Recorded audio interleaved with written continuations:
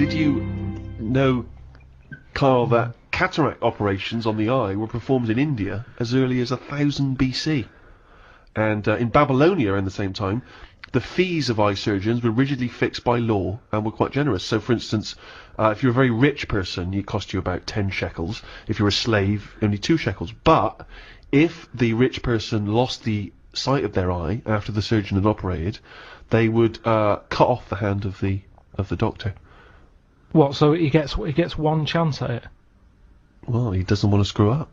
Yeah, I know, but everyone's allowed a couple of errors. That's how you learn, isn't it? That's a stupid rule. But then again, I don't know why they'd be so worried about their eyes back then. What do you mean? Well, there was less to look at back then. What do you mean? Well, like now, I saw a fella on the tube on the way here today who was blind. Proper, fully on blind. Blind? Now, for him, I just was like, oh, that's so depressing. Right. So much to see in the world now. Loads of stuff. Right. Art, buildings, and all that. Now, back then, if these people did have sight once, the pyramids, you remember it in your head, and that's enough. There wasn't loads of clutter anyway. It was all sand, so even if you fell over because you're blind, at least you landed on something soft. Whereas now, it's rubbish being blind. Stairs, loads and loads of people, loads of curbs and things. It's not a good time to be blind. So I'd prefer, if I was going to be blind, be blind back when Tutankhamun was knocking about. That's a choice that people have that are blind now? No. If you're going to be blind back when Tutankhamun was knocking about. But all I'm saying Sorry, is... Doctor, I didn't realise there was a choice. Oh, yeah. If you'd already told me you were going blind, I'd have said, well, let's get you back 3,000 years. It just seems a bit harsh, that's all. When someone's trying to help you and operate on your eyes, and they have a little bit of a slip-up, like we all do in jobs. You have a bad day, and he has to have his hands cut off. Then who's helping him? Who puts the hand back on him? And if they don't put the hand back on him right, do they have something done to them? They're blinded. Well, it just seems like a no-win situation. I wouldn't be a doctor, and maybe that's why there aren't enough doctors about now, because of things like that put people off. I don't think so. Well, I wouldn't be a doctor now. Why? Look at the hassle that happens now. You're being watched all the time. You're not allowed to slip up. Right. Well, that's generally quite a good rule, isn't it, that doctors don't make mistakes? No, but you've got to... I'd say, at the end of the day, it's a complicated job. I'd get more annoyed when, say like the fella I've got round coming to fix my boiler. The fact he keeps having a go, he keeps charging me 80 quid, he don't really fix it. Is it still not working? Back. I haven't cut his hands off.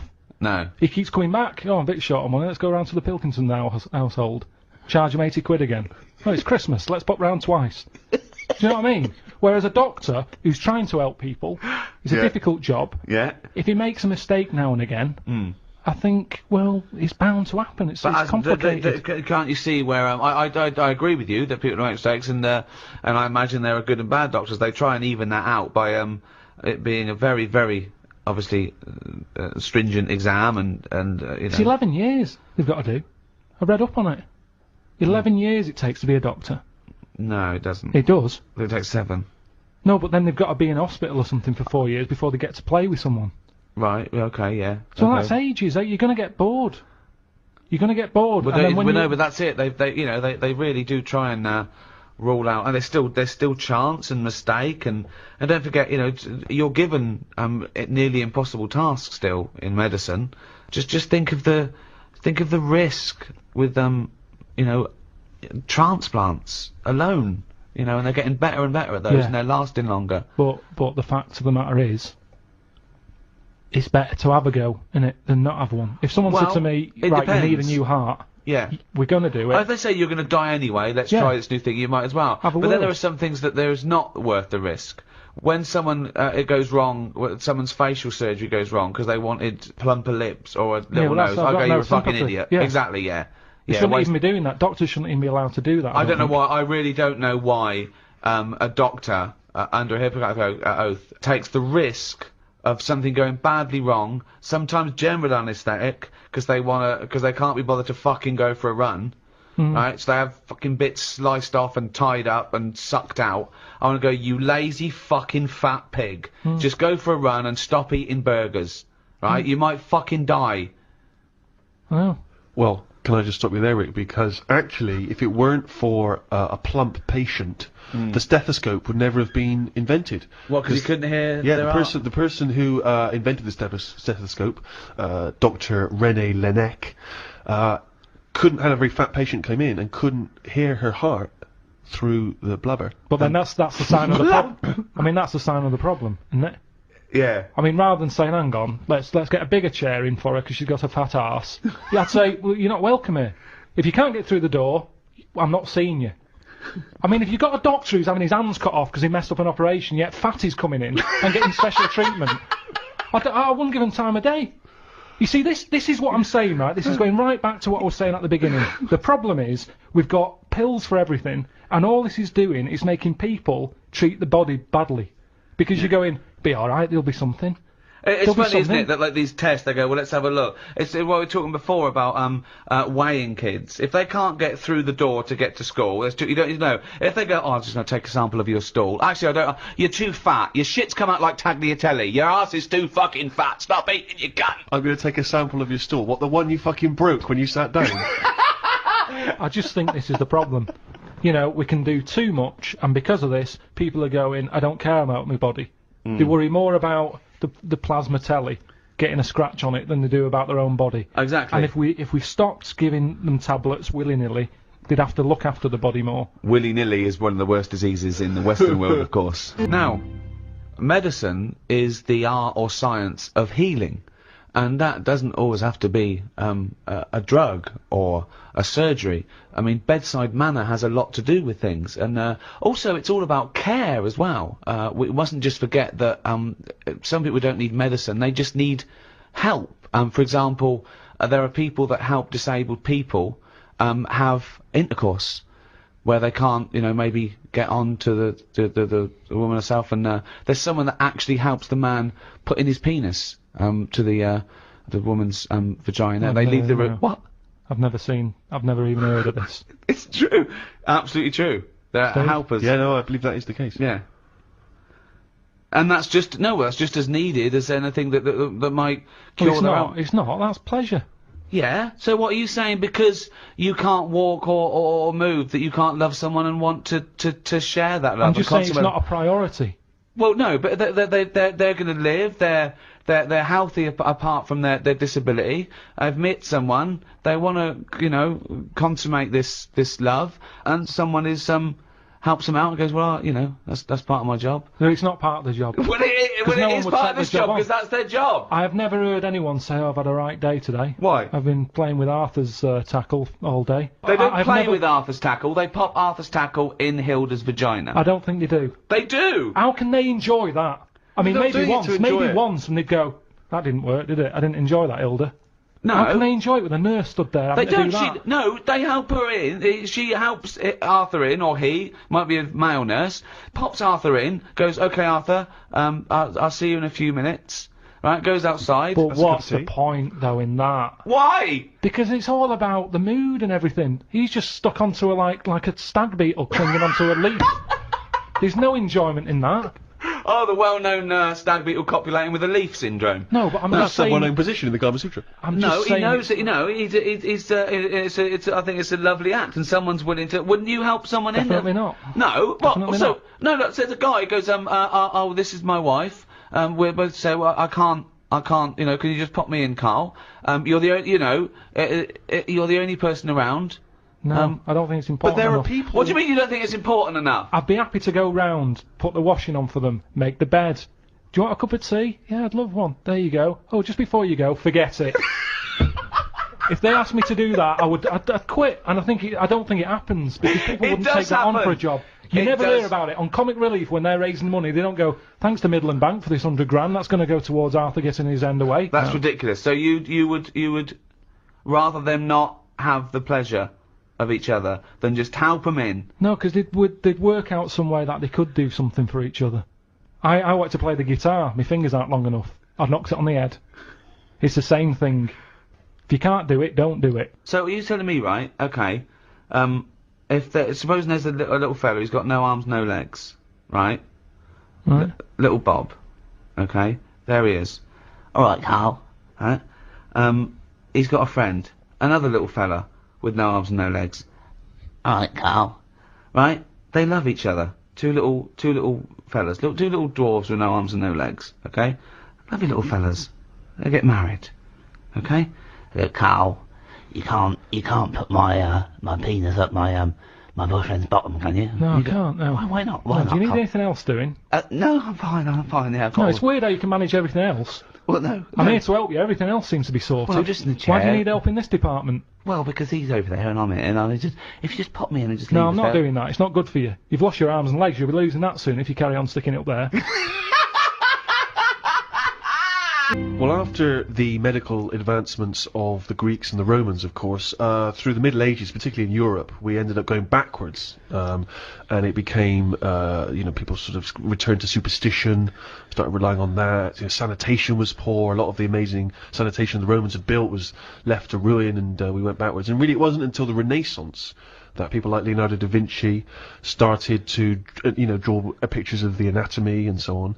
Well, putting scientific evidence and experimentation behind the theories, as opposed to someone with a big cauldron saying, if you bury a toad, your warts go away. Exactly. He looked into this and then thought, well, maybe they don't.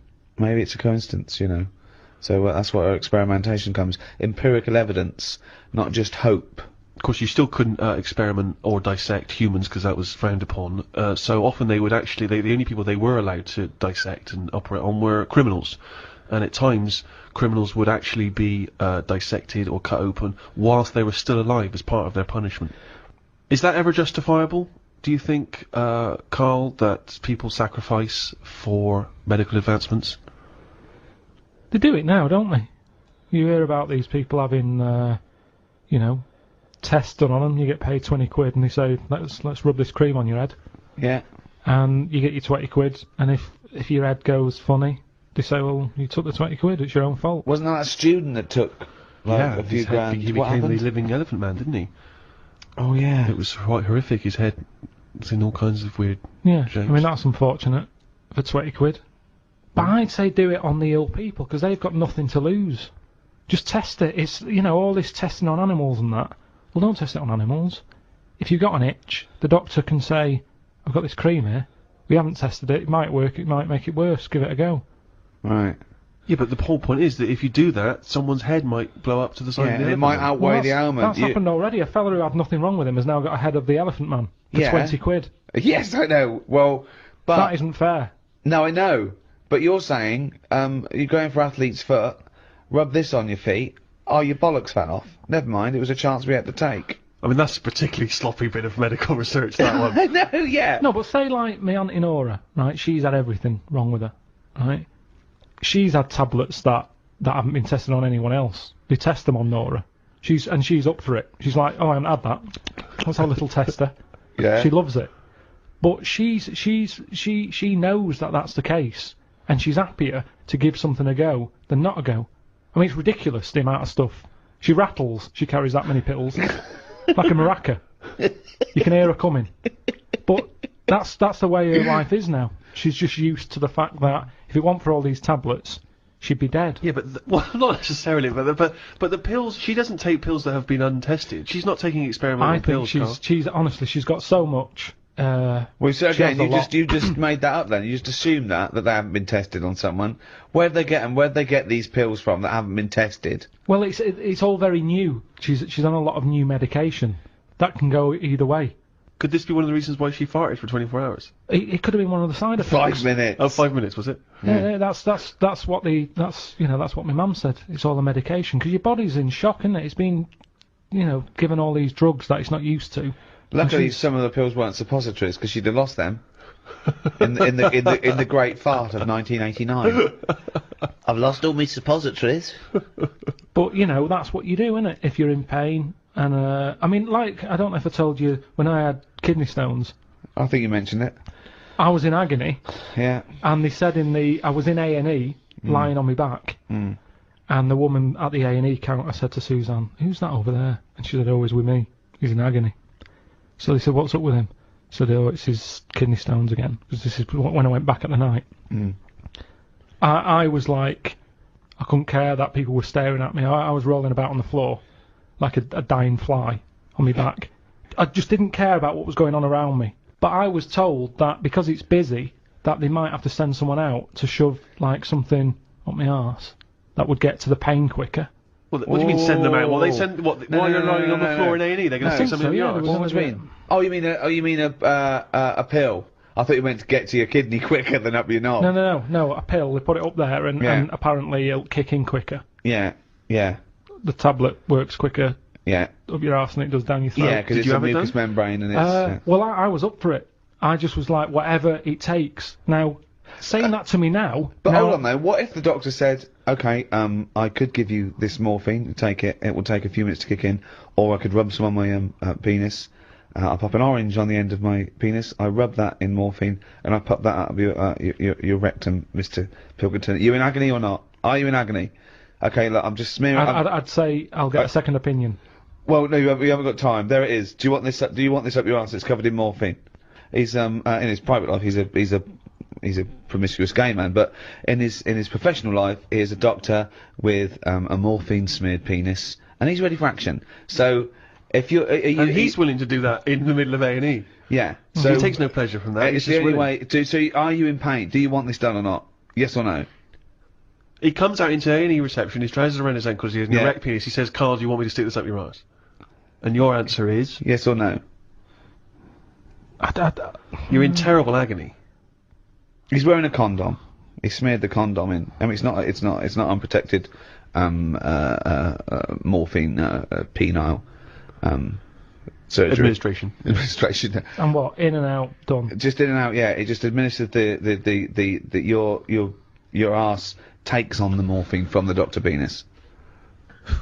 And it's the only way, really. In and out. Yeah, in and out, up once, okay, and out. And it'll definitely work. You will. The pain will go away. No side It'll be effects. pleasurable, No side if effects. anything. No side effects. No. I'd probably call Auntie Nora and ask if she's had it yet.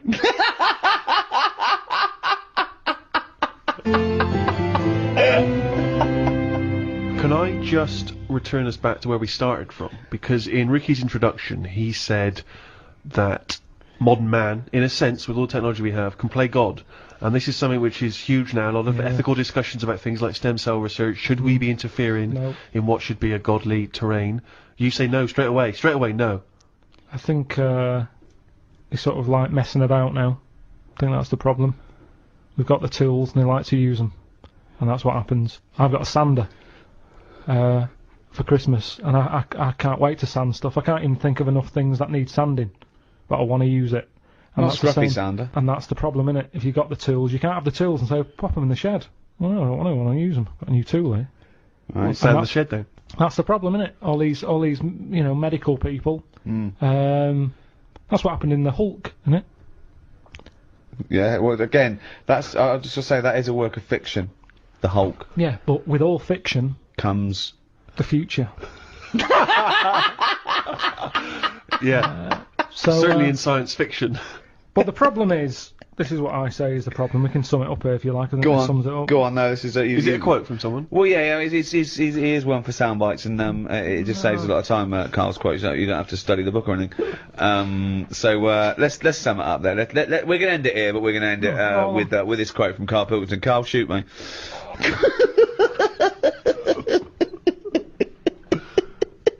People are living too long.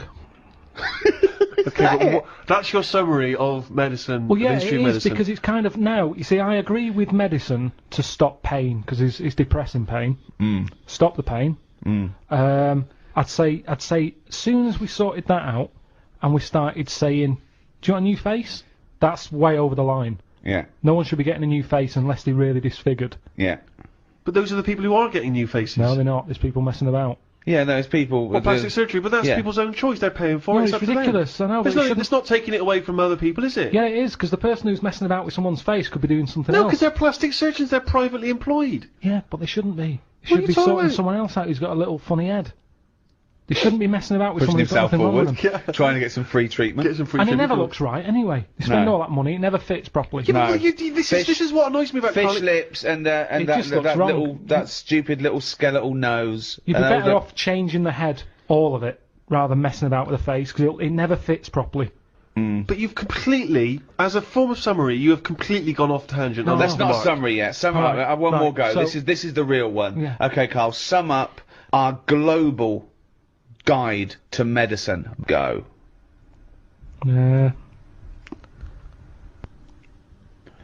Today's cure.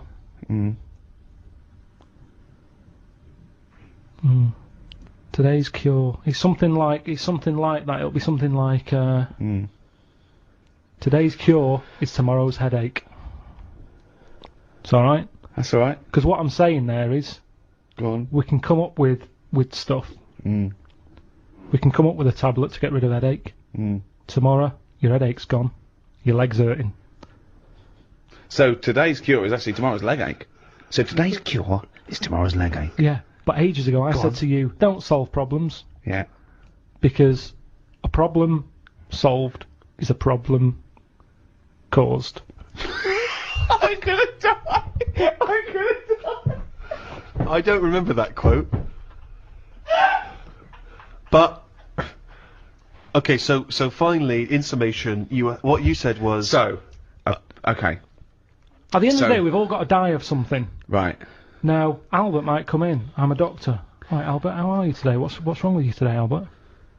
I've got an inflammation of the testicular region. Right.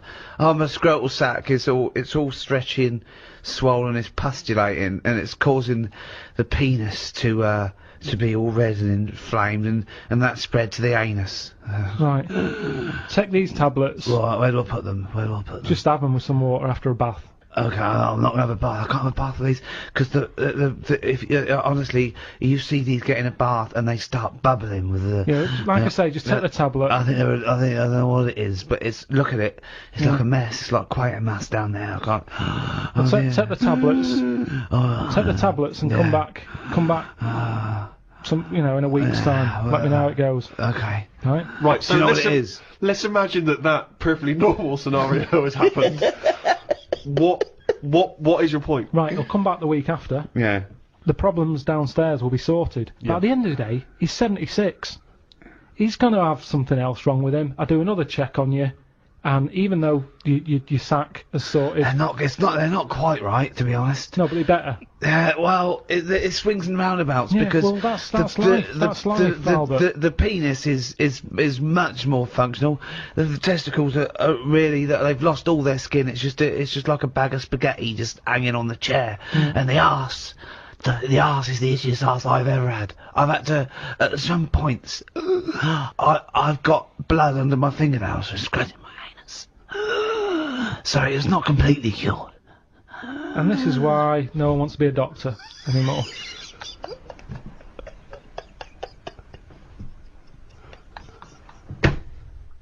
Hello, I'm Ricky Gervais. The English biologist Thomas Huxley once wrote, "To a person uninstructed in natural history, his country or seaside stroll is a walk through a gallery filled with wonderful works of art, 9/10 of which have their faces turned to the wall. Teach him something of natural history, and you place in his hands a catalogue of those which are worth turning around. To some, the wonders and intricacies of the natural world are a miracle, living proof of the existence of God. To others, the natural world is a wondrous illustration of Darwinian evolution." To discuss the complexities of plant and animal life, I'm joined by Stephen Merchant, graduate of the University of Warwick and award-winning writer, Thank you so much for having me. and Karl Pilkington, a man with no qualifications, very little education, but who is now known the world over as a man with a head like a fucking orange. Alright. Natural history obviously takes in everything to do with animals, plants, bacteria, which are in neither group. I should start by just saying, Karl, that the natural world is so diverse that we don't even know how many species there are. Conservatively, there's 2 million species of animals. I mean, without even taking in plant life, there are at least 2 million species of animal. With plants and animals, there could be up to 10 million species. There are 37,000 different species of spider alone. What do you think of It's a lot. that? It is, isn't it? A lot. But if there's loads of stuff out there that we don't know about, and we don't know what it's doing, is it that important? Is it worth finding them now? Well, yeah. Why? Well, it may give us the key to unlock other mysteries. A spider won't. Well, it might do. A spider won't be unlocking any mysteries. Well, that's totally... Plants are different. I reckon there's a natural cure for everything out there. Because there's loads of animals that have toxins that are used in medicine. Yeah, I know that we use dangerous spiders to get rid of headaches or whatever, or they do in the tribes, right? Yeah. Do you want to just expand on that point? It's just that's what they do in tribes. They've got all these tribes. They've got all natural remedies. They go, what's up with you? You got a sore ankle? Chew on this twig. And it works. I've seen it. They've sent women out there and like they couldn't believe the stuff they can do with twigs and trees and hedgehogs and stuff. It wasn't an in-depth analysis, was it? What I'm saying, Women. They just sent some women out there. no, Apparently. Yeah. I reckon the stuff that's got venom in it that's useful. We probably know about all them because It doesn't make any sense. We probably know about all of them. What I mean is the police know about the gangsters. But they go, right, we're aware of them, let them get on with it. We'll keep our eye on them. And it's the same in the jungle. The spiders, the deadly ones you're aware of. The ones that are just pottering about, you go, don't even worry about them, don't even give them a name.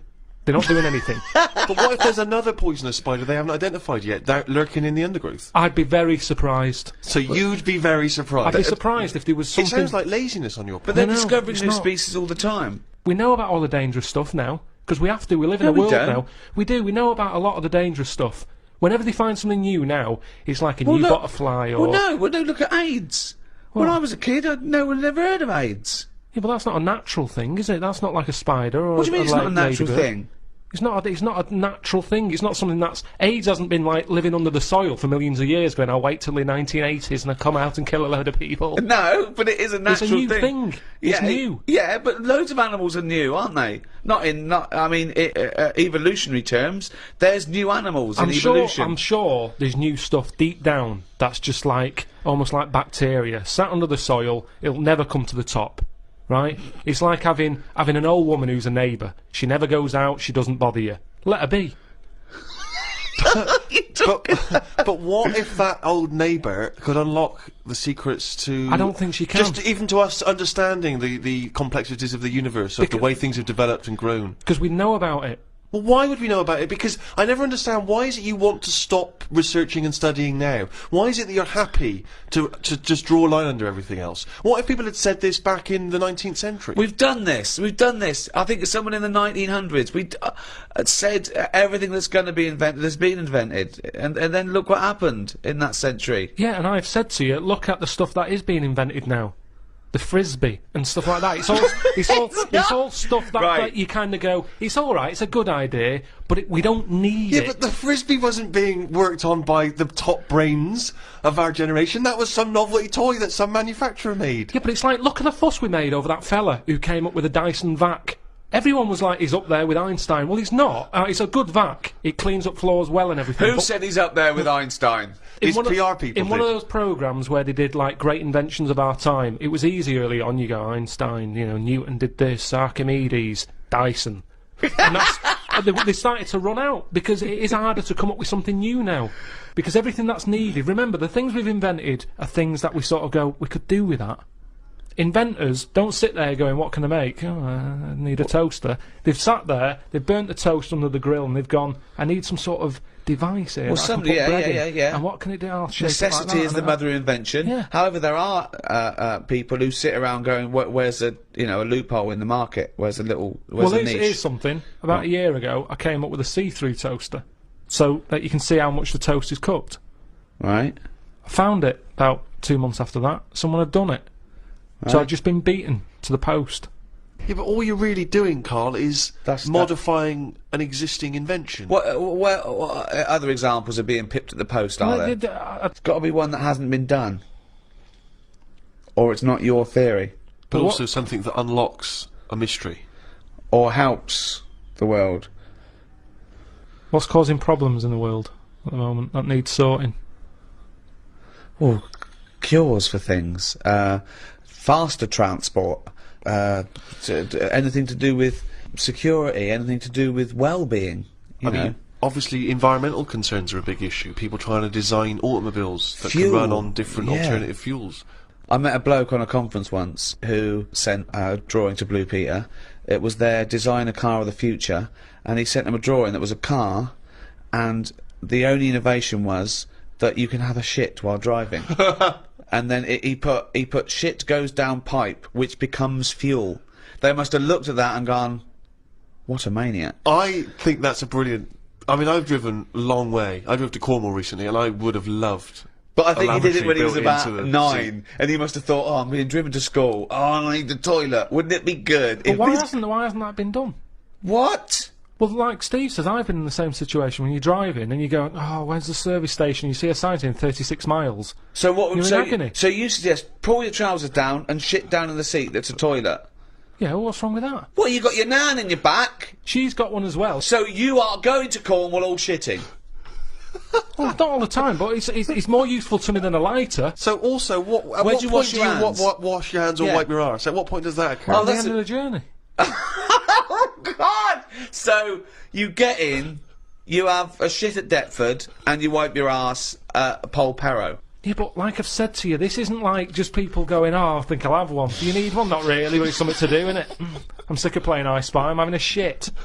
You have it when you really need one. When you have to pull off a motorway, it's a lot of messing about. There's probably going to be a queue at the toilet. No more queues at toilets. 10 minutes, Rick, that takes, doesn't it? 10 know, minutes yeah. to 10 pull off, have minutes. a quick shit. Driving along. It's just going on. It's just going on. Don't even know about it. Radio's on. Everyone's happy. Doesn't matter. I don't know. I mean, we all do it as well. That's the thing. Anything else you'd come up with? I mean, so far you've come up with nothing. That was a 9-year-old boy's idea. I mean, the Breville maker wasn't needed. That's true. What's the Breville maker? Like toasted sandwiches. But there's so many things. Chocolate fountains. Anything like that. I just go, what are these? Who's invented these? Who's okayed this idea? And yet I can't have a shit on the motorway.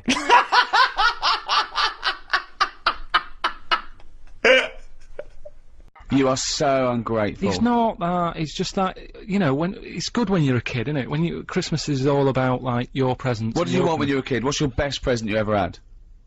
There's a few things. I mean, one that I always remember one Christmas, right? It was the year when computers first came out, Right. And there was one called the Sinclair Spectrum that I wanted, right? What year are we talking? 80?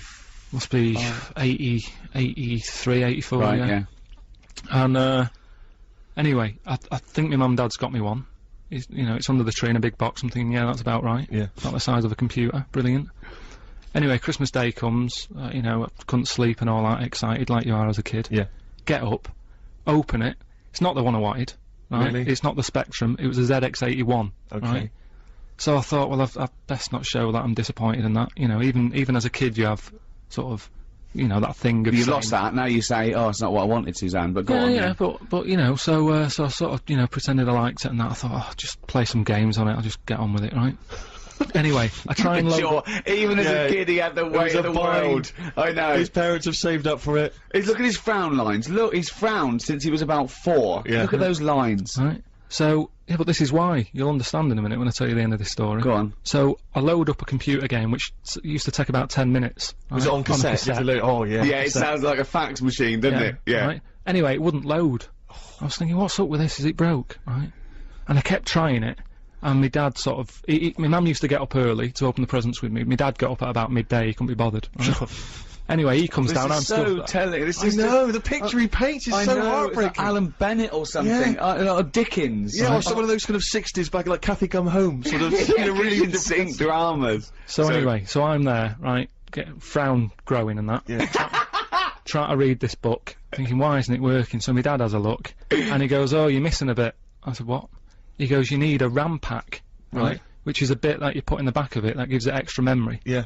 So I'm like, what do You need you one mean? of I'm like, what do you mean? It's Christmas Day, right? And we're talking about the days when, like, Tandy wasn't open. It wasn't open for days. Yeah. Do you know what I mean? It's like now, by lunchtime Christmas Day, everything's open again. Yeah, sure, right? yeah. Then you had to wait about 2 weeks. Everyone like had a big holiday and everything.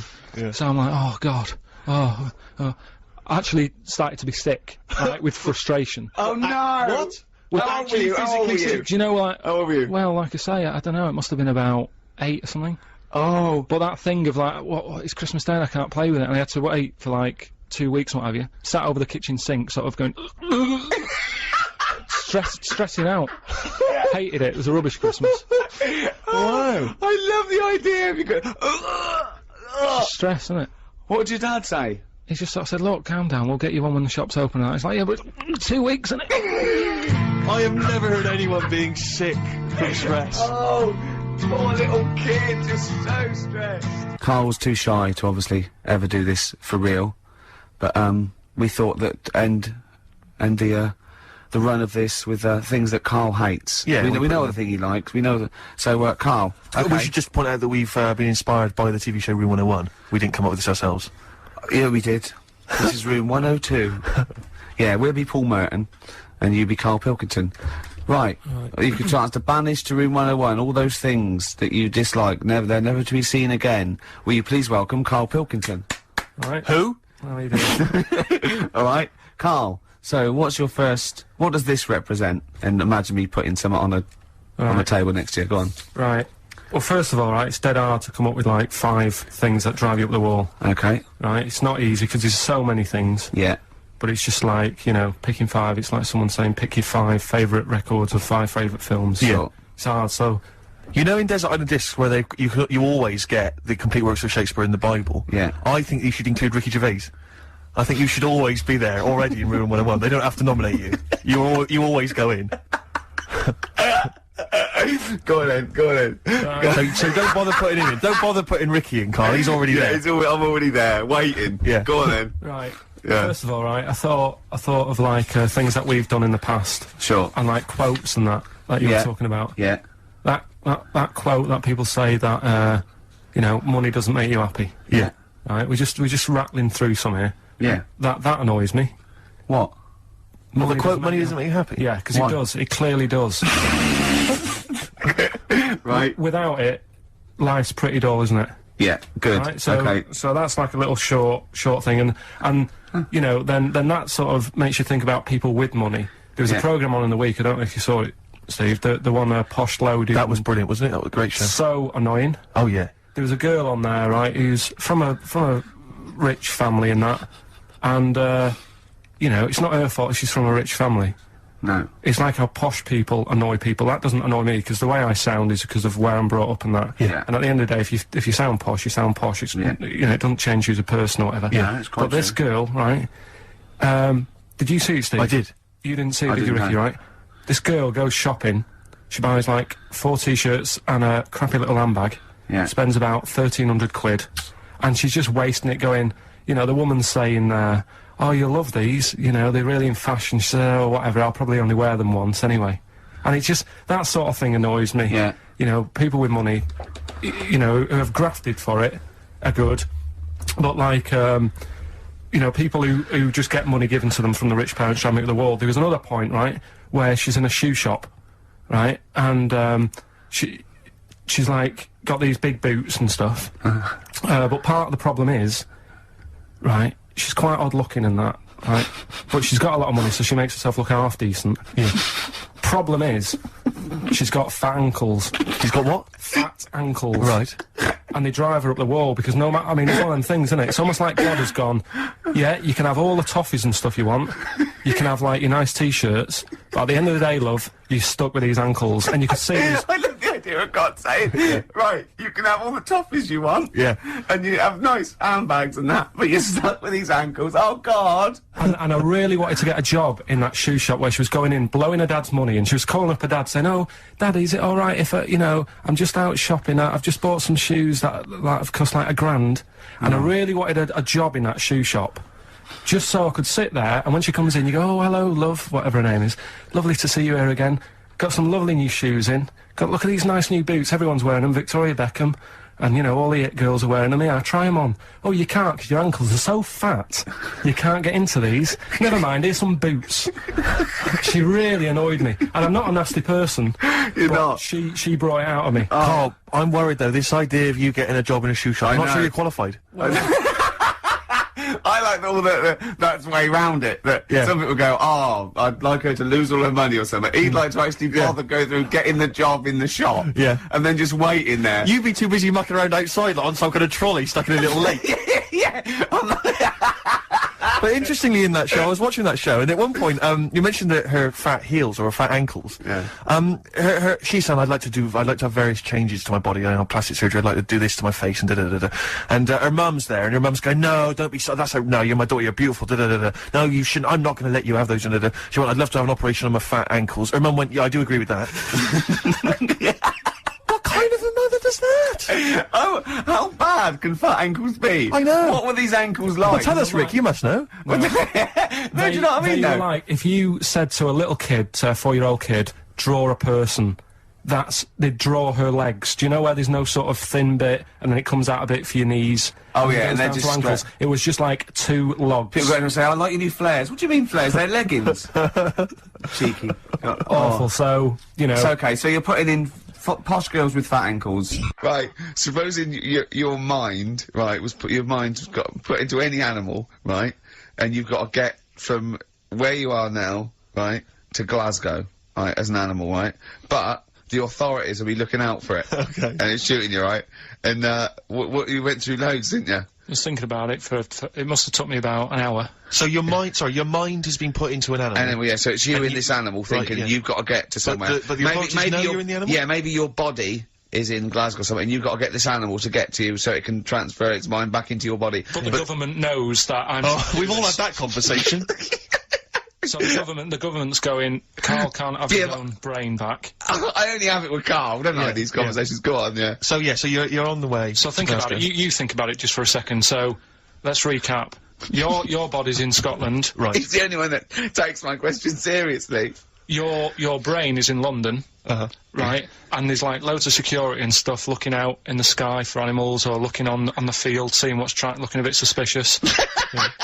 trying to get to your body. And they're to put shooting the them. brain, and they're shooting everything and killing all the animals. What thing would you pick to get your brain to Scotland that wouldn't get caught? And I reckon I've got the answer. A wasp? No, because think about it, a lot of people get irritated if it sort of wanted to get a lift in a car going down the motorway. If someone's driving was a hitchhiking, wasp yeah. in the car, it's a nightmare. Yeah, sure. Cause a right accident. Yeah. So think of something that people wouldn't, you know. And the clock's ticking as well. You're taking this really very seriously, aren't you, Karl? you've only got a couple of... You've given this a lot of thought, haven't you? You have. Yeah. So, something with speed. Yeah, it's Something got... that can travel quite speedily. Well, Well, that's yeah. Well, and something but that's also inconspicuous. Yeah. Yeah. Is that the sort of thing that's what you're going to Yeah. And is it a creature that's native to this country? Yeah. Right. Yeah, it is. I've got no idea, Karl. What are you thinking? Tell him. A flea. A flea? Think Tell him about why. it. Think about it. Right, this flea, it's got my brain. It's dead small, the flea. Thanks for clearing that up. Yeah. And so it goes, right, I've got to get to Scotland. So it jumps on someone who's going to Euston Station. Right. They don't know it's there. No. The government can't see it. God, Steve! Think of that statement! Think if you just tuned in. Yeah. Now, People get on the train, goes to Glasgow or Edinburgh, wherever in Scotland it is. It jumps off, it goes right, jumps on someone else who's going the way it needs to go, gets there, still no one's seen it, jumps on me, I get my brain back. Yeah. The government are like, And you feel confident that your brain would fit in that of a flea's? well, you said there was no problem with the size of it. You said you could. there certainly wouldn't be. So, No. I pretty much you could download everything you know into a flea. So that's genius. Yeah. That's, What good would you rather thinking. have, right? Roller skate feet, and there's little wheels, right? Chopstick hands. Yeah? Mm. Instead of hands, chopsticks instead of hands. Wheels instead of feet, yeah. right? Or acne. How big are the wheels? We were talking earlier about things that have happened when we were away. Quite a lot. Quite a lot, but there's one thing I heard. It might be a rumour. I hope it's a rumour. I kept it from you, Steve, because I want you to sort of have spirits out, because we've been at it in the office, and we've got to be... Okay, I'm just gonna say it. I think Shed 7 have split up. Sorry, I didn't... Shed 7 have split up.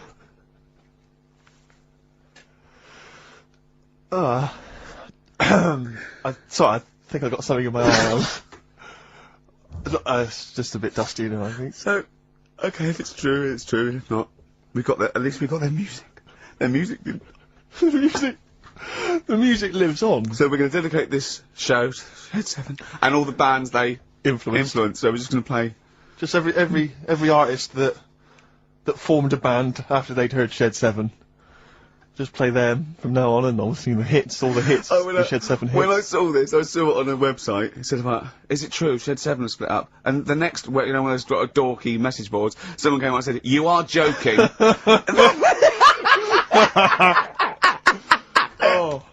Oh dear, what else has happened? I just pray that it is just a rumour. It is just a rumour, yeah. Then get in touch. Just call in if it's true. Well, no, call in yourself. Well, Shed, if Shed's listening, yeah, and he's not busy, he's got Mondays off now. Call in and say what was the split all about. I'm wondering if you're turning into my dad, because he bought my mum a bracelet. He won't mind me talking about this because he said you'll probably talk about this on the radio, and you're right, Dad. I am talking about it.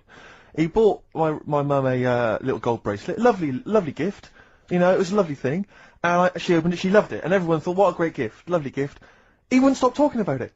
He wouldn't stop talking about the gift he bought. He kept on grabbing my mum's arm and showing it to people. Look at that, look at the gleam on that. The gleam! See, look at the shine on that, look at the gleam there. Look at that. Gleam! And do you know what he said? He said the great thing about that's pure gold. He went, it's an investment. That's an investment there. Because gold, you know, it's always worth something gold. I love that when people get a gift and it goes an investment. I love it. But what, not only does it sort of take away any of the romanticism of it, but it was the way he constantly was talking about how great a gift it was that he bought. I haven't heard the word gleam for 30 years. Look at the gleam on that. The gleam! Look at that, look at the sparkle on that, and look at that, and it looks like rope. That's what he kept saying, it looks like rope. It looks like gold rope. And he just I don't know, I heard it, he disappeared, we were opening gifts, he went disappear, I could hear him in the kitchen going, think about that's pure gold, that, Elaine, that's pure gold. I might melt that down. Yeah. John, next door neighbour, John, look at that! Look at the shine on that! That's great, that's brilliant though! But it's just, it doesn't sort of undermine the gift a bit, if you keep on droning on about how great it is. If people enjoy giving, that's nice, isn't it? And you got to, you know, what did your mum say? She loved it. She couldn't get a word in edgeways. That's a step up from a jar of coffee, though, isn't it? It is a step up, yeah. That's good. XFM. Let's do a couple of openings. You do it. Well, you better say something. Okay. Well, I think you should say, welcome to Ricky Gervais show on, or whatever, podcast. I'm not on this, am I? Yeah. What am I doing here? Well, just saying hello. Hello? No! Let us do the introductions. We're doing 2 introductions in the 2 shows. Fuck me. I just think, you know, we want to lift off the show straight away into the stratosphere. Yeah. And the best way to do that, it seemed to me, was to resurrect a game we used to play when we first began the show in old XFM days. Do you remember the game? Do you remember the game Make Ricky Gervais Rub Me Hard. Rub You Hard? No. No, that was only in the pilot. We never actually did that on live. Okay, right. No, it was the game Make Ricky Gervais Laugh. Oh, I remember, We used to get people, Karl, you probably didn't hear it, we used to get people to sort of send in pictures and jokes and stuff, and if I could make Ricky laugh on air with those he won a particular toffee. things, then they won a gift of some kind. Yeah. Anyway, a lot of emails actually saying people love your laugh, Rick. So in a sense, we're giving the public what they want. They must be taking the mickey. But this is a picture I found in today's copy of The Sun, so if you're listening at home and you want to know what the picture looks like, rush out and buy a copy, only 40p. Yeah. And, Are we sponsored by The Sun? We do White Van Man. Exactly. It amused me straight away, this, because bear in mind, Right. it is one of the world's biggest rock stars. Okay. Just check out the face.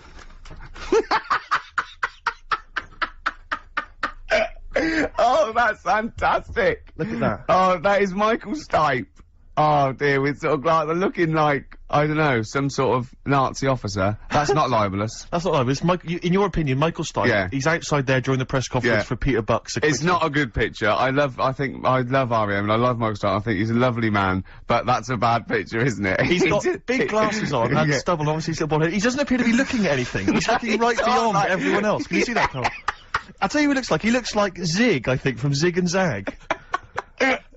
He looks like Well, he's there a you go. Muppet made of foam. Oh, lovely. Nice to see that game come back. Yeah, with the a roaring medium of success. radio. Yeah. Oh, what a good picture that is. I hope you enjoyed it. Coming up soon, we've got Sir David of Bowie, Nicholas Cave, and Travis. Flowers in the window again. You know, we get emails all the time. They're coming through all the way through the show, and I I open know. them, and a lot of them, because everyone's contributing, it's brilliant, but we can't really absorb everything. There's too much coming Yeah. through. So I tend to open them quickly. I have a look, see if there's anything we can sort of make sense of, and close them again. Sometimes Carl looks at the emails as I'm opening them. One opened just a minute ago.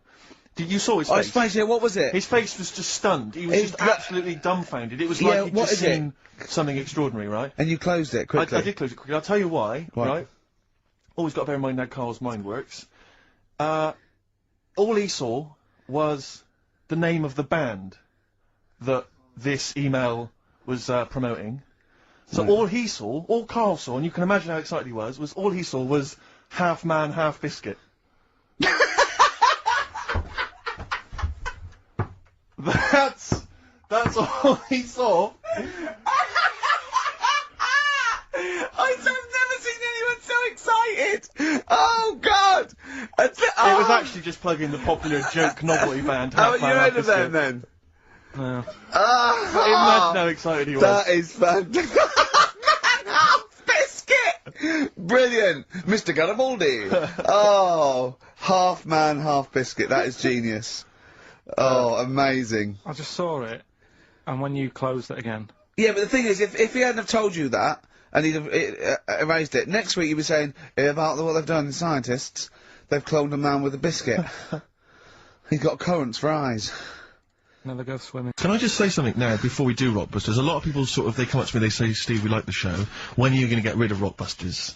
It brings it down. I'm not said joking. that? I'm not joking. There is lots of people. But Come listen, on, let Come Carl off it, speak. come off it, What? come off it. What? I know people who say, you're never going to stop that, are you? So one of us is lying again. well, not really. You know, I'm talking about. I'm talking about people who've listened to the show. You're talking about Suzanne, your girlfriend. Oh, Martin, he'll be at home now with a pad, getting ready to play. But I should just. Mike Freeman did encourage Carl on a couple of occasions. He even tried to get him through with the answer egg when we were doing that naming animal round. Yes. So But I should just say that people think that somehow Ricky and I are endorsing Rockbusters, that somehow by allowing it on the show, somehow we think it's good or we appreciate it. And I need to point out that it's more like when a child comes back from school and they've done a painting. Yeah. It's crap. yeah, But of the course you've got to cat stick is it on the bigger fridge. than the house. You've got to stick it on Yeah. the fridge because otherwise the kid's going to Exactly. get upset. In this next episode, you've got to remember the cat is bigger than the house. Exactly. It Okay. doesn't look like anything. The humans don't have bodies; their legs come straight from their head. Yeah, Mummy and Daddy. Please welcome to the stage Carl Pilkington's Rockbusters. Right. Right, so, cryptic clues, No, not initials, cryptic. and you work it Rubbish out clue. and you email in and that. Yeah. First one. Yeah. Don't be stealing my tools. Take your sister's. Alright, and the initials NK. Don't be So- stealing the tools. Take my sister's. Yeah, so that's like the cryptic clue, and the initials of the artist or band is NK. Alright? Second one. Buy it if you want, not bothered, think about it. Come back. Right, come back if you want. Start again, Carl. I know that last halfway through. Right, start that second one again. Right, well, you can buy... It's different. Well, the first one was buy it. Well, no, this one was yeah. Well, write it down. Buy it. Right, do it. Do it. If it's a cryptic clue, all the letters count. Do it. Buy it if you want, I'm not that bothered. You know, think about it, come back, check some other places out first before you know... That was a crossroads clue in the Times. So we've got no time for other clues. Right. So that's SC. Right. Do that clue again. Buy it if you want. I'm not fussed. Do you know what I mean? Think about it. Fast has made an appearance. Fast wasn't there before. Do the clue again. Do the clue again. Initials SC for that one. Do the clue again. I don't want to do it again. Do you haven't finished it yet? I have. That's it. No. Do the clue again. Can I do it again? Do the clue again. Buy it if you want. I'm not fussed. Right? Shop around. Come back. It's up to you. I'm not pushing you into anything. It's All right? up to you. Wasn't there? SC for that one, right? And the final one. That's good. I can play 10-pin bowling again. Okay, and what's the clue? Christ. Well, that's O for that one. Oh. O. Alright, so, Okay, now I assume I'm not going to bother to look, but I assume there's a jiffy bag of taps Yeah. which people can win. All right, well, great, good luck. Ricky.gervais@xfm.co.uk is the email Play a address. record. Thorns. No, buy it if you want. I'm not fussing. Come back, have a look around. I'm open Wednesdays, by the way. Shut up, see you later. Should we have the Rockbusters answers? Yeah, We've got to go get on, that I'd out of the way. love to. Number 1 was, don't be stealing my tools, take your sisters. The initials were NK. That was Nick Ershaw, right? Nick Ershaw? Nick Ershaw, 80s. I don't know. I've never heard of that band. Nick Kershaw. Nick Kershaw, yeah. Nick. Sorry, what? I don't understand it. Nick. How does Nick Kershaw? Second one was, No! Don't move on! Nick Kershaw! What's Nick Kershaw? Jesus. All right. It doesn't count. It's not a clue. So let's just leave it behind us, all right? Second one was, buy it if you want. You know, I'm not bothered. You can think about it, come back, have a look around, think it over. I'm not fussed. The initials were SC. That was soft sell. Right? That works. Yeah. Well done. That works. Right. And that's good. I can play 10-pin bowling again. That's O. That's Outcast. Right? What does that mean? Outcast? You're out. You broke your arm. Right? Got the That's cast off it. ridiculous. That's ludicrous. I mean, that's You ridiculous. broke your arm, you were in a cast, you've got rid of the cast, you're outcast. Did anyone get that? Yeah. I mean, I am stunned. I think, to be fair, that was because how many bands begin with O? Yeah, I think that's why people got it. exactly. But there were guesses, yeah. I could probably make Oasis work if I tried hard enough. We've done that. Oh, pardon me. So, Outcast. That's ridiculous. Why is it ridiculous? But We've it's had worse than that. ridiculous. We've had worse than The that. leap to We've had bowling. worse than that! No, Imagine that! I remember when I did my wrist in, then it fixed, I went 10-pin bowling. Why did you do your So it's what you did. Brilliant. So next week's quiz is what am I thinking? You're an idiot, Carl. Play a Who's the record. winner? Why did you do your wristing? Crash. I had a bit of what? Crash. Had a crash. You had a crash? Yeah. That sounds like a story we've not explored. Not much to it. I just went on a free sort of rally day. Got in this car. I'd been working all night, right? So I wasn't the best condition to be whizzing around a track in a car. Sure. Like a Formula 1 type car. Yeah. Spun out of control, hit some mud, smashed it all in, wrote it off, and I didn't realise I'd done a load of damage until... Well, you landed on your head, but you were fine. Yeah. Who's the winner? Mike Godley. We were talking about schools, swearing, kids at school. I just remember at school, loads of my friends now are becoming teachers. Yeah. And I can't imagine what it must be like in an environment with kids. Because when we were at school, I mean, not particularly me, but lots of people in the class, and you'd all end up doing it, would just treat teachers like they weren't humans, like they were just creatures from another planet that were there to be tormented. Because, yeah, it's a game, isn't it, to see how far you can wind someone up to distraction. But is it, And most people grow out of that. But is it because not everyone, but especially if they've got a bit of cash in their pocket now and a little bit of success, they tend to think that gives them license to treat people badly. It's terrible. But I remember there was a guy. This is such a terrible story. There was a teacher. He came in, and he was teaching us. And one kid, one of the hard nuts, he'd found out that this he lived on his own, and he had a cat, and the cat got run over. And so we got in early, like everyone was in early, and before the teacher came in, and this kid drew a picture of a cat being run over by a car in chalk on the blackboard, a huge picture of it. And the teacher just came in, saw it, burst into tears, and ran out. And the thing is, that was like the beginning of term, so he could never get us back after that. There was never going to be any respect for him. It was just... I know, yeah. It's just like, I just remember now, thinking about it, just thinking, I mean, at the time I remember thinking it was bad, but now it's just heartbreaking, it's devastating. I know. It's just If they just forget, you'd let their guard down a little bit. Did you ever do the one where you just humming? Yeah. And he'd tell us to stop it, and then everyone would just... We used to, there was one teacher, me and my mate used to go up to and just, when we saw the other one, just sort of sniff him slightly, and then sort of like, so he goes, what, I got nothing. And he'd walk away sniffing his armpit. But those kind of mind games, it's like... I know. Once, right, I was talking about this in the week, actually, we had this, teacher, and he must have been sort of 60 then, right, and we're all about sort of like 12. We had to do French, you had to put your thing on the booth, and it was I told you something, le chat est all that, right, and répété, cats on the wall, right, he'd repeat it in French, and of course everyone was going, F, see, just for fun. And he heard this, and he listened back to all of them, and he realised, and he went mental. He went, I don't believe this! Do you know how much these cost? He was going mad, and he was going red and bursting, like Karl was earlier, and it was like, I can't stand this anymore! And he picked up an exercise book, said, look at this exercise book! Look! And, I won't say the kid's name, he went, so-and-so, look, oh look, he's put, and, I'll change his name, Smithers. He went, oh look, he's put Smithers is shit! He goes, he's got Clever on this side! He's put Smithers is a lump of shit! That's good! Right? And he went berserk, he went, oh look, he's drawn a picture of a penis with wings, and he's written underneath, Dicky Bird! He went, is that clever? He went, do you want me to put a piece of paper up so you can come and write swear words and draw ladies' genitals all day? And I went, like that laughed, he went, I'm glad you think it's funny, Mr. Gervais! And he stormed out. Oh, God. Yeah. And did he ever come back? No, but we put the bit of paper up for him and said, look what we've done, you sir. That's a fanny. Yeah. There's some knobs. Yeah. Was it biology?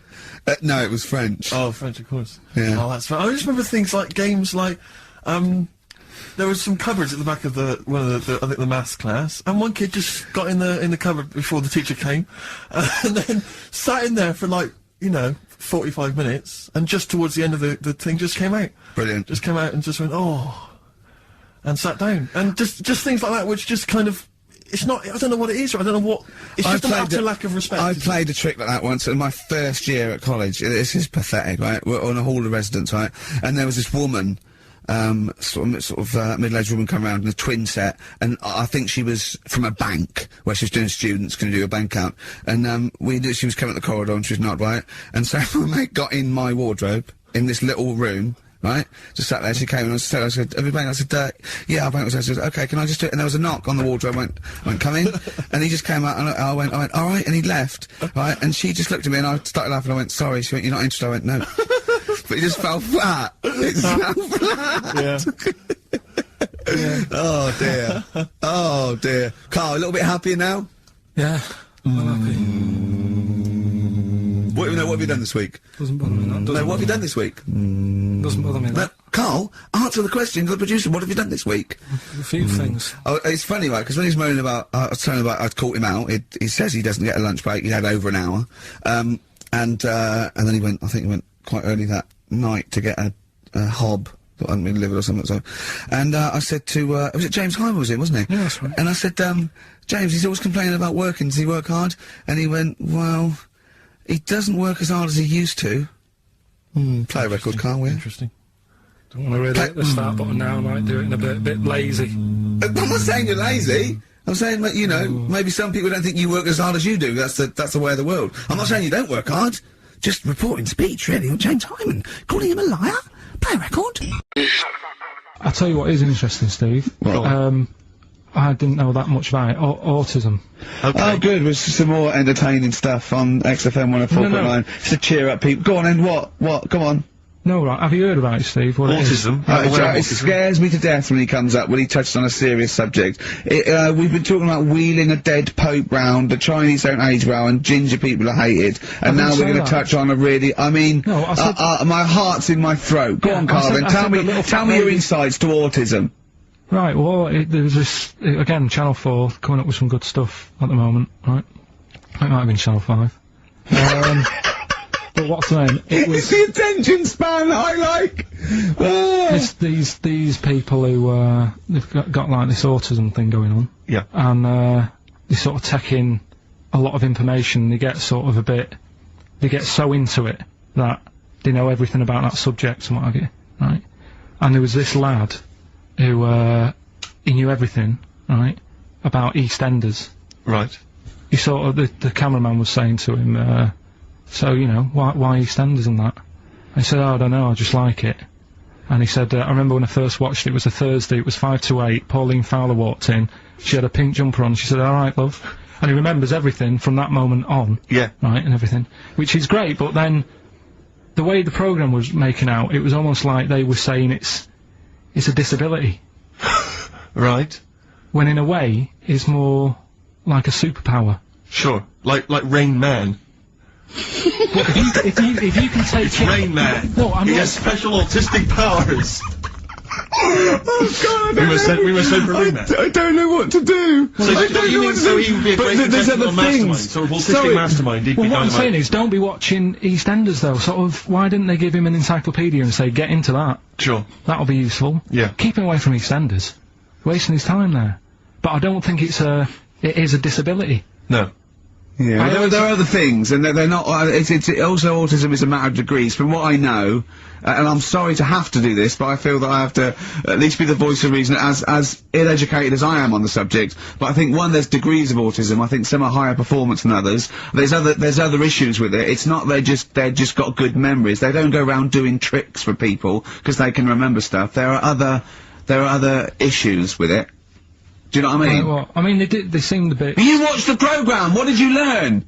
That he knows when Pauline Fowler came in? Yeah, I mean, there was other bits where they couldn't control their emotions and stuff. Oh, but that other little bit, yeah. But the main bit of it was he can soak up information and stuff, and I'm just saying, it didn't seem really bad. Do you know what I mean? There's disabilities where people say that's a bad disability. It's like how people say about, This is brilliant. This is just like this is amazing to be in a room with this man. It's incredible. You just wind him up and listen to what comes out. And I'm going to sit back now. I'm not going to defend you or explain anything. Just go on and tell me about the other disabilities that are worse. No, what I mean is how people can sometimes easily get mixed up. How people are scared of like a cyclop. When at the end of the day, he's got a disability. A bloke with Who's scared of a cyclop? No, it's apart just from Jason and his Argonauts. Where's this cyclop that you're scared of? No, I'm just saying in history and in books and that. No, not in history. History happened. Yeah. But what are you thinking of? You're mixing history with Greek mythology and Roman mythology and every other type of mythology. What do you mean there wasn't really a giant cyclop that went round picking up ships and throwing them around? That's not history, Karl. Do you think Batman's history? No, but this was it was ages ago, wasn't it? When we were sort of. No, I'm not saying it didn't happen ages ago. I'm saying it didn't happen. Well, it might have done. There's no. I mean, what's so ridiculous about a fellow with one eye? In the middle of his head, and he's big and scary and lives in a cave. Why is he scary? Because he's got. If he had 8 eyes, I'd be scared of him. At the end of the day, he's got a disability. Oh, we'll talk about it in a bit. One of the things that they told us was that Planet of the Apes was filmed in Lanzarote. Right. Okay. Right. That makes sense. A bit of it. Well, does it? Does it make sense? Well, what do you Alright, mean, well maybe does it was, maybe it wasn't. Okay, anyway. No, I mean, if they wanted to show sort of an barren, sort of post-apocalyptic sort of subject, choose where you went on holiday. Yeah. Obviously. Yeah, but when we were there, well, he took us to this sort of beach, and I said, is this where they did it? And he was like, yeah. I said, what, right there, yeah. And I watched it, and I couldn't see where I was. Yeah, you know that if you watch a film from 1968 and you've been to the same place, you're not going to feature. They're not going to see you in the back walking along the beach. It's a new one, new Planet of the Apes. Oh, the recent Planet of the Apes. Yeah, that's what they said. Yeah. Right. Right. So I thought I'd sort of. Now that sounds a little bit more far-fetched. I'd have thought that was probably a lot in Hollywood. Yeah. Well, anyway, is this the current Planet of the Apes or the old one you've done? Current Planet of the Apes. This is the recent one. All right. There'll be a question at the end of it, so listen and that. Is this entertaining to anyone, this? I mean, just take the last 4 minutes of conversation. But seriously, Rick, who cares? I don't. Do you? No. I don't. DVD's selling well. Exactly, what do I care? Right, go on then. All right. So Planet of the Apes. Question at the end of it. Listen and win some stuff. All right. Hey,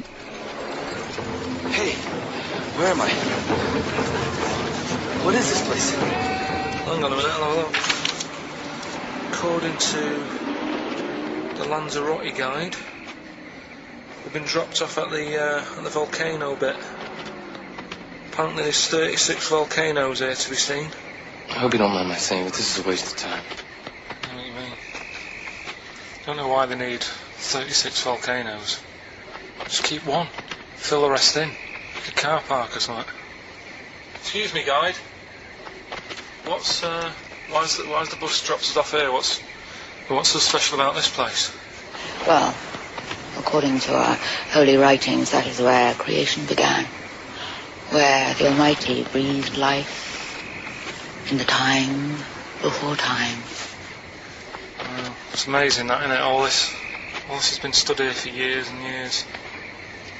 What about the coffee shop there? Is that old, is it? Well, Nothing. You're out to rip us off. I bet it's about £4 for a coffee there.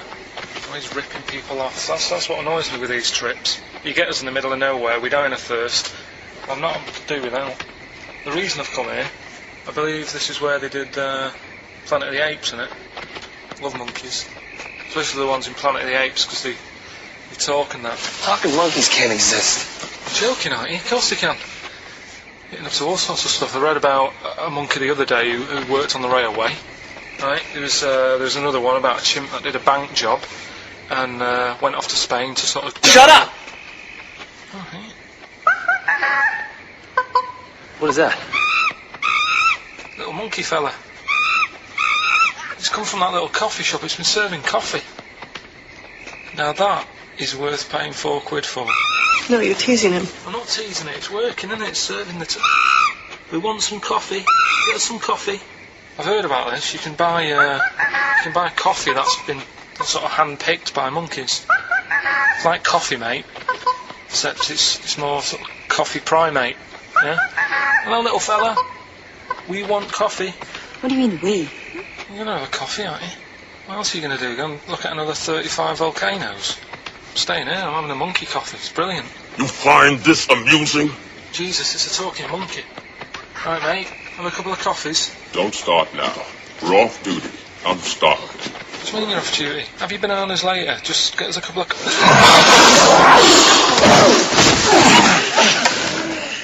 Alright. I understand that you're tired and you've probably been on your hands all day. Let's forget the coffee. You go and get some lunch. After you've got some coach, you lazy ass. You damn human!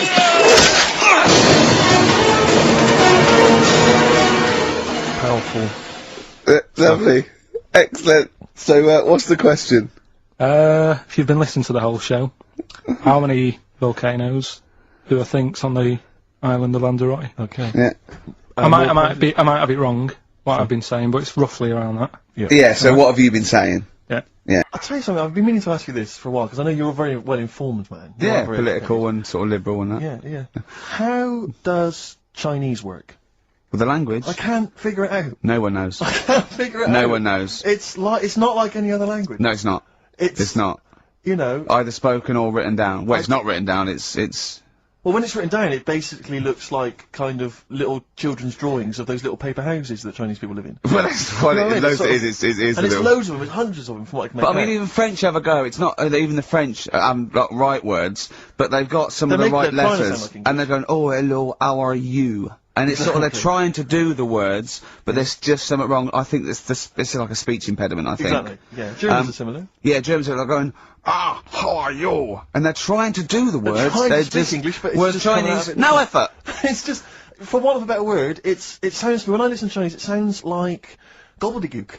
That is a dialect. I think that's the main dialect. That Mandarin and orangutan. But I mean, I can't, but seriously, I mean, I can't figure it out. I've got no grasp of how, because it doesn't seem to relate to anything I've Wait, there's ever not heard. real words because there are sentences. Like, you know, we have a word, if we said, a gentleman sits by the stream of fish. I've said it often. Yeah, we use all the different words to each one of those words, so we've got a word for each of them. Yeah, They yeah. haven't, they've just got, I think it's like a triangle with a line through it. Right. So, Right, which right, can right. get confusing, because, you know, Yeah, so the quick brown fox jumps over the lazy dog. that's just, that's what, I think that's like a little paper house with a feather on top.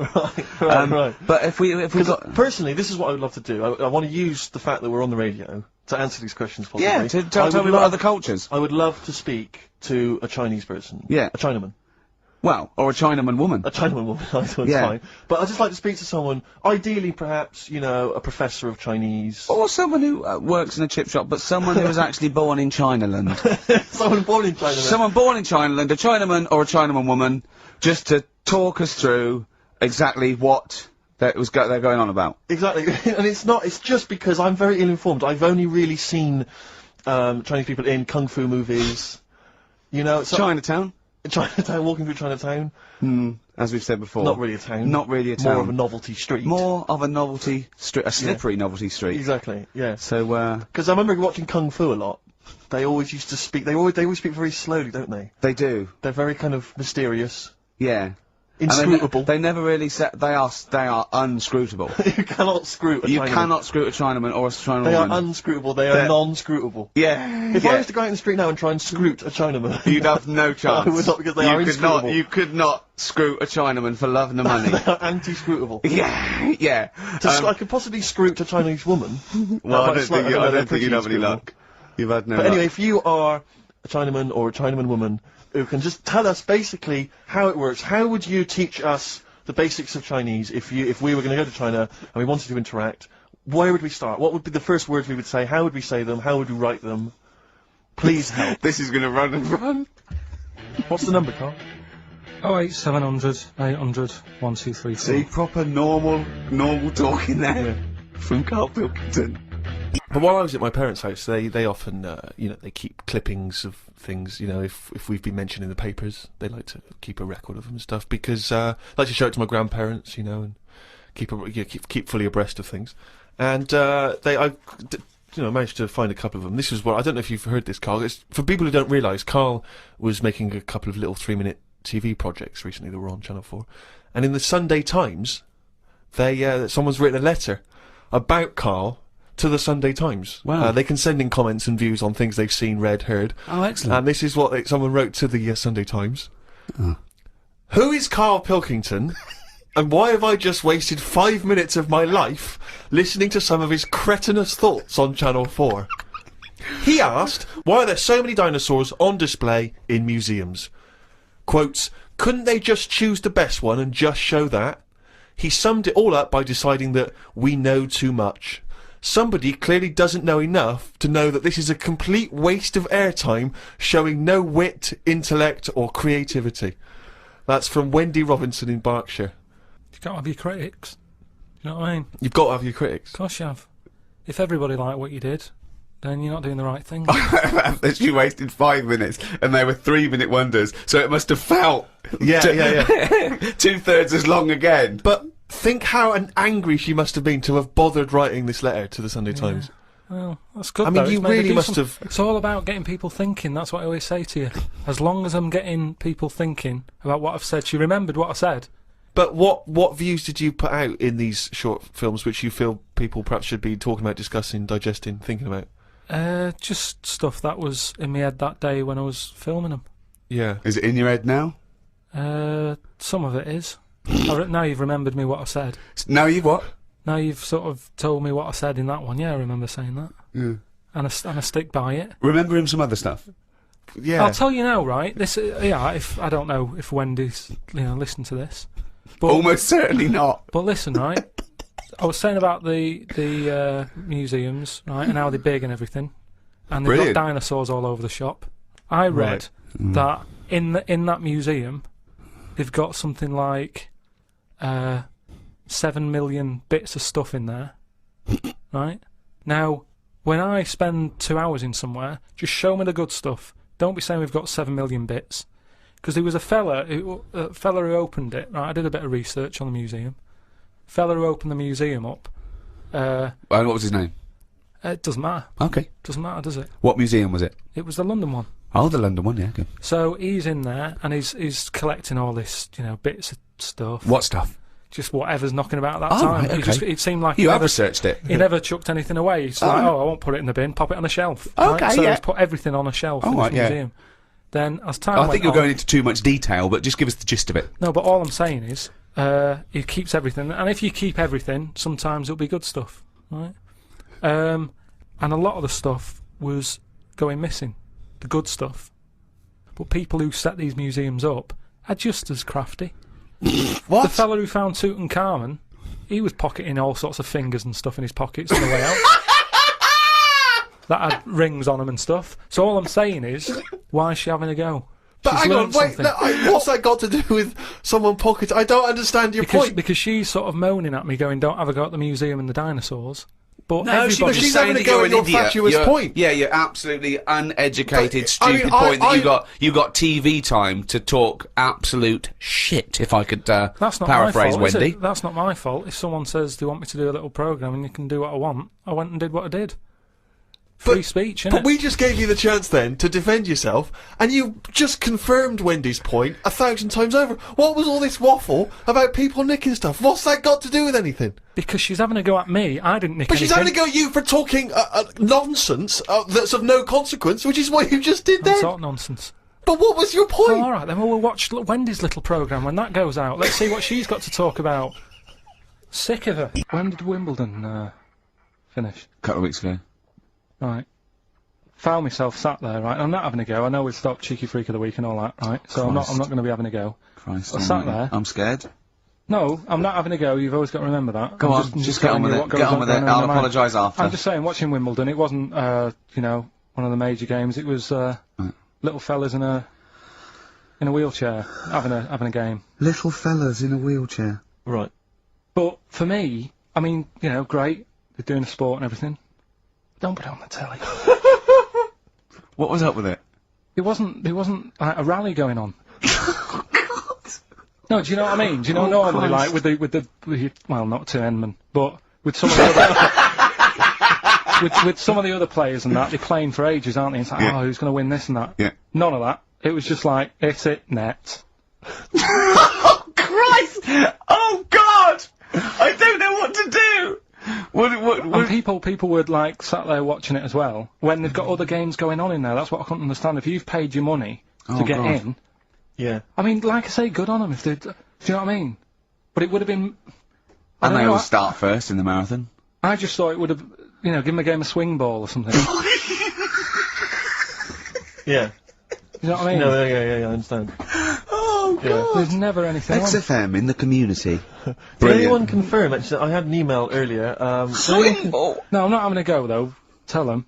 This is what I'm like, aren't I? Sorry, this is recording you as well. What do you mean I'm not having to go tell them? Do you think you just said that to me? That do you think you haven't got a microphone? You just said to London, keep wheelchair sport off the telly because they can't get a rally going. You called them little fellas in wheelchairs. What? And I meant to go, what Karl meant was... What? I mean, what? They can hear you as well. Yeah, I know, it's just that they might think that I'm having a go, and I don't want them to. That's why I stopped Cheeky Freak of the Week, because some people got the wrong end of the stick. Right. And what have you. So What, that it was funny that a woman was born with deformed legs? They might think you were taking the mick. Anyway, I just was wondering if anyone could confirm. We had an email earlier, I forget who sent it in, but thanks very much indeed for it. They said that the Paralympics began this week, and apparently during the opening show, the entertainment was provided by Riverdance. Now, I don't know if that, I can neither confirm nor deny that, but it does seem rather tactless. Let's play a tune. Ricky Gervais. Don't put my name to this last link. Don't put my name to this last link. Ricky.Gervais, xfm.co.uk. Oh. Magic, Virgin, if you're listening, we are available probably sooner than we thought. What was that illness years ago? Right, there was a couple of lads at our school. Oh yeah. Had really big heads. Right. And webbed fingers. And webbed fingers? And... Sorry, wait. Was that... Hold on, did you find him in a pond? Did they used to be little tadpoles? No, Karl, you're not confusing your past with an old episode of Doctor Who, are you? What were they called, these two? I didn't mix with them. Right. It was just like... Of course not. There was a... Nobody thought anything of it at school. Cause No, it was like, sure. You used to it. Yeah! It's the North. There goes the creature from the Black Lagoon again. yeah. He's late. Brilliant in trigonometry. He's late for double maths. Yeah. But, yeah, I didn't think anything of it. What is it called? What is the disease called where two fellas... Are they... Not even related. Rubbish! Not related. Were you near a nuclear power station when you were growing up? Yeah. You weren't really? Yeah. God, this explains so much. This has got a bit I don't heavy. think that's it. Hey, talking of enormous heads, Yeah. you were at the Pop Idol final, weren't you, Rick? You went Yeah. down there just because obviously Rick's a huge fan of Pop Idol. He wanted to be there. He wanted to give his support. Quite seriously, there was no irony there. We were Yeah, he having genuinely great is a time. fan of it. And he was. You sort of had photos taken with various people. Yeah, didn't of you? 'Cause course. you were a bit drunk and you wanted to have a memento of it. And it's obviously Yeah. a picture of you with Fat Man Rick Waller. Yeah. Yeah. But the best one is a picture of Ricky and his girlfriend with Dr. Fox. Yeah. Whose head is twice the size of of mine. any other head. It's quite remarkable. I He's don't know how like they a make barrel. it. He's a lovely bloke, and it was really nice to meet him and everything. But he looks like an immaculate tan, and he's always happy, and he's, you know, he's It just looks really on the good. picture. It looks like someone you might see in a carnival who's built a huge papier-mâché head, and he just we're like Frank Sidebottom, and just started walking on the road. It's just incredible. Dr. Fox didn't used to go to your school, did he? He used to hang around with a mate. They were great swimmers. They were brilliant swimmers. Oh, God. Karl had to leave early last week, but, you can stay to the end this week, mate, or... Yeah. Yeah? You don't need another holiday. Oh, he started already. I mean, you Steve's know, made you look like a bit of a twat already, and it's No. only 1:05. But the only reason you don't go on holiday is because you have to spend money. Oh, and he's gone straight back! Well, He's gone straight back! I can't come back to that. Oh, It's just dynamite. It's just absolute. That was Although the searing last and cut to holiday, the chase. last holiday Steve had, he sort of found a third world country so he could live like a king for a week. It was Cuba, wasn't it? Going to Cuba, amazing. You can almost rule the place. If it weren't for Castro, I'd have been in charge. Kind of cash I was flashing around. They do anything for $1 over there. It's extraordinary, literally. I mean, it's amazing. Yeah. Oh. Definitely. And I went to Kenya before that. So he thought to the prostitute, said no. You were going. Yeah, well, it was $2. I mean, I'm not made of money. Do you have a good holiday, Karl? Yeah, it was alright. It's alright. Went down to Cornwall. Now Tell you're you going what, to the monkey some odd sanctuary. people down there, Steve. Well, don't look at me. I'm not from Cornwall. Well, you're from that sort of area. Well, not really, but never mind. Genetically, he means. Right. They're weird. Well, you must have slotted right in. What are they weird? What do they look like? Just all sort of odd people. A lot of old people, but not just old, sort of messed up old. What do you mean messed up old? You can't just say that. There's... There was a woman with a funny neck. Okay, one more way with it funny. What did she have a funny neck? If you were writing an essay, you wouldn't say there was this woman with a funny neck. How would you describe it? She sort of had her head, like, pointed down all the time. Like, Don't do it, it's his radio. no, but just for you, I didn't like that. Yeah. Walking about like Yeah, okay, right. So, brilliant. that. I don't know. I was saying to Suzanne, what happened, you know? What do you think? Because Suzanne knows everything. That's the good thing about her being with you. You just ask her, what happened to her? And Suzanne goes, Karl, I don't know. Yeah. I haven't been here before. Suzanne, your girlfriend, or mummy as you call her. Oh, sparks are flying. Yeah. I got a little bit of chocolate. Can you just lick a tissue and wipe it off? Oh, Well, she said it might have been like, because back in the olden days they carried stuff on the... the olden days. What do you mean the olden days? This woman was probably what, 50? No, she looked about 70. Yeah. But like I do on Cheeky Freak of the Week, right? I always turn it round and we get like something good out Something of it. positive, yeah. I said to Suzanne, I bet she finds a lot of money. Yeah! Always staring at the ground, yeah. Oh. How did baguettes come about? If this is going to be someone cooked a loaf a bit wrong and said, I can still make a sandwich out of it, I'm going to hit you. No. Go on then. Right. Napoleon, when he was at war and that with Russia, 1812, yeah. yeah, all his soldiers were like, you know, not used to the cold weather and that. So they said, take some clothes in your bag with you because it's going to be Chilly. nippy out there. So they put all the clothes in the bag. Sure. Did what they were told. Oh. It's Napoleon, for Christ's sake. No room for any food. You're joking. So Couldn't they make some sort of like sandwich? no, it wouldn't fit because of all the clothes. You had to take extra gear. Sure. for them. So anyway, he I said, can see where know. this is going. I'll be honest. Is there a baguette-shaped gap left in their holdall? They thought, let's make some bread that you can fit down your trouser leg.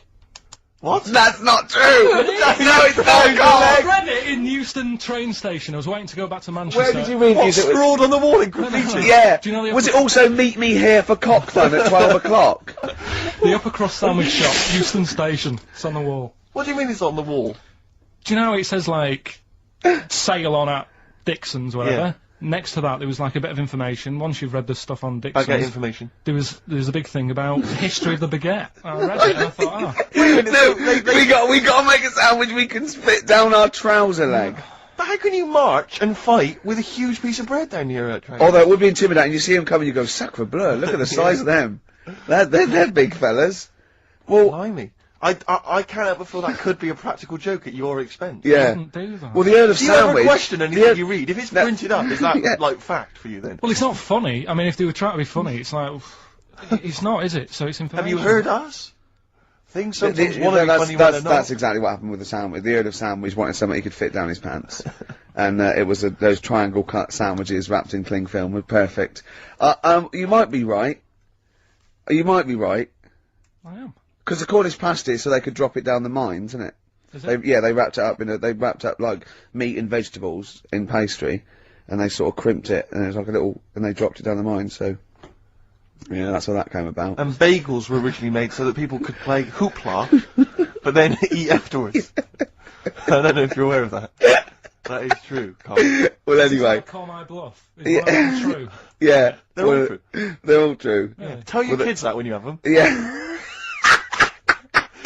You know, if they're still alive in a million years. Well, it might be true. Can someone confirm that baguette fact that it was so Napoleon could stick it down his trousers? Not him, his soldiers. His men. Yeah. Fascinating information. Fascinating bread information, Carl. Well, we've had lots of emails. People, obviously, we inflamed and provoked Well, about actually, I have to say, the Cornish pasty. I've got a couple of amendments to that. The crusty bit, you know, is actually as a handle, because obviously the miners had dirty hands, and they'd eat all the stuff in the pasty, and they'd be left with this sort of crust, and they could throw that away. Also, someone told us that at one end was a apple, so you have a little sweet as well. Little dessert. So there you go. You noticed how, like, over the years we've been doing this, you know, way back when we started XFM, no one ever contributes when we ask about the music, when we ask about hip-hop, or their, you know, opinions on that, anything important. But start talking about pasties. Yeah. We've had about 5 phone calls. Yeah. And someone phoned up to confirm. They used to work for Upper Crust. And, basically, Karl got all excited. So it is true. She went, well, I don't know if it's true. I've read the same sign you did, Karl. Interestingly, there's an email here that says, which basically offers a history of the baguette. And, talks about after the revolution, the government decreed that all of France must eat the same bread. And it was up to the bakers to bake this bread of equality.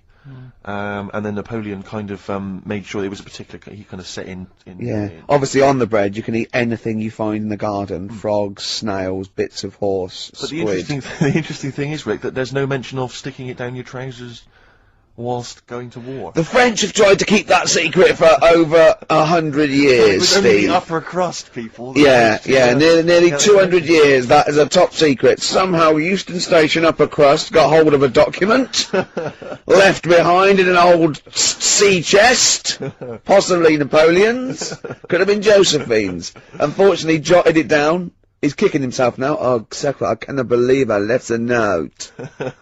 If he talked like that. He did. He did that, yeah, he talked English, but in a very funny French accent. Because your diary doesn't just mention, I mean, okay, yes, it does, it fails to mention any disasters in London, because we haven't had any, but it doesn't mention any, it doesn't mention any world events, it doesn't mention wars in Iraq, terrorism, it doesn't mention anything. But that's all being wrote about anyway. If you're saying there's a museum that's keeping everything, there's loads of other books for that. Who's looking at the fella whose skulls fell off? What? We see. It's interesting, isn't it? What do you mean the fellow whose skulls fell off? Well, that's what happened the other week, so I wrote about it. What? A fella's skull has fell off. What do you mean, his skull has fell off? It's something to do with circulation. But what do you mean his skull fell off? Well, it's in the diary. But how can a skull fall off? Because it's surrounded by tissue and it's got a brain. How can just his skull, how can it detach itself from all the stuff surrounding it? He mislaid all his dreams. But all I'm saying is, that's not getting a look in. No, because it's not significant or probably true. Good point, Steve. I don't. All right. Well, let me just. I'll just consult the diary quickly and find the moment with the man whose skull fell off. Oh, here we are. Yeah. Looks like the world's fattest man is having an operation to get rid of some of the fat. Yeah. He has to have an iron bed because that's the only thing that can hold his weight. Yeah. There's also a man whose skull has fell out. He's in hospital somewhere. I hate that. It would make me panic. The hospital is busy with people coming in to look at their head. What are you talking about there? That tells us nothing. Right, it's impossible for a skull to fall out. How are scholars in 10,000 years going to be... What are they going to decipher from that? They can sort of go... There's not enough incident detail. But how did his skull fall out? Circulation problems. But answer the question. How did his skull fall out? Fall out of what? He was at home, and I don't know if he was combing his hair or something, but it come off. What did? His skull. What do you mean, his skull? Do you know what the skull is? It's a part of the head. Well, no, it's the structure of the head. It's the bone. Do you mean the top of the skull? This is only useful if you have all the salient facts. then it would be of interest to us. We could. But I couldn't take that on. I'm busy. I'm not going to start looking into stuff in depth. Just get the details. You're such an idiot. Just wondering, Rick, what your opinions are, what your thoughts are on Britney Spears. Liked a couple. Bit bored. I think she's panicking a little bit. I think she's a little bit desperate with all this Madonna stuff. Yeah, all the kind of lesbian Yeah, stuff. I don't know. Yeah, she's alright. I've got nothing against the girl. Well, I think it was in Hot Tickets magazine. Sure. It's free with the Evening Standard. Yeah. I might get some free Evening Standards now. I've plugged that. Yeah. Just reading in there that, I don't know if it's still going to happen, but apparently she was going to do a little cheeky appearance at GAY. GAY? In London. And, obviously I was quite excited, because I'm a Spears fan. Do you know what that spells, don't you? GAY? Yeah. Gay. Yeah. Yeah. Well, I think it is a gay club. Oh, sure, This is what I was ascertaining from the article. Oh, because said they've called it what it is. Exactly. Yeah. And apparently she was gonna be previewing some of her new album live on stage at GAY, and that's an intimate venue. Normally you'd have to see someone like Spears, probably at Wembley Arena, something like that. I'm thinking, I'm a Spears fan, get up a couple of the gang together. Yeah.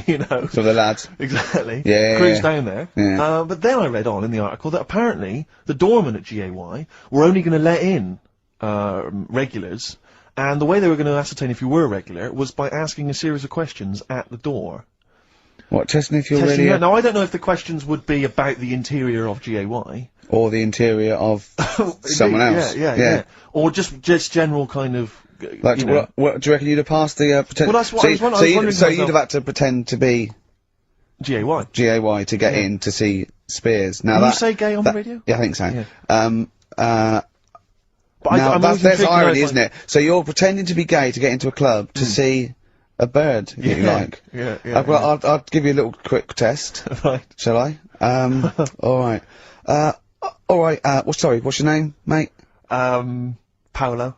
Alright, Paolo. Yeah. You haven't done a lot with your hair, you just sort of let it grow out. I mean, would you be putting product on a bit later? Because, I mean, you don't look very, you look sort of quite masculine, Yeah, well, sort of like you didn't care, like you have no care about how you look, like you're normally it would be shaved.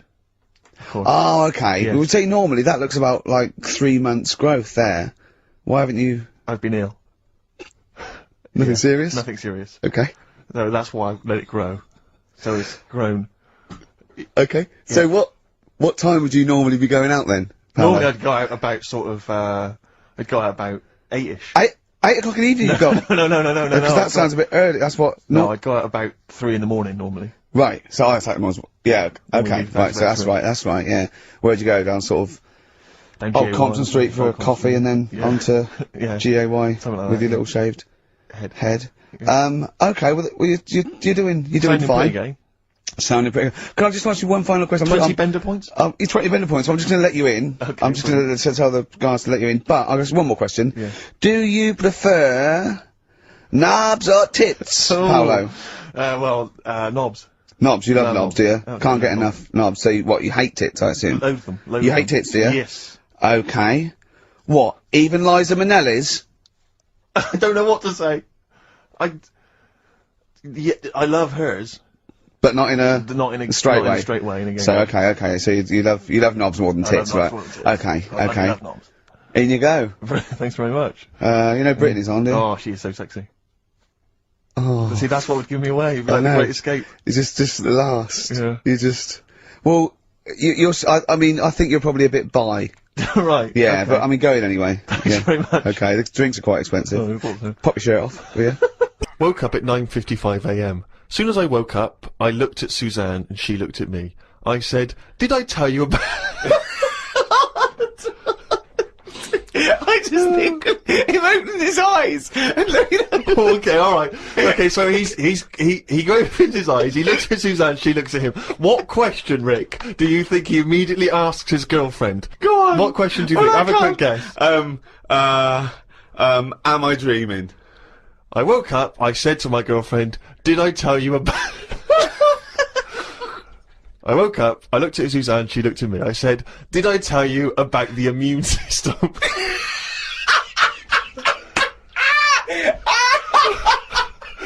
Did I tell you about the immune system. Suzanne started laughing. I said, it's amazing. She said, not now. Oh God! I was thinking that. Springing into action, he zips up, his eyes are like... Did I tell you about the immune system? Oh, shut up, Carl. Put the kettle on. Oh God! Oh fucking hell! Talking about little gay fellas and that. Yeah. Northern Line, beach underground tube thing. Not train. the boy band. Right.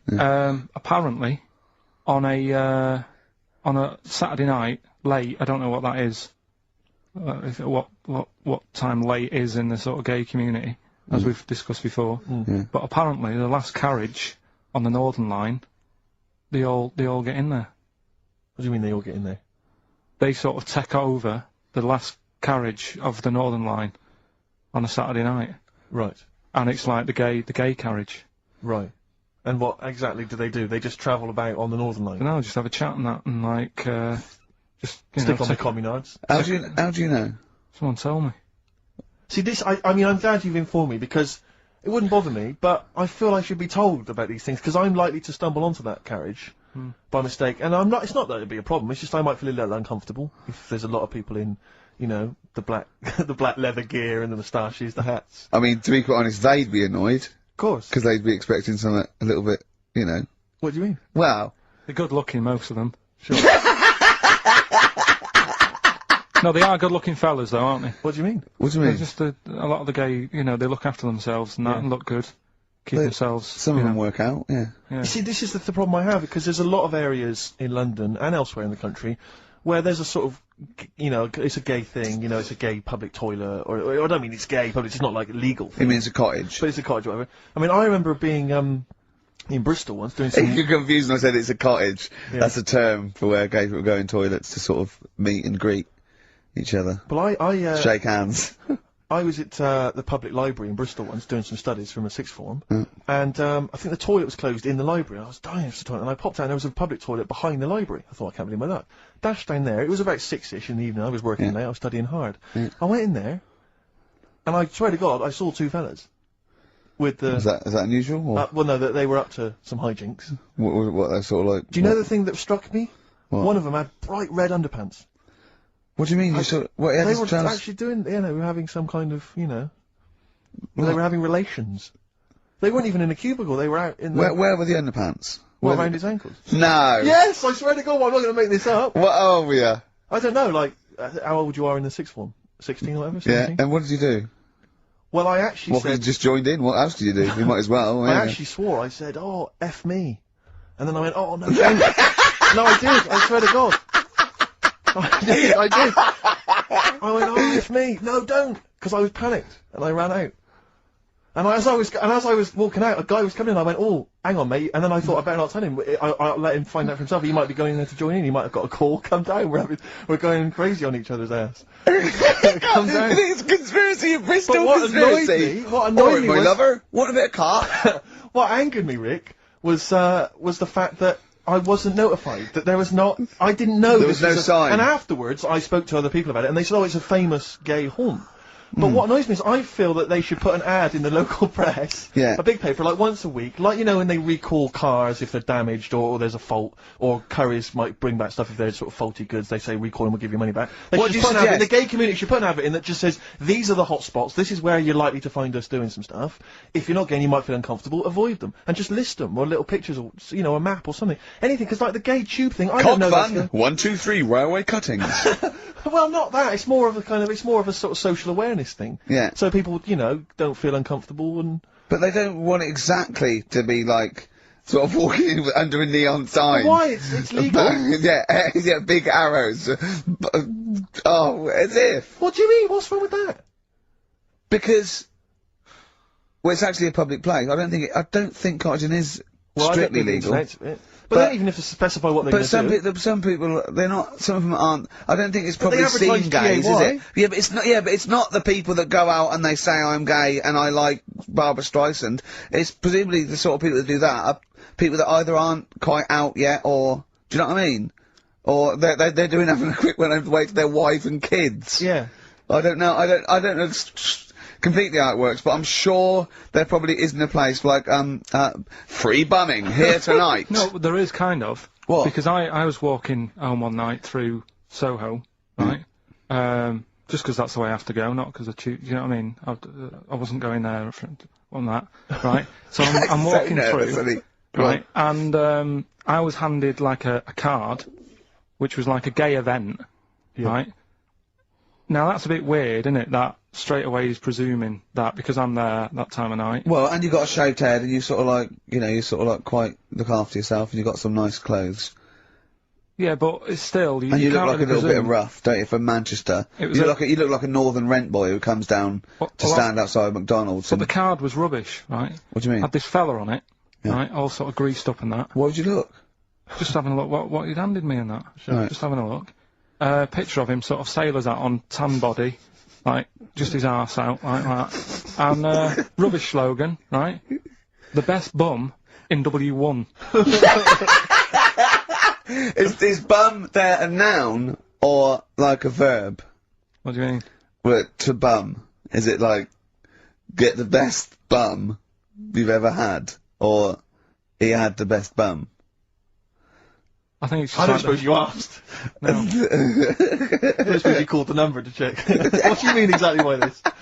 Does it mean you've got a great arse? Do 'Cause you I think mean I mine's will good. be well bummed? Or do you mean you've just got a good... Come on now, let's... Can I just, a final point about, because I asked my friend how it all works up on the Heath, because I live in Hampstead Heath, near Hampstead, and I was where I didn't want to go walking and get involved, get myself involved in anything. How can you get involved? No, again, I didn't want to walk Sort of like, by. is it like, oh, yeah, believe it, I couldn't say no. Oh, my wrist, it's knackered. What do you mean? Well, I was there for about 2 hours, I must have gone about 43 of them. But, you know, I didn't like to say no, because they were so pleased to see me. Oh, well, it's God. not so much the fear of that, it's not Good skiing practice, I was doing 2 at a time for a little while. It's not the fear of that so much as the fact that, again, you don't want to gate crash someone else's party. You don't, do you know what I mean? No. You don't, if there was a straight couple having sex, you'd want, oh, I'm sorry, and you'd want to avoid that area. Yeah, of course. But I was finding, so someone told me how it works, and apparently you just go and, you know, sit on a bench or something, and then a guy just sits on the bench and they just look at each other. There's not really anything said, it's just a kind of nice evening or whatever. You know, I guess it's like 2 in the morning or whatever. And then they go off in the bushes and ding dong. But it's like, I don't know how that culture's developed. I love this programme. But why can't that be the case with women? That would be amazing. You just go out to the park at 1 in the morning, you just sit on a bench, you just be like a scene from Gigi. Exactly. Where he's just walking along with the perambulator. Yeah. Exactly. But that would just be a joy if there was none of this formality. You've got to talk to them, buy them dinner. Oh, you know, you're joking. Romance. Oh no. Just this kind of informal thing. It'd be great. So what would you do then? You go up to a woman and go, come on. Yeah. Let's stop mucking around. We know why we're both sat on this bench. There's a nice bush over there. Yeah. Let's have a bit. Yeah, and then she'd go, yeah, great, thanks. I'm killing some time before I, pop into town. Yeah. That'll be perfect, thanks. You make my weekend. So you're jealous of gays as well as me? In a sense. In a way. What do you think, Karl? Let's put a track on. Why? Are you getting scared now? You brought it up. Is it getting too close to the bone, so to speak? Can I tell you one of the best presents I ever had? Without doubt, all I ever wanted was a go-kart. This is true. I was like, you know, sort of 5, 6, 7, and I eventually, for Christmas, I wasn't sort of spoiled in the sense that I got pocket money, but I always got what I wanted at Christmas eventually, because working class mothers, they'd get it out the catalogue and pay for it for the rest of the year. So I always got, I'd really, as many presents as anyone else. And I got this go-kart. It was a little red go-kart, and it was a pedal one. And I'd run home from school, and I'd be in it, and I'd get up and down the garden for hours. I'd come in from a tea, and this was fantastic. And this went on for like weeks and weeks and weeks through the summer. The next summer, it was just it was fantastic go-kart. I'd show off, and then one day I came home, and I went. It was always at the back of the shed, sort of up against the shed, and I went in. I couldn't see it, and so I went to the back door. My mum was sort of like washing up with that, and I went, "Where's my go-kart?" I thought that hasn't been nicked. She went, "Your dad swapped it." Your dad swapped it? Yeah. I went, he what? And I was going to be brave, and I went, he what? She went, he swapped it for a wheelbarrow. And I could see she didn't approve of this, and she was thinking, I'm going to tell him, and then I'm going to, have this out. And I went, right. She went, it's your wheelbarrow. And I went to the back of the shed, and there was this wheelbarrow, he swapped it with a bloke called Jimmy Dublin, who he worked with. Jimmy Dublin. Yeah, I don't know. I think he was a respectable member of the community. He was fine. It was his lively. No, I think he was an Irish gentleman, and that's why he called him. That's why I don't know what his real name was. And I think my dad must have been drunk, and he went, you know, I want to get my son a go-kart. And my dad, well, my kid's got one. He's probably had it for a year. He's probably bored with it. Yeah. And he said, I'll give you this wheelbarrow. And I went to this wheelbarrow, and it was caked in concrete. I could hardly lift it. I just nicked off a building site, obviously. And I'd be there for hours trying to push this wheelbarrow up and down the garden, right? And it was okay though, because I was going on holiday soon, and I 7 years running went to Bognor Regis, a place called Riverside, because some woman around the way had a caravan that we got free for a week, and it was great, just wonderful. And I used to go there with my mum and my nan. Oh, party time. Yeah, the age of 7 to sort of no, it was good because you know when you're a kid and you wake up in a strange place, it sort of seems weird. You wake up at 3 o'clock in the morning hearing your gran pissing in an iron bucket, and you know We've all been there. you get disorientated. Anyway, and I went on holiday, and I met a little friend who's about my age. We were both sort of like, right, and he'd hired a go-kart. He had this great go-kart, and he came round to my caravan, and I went, I've got a go-kart. And I remember my mum opening the window of the caravan and going, don't lie. That's so evil. And I went, I had a go-kart. Wow. Yeah. Did you ever talk to your father about the fact you swapped it? No. You never mentioned it to him? No. You still got that wheelbarrow? I think so. I've grown into it. Yeah. Yeah, I can nearly lift it now. Yeah. And now I'm just too old to run up and down the garden with now it. you get one of your several gardeners who use it all the time. Sex on films and all that, right? When I was growing up, I'd be watching... No, just saying an example of this, really, right? When I was growing up as a kid and I'd be, you know, watching films with my dad, right? He'd really be enjoying a film, right? And then a sex scene would happen. Right. And he'd go... On film? Or just behind you? In the film, a sex scene would happen. Your brother up to his old tricks again. And he'd get up and go make a cup of tea, right? Right. Typhoon? That he'd stolen from some sort of telephone box? And like, even recently, he thinks it ruins a film. Do you know what I mean? Because there's no need for it to happen, is there? Really? Yes. Why? Sometimes it's warranted. If the film itself is no, some films it isn't though. Some films it isn't. Some films it's arbitrary. I think the films that him and his dad watched together on Channel 5. Probably not. Is it only on Channel 5 in your house? But let's put it, if you're watching, you know, I don't know, a late night, Friday night, you know... From 1983. Yeah. Illegal Briefs. A beautiful lawyer has to defend a man who may be a killer. She falls in love with him, but does she know the real man? Oh dear. You know what I mean, though. Lest you forget, of course, that I... Love Heat. With the bloke that is now in... Go on. You know, of course, that I, according to the Internet Movie Database, I once appeared in one of those films, in the film Killer Image, a Canadian film, I believe, from 1989. According to that computer... it's all wrong, website. isn't it? It's all wrong. It's all wrong. Of course it is, yeah. Apparently I was in that, and I played the role of Kirk. Was it a porn thing? No, I think it's just an erotic thriller. Oh, right. That I supposedly You only had a very small part, though, didn't you? Indeed. Yeah.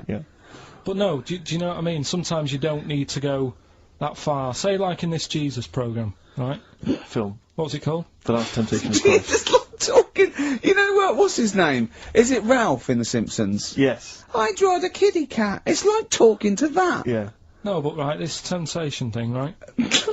Do you know, often we don't get that many complaints on this show. We don't get very many complaints. And I think that's either because there's no listeners, or B, it's because most people agree with Karl, and that terrifies me. Or they let him off, because it's like, you know, you can plead insanity, you can go mental and kill a few people, but they go, oh, he's a bit backwards. No, but was it because, like, they're saying that he was having it away? Or is it because you saw it? What got the complaints? The complaint was the very suggestion. It was a blasphemous thing, not the fact that you saw an actor's knob. So what about if they just cut it down a bit and you like saw the little stable door closing? It wasn't the baby Jesus having sex.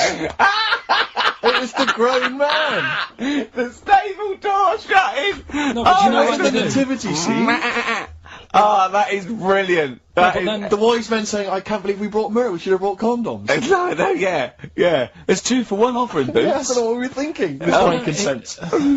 It's just, it's always awful. Should we isn't it? apologise now to the Christian church as yeah. well? So Sorry, we- the little Chinese fellas, little Welsh fellas, and the little Christian fellas. We haven't said anything wrong. No. It's like, you see, when I was growing up... Stable door. I love the idea that in Karl's world, he was born in a stable, just thought, well, I love this place. Yeah. I'm just going to stay here the rest of my days. This is good here.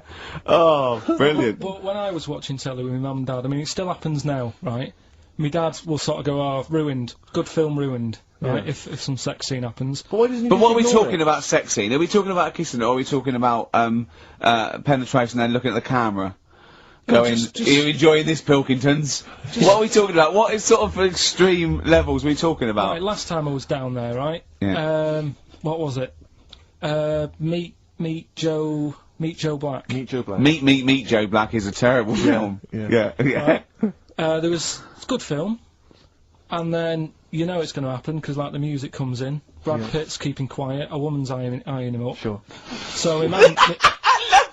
My mum's worked it out already, and she's going, anything on the other side, love? She knows. She knows. It's, you know, something's, Well, and so you could be enjoying a film and you can be an hour and 10 in, and then some spidey senses of one of them can go, should we turn it over? And the other one goes, yeah, all right. Are you sure it's not them protecting you from scenes of sex? So that what they're thinking is, what if Karl gets the idea to have sex? Yeah. That could lead to procreation. We don't want any more like him. Yeah. We've got to end the line here. You sure it's not the doctor? Keep calling him and going, you are keeping away from exactly. women, aren't you? He must never find out. Are you how sure it's they're not done. embarrassed because they're watching a sex scene with their son? It happens every time, right? There's two things that my mum does, right? It's that, if there's sex scene on the telly, she'll go, you know, anything on the other side, love? And the other thing she always says, if ever there's anything on the telly with Elvis in it, Yeah. she goes, oh, I like him, right? And we all know, we sat there, we know what she's going to say next. Yeah. So you don't even bother saying why, right? And she goes, he likes fat, ugly people. He what? He liked fat, ugly people. He didn't always go for, like, the good-looking fans in the crowd. What Elvis did? Yeah. Right. That was always the thing, and I'm sorry, no, hold on. I don't know what we're doing now with our lives, Steve. Right, wait a minute, right. So, your mum says two things, right? She either says... Is there anything else on the other side? Or, I like Elvis. There's a pause, because you know what she's going to say next. She says, he liked fat, ugly people. How often does this occur? Well, because they've got, like, you know, Sky, there's a lot of those channels on. They're like the music channels. So Elvis always comes on. There's either an Elvis film, there's, like, you know, a classic hit by him on... And she'll go, I like Elvis, he likes fat, ugly people. And what do you mean he liked fat, ugly people? Is she a fat ugly person? Because there's that special Vegas show, isn't he, where he's dancing about, right? And he's got loads of scarves around his neck. Towels. Yeah. And, like, he always hands them down to the fat, ugly ones. Right. And I always say it's because they're the fat, you know, got a sweaty face because they can't, you know what I mean? I don't know what world they live in! I don't know how we've got onto this subject. What sort of world are you got when you're watching his face? And what do you mean fat, ugly ones? You mean they're in the front, they're sweating a lot because they're a bit chubby? So she thinks, you know, is giving them a towel because But it's like... he's really going, wipe your face, you're putting me off, you fat cow. Stop sweating near me. There's another one. What? So, hairy Chinese kids. Yeah.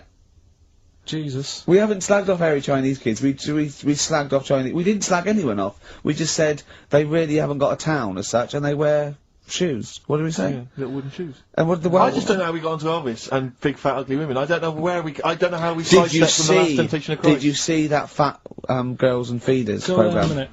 Eh?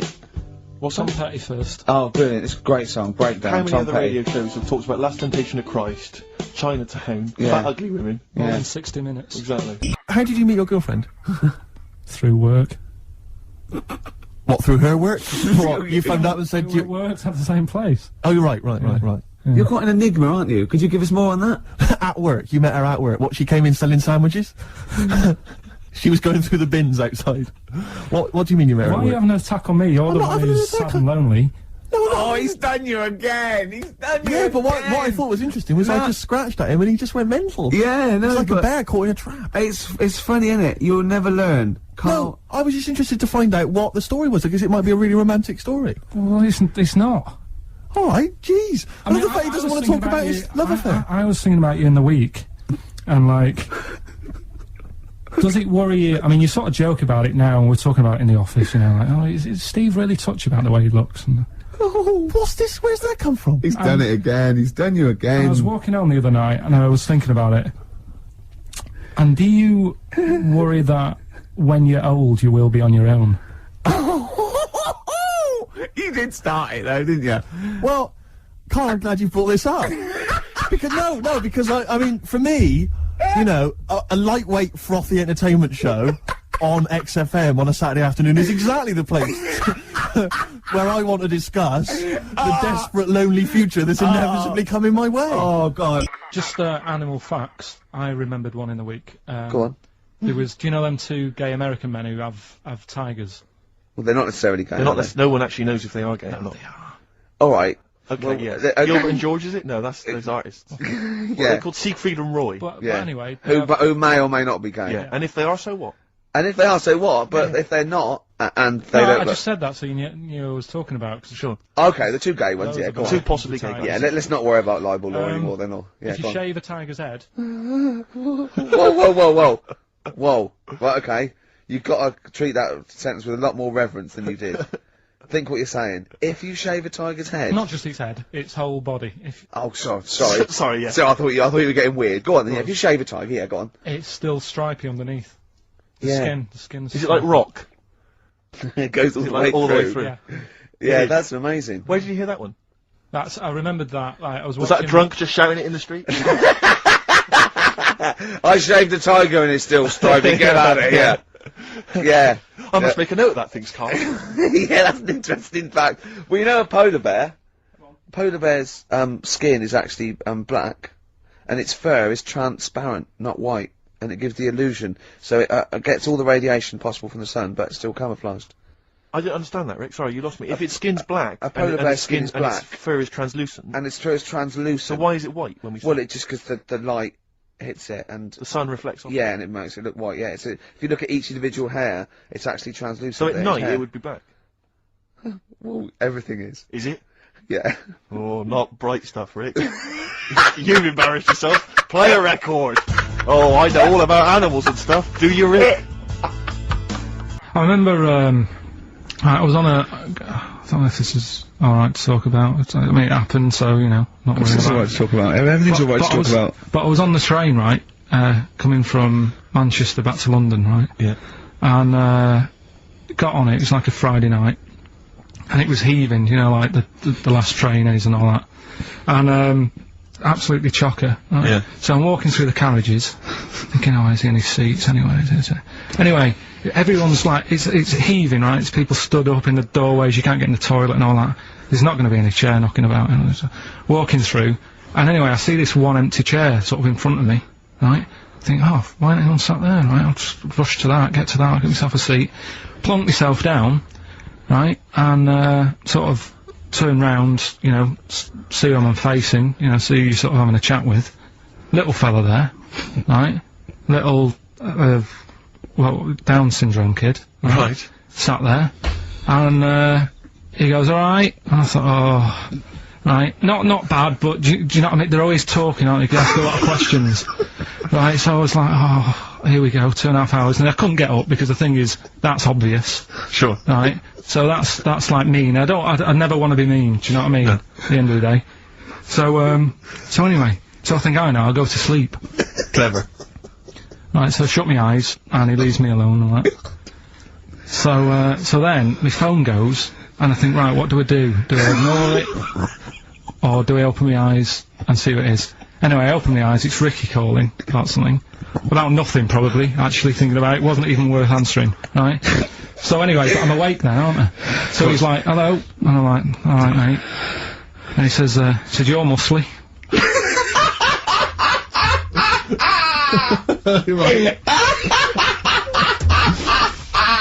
Oh, God! And I said, yeah. And he goes, you know, why? So I said, no. Just am. It's again stressing me out because I'm thinking, why am I muscly? I don't go to the gym. And you know, I'm not muscly. I'm in good shape and that. Well.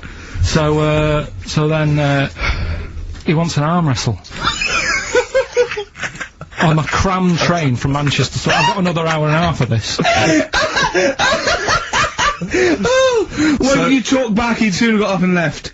If you'd have started asking him questions, he'd have got up and left with the drivel you come out with. So anyway, do you know when you're under pressure, you're thinking, well, he's said that I'm muscly, right? So, do I do it or not? And there's people watching, you know, not joining in, not sort of having a laugh and that with me, just like watching but pretending they're not. Oh, and I'm God. at one of those table seats, and he kept saying, come on, I want to arm wrestle. So, and he was getting loud, and I thought, oh, I best just have an arm wrestle. What do you mean? What do you mean? I best just have an arm wrestle. What do you mean? Get it over and done with. I had to. If he's going to keep asking, I had another hour and a half on the train. Oh, God. So anyway. Oh, my God. I'm thinking who won. Well, were people putting bets on? How was it working? It was stopped, and just as well, really. It was stopped? Was it game? No, he was winning, I was struggling a bit, right? Yeah. And he was really, like, you know, taking my arm down, and then he sort of let go and started laughing. And I thought, thank God he let go, because I would have made, you know what I mean? If I lost that, everyone's in the train looking, and all the rest of it. It's suddenly serious to him, he's got to win this. Anyway, Pilkington. But then he just, then we were chatting about favourite food and that. He liked sausages. And I said, you know, he said, do you like sausages? I said, yeah, they're alright. I like a bit of Chinese and that as well. And he was saying, oh, I can't have Chinese. Not allowed Chinese. Why? Dunno, he just said, just not allowed to have it. But yeah, I had a good long chat about stuff and that, but... So you enjoyed it in the end? In the end, it was alright, yeah. It's just... okay. No, but it's that thing, innit? It's whenever you're faced with something different, it's always awkward, isn't it? And that's the thing. You're talking about him now, are you? And I think I did alright, because everyone else was ignoring him. But I probably made his day pretty good. Yeah. We were a nice bloke. I like the idea that newlywed couple are probably thinking that's going to be a similar journey down to Cornwall. Question from Kevin. He says, Carl, other than the famous boxing match that you've often talked about, I know that took up about 20 minutes of your time, have you ever been in any other kind of fight? I don't suppose a slanging match. I think they're talking, have you ever been in a physical fight? Once that I can remember. It was over a woman. Well, a girl. I was at school. Yeah. And it was because, like, it's hassle, innit? Right, relationships when you're younger. How old were you? About 7. It was over a woman. Go on then. Yeah, go on. And there was this girl knocking about who, you know, she's quite good looking, everybody liked. And my mate, he really liked her. And I didn't sort of ask her out and that, but she just sort of took a shine to me and stuff, right? And didn't really go out with her properly. It's at that age where going out with someone is just like sort of going, alright, in the morning, do you know what I mean? You just sort of nod your head. Yeah. And that. Anyway, there was some sort of school disco. And they were playing Spin the Bottle or something, right? And I sort of wandered over to see what was going on. And I stood on this girl's dress and put a hole in it. And she started crying. I was like, oh, I can't be dealing with this, right? You know, what's up with you? It's old, what's up with you? And everyone's going, Karl, what are you doing? That's meant to be your girlfriend and that. You should be sort of saying, oh, I'm sorry, and giving her a hug and all that, and saying it'll be alright, we'll sort the dress out. I said, oh, I can't be dealing with this. Right. So she's crying her eyes out, I said, it's over, right? Oh, it's over, you saying, right? In the morning. Yeah. No more of that. Yeah, there's no more. Right. In the morning. So I go to the toilet, right? And this lad who fancies her comes in and goes, you're out of order, you know. I'm saying, what are you on about? Sorry, there's 2 7-year-olds. Yeah, you're out of order. Keep out. Yeah. Cut it out. Show her a bit of bloody respect. Sorry, were you wearing trilbies? Yeah. He put his cigarette out in the sink, and he just said, leave it.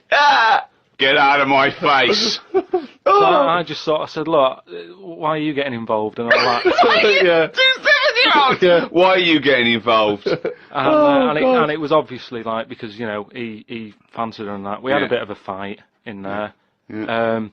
I accidentally, you know, sort of chipped his tooth on a sink, Right? Wow, is it like a proper... Sorry, this is like someone from Lock, Stock and Two Smoking Barrels. Yeah. What are you talking about? 2 7-year-olds in a toilet.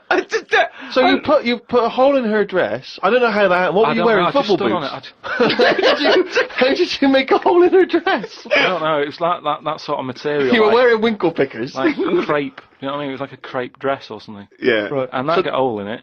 So you're having a... And when you say you're having a fight, I mean, are you wrestling with it? You got arm locks and a little head bit of locks? wrestling and shoving about and that. And it was an accident. I didn't sort of go, right, I'm going to break your teeth or anything. It's just that I happened to push his head down and his tooth hit the sink. Right. And it chipped and what have you.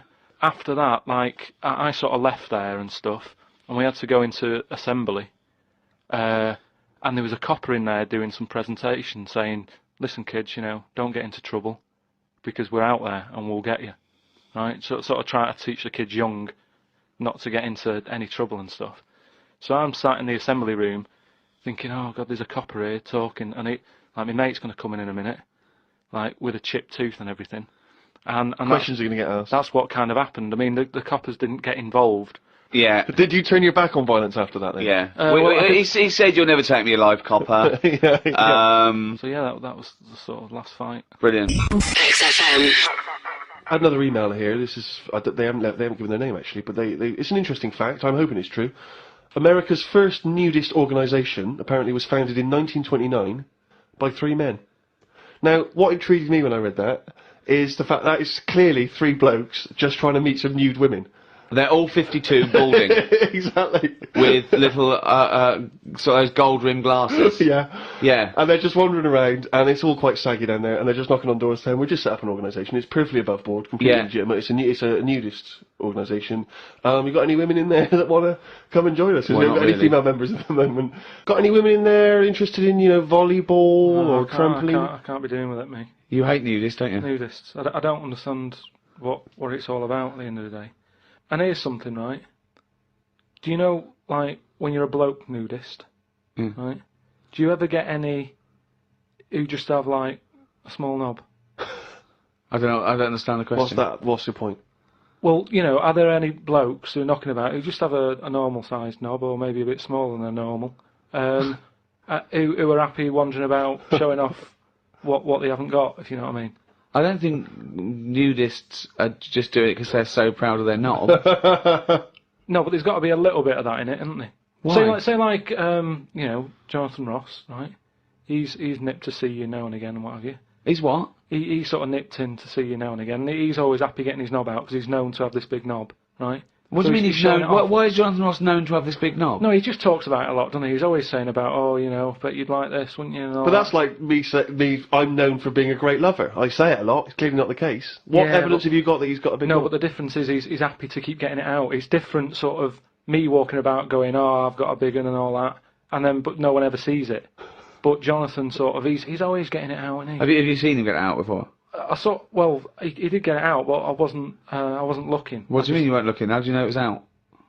Just because he sort of was moving it about and that, and I could sort of So see. you- No, I wasn't looking. No, it was that sort of thing where you can see something moving about, but you're like, I'm not looking at it. What, like an owl seeing a mouse It's at just like... what I mean. It doesn't matter. All I'm saying is. So no, let's get back to this. You remembering vividly Jonathan Ross's penis? No, Yes. I don't mean that. What But I mean, why were you looking at his penis? I wasn't looking though. Well, I'm it was just saying- clearly not meant to be looked at. I'm just saying, most blokes who, you know, nudists, they must be pretty confident in themselves to, you know, getting it out. And I wasn't looking. It's just that. I mean, I looked once. Okay, what was it like?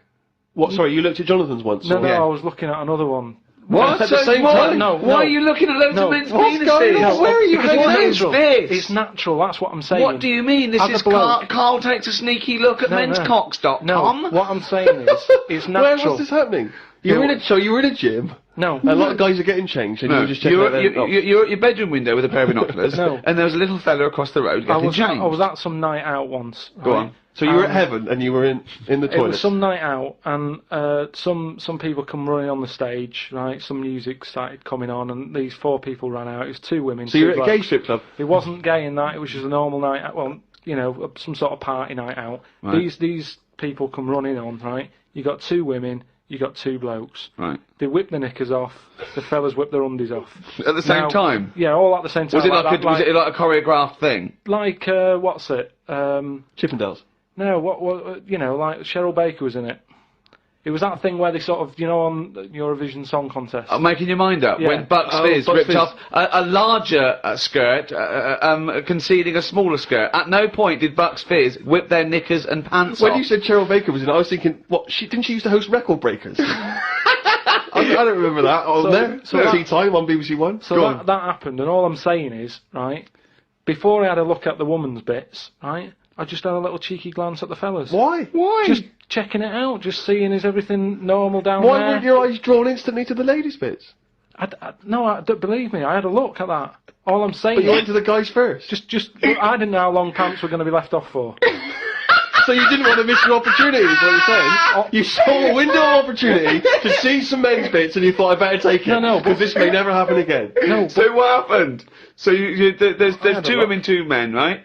I don't know what sort of event this is where you're looking at anyone get their knickers and pants off. I don't know why you're looking at all. So you go right. There's knickers and pants off. Right. Let's check out the knob and testicles first. You're telling me you've never, like, when you've been in a gym or anything, you've not just sort of turned your head, had a look, and gone, all right, yeah, that's all right. Yeah. Sorry, let's just get this question right.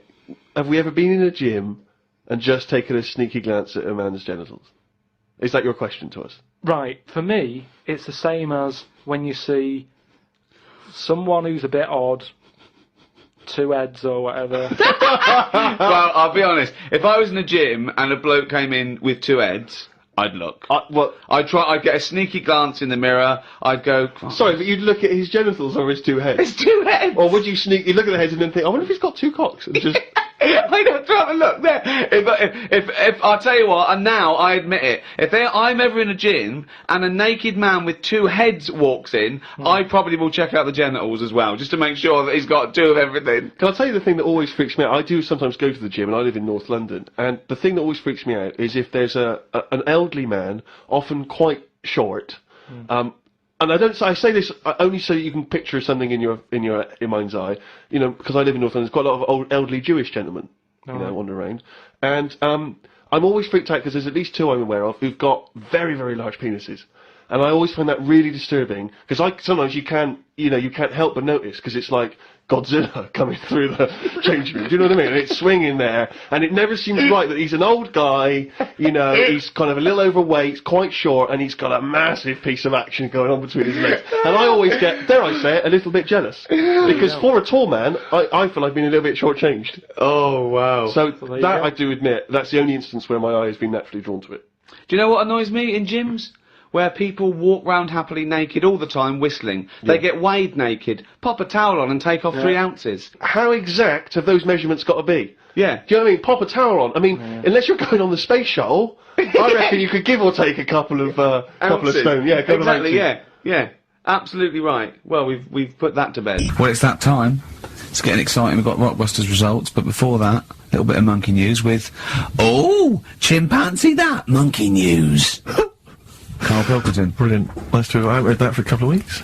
Go on then. Alright, so, is that this little monkey? Oh, yeah. He lives in Morocco. Right, I'll just warn you now, you're on thin ice from last time, okay? So, make sure, is this real? It's been Don't say anything stupid, think about it. As you're saying it, think to yourself, oh, is that true? Do monkeys do that? Do they think like that? So, go on then. So anyway, yeah, so there's this magician in Morocco, right? He's got a little monkey working with him, right? The way it used to work, magician used to do his thing on stage, do a little bit of magic, people loved it. Then the monkey came out, had a little cap, walked around the crowd and stuff, got the money, had a good little team thing going on, right? Yeah. So anyway, the monkey's name was 86. Right. Because back then there was so many monkeys, it was like, oh, what names, do you know what I mean, what names do you use, what do you do, so they just named them, right? So this little monkey... What, he had 86 other monkeys? What? No, it's just that because a lot of monkeys were sort of working back then, helping magicians out, you know, doing bits and pieces, busking, what have you. Well, Rick, you know how there's so many... Why would there be a confusion with that? If he only had one monkey, where's the confusion? People would go, oh, I'm not going to go and see that, I want to see 86, he's the better monkey. Do you know what I mean? What does it matter? I don't know what you mean. Well, why do they need... where was the confusion? With people going to the circus and going, what monkey are you going to see tonight? I don't know. It wasn't a billing, was it, with a monkey? But Rick, it's just the same with humans. You know, there's so many humans now that we can't give them names anymore. Yeah, they all exactly. have to have numbers. Exactly, yeah, there's so many humans, you know, with 5 billion people, we can't give them names, it's impossible. But, you know, with a few monkeys anyway, number working... 122, go on. So, anyway, there he is. 86. 86. With his hat. With his hat, walking around getting the money. Yeah. Anyway, the magician sort of, you know, thinking about moving on. Because in Morocco, he'd sort of done all the tourist traps. Sure. So he had a word with the monkey, said, how about we, See? No, let him continue. Think. Let him continue. He didn't have a word with the monkey. Let him continue. So what do you think about going over to Spain? Yes. Sure. So, the monkey was in agreement?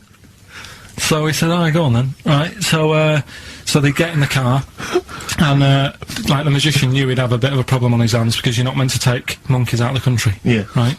So he thought, right, what I'll do, I'll get a car, right? Right. Stick the monkey in a boot, right? Get on the boat, and hopefully sort of, you know, stick it in some luggage and what have you. Yeah. We'll be over there, we'll be earning big money, everything's gonna be great. So the monkey was like, brilliant. So they get in the car, they're on the way to the boat, and pull over at a petrol station. And just before filling it up, he opens up the boot and he goes, "You all right in there?" And it's like, yeah, it's sound. So he leaves the boot open so it can breathe and get a bit of fresh air whilst it's filling up. Goes in to pay the money. Yep. Pays the money. Goes, "I'm just paying for the." Right, this monkey is not going to drive away in that car, or we're never doing this feature again. Carl, what happens? What's number 86 up to?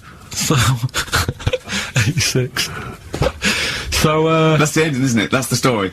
Come on, let Carl finish the story. It better not be. Brilliant. You're gonna love it. Right, so he's in the petrol station, and he's going, right, I'll pay for pump 4. And the fella says, what are you talking about? Pump 4, isn't that a monkey? No. Sometimes I use numbers for monkeys, sometimes I use... No, I mean pump 4. Sure. So he says, what are you talking about? There's no car at pump 4. Right. Keep going. Sticks his head out of the door. Yeah. The monkey's giving it some. Went over to Spain on its own. Steve, I don't know what to do. Well, hang on, let's just get a couple of the facts right here. Right, what do you mean, couple of the facts, right? There are no facts. So, number 86...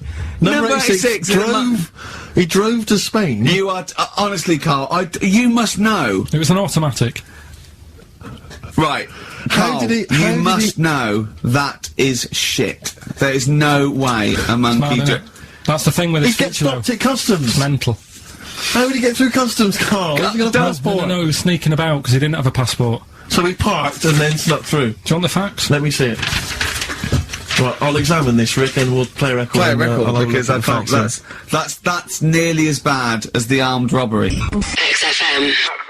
They're just too convenient urban myths. Everyone you can tell an urban myth's not true, because it's always, this happened to a mate of mine, and when you say what happened then, they go, don't know, that was it. Was it? Was that it? Was it? Someone boiled a brain and that was it. There was no more story. Well, were there any dates, locations, times? I think it was in Belgium. There's that one that a bloke, right, was gonna get a phone call at 4 o'clock to find out if his business was, you know, okay, right? And if he didn't get the phone call, he knew he was broke, destitute. So dead on 4 o'clock, the phone didn't ring, so he went up to the roof of his office and he jumped off to commit suicide. And as he was passing his window, the phone was ringing. Oh no. Carl, it didn't happen. Didn't happen. Think it through. Think it through. Who told that story? Who told that story? As he hit the pavement at 120 miles an hour. He's the only person who could have known that series of incidents. Also, why didn't he wait? Dead. As his life's at stake, why didn't he wait till 5 past? I say I'm gonna give it 5 minutes, just in case. In case the lines are busy. Yeah. And what sort of bloke goes, I'll call you at 4, okay, if your business... Well, call me anyway. No. If I don't call exactly 4, then, no, you commit suicide. Commit suicide? I would, because if I don't call at 4, that's the end of it. Well, call me anyway. No, that's not the way I work. Why can't you just call me and tell me the other way? Well, I'm telling you how I do it. If you're bust, I don't call. Can't you just call to verify in case something goes wrong? What if it's engaged? It won't be engaged. Just commit suicide at 4, please. It didn't happen, Carl. The other one, right? A bloke, right? He's on a train station, and I'll tell you how I heard it. He's waiting for a cruise station, waiting for, and he shits himself. As you do. And so he goes, oh, my train's in 5 minutes, so he runs across to Millets, and goes, quick, Levi's, 36. The bloke just puts it in a bag, he runs onto the train, he goes into the toilet, takes his, trousers and pants off. His soiled trousers Yes. and pants. Throws them out of the window, I won't be needing those again. Cleans himself off, open the bags, it's a jacket! Oh. No, he didn't happen, Carl! At what point did he go into it and go, quick, Levi's 36, and the bloke went, sorry, Levi's 36, what, a pair? No, shall I wrap them? Them? It, shall I wrap? Just wrap, whatever it is. Do you want to look? No, I'm not looking when you're putting it in the bag, please. Right? Well, 36 wife stories, well, don't say anything. I've told you 36 Levi's. They put it in a bag and charged me for it. Yeah. I don't want to discuss it further. Yeah. There was one, Here we go. there was one about a woman whose husband died, and she had him cremated. Yeah. And made like a little egg timer out of him. And she said, I did that, so it can still help around the kitchen. Well, that might be true. That might be a joke. That's quite sweet. That might be true. That is true story, again. It was all... No, not again, because the ones I just told weren't. Nor is the boiling the brains in a bag curry microwave head story true. Yeah. They're too convenient. XFM. But I've been reading a lot about, I like spiders and stuff, just reading about them. And there's one, right? It's got big legs. Yeah. Doesn't use them. It goes around floating in the air on a bit of webbage. Like He just took a gamble then, didn't he? He took a gamble, he thought, do you know what, I'm going to go with webbage. Don't know if it's a word, not sure, but I could just say web, and I'm going to go with webbage, I'm going to risk it. And it didn't pay off, did it? Webbage! Webbage! But that's how it gets about, it's in the air like a kite. Yeah. And it's just floating about. I've seen one, yeah. So, that's what I'm saying about weirdness. The way all that goes on, and this is what I can't get my head round. You have got your head round. But do they get ill then? It's just, for those listening at home, he has just bumped his head against the microphone. Trying to mate with it because it's perfectly round, this microphone. No, but when I was, like, this is what I'm saying, when I was in hospital and stuff, you do think about how others live, because insects don't have operations. Are they built better than us to survive in this world? The trap you seem to fall into again and again and again is you cannot conceive of the fact that insects and animals do not have consciousness and personality and communication. They do not function in the way that humans do. You've seen so many Disney cartoons, you believe them now to have a life and wear bowler hats and go to work. But just in the same way that the cavemen didn't have Flintstone type cars and have a little house, but you can't seem to understand that animals don't work in that way. But what I mean is, you're saying that no animals or insects know anything, yet when you see them things on nature programmes where a load of ants are having a walk, there's always one at the front who's leading it all. So one of them's got to know something. First. Or there are leaders in. Yeah, but the other ants are going follow him. No, they're not. They're not. They're not vocalising that in any sense that you understand it. No, they're not saying follow him, but they sort of look as if to sort of say, I'm going this way. Without cognitive speaking. reasoning. It's not made a conscious decision to act in that way.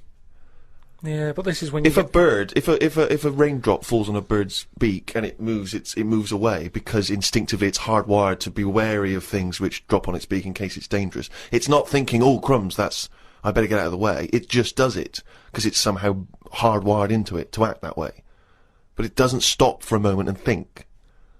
Which we don't really, except we then are able to rationalise our fears and our actions. Well, I've been watching birds more than insects recently. Oh, okay, you moved on from in the last week, just because I've sort of looked at the ant and the bee and that. And what I've found with pigeons is, they've got wings, yet they walk a lot. I'd love that to be a thesis where he got like a £500,000 grant from a university, and I said, well, Pilkington seems to, he's done ants and he's done bees. He's followed ants. Apparently they're not doing anything, some of them are lazy. We are granting him another £500,000. He's been working on it for a year. Please welcome Karl Pilkington. Karl, what have you found? Well, even though pigeons have wings, they walk a lot. No, but even in times of danger, one was crossing the road and a car was coming, and you'd think that its head would say, let's start flying. Yet it just walked faster. Well, what's he doing? It was doing stuff, wasn't it? It saved a bit of energy. Takes a lot to take off, doesn't it? Yeah, but it's either that or you're going to get crushed. But it didn't get crushed, did it? No, I don't think it did. No. There you go. They knew what it was doing, didn't it? Yeah, it just annoyed me. That's all. It's got a power, and it's not power. They're all superpowers. These animals. But that's why he thinks of the stick insect as like that. You mentioned earlier that's its power, that's its skill. Like Spider-Man was bitten by a radioactive spider, and now he can solve crimes and swing with webs with webbage, using his webbage. Whereas, yeah, stick insects is not. It's not a superpower. XFM. But we did the Pirates of Penzance when I was in an amateur dramatic society in Bristol, the Bristol Operatic Society, Light Operatic Society. I don't know why I was involved, because I can't sing. My audition, I thought, this is how desperate they were for blokes. I swear to God, right, I can't sing, you know. Well, you? Yeah, alright, calm down. And, I went in and they said, what are you gonna sing? I went, well, I want to surprise you. They said, do you want a piano accompaniment? I said, no, I don't think so. I went to the back, I swear to God, I went to the back of the room and I just sang, Thumbelina, Thumbelina, tiny little thing. Thumbelina dance, Thumbelina sing. Thumbelina, what's the difference if you're very small? 'Cause when your heart is full of love, you're 6 feet tall. I just did that. And they just looked at me like I was the weirdest freak they'd ever had. Immediately put me in the chorus, because that was how desperate they were for blokes. We staged it, we rehearsed it. I couldn't remember the lyrics. Thank God you were doing Thumbelina. Yeah. Oh, but I couldn't remember the lyrics. What was it for? Was it Gilbert and Sullivan? It was the Pirates of Penzance. Oh. There weren't enough blokes, right, so that we had to double up. So some of the pirates had to double up as the policemen who were chasing the pirates. A little bit problematic in the scene when the policemen and the pirates have a fight. That was a little bit tricky. And the worst things, there's this sequence where, like, the daughters of the Major General, all kind of like, oh, beautiful, something like, you know, oh, beautiful little girls are we, la la la la la la la. And the women they must have all been over 40. I mean, real kind of toothless crones, creeping around in their 90s. Is it the sort of women that buy one of those sort of porcelain dolls? Exactly. From the TV and go, look, I've had a baby. It's not a real baby. It is a real baby. I'm gonna stab you. Yeah. One of those. Exactly. It's the sort of women that you'd see maybe on TV's Bargain Hunt. You know, the kind of contestants you get on there. Those women who sort of, they're in Amdram and they think they've clung on to their looks, but they'd have never made it in the guy who was playing there's a guy who's supposed to be an 18-year-old prince, an 18-year-old pirate, the Pirate King. He must have been 40 if he was a day. He also directed the show, though, so he got to prance around in these thigh-high boots. Ludicrous. It was so embarrassing. It was shameful, really. I'd love to go to Amdram. Amdram is a whole other world. It's such an incredible place. Because there's so much backbiting and envy and... Really? Oh, it's incredible. It's worse than the real world of theatre and TV. It's unbelievable. Because the same old people get to do it every year because they can hold a note. Can we go along? You would absolutely adore it, Gervais. So anyway, as I say, my mother saves various clippings and things which may be of interest. This was recently in the Daily Mail, in one of those kind of gossip columns. Ricky Gervais's cringe-worthy dance routine as managerial buffoon David Brent was undoubtedly the highlight of BBC comedy The Office. Perhaps credit for the scene should not go to Gervais, however, but his lanky co-writer Stephen Merchant.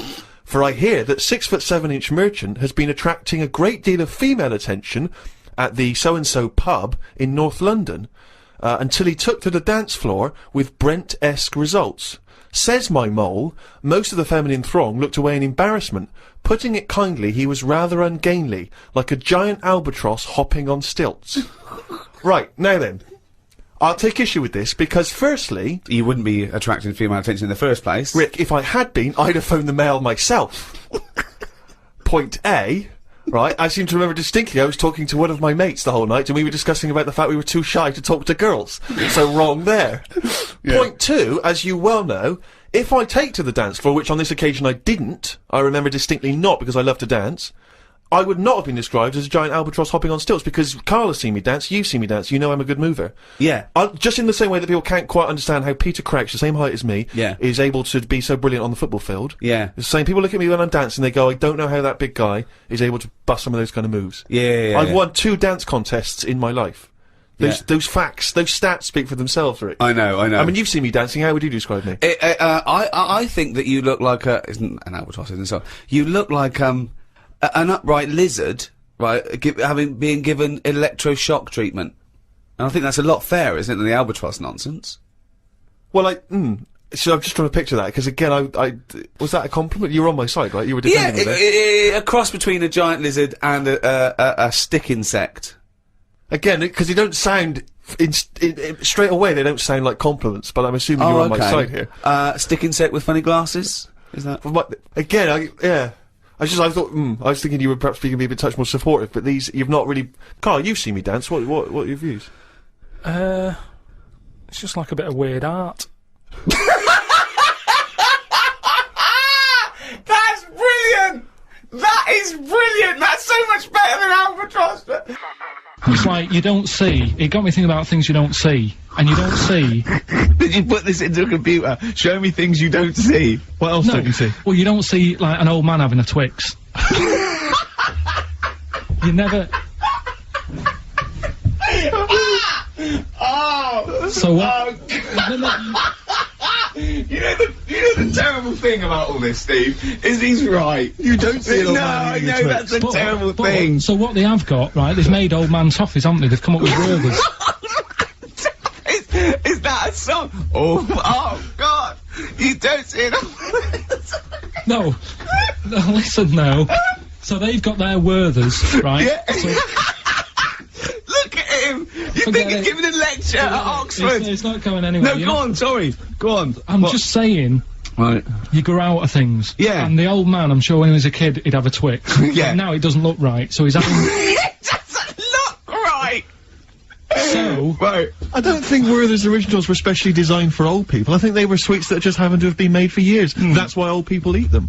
Yeah. They didn't go, hang on, there's a market here. I've noticed old people aren't eating Twixes. Quick, let's make some old man sweets. But the little advert, he gives it to his grandson as well, doesn't he? He goes, I have a Werther's original. No, I think it cuts though before he throws it back in his face and goes, get me a Twix. And a damn curly-whirly, Grandad, you old fool. Think of computers. What about them? Well, I mean, that's in the last few years, you know, in 100 years in our existence, okay, they've been dabbling with anything even close to a computer. Nothing before that. Yeah, computers are a good thing, and it baffles me as to how they came about. When you think a computer chip is just made out of sand.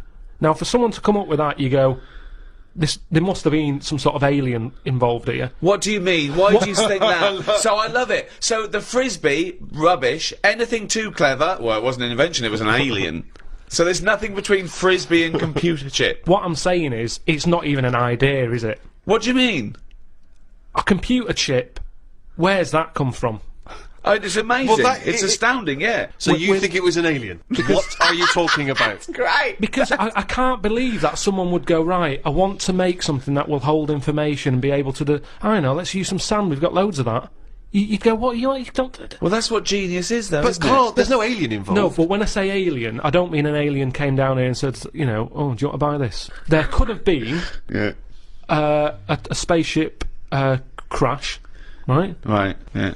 And there's all them rumours, isn't there, in that hangar. They've got the spaceship, they take it apart, they go, yeah, wheels, we've got them, yeah, steering wheel, and then they go, hang on, what's this here? And they find the chips, and they break it down, and they find Karl, a sand. But that as an explanation to human genius is nearly as ridiculous as the Adam and Eve explaining life on Earth. how could you tell that to someone without going red? I mean, I always worry about that, where people who believe in Adam and Eve, don't they wish there was a slightly better explanation? With all the evidence we've got, do you know what I mean? With all the evidence for evolution, that they think the Earth is 5,000 years old, and God made Adam out of some dust, and then he went, oh, I need a bird. It's alright, I'll make it out of your rib. Yeah, right? but there's loads of things that you go, oh, this is a bit embarrassing. I bet Charles Darwin, when he said we've all come from apes, I bet he sat at home going, should I tell him about the frisbee first? But the fact that sand makes computer chips is not the interesting thing. The interesting thing is how the human being discovered that, what am I talking about, sand makes computer chips, that silicon can have information put on it. But we're made out of oxygen, nitrogen, carbon, do you know what I mean? And hydrogen. But that's nature. You see, nature is amazing. You can't beat nature. Right? No. It comes up with some amazing things. Yeah, but man is nature. Don't forget that we're an animal. We're a brilliant ape. Now, it's clear to any sensible, reasonable, educated person that we did evolve from apes, or rather, we had a common ancestry, and that we're closest to the chimpanzee. We're actually 98.6% genetically identical to a chimpanzee, Karl. We're closer to a chimp than a chimp is to a gorilla. Genetically speaking. I just find that hard to believe when you Well, look I'm at telling you it's true, so what are you finding hard to believe? Well, your eyes, your own eyes are what sort of comes up with a lot of thoughts. No. One's eyes don't come up with thoughts. No, Two, but what I'm saying is, what you mean is through your own eyes, you look at things and make up your own decisions. So if there was no Darwin or anything, Yeah. and I was sat somewhere and someone said, right, we're going to bring a few animals in, one of them's related. Right. They're all related. Alright, but they're all related to you, but one's not so long ago, right? And they brought them in, and they lined them up, and there was a chimp stood there, and a gorilla, and what's another one? Orangutan. Right, yeah. Right, I go, the orangutan, send that out. I'll be first to go, so he's definitely not linked to me. See, I disagree, but there we go. That's just looking at you. Yeah, so the hair colouring, there's none of that in our family. Well, there's no hair. I like the fact that it loses out because it's ginger. So that's gone. Right, so I'm left with a gorilla and a chimp. Yeah. I would go for the gorilla. Well, it's a good guess, but you'd be wrong. So we are much closer to the chimpanzee, okay?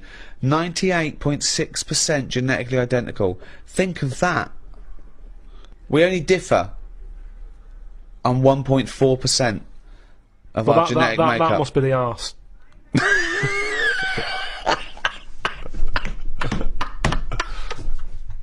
Because that's a lot different. Animal rights is a hot topic. It's a big issue. What rights should they have? How do they compare to humans? You know, it's a well-known fact that we test on animals with the assumption that humans are more important. We test drugs on animals, and we're basically saying if they die, they die. We'll learn something from them. People do make distinctions between animals, right? They know that it's probably more acceptable to kill an ant than punch a cow. Yeah, exactly. You know, I think that comes again from how close are they to humans? Have they got a face? But that's are they furry? I told you, didn't I, about my dad's mate who had a monkey and he had to thump it. What? Well, there's two things there. One, why did he have a monkey? Two, what sort of discipline is thumping a monkey? What was the monkey doing? He was annoying his wife a lot and sort of, you know, pinching her arse and stuff like that. Right, No, right. that's Wait a not minute. true. We've It's never not heard true. this before. How have we had all these years No, of I'm sure I monkeys and told we've you never about heard this it ages before? ago. Your dad had a mate who had a monkey? Yeah, I'm sure I told you. Why did he have a monkey? Just for a laugh? Well, it was back in the day when people did. They all had like odd sort of pets and that, didn't they? In like about 68. Oh, In 1968, 1968. when everyone had a monkey. But he had to thump it. Now the weird thing is, No, that's weird enough. Is this this is all the story? This is the entire story? No. You've got all the information you've got is he had a monkey and he had to thump it? yeah, my dad told me about it. When he found out that I was into monkeys, he said, oh, Benny thumped one. And, Benny thumped one! Oh, my son's into natural history, particularly simian variety. I've got an interesting fact for you, Karl. Sit down. What is it, Peter? Benny thumped one. But, Brilliant. But what was interesting is the way that people are thumping other people all the time. No one bats an eyelid. Thump a monkey. People go, you thumped a monkey. Yes, they do. They do go. You thumped a monkey. So that's what's weird, isn't it? But this chimp doesn't want to be caged and kept in a fucking council house in No, Manchester. it was quite happy. And if It it wants to wasn't live like a happy. human, I mean, in the 70s, you know, there were all the teabag adverts and all that, and they were loving that. No, they Then weren't people loving it. interfere, people go, that's unfair. Now they're in like a cage in a zoo. You go, it was better when I was pushing a piano up a stairs. They weren't really. They weren't actual delivery men. They weren't really sitting down and having a cup of tea. It wasn't a documentary. A week in the life of the monkey delivery men. I love that. Chimps in a zoo now going. Okay, now at least we were free. Remember when we used to drive a van? And we're on 58 quid a week. Yeah. They're not meant to be kept in a house in Manchester. It's cruel to keep a person in a house in Manchester, so it's fucking cruel to keep a monkey. Are you aware, Karl, that 99% of all forms of life that have existed on Earth are now extinct? So there's only 1% of everything that's ever been still alive. Yeah. But that's just as well, isn't it? Why? Well, I think it's pretty crowded now. So it's just as well. You see, this is what I'm saying now. Years ago, they accepted that. Cavemen wouldn't have been going, oh, we're losing stuff, stuff's dying. Whereas now, everyone's, oh, the panda, polar bears, not got any ice, and all that. At the end of the day, the world's only so big, we know it's not getting any bigger. Right? Stuff's got to die, hasn't it? You can't keep everything. Just think of that, though, as a tool of natural selection, that the species that are surviving today are 1%. Just how amazing that is to survive and evolve. How perfect everything is on Earth. It's amazing. No, but it'll drop off again, won't it? As we find new stuff, other stuff will be dying. Well, in things that that 1%, when that was written, when that statement was made, was the dodo gone or was it still here?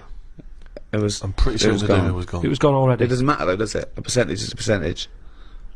Yeah, the dodo went. The last dodo died. They said Yeah. that was the last dodo. No Yeah. more dodos. But we found this Dido. Still making great Great tunes. albums, great albums. But, Although yeah, every- we lost the dodo, but we've got Dido. a recent album's not sold very well, actually. I've heard it's doo-doo. dying out. Dying out. Everything has a lifespan. Dido's dying out. But and I think that's life. So it's not amazing, really. That's that not on this- either anymore. No, that's not over. That's life's gone. That's gone. That was good. What else? Esther Ranson forced to just die out in the jungle. now. Yeah. It's a shame. When I went to Natural History Museum, there was a thing called a Cyther or something. Right, died out ages ago. No one knows about them, which is weird because everyone knows about the dodo. Well, Yeah. that's because it died out in, I think, was it 18th century or something, wasn't it? Well, you know, within what might term recent history. Yeah. Yeah. Well, this thing's sort of. I don't think it was far behind it. It's just timing, isn't it? Got more press, the dodo. The Cyther or whatever it's called. It was a big thing. It was Well, a cross. you've seen it and you still don't know what it's called. Well, it's spelled awkwardly. But it's but they said it was a cross between a moose and a giraffe. Now we don't need that, do we? At no point have we said, do you know what we need here to get us through this? Well, that's funny because when they first named the giraffe, they called it the camelopard because they thought it was a cross between a camel and a leopard. Really? Yeah. Well, I can tell you that when zoologists examined a platypus for the first time, some of them thought it might have been a hoax, because they thought it could have been different parts of different animals sewn together. Because the platypus has the fur of an otter, the tail of a beaver, the bill and feet of a duck, and the venomous spurs of a fighting gamecock. So they assumed that it It's must like have a been a scrap hoax. eat challenge of animals. Yeah, I remember, right? But they actually...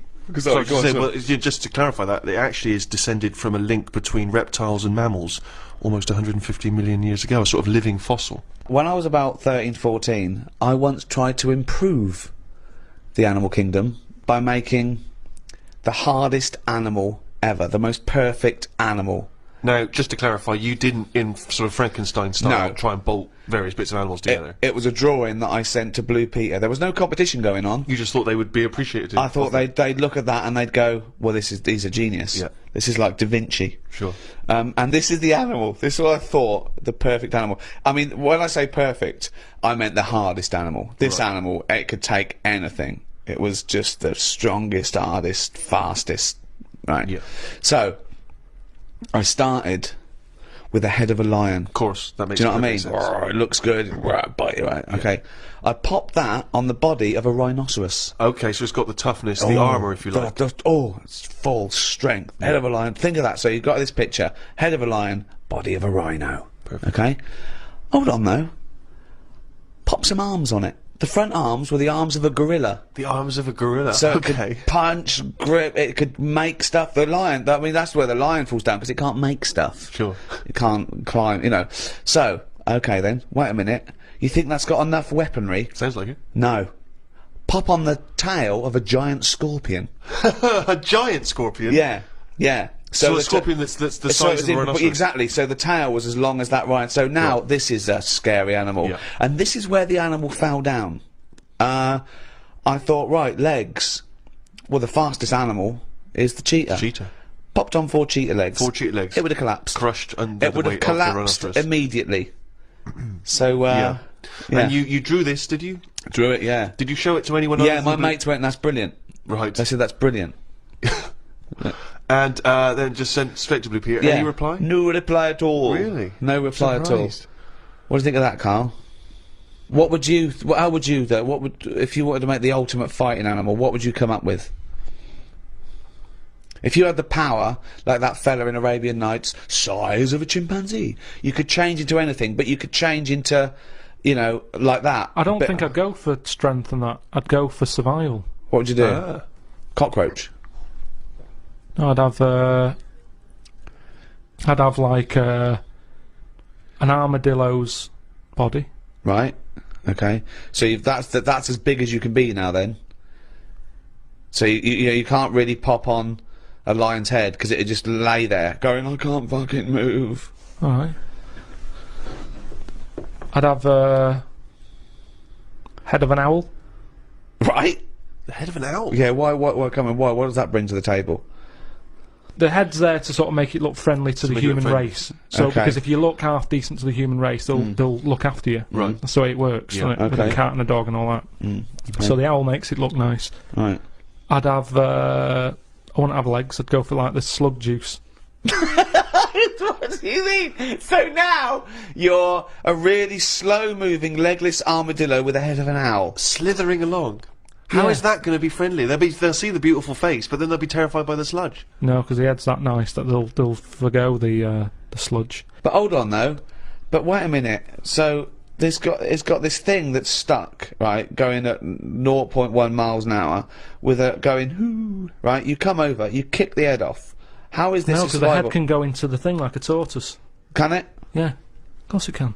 Into the armadillo body. Well, no, an armadillo doesn't do that. It just curls up into a No, ball. it isn't an armadillo, is it? So it's go Why on has then. it got the sludge? Why Because is that so what attractive? I'm thinking is an armadillo. They're good when they're on their feet.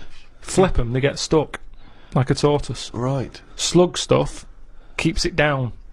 So if anything attacks it, it's like a limpet or one of them things that can. Why lock have a the limpet stuff. then? But it can't get any. How it can barely move. It can Just hardly go get and anywhere. kick it. What do you mean it can't get Well, how anywhere? can it escape from danger? It's going to move very rubbish. slowly. No, because That's the it'll worst lock animal. itself in. It'll lock itself in. Yeah, and then I just scoop it up on the You sand. can't scoop it up. It locks itself in if it's in danger. I'd give it peacock feathers. This is the worst animal Why I've has it got ever peacock heard. feathers? Again, it's just It's just the worst animal I've ever heard. Why has it got peacock feathers? threatening. It looks more threatening. It That's do, what what? peacock That's the feathers do. least threatening thing. Peacock feathers. It's like Danny LaRue coming at you. There's Yeah. nothing remotely scary about peacock Yeah, feathers. to humans. Yeah. But the humans won't be harming it because they like the owl head. People will like to have these things in the garden. They eat lettuce. They eat lettuce. They eat Why has it got a beak? They eat lettuce. He's telling them what it's going to eat now. The owl's going, fuck that, I want a mouse. I love the fact that he's based what it eats on the fact that how it moves a bit like a slug. Yes, Let it eat yeah. lettuce. It moves that and let it eat lettuce. Like I said, it's not that weird if that existed. If that was normal, like when you went out to empty your bin, there was one of them sliding up the wall. you wouldn't even double take. It'd just be like, oh, there's the owl head peacock feathered thing. I don't know why it's climbing walls in an effort to find lettuce. Yeah, why is it climbing up that wall? Because that's the only way it can see properly. Because its head's coming out like that. So even though you've designed this animal, now you're even expanding its got problems. limitations. Well, No, it's got mainly problem. made as to be on walls. Because what else is living on walls? Oh, God! Oh, fucking hell! What a useless animal that is! Karl, I mean. But nature chucks up odd things, doesn't it? Don't. Why are we starting on this again? No, I'm just saying that is nature. Now and again, you'll get stuff that. Oh, was he looking at you? Yeah. Was he really?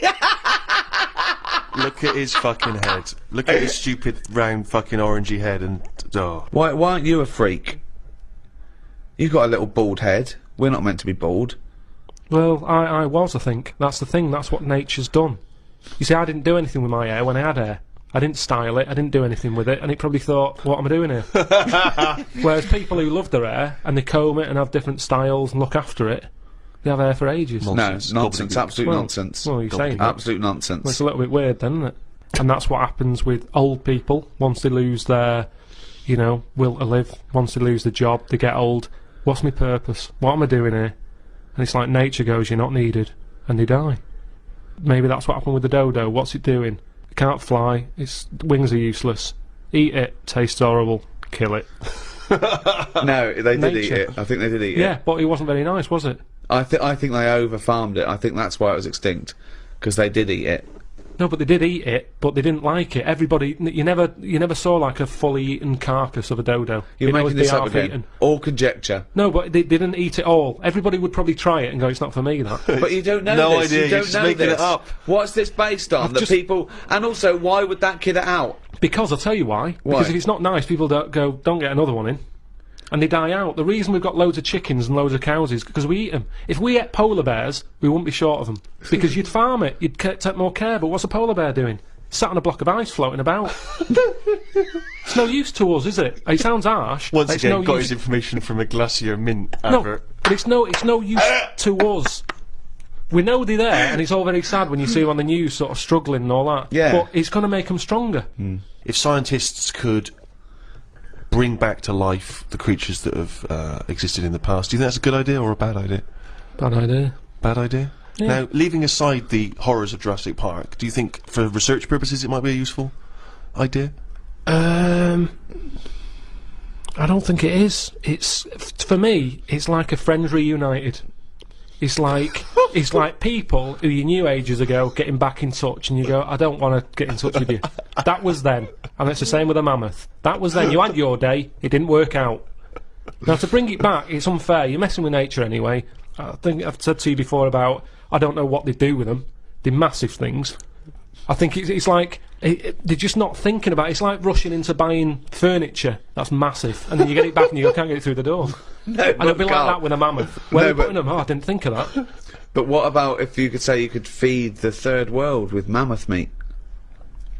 But what's wrong with we've got loads of cows and stuff. Why do they need a mammoth? No one even knows what it tastes like. Imagine that. You bring it back and you've got another dodo on your hands. No, People go, but- this is horrible. Well, they used to eat them because they, again, what humans found out is they could take down a mammoth, but they got greedy and they found out they could chase them, and so they'd go over an edge of a cliff.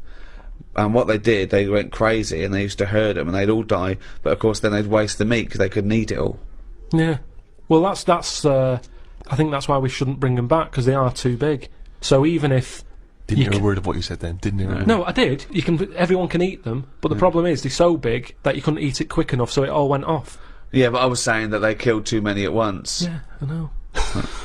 He doesn't know what you're talking about. I heard that. But what I'm saying is, why not bring back an animal that's smaller, manageable for everyone? Yeah. That's why the chicken is perfect. Out of all the animals, perfect. Good size, feeds a family of 4. Whilst it's alive, it's giving you eggs. I agree. So it tastes nice. But it doesn't if you think it's not have a good life. If suddenly said to me, I stopped eating it because I found out about how badly they were treated like 10 years ago, and at least I have organic. And honestly, eating an animal that's been tortured doesn't taste nice. Foie gras would make me vomit. The thought of it, the evil involved in torturing a goose because the liver tastes slightly better. I mean, where does it end? I think if they're looked after, they don't want to die. The ones in a nice warm little, hut, being fed lovely food, you're going, right, we're going to cut your head off, and they're probably like, oh, God, I'm going to miss this. I'm loving this life. Whereas the one sat in its own shit's going, have me first, I'm sick of it. There's different ways of looking at it. Good point. So what you're saying is, give animals a bad life, torture them, and they'll be happy when you eat them. Brilliant. But we've ordered we've ordered a turkey. Right. It's way too big. So I don't know what we're going to do with it. And it's worrying me now, actually. It'll be nice on Christmas Day, but it's my job to look after the kitchen and everything, tidy up. And I don't know what I'm going to do with it all. The fact that he's been given a job to make him worthwhile. Really, it's like a little home. No, but a chicken. Your chicken. Arthur, you're washing up today, aren't you? Yeah, Arthur's job. And that's the problem with a mammoth. I think the idea of it's probably quite pleasant. You go, oh, that's something new to try out. But afterwards, when you've got to tidy it up and stick it in cling film, you'll be going, how much of this have we got? So I wouldn't bring back the mammoth. Brilliant. Charles Darwin, of course, once said, I cannot persuade myself that a beneficent and omnipotent God would have created parasitic wasps with the express intention of their feeding within the living bodies of caterpillars. His point being that, creatures and their reproductive cycles are so complicated, so intricate, so bizarre, that alone is proof of the non-existence of God. Where do you stand on that?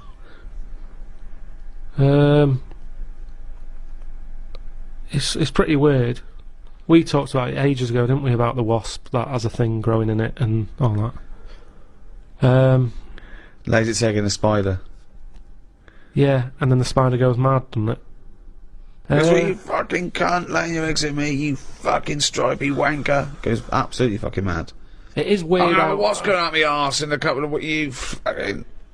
I don't know how it found out that that's what it had to do. That's the amazing thing, isn't it? Well, it didn't, did it? It just did it. No, I know, but when I say found out, I mean it just did it. Well, it's like mimicry, when they say mimicry, that there's a poisonous snake, and then a snake comes along that looks a bit like it that's not poisonous, but people go, oh, careful, it's poisonous. That snake didn't go, I'm gonna strain, and I'm gonna try and look like Scary over there. Some were born that looked a bit like Scary, and they survived. Yeah, I know. It's just being chosen. But that's changing now, isn't it? The fact that, like, when them frogs came out, that are dangerous, they were just dangerous. What frogs came out? But there's some frogs in a jungle somewhere that were, like, pretty dangerous. New from Mattel, dangerous frogs in the jungle. Yeah. But people didn't know that they were dangerous. And they were going about killing loads of stuff. Anyway. They weren't going, no, they don't go around killing loads of stuff. Nature said, this is a bit unfair. Make them orange. So then, the frogs that were orange were dangerous, but you got a warning. It's a bit more fair. Nature said, if they're going to go about being dangerous, make them orange, make them stand out. In a jungle, orange stands out in all the green, right? So people went, there's an orange frog, stay away. Then, over time, nature went, right, what's happened here now? Everyone knows the orange frog's dangerous. Birds aren't eating it because they know it's dangerous. People are avoiding it. They don't even need the poison, it's just the orange it needs. So now you've got a load of frogs that are orange, not even deadly. But people go, is that a deadly orange one, or is it a friendly one? Well, best to leave it. Again, it's explained my point, but took 30 times as long over. But also, but listen, let me finish what I was going to say. But what's interesting with all that is, evolution has taught stuff to lie. Because that orange frog isn't deadly, it's going about like it's the big I am. Yeah. You could squash it with your hand, you can't do anything. But evolution... It's swaggering around. It's made it lie. So lying is part of evolution. But it's not lying, is it? What do you mean? Wow. It's got no But the poison. interesting thing about, like, a toad that secretes a poison is that often it's no good for it as an individual, but it's good for the species as a whole, because someone will come along and chew it. Now, that toad might well die, but that fox is sick, and it doesn't eat another one. So it's sort of saving the species. Yeah, but at the same time, the dodo tasted rubbish. Everybody said, don't eat one of them again. We don't know that. We don't know that. No, I have read it. I've read that they don't taste very nice. But it didn't Why stop doesn't it dying taste out. very nice? It's Why just in the same way that chicken's nicer than duck. You can't all have nice tasting flesh. Pork's alright, but I prefer beef.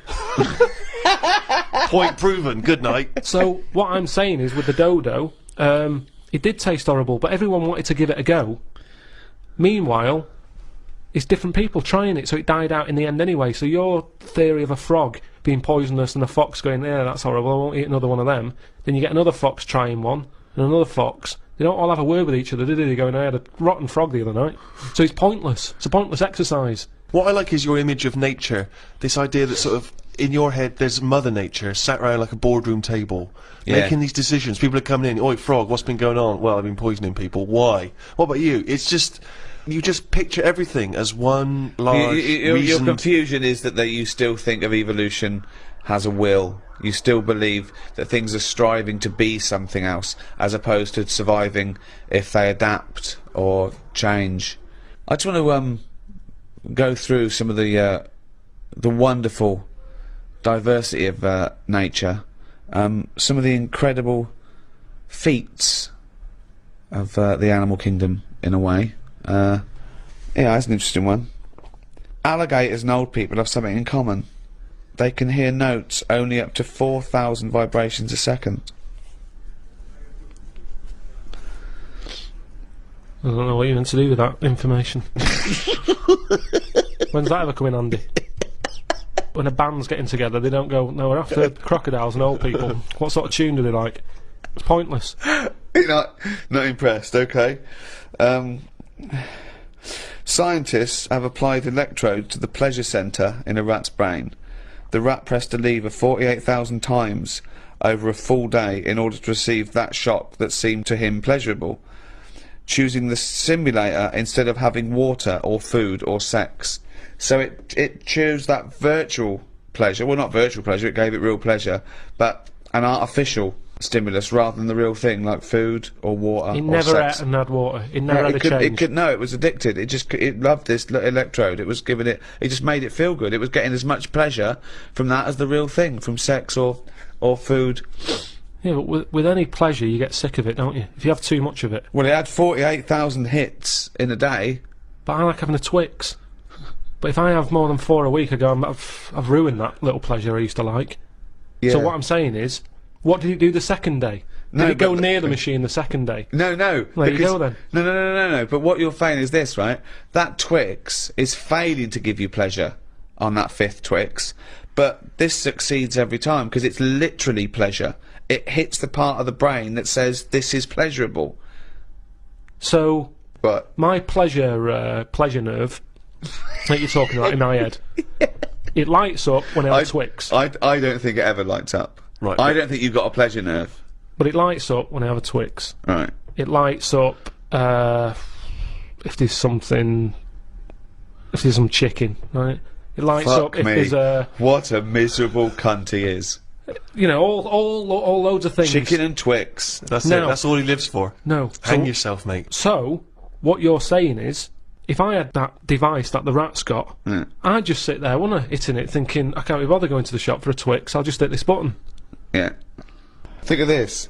So aggressive is the horned frog of Argentina that people believe that if the frog bites the lip of the horse will die. Actually, the frog's mouth contains no poison. It earned its fearsome reputation because it attacks animals many times its size.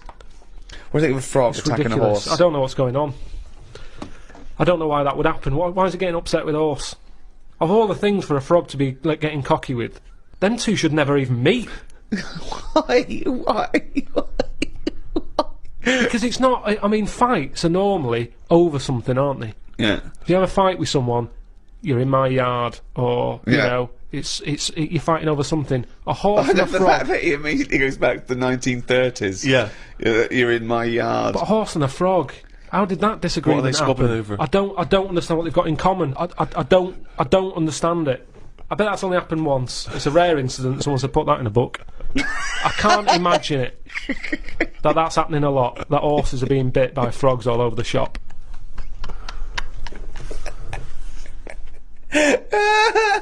Oh God! I saw this trailer for this documentary that said the man who's having a baby, and I turned on, and it's a woman going through a sex change, and she's pregnant. That's not a man having a baby. That's a woman having a beard, having a breakdown. Why is that?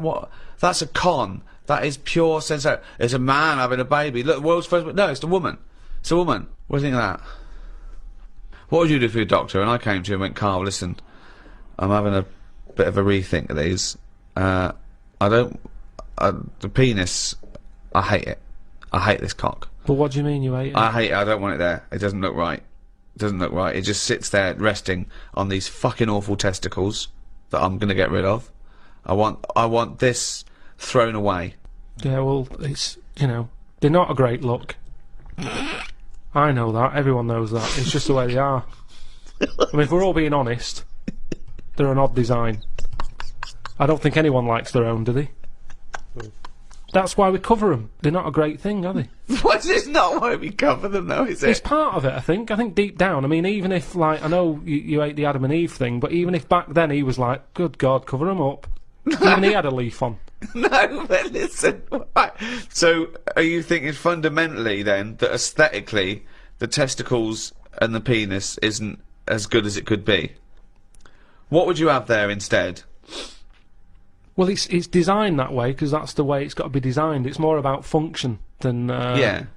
And that's the thing, isn't it? With modern technology, You know, the thing is, the testicles have to be outside because they have to be a few degrees below body temperature. Yeah. Otherwise, the Sertoli cells die, which sort of feed the semen and all that. So, they you know, to be functioning and sort of like fertile, they have to be outside, which is annoying because I'd put a little rib cage around them, like that. I'd pop a rib cage round those, protect them, wear a cricket box, have that built in, so you cannot get a swift kick in the bollocks that makes you feel sick. But it'd be better if they could sort of reverse up in a way that they were hidden away. Right. So that they were just, then you dropped them, it's like, right, we need to cool them down, be at it in about half an hour. Yeah. Drop them down. Yeah, like the gear on an aeroplane, landing gear. Yeah, and landing gear down, and the bollocks and the cooling down. Or you could just pop them in the fridge for 10 minutes. It's well, like they could detach and you could pop them in the fridge. Cool Yeah. Down. Can you make me some breasts? Easy. Okay. Go on, you say easy, what are you going to do? What's your plan? Just, how do you do that? It's tablets, isn't it? No, but... Testosterone, isn't it? Testosterone? No, Toblerone. I want some Toblerone.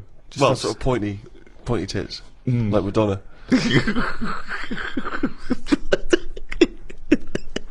Where do you stop, though? Supposing I came to you and said, Doctor, listen, I like the bollocks, I like the penis, but I don't like them where they are.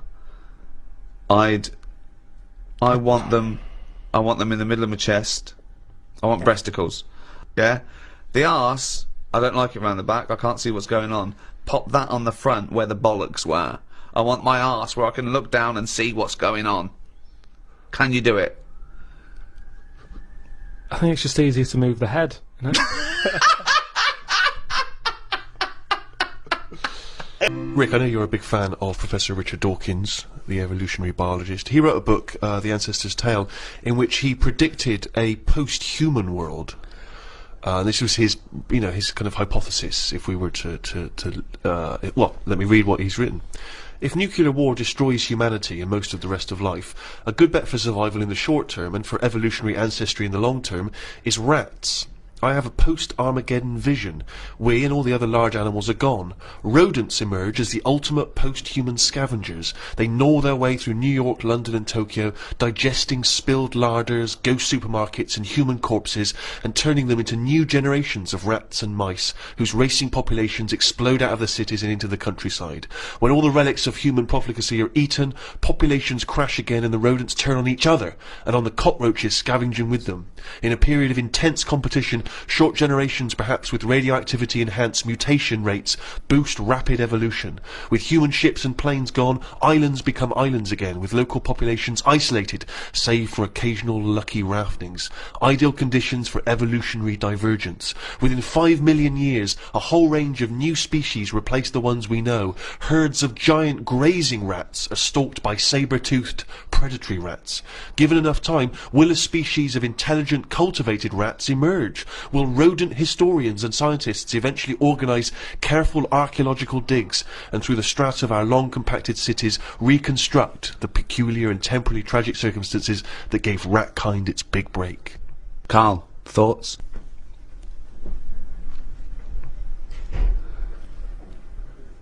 I mean, who knows what's going to happen?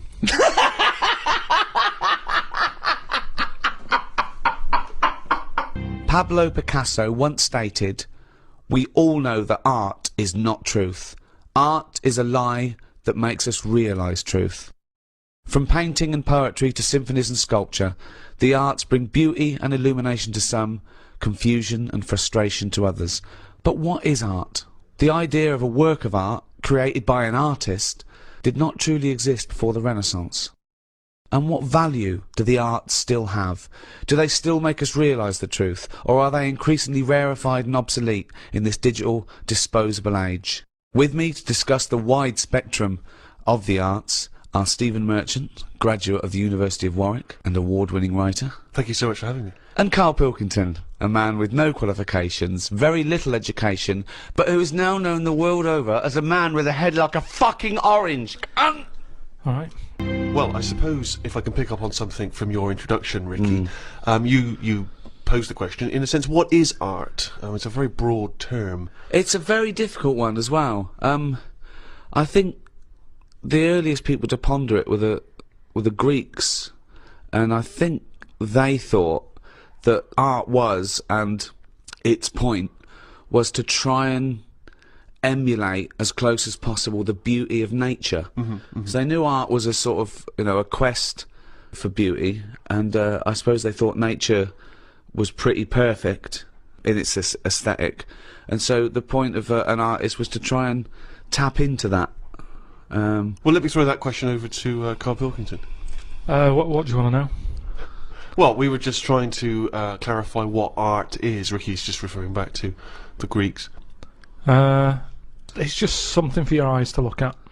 Right. It's just a change from the norm, innit? I mean, that's why I think most people have it. But then, the problem is, I'd never buy a piece of art. I don't see the point in buying something, because I know that my eyes will get bored of it eventually. Right. So it's better to keep it in a museum, like a lot of places, you know, a lot of museums keep the stuff. They rotate it, because people get sick of looking at it. They shift the art around, don't they? People go, I'm sick of that now. They move it around the world, let someone else's eyes look at it. Well, that's more to get everyone the chance to see it, as opposed to the people who looked at it once and now sick of it. Oh, not the shitting Mona Lisa again. No, but how many times can you look at the same thing? I think there's a snobbery with art. I think people do go, well, have you seen the new one at the Louvre? Oh, well, yeah, I think there should be a snobbery with art. Why? Because the world is full of idiots, and just because there's not safety in numbers with art, I think you should be a complete fascist when you're creating a work of art. I don't think it is open to utilitarian or democratic referendum. You end up with the X Factor winner that way. No, but that pleases the masses. That's what I'm saying. When there was a painting knocking about when I was a kid, right, called The Blue Boy. Yeah. Now every house had one, right? It turned out that it was just a bloke who had a load and he was flogging them to everyone. But the thing is, that sums up art to me. Someone's got a load, do you want one? Go on then, I've got a wall to fill. And they stick it on. It's not, no, what does that represent? Well, what's that going to bring to the room? It's just filling a gap. And that's what art is to me. It's filling a gap that would otherwise have now in it. But you're obsessed with the functionality of things. This is all you're ever obsessed with. What's its function? Things always need to get you from A to Z in some way. And art's not about that. Have you got much art in your house? Yes. Yeah. Because it gives me pleasure, and I don't get tired of it. I don't get bored. Do you look at it every day? Well, it's there, isn't it? It just adds. Yeah, but other things a are there. pleasure to Dust it. is there, but surprisingly, I've not compared. I think art to dust as often as I perhaps should. But the thing about, and this I think may be intriguing to you, Damien Hirst, of course, is more of a conceptual artist like Tracy Emin, and a lot of what contemporary art does is followed on from a guy called Marcel Duchamp, who I'm sure you're familiar with. Now he famously took a gentleman's white urinal like you'd find in a pub toilet, and he put it on its side, and he signed it with a fake name, and he put it in an art gallery. Now he did that in about 1917, perhaps a bit later. It just annoys me, because there'll be snobby people who haven't got a clue, and they're looking at that and they go, oh yeah, see what he's trying to say. Well, that might make them think. They might. Damien Hirst, I don't feel angry with Damien Hirst really, because he's getting away with it. But why does that annoy you? Because it's people falling into the trap. Damien Hirst, before he dies, I bet he goes, what a laugh that was. I had everyone on. There's a very good point as well, because some people think that the greatest art form of the last 100 years is marketing. Yeah. Some people say that that is his art, that it's not good enough to do it. You've got to then get away with it. And if the point of art is to inflame, I don't think anything inflames people more than the discussion about whether something's art, or if someone's taking the piss, or if someone gets 50 million for something, do they deserve it? Is it worth a hospital? Well, what do you think? What do you think of the shark in the tank? I think I was blown away by it. I thought I'd never seen anything like it before. It was sort of spectacular because it is so huge and so vast, and to have put a shark, you know, in formaldehyde and to have hung it in an art gallery, it's very striking when you see it. Yeah, it's a remarkable achievement. But what is he? Is he an artist or a fishmonger? What he's done, anyone could have done what he did. Yes, but not everyone did it. He did it. This is an interesting point that you raise. It's the same old point you always raise. Not anyone could have done it. That's always the same point you make. Anyone could have done it. Karl, but they didn't do it. You could say the same about Michelangelo. Is he an artist or a painter and decorator? Well, it hasn't caught on, has it? Like the crying boy photograph. No one's having them in their house. No one's gone, oh, have you seen this? Have you seen the new trend, a shark in a tank? No one's got the room, no one wants it. And that, to me, shows you what's popular. At the end of the day, if everyone wants one, he's got to be good, hasn't it? But I think if people were given a chance to appreciate more sophisticated things, then they would. And I just think that's true in all walks of life. You know, it's an acquired taste, and the best things are an acquired taste. They really are. Well, you know, if all you eat is processed cheese and white bread, you get a taste for it. But if you try something that's, you know, in my opinion, better than that, then, you know, you'll leave that behind. That's pretty rich coming from you. I know, I love a bit of cheddar, don't I, on Mother's Pride. Yeah. Whereas if you were to be offered perhaps some calamari, your reaction would be... Squid, get it out of my face. Sure, yeah. But I take your point, Rick. Thanks for it anyway.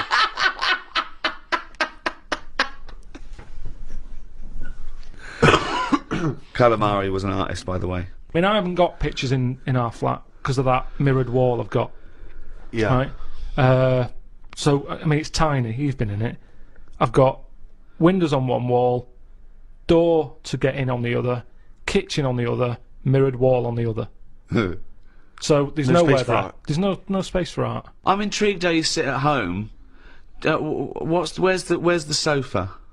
At home? Yeah. Facing the mirror. So you sit looking at yourself all night? Yeah. As opposed to a painting? Yeah, but at least that changes each day. No, it doesn't. It does. The picture changes. It's not. It's round and miserable every fucking day. No, honestly, it's good to, because you don't look at yourself otherwise. Especially me, I haven't got any hair to comb or anything, so I don't look in the mirror as much as the normal person. So, whereas now, I'm looking there every day. So you're sat at home staring at yourself? No, because the telly's in front of the mirror. But are you not distracted by yourself? Yeah, you do. When the adverts are on, you look up, and if Suzanne's sat next to me, I tend to talk to her through the mirror. What do you mean? So, why don't you look at her when you talk to her? Well, you don't have to turn your neck or anything. There's no neck usage going on. I can just look forward, I look at the telly, lift the eyes up, look in the mirror, look at me, look at her. What does she do? Look back at you we're in the used mirror. to it. There's nothing wrong with that. It's like there's more people in the room in a way. It's like, and they're further away. There's nothing odd about that. Why wouldn't you use... It doesn't matter. Sorry, remember, why wouldn't you talk to your girlfriend via a mirror all the time? Is that your question? Well, no, I think it's quite normal. If your head is facing a mirror where you can see everything in that room, remember, it's a small flat, I can see everything that's going on in there without moving my head. Stephen Hawking would be well happy. So I can look forward, she's sat next to me. If I'm watching the telly, I can say something. Now, she's getting the sound from me still because she's sat close. Yeah.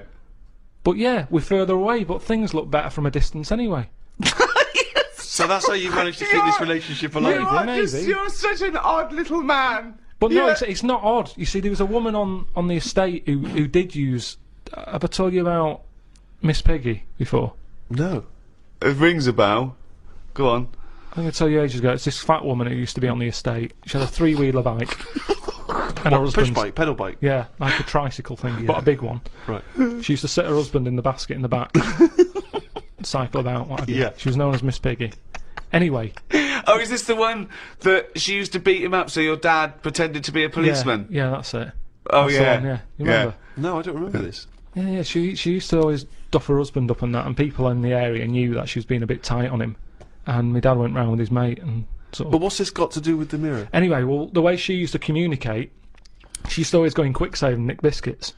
And if anyone went up to her to say, stop nicking the biscuits, she'd pull out like a little mirror out of a bag, and she'd look in it, but talk to you via the mirror.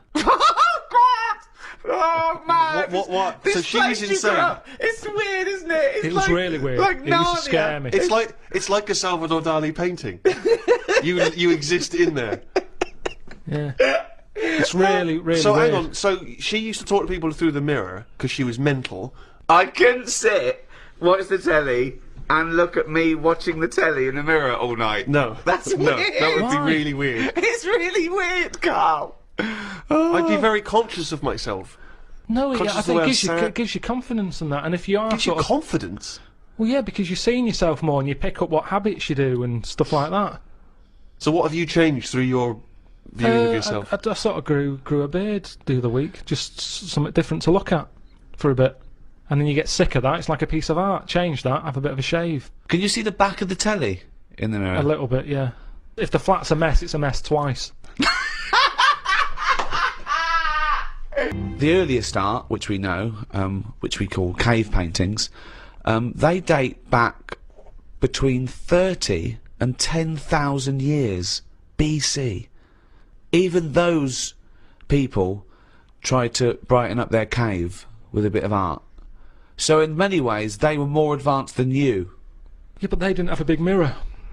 I mean, if you're living in a cave, let's face it, you're not going to go mad if your kids start drawing, doodling on the cave wall, are you? Doesn't matter. Right. Brighten it up. But they always did the same thing. It was always a yak, wasn't it? Well, It was always a yak. Yeah, but they drew what they saw. I mean, yeah, I love the fact that 30,000 years ago they're being criticised for being a bit literal. No, but surely, if all you ever see when you step out the cave is a yak, do something different on the wall for when you get in. What? Why is it always a yak on every wall? Is it always a yak? It's always a yak. Whenever you see these Tom Robinson Time Team programmes... Who's Tom Robinson? He's the Who's guy a- who did Motorway, isn't he? Yeah, and a 70s singer-songwriter. Tony Robinson, you mean? Tony Robinson, whenever you see him digging around, they say, hold up everyone, get the brush, what's this? It's always a yak. Yet they pretend they're interested. So you're saying that you wouldn't have, you'd have been no, I'm not going to draw a yak, I just saw a yak outside. This is what I'm saying to you about trends. One person has it, the next caveman goes, oh, I'll have one of them on my wall. Oh, I'll do a yak. Why was there no one just doing something a bit different? Well, Like it's not true. They did. It's not true. This thing about his yak. It's just in your own head. The programmes I've seen, I've been to Pompeii, where they had doodling on the walls, and that was all like knobs, tits and arse, Yeah. all over the shop. Now, do that now, people go, that's a disgrace, rub that out, clean that, get it down. Whereas now, if you see one in Pompeii, they go, oh, look at that, look at the detail on that. Well, And yeah. that's what I'm saying, this snobbery in art, it's the same knob, the knob has not changed. Yeah, but I imagine in 50,000 years' time, if they dig up, a cubicle and there's tits and arse, people will take pictures of There it won't again. be. This is the interesting thing with the way we live now. We're cleaning stuff up constantly now. There's no almost no record of our time because we're getting rid of everything. We clean everything up. Everything's clean. Getting rid of rubbish. Recycling everything. Well, that's a very good point. Is graffiti a valid art form? Some of it is. I think it is, yeah. I mean, we're not talking about the classic spunking dick, which is still, I mean, it's still great, isn't it? Well, I mean, if you see a lovely clean white wall and you see a spunking dick on it, you're going to laugh. Always laugh. Do you add hair to the testicles when drawing a smoking dick? A few. The testicles. Because it's always clean. My testicles are always clean. Really? Yeah, I never. I put the 4 or 5 bristles sticking out straight. See, I always thought that was a kind of common aversion. It looks like mine looks like. I don't mean my real one. I mean my Your illustrative. Yeah. Yeah. It looks like 2 gooseberries and Thunderbird 2. Do you add much detail at the tip of the penis? No, it's a straightforward. It's dissecting across, just a line across to show the helmet. Yeah. Then one little line for the eye. Do you tend to keep the same number of droplets coming out? Spunk droplets. I do 3, but I don't do the line. I actually do the little teardrop, little teardrop droplets. spunk, Yeah. yeah. And that is the spunking dick. As When I was at school, it was referred to, and this may be specific to Bristol, it was referred to as the sacred. I've just drawn a sacred. Oh, really? I don't know where the origin of that was. Some graffiti's funny. I I saw one in London. It just said, Rachel is a big-arsed, big-chinned cunt. Now, I think Rachel's going to see that and know, well, I'm the only big-arsed, big-chinned cunt round here. I don't know how big her chin was. Sure. I think of her chin maybe looking like the arse. Yeah. It's like the big arse out there, but maybe she couldn't see the last part of it because the chin was in the way. Rachel is and that's now, all she where could was this see. graffiti written? It was in near Centre Point. So, do you think someone was so angry Well, with I Rachel? think maybe Rachel nicked this woman's fella, Right. and she went out. Yeah, and scrawled just that Yeah. in a lot of different places. I saw one that was something, I don't know, it was back in Bristol, it was something like, Michael Peters is gay. And I always wondered if that was Michael Peters himself, who was having trouble coming out of the closet. Yeah. And was just writing that in a number of different places. So that by the time he finally mentioned people, they went, oh yeah, I knew that anyway, I saw it in the toilet. Sculptures. What do you think of sculptures? I mean, because that's something that really is getting into the 3D world there, isn't it? No longer do you have to represent something as 3D. You can make something. The statues are amazing, aren't they? They're clever, aren't they? I mean, they always look the same. Well, that's not true, is it? Because recently there was quite a controversial one, a huge one, in London. The pregnant thalidomide woman. What do you think of that? Oh, yeah, I saw that. Thoughts? I wouldn't have it in my house. Well, there wouldn't be room, because it would just be you, Suzanne, and a pregnant thalidomide watching telly. I don't know what he was trying to say. It's Maybe she was saying, okay, we've had the human form. This is an example of the human form. yeah, but do you think she started off trying to do normal, and it was like, oh, I've chipped a bit off?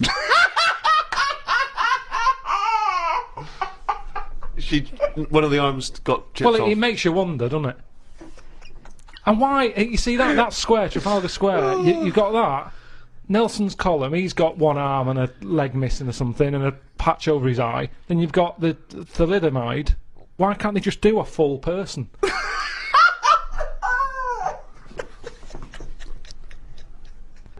Woo! That was what they saw. That was what the artist saw. It's about confronting us with certain preconceptions of what we expect of the human form, what we expect of sculpture. It's probably a little ironic comment as well on the famous Rodin. It's wrapped up with all kinds of ideas of maternity, of the human form, of what sculpture is. Why wouldn't you put that in a big public place? What about the subject? Did you think who's that subject? Who is that woman? No, not really, because thalidomides are around, and we've all seen one. It's not like a shocking image. It's one of life's little things that it chucks out. There's some out there, so Amazing. it's not Amazing. shocking, is it? I don't understand what you mean. I think what I thought is, it just goes to show we're sort of running out of ideas. What do you think of people who are so angry at art they try and censor it or they try and destroy it? Do you think art should ever be censored? It's where you put it. If it's in a gallery, then it doesn't have to be censored. If it's in Trafalgar Square, where everyone's wandering around having a nice time, you don't want a 12-foot cock. So it's all about where you put it. I think some art looks better because of where it is. Angel in the North, that's a bit of art, but it's a bit of a surprise, isn't it? You're driving along a miserable motorway. Yeah.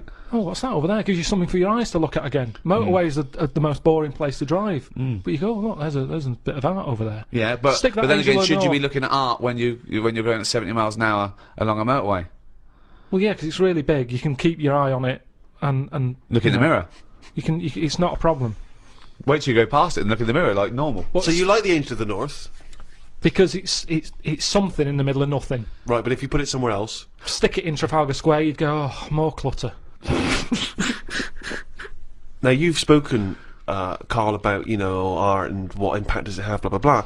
And as Ricky's just pointed out, of course, in some instances, art has been considered incredibly controversial, very provocative, and has been banned.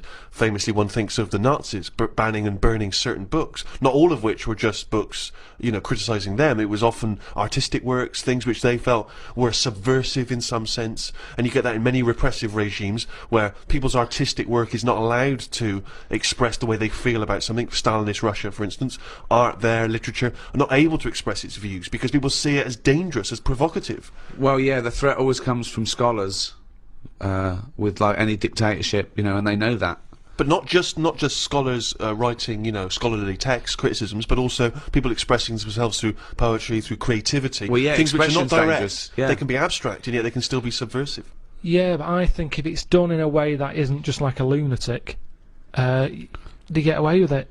Like a nice poem, some people would read it in a different light. I might read it and go, I don't even know what they're going on about there.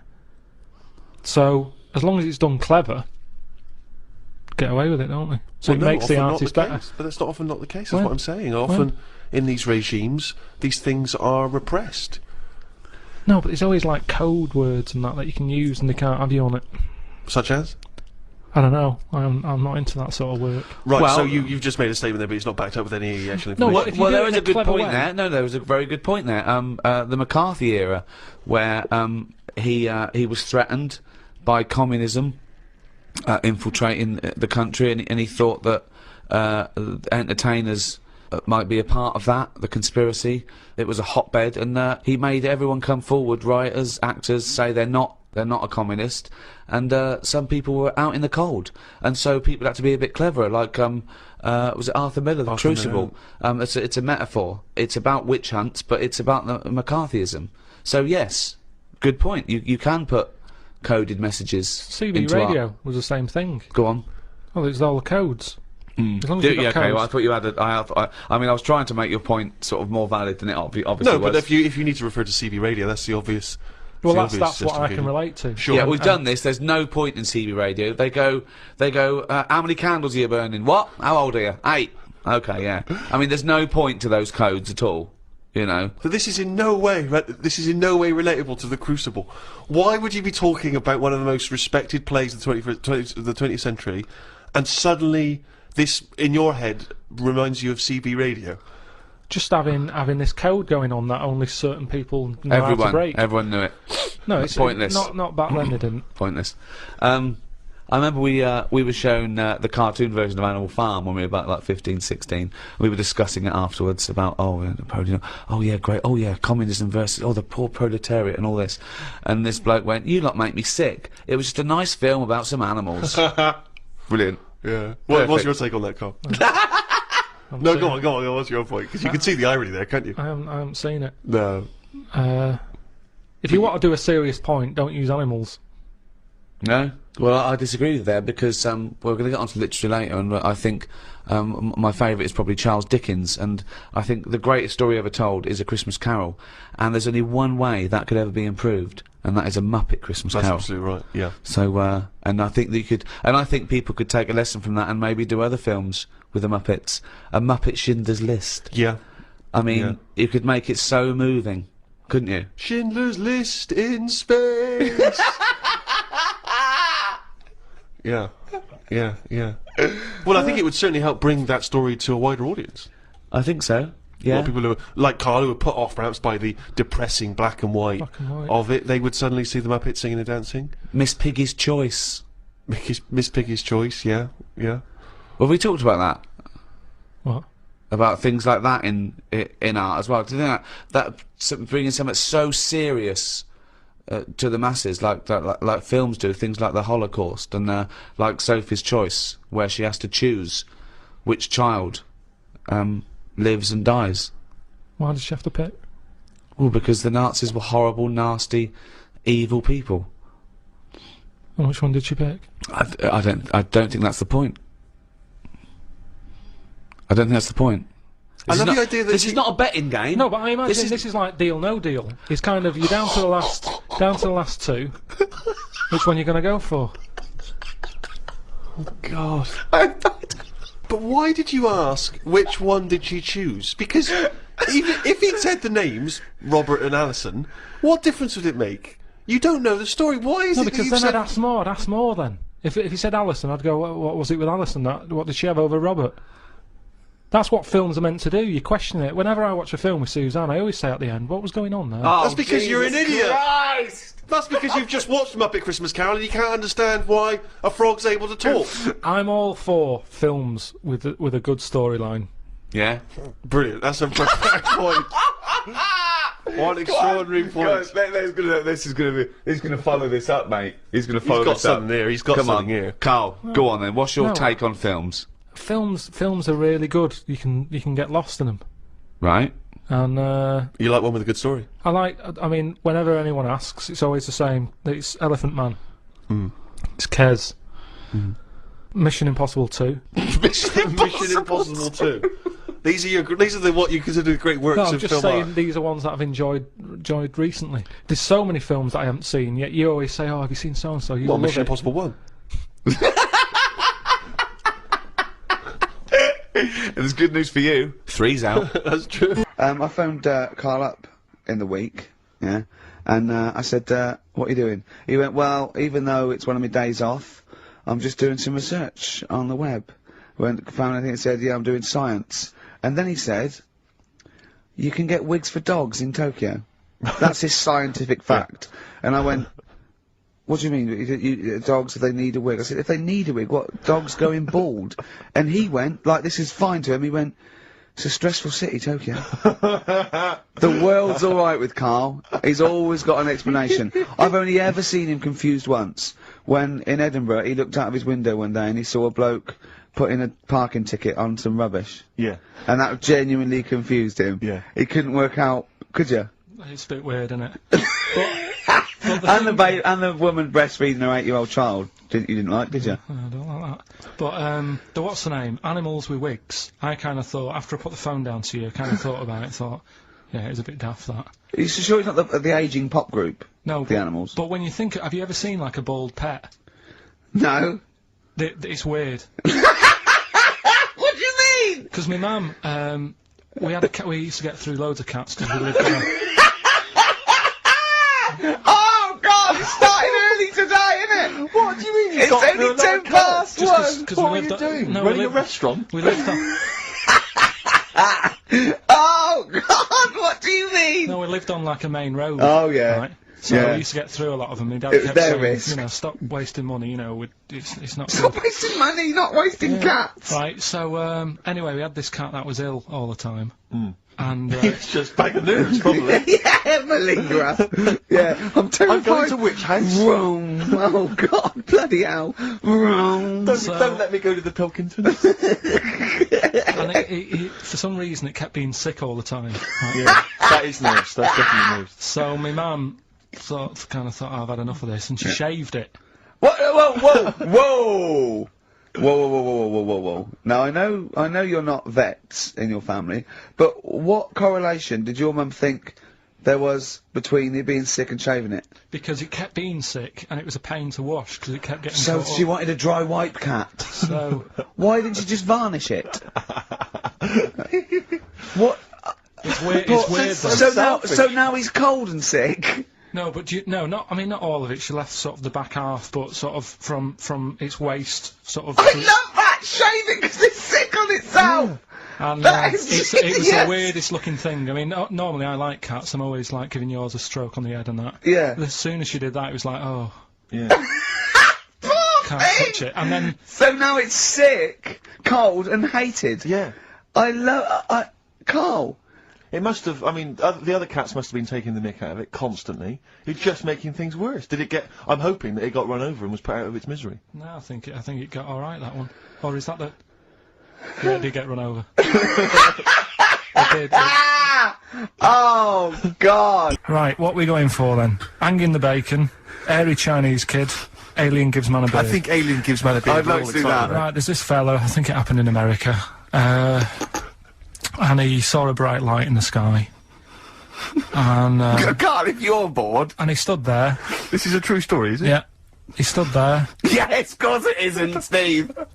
and he saw this bright light, and it came closer and closer, and it was a UFO. right? Yep. And he looked at it and it disappeared, right? And he gets back in his car. He looks in the mirror. And he looks in the mirror. Yep. He's only got a beard. He has. You sure it wasn't someone else who got in the car and he was still standing out there? No, right? What? And it turned out he got home and said to his wife or his girlfriend, it's a bit weird. So I just got out of the car to look at a bright light, and I got back in the car and I grew a beard, and she said, never mind your beard, where have you been for 3 days? And what had happened is...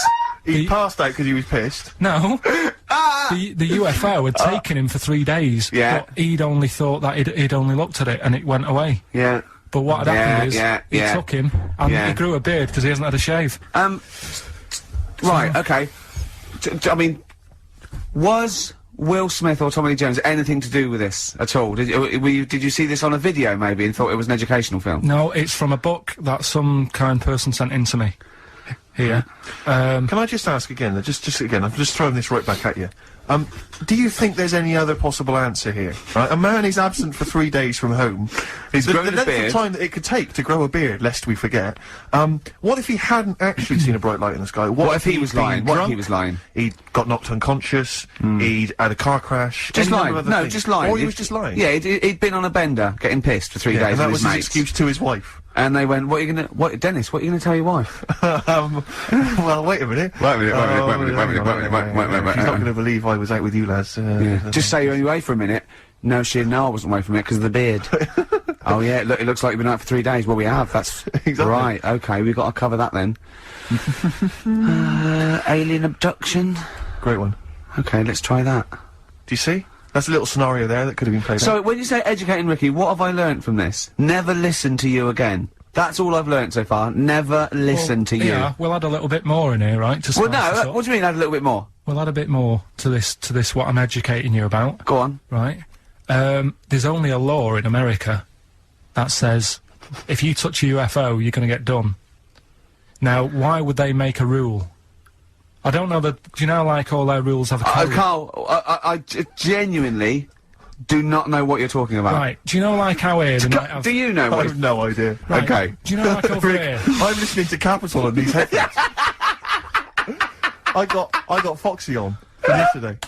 Okay, what's the next one? What's the educating Well, Ricky? I don't know, see, like I say, I was looking around and there's stuff that is interesting, right? I was looking on the web. But there's no point. Well, it's just that I found one about, What's the point? about a lad who, 8 years old, but he's still breastfed. Now, I don't know if you can get anything out of that. Is that what his mum said? So, What do you mean I don't know if I can get anything out of that? You don't need to. No, it's just that, you know... Where did you read that? That was on the internet. Oh, well, yeah. You're always unspecific when you mention it. It's just it was on the internet. Well, I'm trying to think what I put in. I think I put in Y to see if I'd confuse the computer. And then, Carl, you are... No, I did No, honestly. I did a search, put in Y, and he came up with funny things that, like, why is this person doing that? Why is that? And it had a picture of this 8-year-old lad, sort of, you know, on his mum's nipple, and it was saying, you know, is this healthy? You sure that wasn't asking you that question? What? I put in Y just to confuse the computer. Like, the computer go, what do you mean? Yeah. Stop it. Yeah. Oh, look, yeah. Last week, I was walking, home with him, and I went, he was saying something stupid, and I went, I've got a competition for next week. Let's do a phone-in, and it's called Karl Pilkington, Genius or Fool. Yeah. Right? And he went, no. I went, why not? He went, well, it'd be confusing, because they say there's no difference between genius and being a fool. We do that, don't we? No, but it's rubbish, and people say there's a fine line between madness and genius, and, you know, it's a ridiculous soundbite. They don't say there's a fine line between a genius and an idiot. Well, the people who do are idiots. Yeah. So what would you do there, though, just to sort of wrap that little thing up? What would you do? That lad loves his mum's his mum's milk. What are you asking me to come up with? No, I'm A just... title for the story? No, it's just what would you do? Right. What do you mean, what would I do? Well, it's causing a bit of a problem in the area, right? What area? In America, I think it was. Oh, America are a problem, are they? George Bush is worried about this kid Well, who's no, breastfeeding right, at 8. Imagine it like this, right? Right. No, so Carl, what are you asking me? About this spurious story you saw on the internet? I saw it on the internet. There's an 8-year-old lad, he likes his mum's milk, and it's saying, is this right? Should it No, be it's going not. on? But what do you want Ricky to do about it? It's not his responsibility. yeah. No, but the little town that he lives in, they're all causing an uproar, right? Going, this isn't right, you know, I can't let my kid play out in case he's in the garden with his mum getting a bit hungry, right? So, what should they do? Because his mum's saying, well, he likes it. Yeah. And he, you know, so what do you do? I don't know the laws. No, but I'm not asking you to sort out the laws. I'm just saying, if you lived in that neighbourhood, what would you say? If you went up to him and said, look, everyone's getting a bit fed up with this, look. I'd say, what would I do? What do you mean, what would I do? what are you asking me? Right, it doesn't matter. No, what are you asking me? What are you asking me and Steve and the I'm public? just saying, say if you live next door to this woman. Yeah. Right? The kid's hungry, 8 years old, he's out playing on his bike and he goes, Mum, I'm getting a bit peckish, and he goes, alright son. She whops one out. And he starts having his milk, right? You live next door, you're putting your washing out, and you see this going on. You're getting a bit sick of it, because it's gone on for months.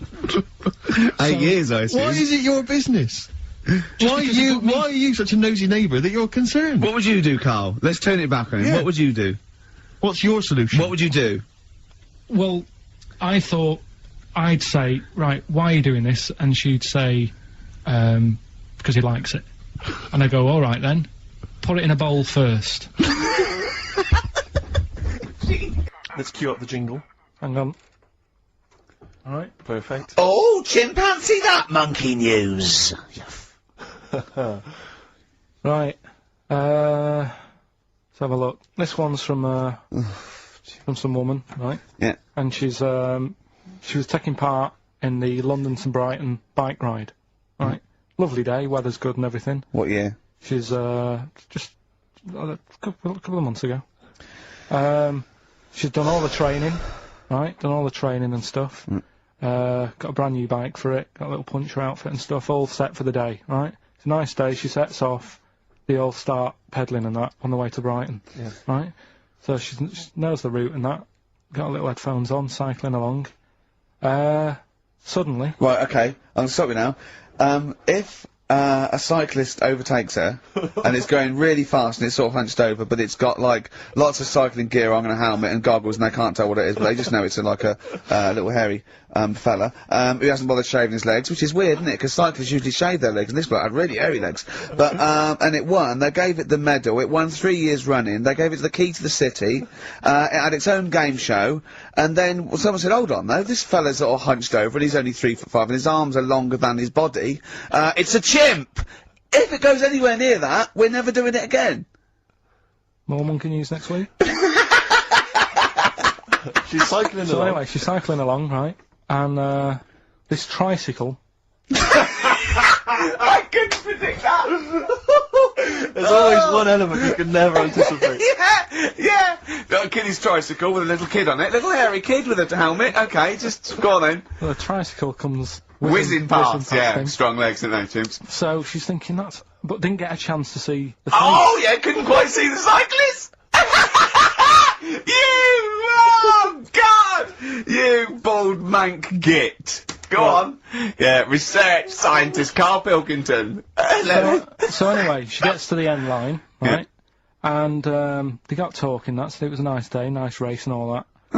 So did you see a little thing on a tricycle? Thing? Well, a person, surely, just a human. Did you see that? No. Did you see that bloke on the tricycle? So anyway, turns out... Yeah! Well, what did you say, thing? Well, no, that's suspicious. I mean, what did you say? Did you see that fellow on a tricycle? Anyway, so it turns out... Go on. It was a chimp. You're joking! Right. Well, Christ almighty, there you go. Unbelievable, and it was a chimp all along. So anyway, right, so the woman's like, we're never doing this again. checking out the news, Right? There's nothing on it. She checks out XFM Monkey News. Right, okay, I'll stop you there mention again. Right? If it turns out she doesn't lose, right, and the circus goes, we're looking for our chimp, it used to ride this tricycle, and it escaped with police chasing it. No. So she listened to XFM, see if I'd picked up on the story. Yeah, sure. I didn't have it and stuff. So she got in touch with the organisers of the London to Brighton bike ride, said, look, saw a little hairy fella. Why did she care? Because she wanted to know, she thought it was a bit odd. Well, Turns out it was a chimp. They weren't happy about it. Of course not. Because now the owner of the chimp wants to enter it into the Tour de France. No! Oh God! I'm gonna die! Oh God! In 2005. Now, a couple of questions. I trust you'll be able to answer these. Oh God! Steve, help me out. How did it get hold of the tricycle? I don't know. Okay. Okay, no, that's fine. That's not an important point. Like, that's important. What's the matter with you, Steve? He doesn't know that. How did it know to... well, firstly, how did it know which way to cycle, but more importantly, how did it know there was a major bike ride on Just following the crowd, No, Steve. no, What's the matter with you? The owner of it had trained it and stuff. No, he hadn't! It had already done the run beforehand, before the big day. No, it hadn't. Like I say, it wants to do the Tour de France in 2005. No, it doesn't. But there's something about animal rights. If they don't let it enter, they can kick up a bit of a fuss. The animal rights is that it's cruel to make a chimp ride a bicycle. Not if it that wants it's to. prejudice that it'll go, is it because I is hairy? You idiot! Right? So... Wow, that is the worst one yet. Absolute twaddle. Absolute rubbish, Karl. Have you got a tricycle? Unbelievable. Just looking through some of the news stories that Karl did make it into Karl's news roundup. Yeah. Just this one you might be interested in. Headline: Woman says partner ran off to become vampire. Yeah. And it says a young mother says her partner has dumped her to become a vampire. Rebecca Roberts from Somerset says Matthew Barrett fell for a blood-worshipping woman in a US cult. The 23-year-old mother says he began shaving all his body hair, dressed in black, and used Rebecca's lipstick to redden his eyes. Rebecca caught him performing weird blood rituals in front of his computer at night, cutting himself to prove commitment. She said, I thought it was just a hobby. Everyone's got a right to one. I was pleased he'd found an interest. Brilliant. This is apparently from The Sun. Apparently he's left. He's gone to America. He's living in this Ohio-based cult. But it's the last bit where she's been asked whether or not, if he came back, would she take him back? Sure. And this is where I wonder if the journalist, you know how journalists are supposed to just report the news, be objective. Yeah. I wonder if maybe the journalist here has maybe had some interference. Made the quote better for them than... Go on. Because it says, I never thought this would take over his life. Now, if he came back, I'd say fangs, but no fangs. Oh dear! I can't believe. Imagine you're the woman, Rick. Okay. And I've come round. You're the journalist. I'm the journalist, and I've come in and I've said, okay, I read about this. All I have to do is not say that thing. You've come. I understand you're obviously quite upset. Everything's gone gutted. on. If he came back, would you take him back? Definitely not. Right. Really, What would you say to him then if he came back? Just get lost. Right, but I'm really pissed off with you. Would you perhaps say something a bit more pithy? Not in this situation, no. You're upset? He cuts himself, he drinks blood, he's left me. No, sod off. I'm not interested, mate. Because I'll tell you what. Go on. I mean, I like what you said there, but I wonder if we could condense that a bit more. If he came back, would you say... Go away. Would you say something? Would you ever say something like, thanks, but no thanks? No, because it makes it flippant, because I'm really angry. I know you're annoyed. And I'm upset, so I wouldn't say... I certainly wouldn't say thanks. I might say no thanks. But what if you sort of said it, like, aggressively, like you were giving him the finger? Thanks, but no thanks. Like, you didn't really mean sort it. of sarcastically? Sarcastically. Would you possibly say I might say thanks, but no thanks, and that'll be it. And that's and I'd leave it there. I'd never change that. Sure. I'd never change those words. Can I ask you a question? Go on. Do you like puns? Hate them. Right. I don't like Countdown, I don't like QI, I don't like any of those posh Cambridge, Oxford type. I hate puns. If you had to say thanks but no thanks in the form of a pun, what would you maybe say? I wouldn't. I never would. Right. I'd say thanks but no thanks. I would, I mean, I feel embarrassed that I'd even say that because I don't think I would even say thanks but no thanks. Okay. But if I did go that far, I'd leave it there. Sure. So, have you ever noticed, as I have, go on, the similarity between the word thanks and fangs? Not really. It's very similar. Not thanks, really. Fangs, F-T-H, there's a K. Fangs very much. G, it's A and S, well the A, the N and the S, but that's about it. Would you agree it sounds marginally similar? Yeah, Is it possible you might one day say fangs but no fangs? I wouldn't know. Right. I could put that though, could I? But don't say I said it. Right. I mean, yeah. Fangs, but no fangs. Yeah. This is the thing. Just, if you ever read an article in The Sun, The Mirror, anything, do not believe it. Really seriously question and query it, because... If it ends with fangs, no if fangs. If it ends with a pun, then most certainly they never said it. Yeah. What's the next one? Okay, number 2. People who don't want to do what the brains would be better at doing. Right, okay, no, I'll get around that sentence. Now, tell me again. Brains that don't want to do what their owners are good at. Ah, so now it's the brain's fault. Before you said you were going to put people in who don't do what their brains are good at, but now you've changed that. Now you're putting the blame on the brain. Now you want to put in brains who don't want to do what their owners are good at. I like the fact that you own a brain. Okay, no, I just need a bit more clarification, Rick. Before you ask questions, can you just expand on that point, please, KP? Do you know, like, people decide what they want to do, right? Don't they, for a living? Mm-hmm. But sometimes they're not good enough. Right. You mean they have a dream and they can't fulfill it because they haven't got the skill or... Yeah, but that doesn't mean they're not good for anything. No. It's just that they haven't unlocked the thing that they're good at. Right. But, which is fair enough. You can't always find what's going on. There's a lot going on in the brain. Yeah. You know, there might be something up there that you just never find, which is sad. Right. Right. But you mean you may never discover your full potential because you may never stumble across it. You may never have the means.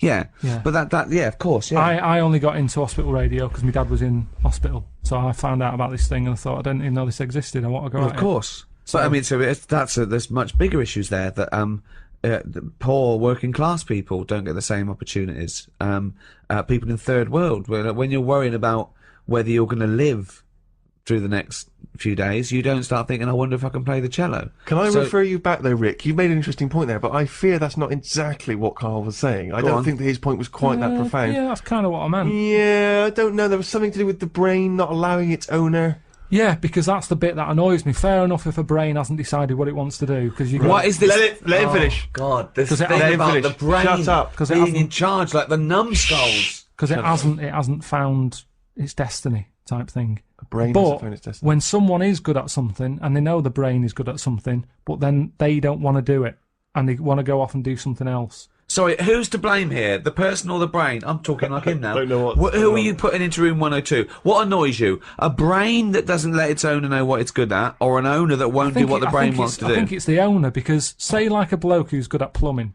Yeah. His brain loves plumbing. His brain loves plumbing. He's sick of plumbing, so he goes off to try and unplumb. No, he's going to do something else. He's going to do something else. He's carpentry. Now they say in this country the problem is we haven't got enough tradesmen. Right. We don't have enough plumbers. Right. There's enough plumbers' brains.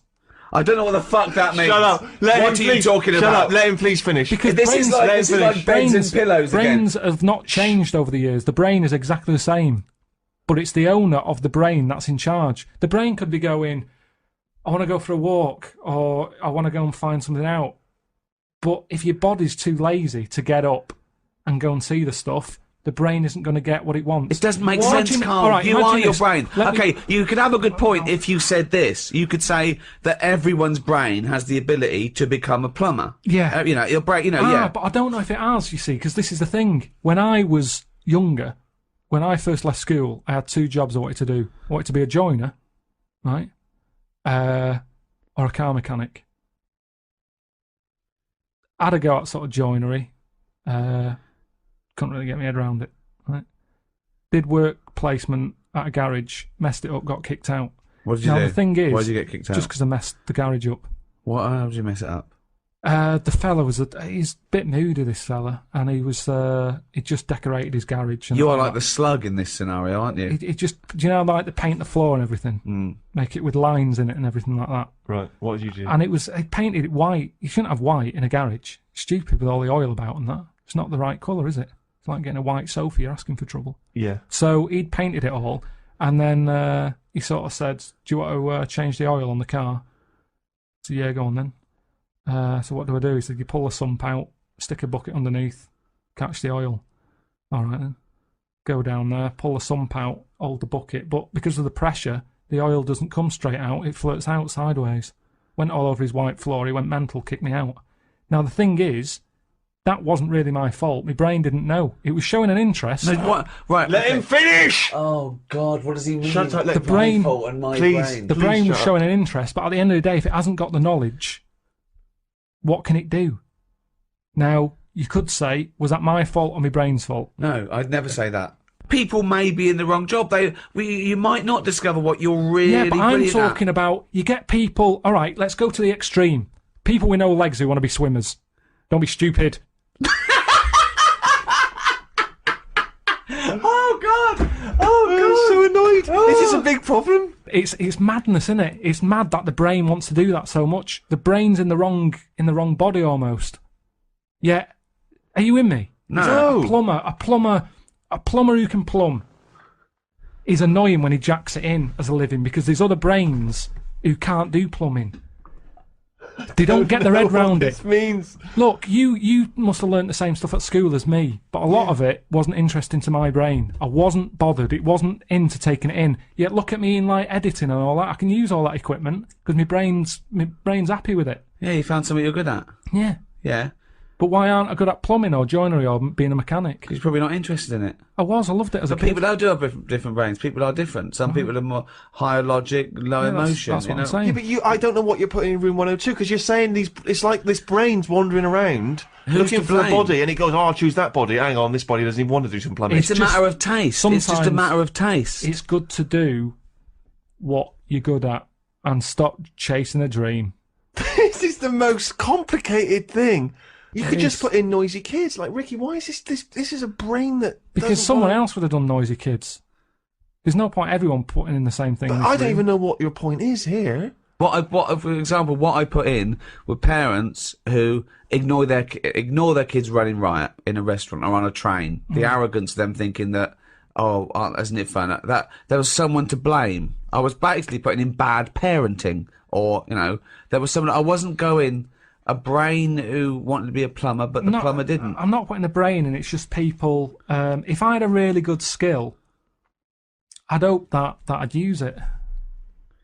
You don't know what you're good at until you try it. You might be the best drummer in the world. I know, but they're the people I'm having a go at. They're the people who I'm having a go at. The people who know they can do something, but they don't do it. So people who don't fulfil their own potential. That's a good one. Is that a better point? Yeah, that's what I meant. But there's nothing to do with this duality, this brain versus person. I don't know what that is. It's a weird thing you've got. A really weird little kink you've got, that you think this brain is another entity that lives in your head, that you own it, and you've got to become the master of it. Like some sort of weird dog. Who am I talking to now, Karl or his brain? We're both listening. Okay, it's not his fault. Let me have it's not his fault. You got to save this. This has got to teach me something. It'll be an interesting story. Right, it's not his vault. This fella. Yeah. What year? Ages ago? Olden times? I'd say in the 70s. Okay. Would you? Any evidence for that? And Does he wear flares in the story? Right, Is that this your is- reason? no, it's a bit like Yuri Geller, this fella, right? Where he's electric. He's electric. And if he walks past the telly would fizz. If he walked past the radio, it all goes like that. Oh. His hair stuck up all the time. And he'd be having a bath and everything would be alright, and then the power would sort of switch on in his body, and the electric in his body made him jump out of the bath. So... What do you mean so? What is that so? What does that so mean? You've given us nothing. You've given us nothing. You'd have to at least give us the scientific explanation. Yeah. Electric eels have 400 volts in them. Oh, is this the running away again? What was that one called? Yeah, but It's not his vault. But there's a reason that it's not his fault. It's not his fault. I thought it was going to be something about. I think we should do these the other way round. I think you should tell us the story and then we'll hear the pun.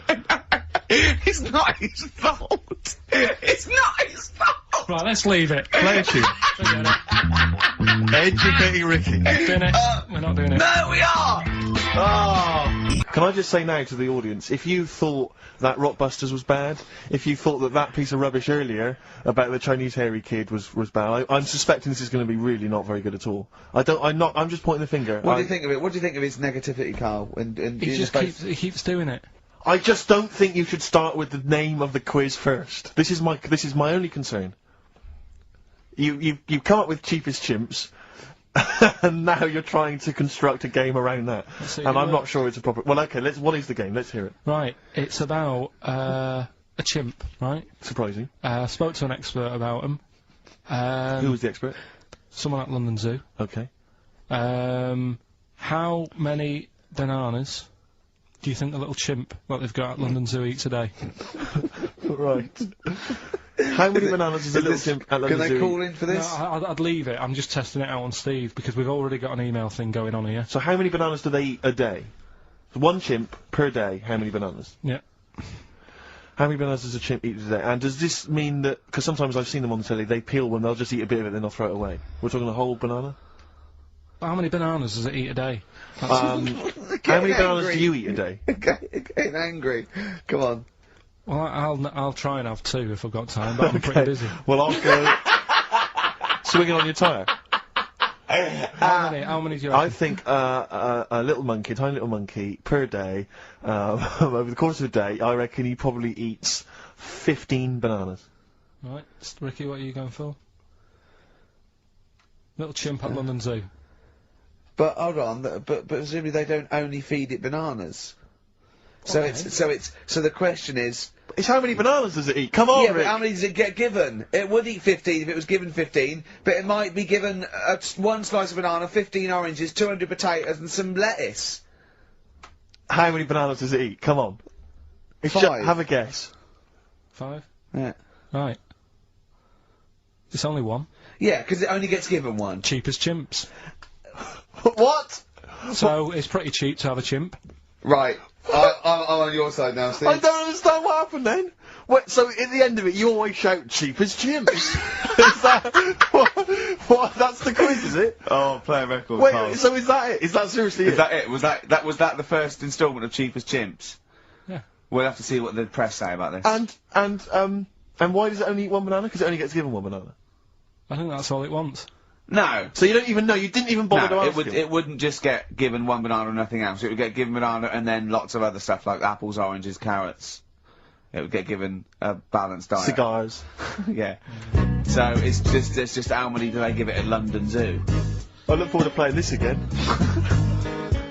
What use is it? No, think. That's no. That's gonna happen anyway, Karl. Yeah, but think of what you're saying. They've grown a monkey testicle on a mouse to see if it would still function as a monkey's testicle, okay? So they can do that to humans. So think, Karl. What they'd do is, they'd grow a human testicle on a mouse, and it could still be used as a human testicle. So what? To give you a testicle that you've lost. From a mouse? No, from another person who it was kept alive on a mouse.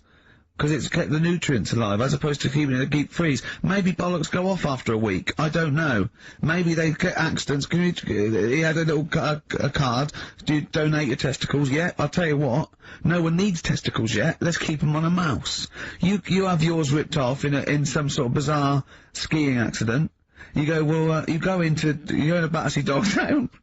You pick the ones you want. They can grow them on anything. They can grow them on a Dachshund. Bulldogs are growing them usually that's where you see a bulldog. Usually that's waiting for an operate. What don't you understand, Karl? Hang on a minute. I thought this was knob news, not testicle time. I don't understand what. Yeah, testicle time's not for another 10 minutes. Yeah. No, it's all sort of linked and that, though, isn't it? Well, sometimes it's linked to a mouse. But what do you think about, like, I don't know, testing stuff out like that? Is it worth it? Could you not just go straight from... But listen, Karl, I'm getting this information from you. No, if this was on Question Time and someone said there were, Dimbleby and Paxman or whoever said it, I'd think about it as a moral dilemma. You've just said you saw a mouse with a monkey testicle. What do you think of that? I don't think any of it. I don't think anything of it is the answer, Karl, because I can't trust the info. I cannot trust anything that comes out of your mouth. Well, it's true, but it's just all this. It's the same thing, innit? It's the leeches in a blender. It's the fella looking at an electron. Yeah. It's the mouse with an ear on its back. Yeah. I don't know what the point is. But you don't read on. Because I've seen you read something and you go and look at that. Man survives on eating knee. And I go, what else? You go, I didn't read on. I didn't read on. You look at the mouse with the ear on the back, and you just think, that must be murder at a concert. You don't think. You don't think. No, anything I else. just You don't think, read is on. it worth sort of wasting all You think he swallowed someone's ear? He gnawed it away and swallowed it and it's just in his system? Yeah. No, I just get a bit sad about the mice and I agree. I mean, that is sad, yeah. Of course, anything like that is awful. But saying that, I remember ages ago, they have a load of people on Oxford Street. Don't know if you've seen them where they get you to sign stuff. Yeah. And the woman got annoyed with me, right, because she was saying about, you know, drugs with animals, testing them out, and stuff like that, which is bad. And I was saying, yeah, it's really bad, and I was looking at the pictures and that. But I said, what would happen, you know, if like, the drugs aspirin, and the monkey's got headache, is it such a bad thing? She got annoyed, didn't want to listen anymore. It's a good point, though, isn't it? At what point is it cruel to test stuff out and things? Yeah. Give it some Nurofen. Yeah, well, I bet that mouse had, headache. Because everything must have been loud. The other mice squeaking must have done its head in. Yeah. Oh, that would give him a Turn that Nurofen. radio down. Give him a Nurofen, please. But listen, are we going to get Rockbusters out of the way quickly? Go on then, Let's do quickly. it. Might Give as us well a do clue. it. It's not going to take long, is it? Go on. Right then. So, 3 clues and that. Yeah. Initials of a band and artist. Yeah. You can win some stuff. Steve can go through the... Ladder 49 better be in there. Oh, let me check. Just quickly, It's ladder 49. You get on with those clues and I'll tell you what's happening. And this is the last time. The winner of this... No, we'll do it again next week. Oh, is it? And then there'll be 6 people, and we just draw someone out of a hat to win the signed Homer, the Nigel Tufnell, and the Us as Flammals. Right, you ready But then? they've got great prizes. They've got Alias. They've got Alias, they've got The Aviator, a Batman cartoon series, M. Night Shyamalan's The Village, atrocious film, and Ladder 49, there it is. brilliant. It's in there. Joaquin Phoenix, John Travolta. Their greatest challenge lies in rescuing one of their own. Brilliant. Go on then, Carl. Right, the first one then. When I'm ill, I throw up horse food. When I'm ill, I throw up horse food. How can that work? What's going on there? The initials there. I-H. Right? It's a band or an artist or singer. Something like that. I-H. They're the initials. The clue. I've got it. When I'm ill, I throw up horse food. Right? I've got it. Right then. Well, don't say anything. Works, doesn't it? No. Second one, that garden tool, it's not yours. What are you doing with it? Right? Yeah. That garden tool you're messing about with there, it's not yours. Yeah. Give it back. What's that? ND. ND. Right? Artist or a band. What's going on there, right? Third one, that male sheep sounds fed up. Why is he fed up? Right? TR. TR's the initials. That male sheep sounds fed up. What's going on? If you know the answers to them 3, email in ricky.gervais@xfm.co.uk, or you can text in 83XFM. Alright? Great prizes. You can win yourself a copy of Ladder 49. Foo Fighters. Best of You on XFM 104.9. Alright, Carl? You calm down now about science. It just does me head in, a lot of this stuff.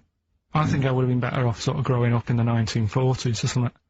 Why? Well, there isn't as much science going on. People just live, don't they, for the moment. So You know what I mean? well, but what if you'd had to go to war? What? What if Alright, you- maybe 1945, then I'd be happier. Just after the war. Just that bit after the war and before they started What messing age? about. What year would you want to be born? When was the war over? 45. Right. 46 then. But there's Born rationing. 46. There's rationing for another 10 years. 56 then. But there's a lot of science going on. Oh, forget it. It just annoys me, all the messing about. They're always messing about with stuff, and I sometimes think, is it doing any good? Is what I mean. Mouse with ears, mouse with monkey's testicles. They're messing about with a mammoth now. Go on. Well, they're just saying, well, they're managing to knock one together. And you just think, it's from some scientist somewhere. just messing about. Andy. No, but it's just, do we need, I mean, we've done it before about the do we need them thing. The amount of creatures and insects and that are knocking about. You got that caterpillar that I mentioned walking about, it doesn't know where it's going. Get rid of them. The mammoth. The world's busy enough, it's crowded, it's overcrowded now. How much room are they going to take up? Do you know what I mean? Why are they doing it, Carl? Do you know? All you know is that they're trying to muck around with because they can, because that's all it is, isn't it? Because they can. You're messing about, someone's being paid to do stuff. What else are we here for? If not to try stuff out. What else are we here for? What do you mean? Well, what are we here for? Just to enjoy life, isn't it? Well, some scientists enjoy knocking a mammoth together. No, but don't worry about the mammoth. It died out. Maybe it died out for a reason. Why didn't Noah say that if it was important? Because Noah, what do you mean? Noah's not true, is it? Well, I don't know. There might have been some truth in it. What truth in it? That he put 2 of every animal that existed into an ark. How big was this then?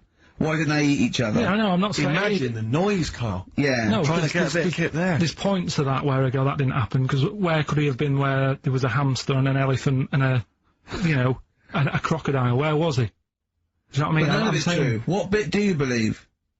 What do you mean? It got a bit wet.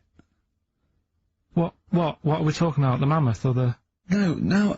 What is up with you? No, it's just that we had a lot... seriously, have you got brain damage? No, it's just that we had a lot of topics going on there. I just don't know which... No, we were talking about Noah.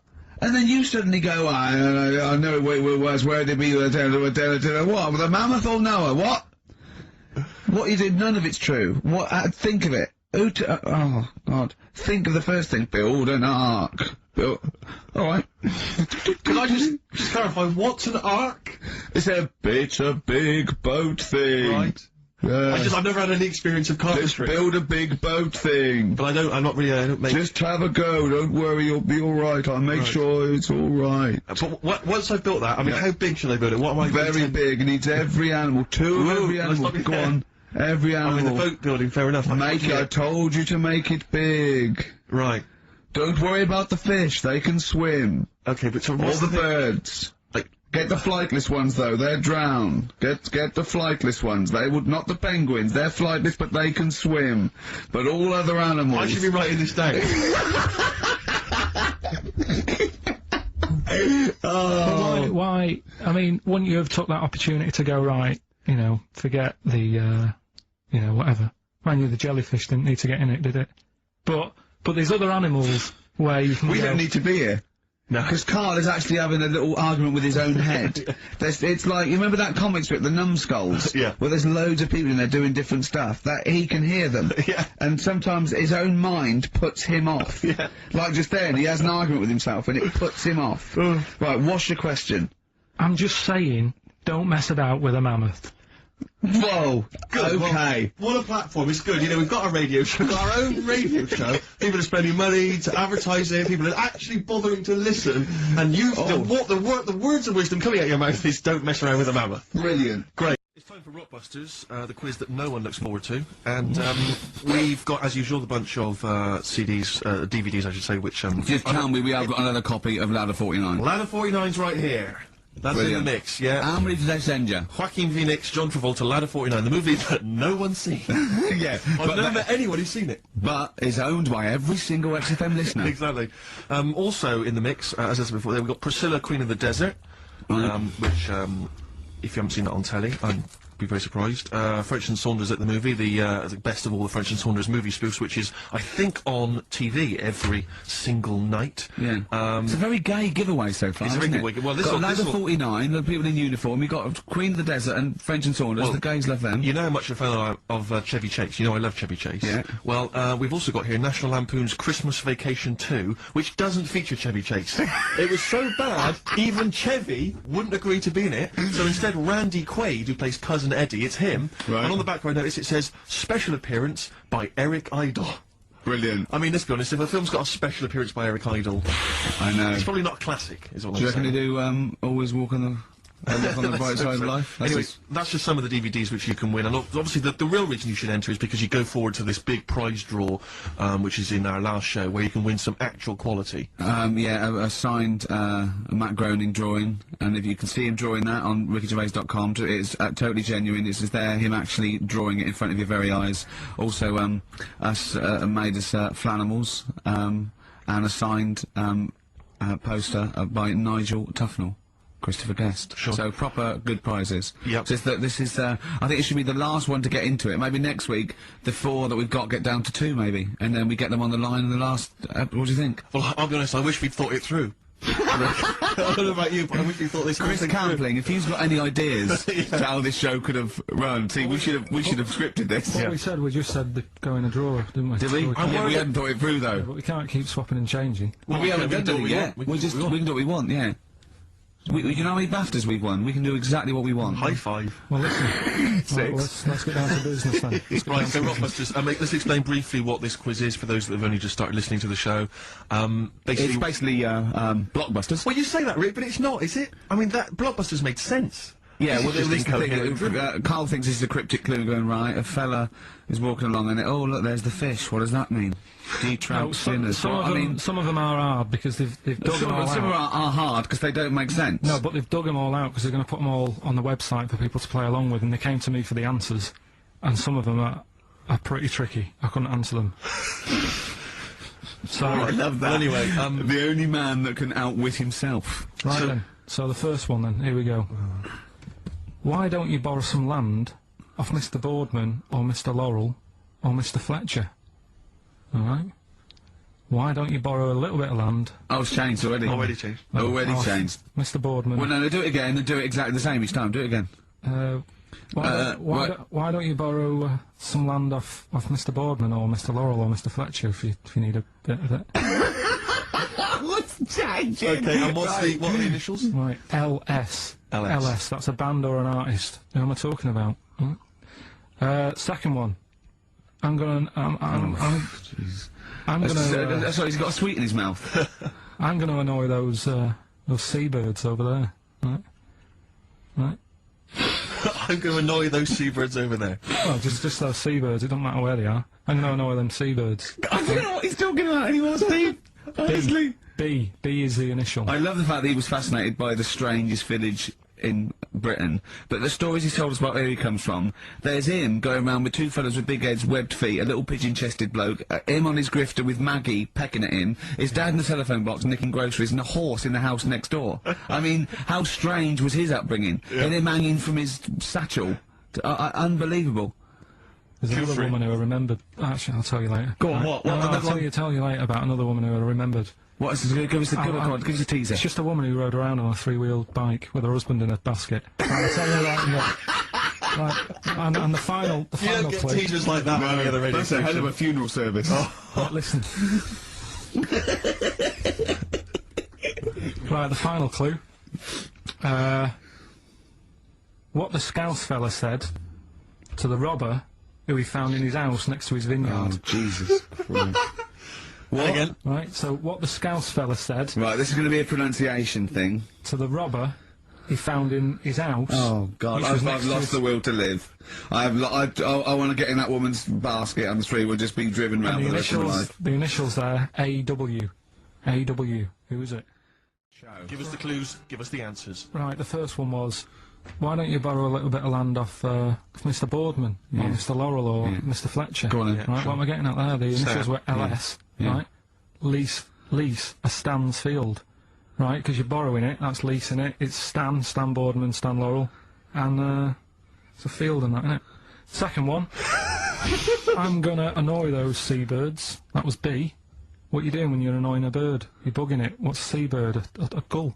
Buggles, right? Bug gulls.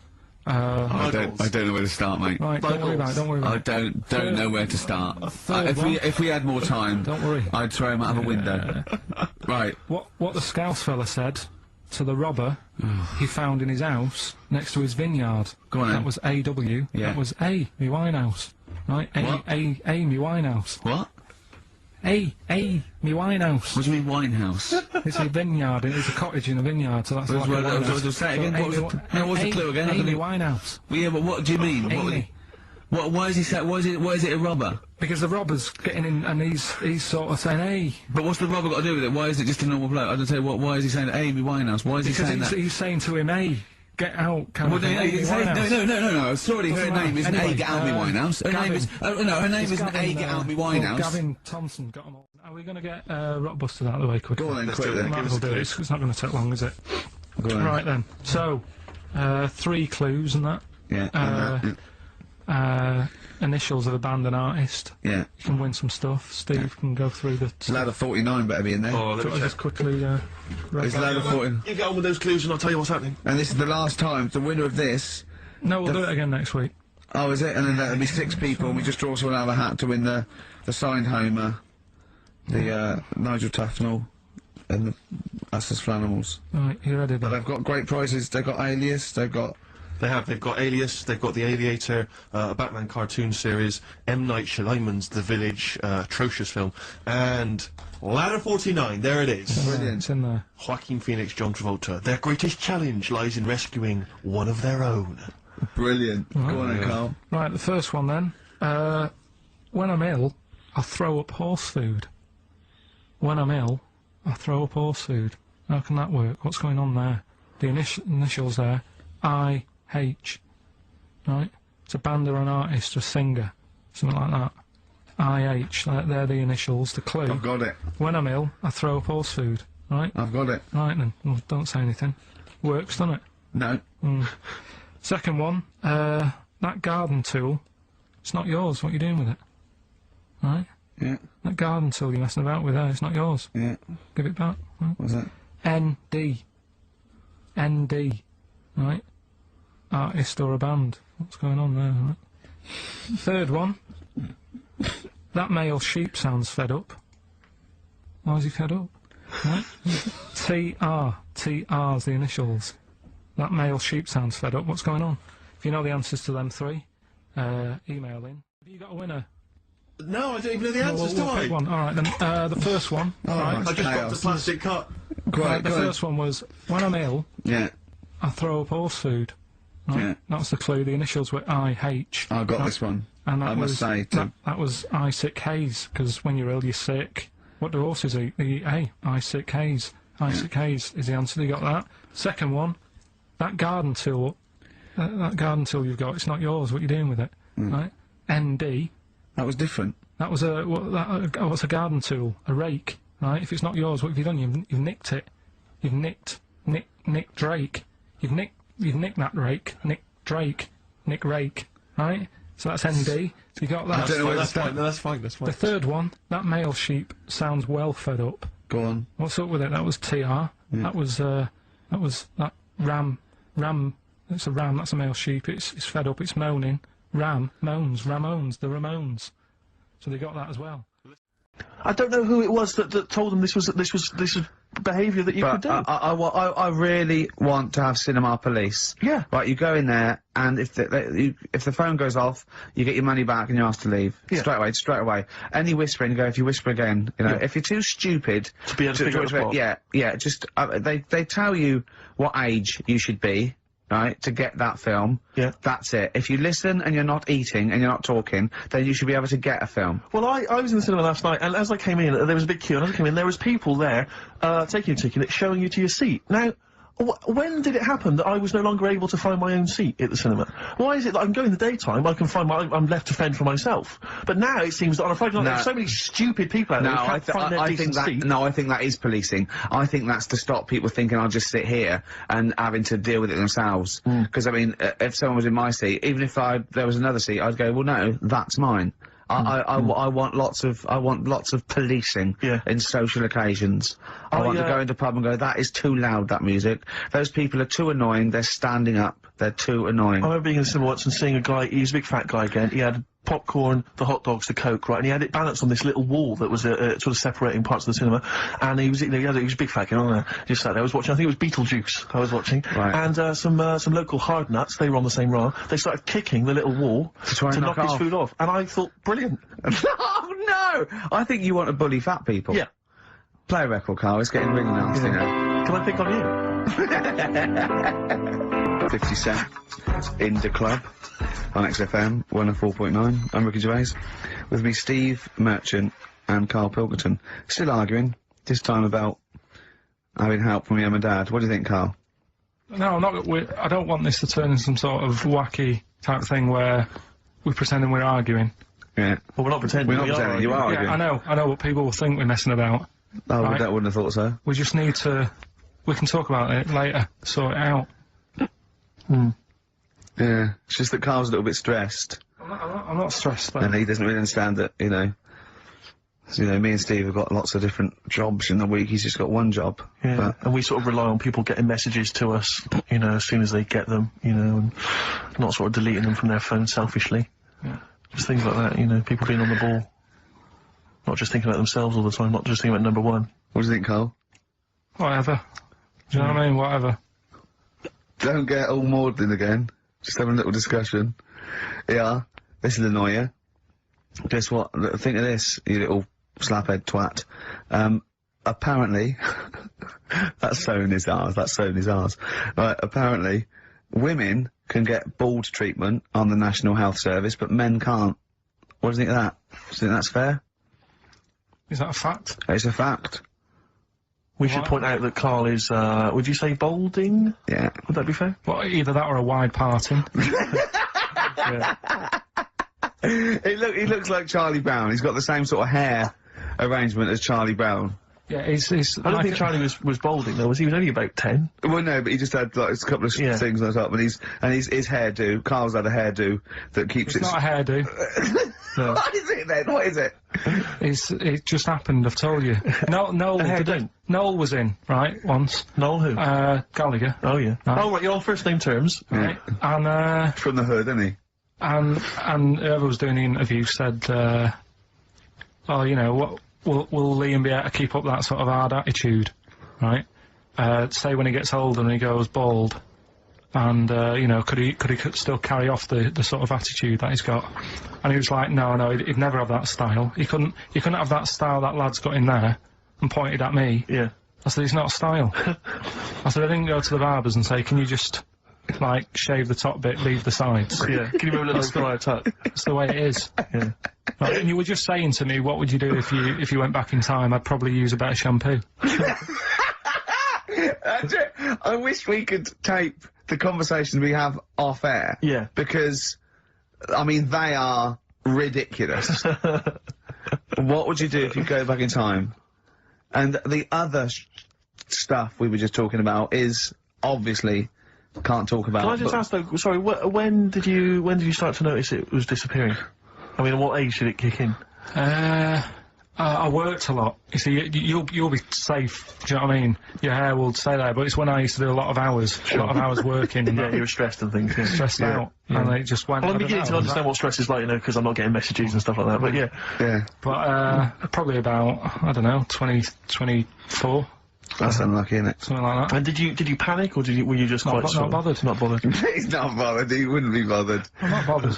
But I don't think for someone who doesn't care about going bald or war or SARS or anything, you don't have to get stressed on a Saturday between 1 and 3. To be fair, you are worse than all those things. SARS has got nothing on you when you're in the right mood. But why is it alright for women then to, you know, have a wig? But I couldn't have one if I wanted one. Well, that's not a wig, they get bald treatment. They actually can get their hair replaced on the National Health, which might be anything, I suppose. Which might be wigs, which might be transplants. I mean, the only cure for baldness is a transplant, which they literally take, follicles. They can get down to individual follicles now from the back of your neck, and, you know, it takes a long time. And, you know, but people will know anyway, won't they? I don't know when it starts, though. I don't know when it starts. Like, now, if you started wearing a wig, people go, well, you were wearing a wig because you were bald yesterday. Yeah. You can't start thinking, right, I'm gonna go bald in a year, I'll start wearing a wig now. That's the thing to do, isn't it? It is, really, if you're that bothered, but I wasn't. I just thought, right, it's losing it a bit, shave the lot off. But did you know you had that round head underneath it? Did you know it was gonna be that funny, though? You presumably worn a wig, wouldn't you, if you'd have known? Because I've never seen a head that round. I think that the barber, when they did it, right, the woman said, you can pull that off, you've got a good shaped head for having it shaved. So She that's a meant- good head. Yeah, she looks like a tennis ball. You look like a tennis ball when you haven't shaved. She said if you can pull it off, she said that's like a good thing to see if someone's good looking. If they can have a bald head. It's like Sinead O'Connor. Yeah. Right? She can pull it off. There's those sort of things. Do you know what I mean? Telly Savalas.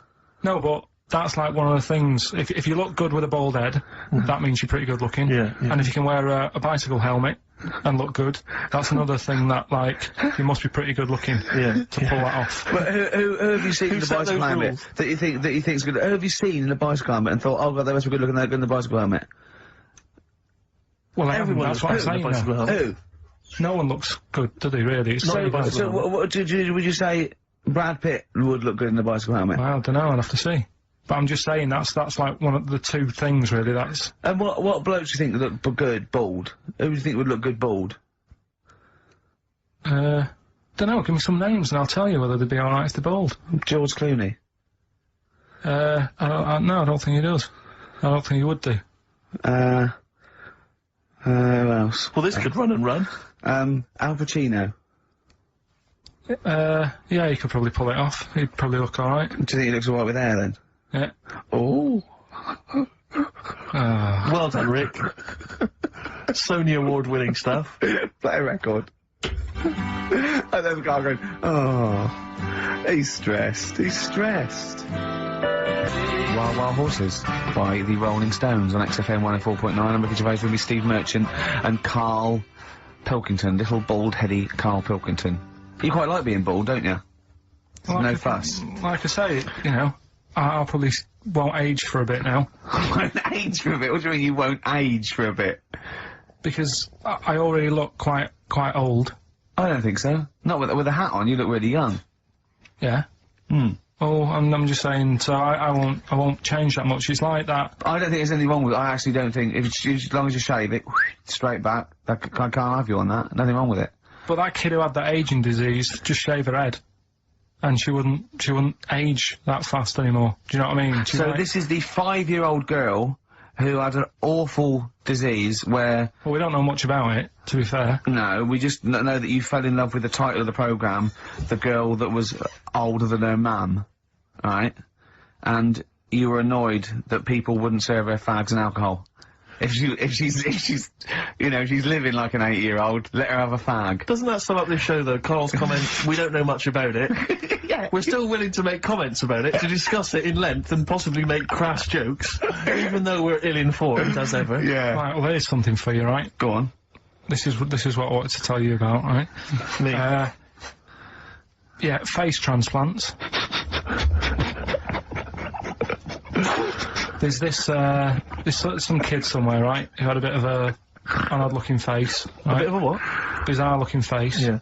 And, there's a doctor somewhere who said I can sort that out for you. Right? Sure. And basically what they do is they've got to get a face off a dead person. Right. Sorry, just, in this documentary you saw, did this documentary feature, say, John Travolta and Nicolas Cage? Was it that documentary you saw? Right, listen, you see... Go on. So, okay, no, you can't get a face of a dead person, yeah, go No, on. sorry to dismiss the idea of face transplants. Out of hand, but go on. So, yeah, it's got to be a face of a dead body that isn't older than, like, 4 hours old. Right. 4 hours dead, whatever. They can take it off, fit it on the new face. That makes sense. But it's not just your face that you lose it, but it's the muscle tissue and bones, isn't it, when it's like disfigured? It could be through fire or whatever, or disease or so they can't just literally plonk a face on, they have to do something else, don't they? You're asking Karl like he's gonna know. I forgot then. He looked at was that in Russian? Yeah. I wish we could get him on telly just to show the look on his face when I said that. Yeah. It was brilliant, wasn't it? It was, you know when you go to a cat, hey, we want some food then? And he just looks at you and he goes, it's almost like he can understand what we're saying. Go on. It's like if you had been caught holding a mallet over a dead body by the police. What I'm saying is, blankly, what I'm saying is, it would sort of work, yeah. If you peeled your face off and put my face on it, oh my god, why don't you and Steve, for an experiment, swap faces? And the great thing is, I wouldn't age. Yeah. Would you do that if it was safe? I think I'm getting the rough deal here, though. No, but just going back to. You sound just like Bob Geldof. Oh, I can't be bothered with this. He's trying to say. What can't you be bothered with? Just because I think I've got a good point. What? Don't mess around with a mama. That's not the point. Don't put your daughter on the stage, Missing Roy. Well, what are you talking about? It's just that I think there's too many animals knocking about. I mean, I know you love your cat and what have you. Waste of time, though. What do they do? Well, they frighten you. Well, yours is mental, though, isn't it? He's sitting there, and the cat, shut himself. Well, your cat is crazy. It does go through. It loves. It's got claws, big old claws. Of course they have. It's a cat. Yeah, but no, most cats don't come leaping at your ghoulies every time you sit down with a lovely warm hot cup of tea. Aren't they pointless, though, Steve? Well, I've always had a problem with pets generally. But cats the most. I was saying to Ricky about, I don't know why, out of all the animals that Dick Whittington could have took with him on his journey. Again! Forget the cat. Forget it. What's he gonna do? Okay, you've got to walk to London because the streets are paved with gold. You can take any animal. What do you take? It wouldn't be a cat, because it would keep wandering off. You do double the distance. Try to get it back. Come here. They don't listen to you. I can't be dealing with them. I agree, you don't get enough affection back from a cat. A dog, it loves you, it can't get enough of you. But cats, they're very snooty. Well, they're cool, aren't they, cats? They're cool, independent. I like dogs as well, I like all animals. What would you take with you? What, if I was Dick Whittington? Yeah. And where's he walking from? Like, I don't know, wasn't it Bristol to London or something? I don't know. Again, it's a bit hazy. This isn't well documented. But couldn't he, I mean, why is he taking a pet and not a mate who... I'm not interested. I try and learn and you don't help. There's a track from the new Amy Mann album, The Forgotten Arm, that's called She Really Wants You. XFM 104.9, Ricky Gervais, Steve Rich and Karl Pilkington. Brilliant. Talking about, technology, sometimes being a waste of time. Yeah. You know, when you came round the other night, before you came round, I'm sitting there, just at the computer. It's a hot day, wasn't it? As you know, I was in my shorts. I was tucked in. I didn't get them out till you came round. Just running a business. Jane got some wax strips, and she went, "Oh, let me just do your back." I went, "No. Right? I haven't got a hairy back. I've got a couple of wispy hairs on my shoulders, probably about 20 either side. Nothing to worry about. It's not like I look one of those people that's like a gorilla on the beach." I assume your back looks a little bit like Karl's head. Exactly, yeah.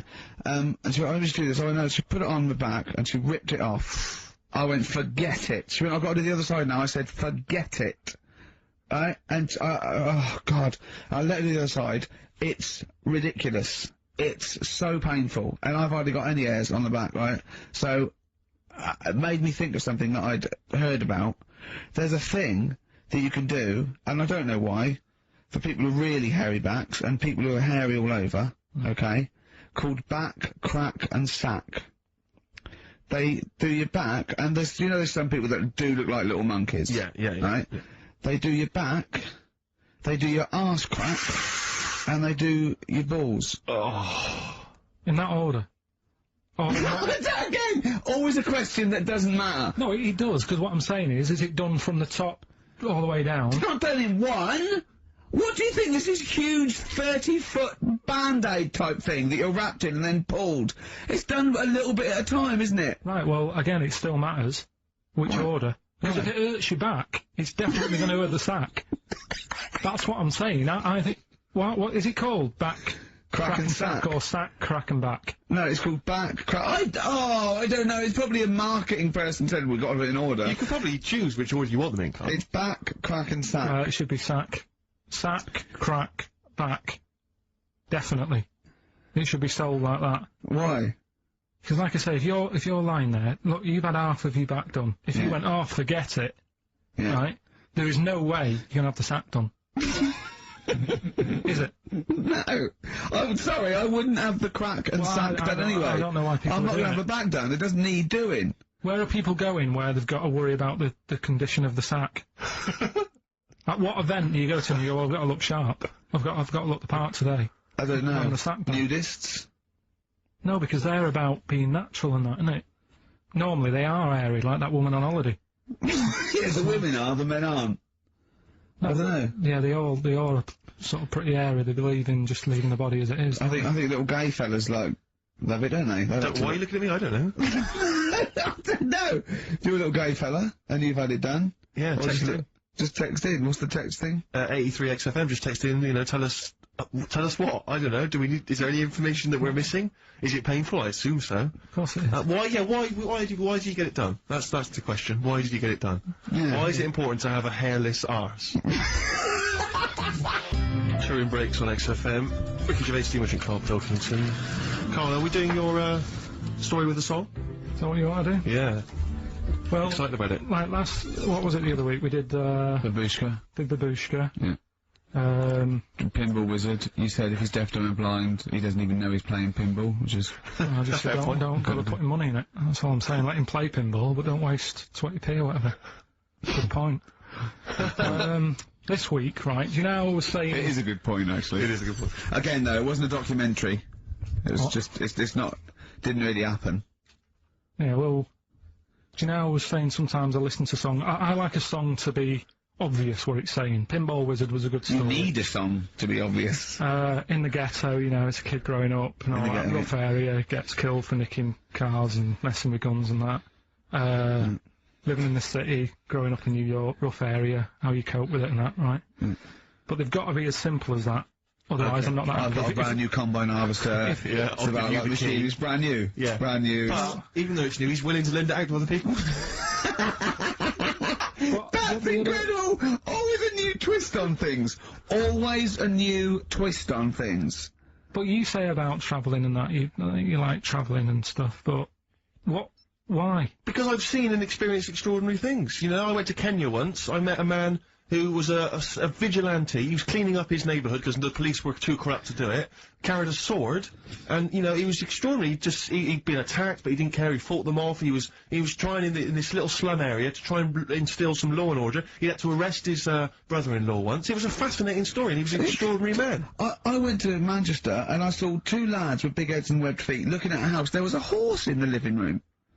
I mean, that's living. Leave it then. Listen, I didn't realise it's like 7 minutes to, right? Well, come on then. Well, let's do Rockbusters, Yeah, do Rockbusters, and you got Monkey News. Well, we'll see if we've got time. No, we got to do Monkey News. Listen though, Justin, if he's out in the office... Oh, look, just quick, do the Rockbusters answers then. Have you got a winner? No, I don't even know the answers, do I? Pick one. Alright then, the first one. Alright, I just got the plastic cup. Right, the first one was, when I'm ill... Yeah. I throw up horse food. Right? Yeah. That's the clue. The initials were IH. I got this one. And that I must say, too. That was I sick haze, because when you're ill, you're sick. What do horses eat? They eat hay. I sick haze. I sick haze is the answer. You got that? Second one, that garden tool you've got, it's not yours. What are you doing with it? Right? ND.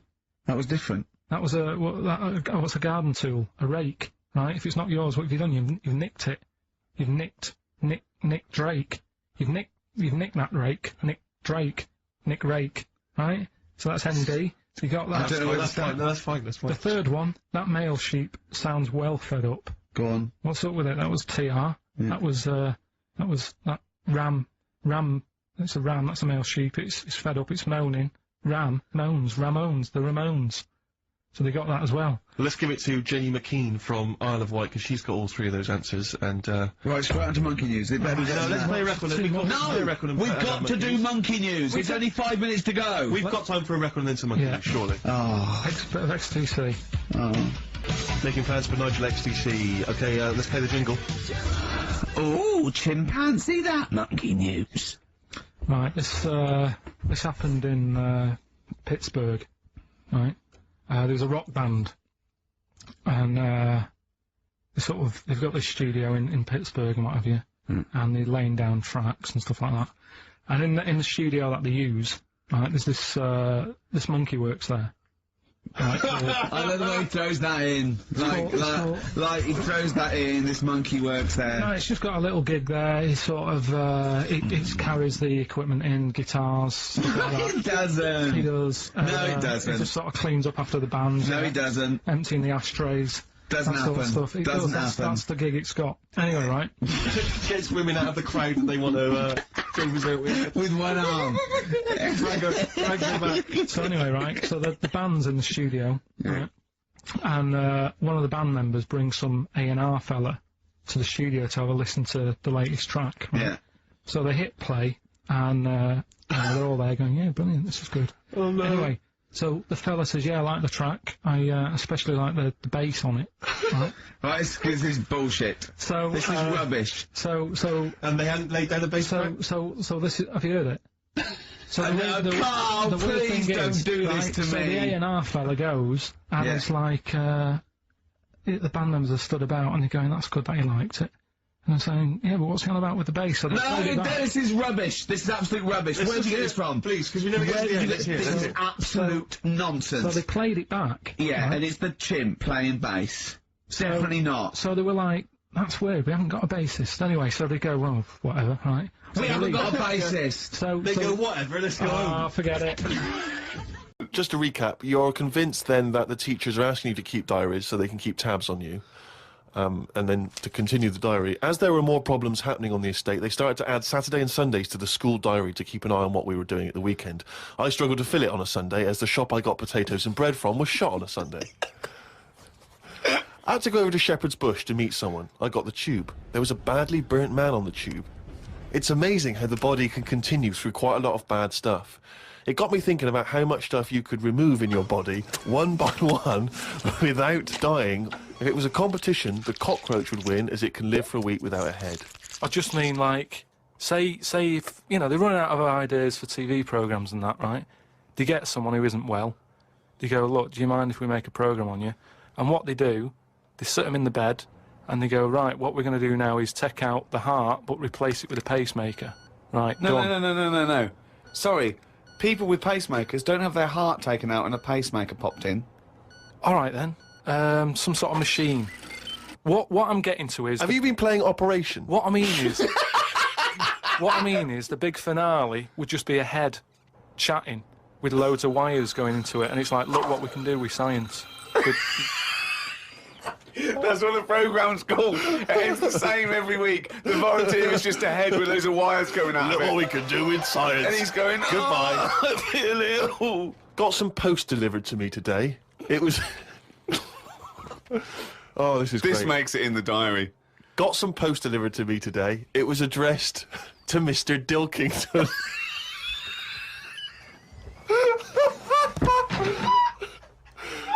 I don't know why that's so funny. Oh, God. I got some post delivered to me today. It was addressed to Mr. Dilkington. I opened it, and the first sentence read, "Dear Mr. K. Dilkington, you're one of our most valuable customers." I put it in the bin. Thought I would learn some new words, as Steve always says I don't use enough different words. I read in the Fortean Times that the word "wew" means an ugly female ghost with drooping breasts. What do you mean?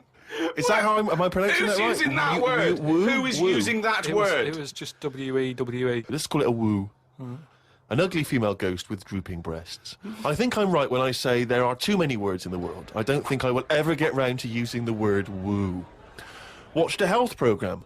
Wasn't watching it properly, but heard some doctors say that we only get so many heartbeats in a lifetime, so don't do too much exercise. I told Suzanne, and she said I probably hadn't heard it right.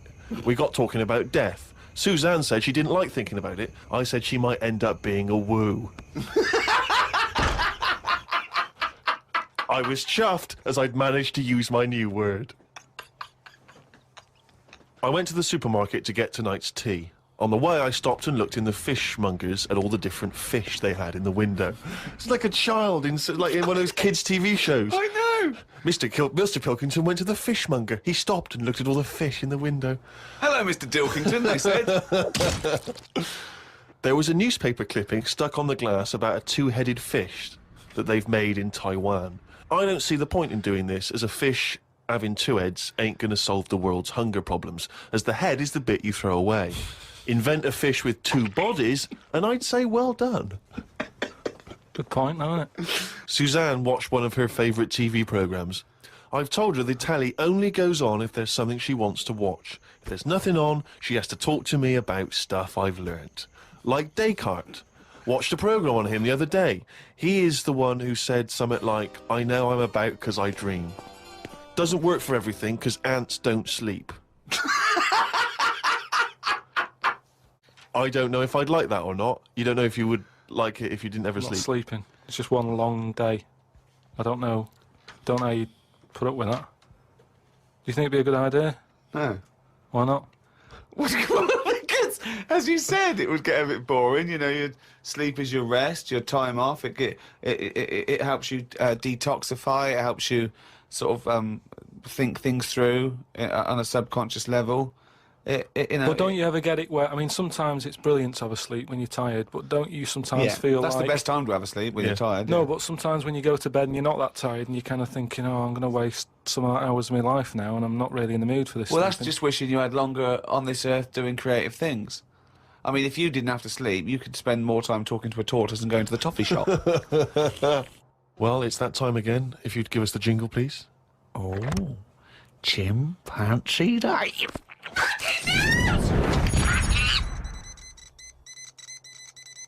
Okay, now that surely cannot be fair on anyone's ears listening. Right, ages ago, right, about the 1950s, Oh, yeah. Oh, yeah. there was this gangster knocking about. And do you know how, like, Was he called Hairy Fingers? do you know how, like, a lot of gangsters like to get into gambling and that? Yeah, yeah. And you know, like all his peers and that, all these mates who are like gangsters and stuff, they've all bought horses, right? That they take racing and they make money from them and that, don't they? Yeah. So anyway, he And was Chuckles the Seagull was no different. and he was like, yeah, that's a good thing to get into. I might get into a bit of that, right? So he gets himself this horse, right? And there's a big race coming up. That's why he's sort of it's a bit of a last minute. And the jockey turns up and it's fine. He's a human jockey and it's fine. Excellent. Okay, well that was another podcast. So anyway, please listen. Oh, hang on, next... there's more. Oh, go Hang on. on. So anyway, this big race is coming up. He's like, I've got to be involved in this because definitely. I can make a lot of money out of my horse here. Choose the jockey wisely, then. So he says to his mate, he said, look, I've got myself a horse and that. He said, we just need a jockey, get someone sort it out and what have you, so we can get in this race. So Go to the jockey club. His mate's like, yeah, all right, I'll have a word and that, have a look round and that, see if there's anyone decent. And the good thing about jockeys is there's never been a shortage of jockeys because a lot of them don't make the grade. So there's always too many jockeys to go round. Always too many human jockeys. Yeah, there's never a problem getting jockeys. Fine. Go on. So anyway, right, so his mate says, look, I'm having a problem getting a jockey. Seems odd because Ricky's just been saying... He's just been saying there's not a problem. What do you mean? So Just because the main problem was, Go on. a lot of jockeys were aware of this gangster and were saying, I'm not getting involved with this guy. The chances are I won't get paid, you know, he's a gangster, it's not worth it. You would do it if it was a gangster asking you. You'd be scared of the consequences. So anyway, he's saying, look, don't be coming to me with problems and that, right? I've got the horse, I want it in the race, sort it out. So they're like, oh, but boss, and he's like, don't give me any of that. Go and exactly, sort it out. they do what he says. So any jockey would do it. Go on. So anyway, so the day before... The big race, yeah. Left it to the last minute, okay, but Yeah. fine. And he says, have you got a jockey then? They're like, yeah, but... And he's going, don't worry about it, have you got a jockey? Yeah, but... And he's like, well, look... He wants what- to say, sure, yeah. So, they won't let him.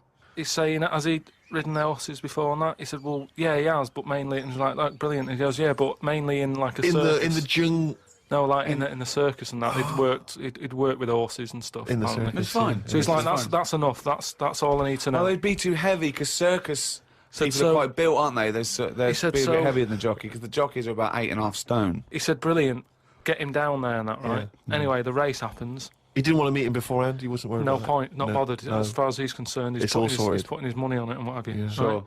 What happened is they were trying to make him put on the jockey outfit, Yeah. but for some reason it didn't fit that well. Sleeves And that- too it was- short, it was legs too long. It's that sort of problem. Okay. So they let him, like, you know, wear his stuff that he wore in the circus and that because he's comfortable with that. He's happy with it. Do you know what I mean? That's what he's happy with.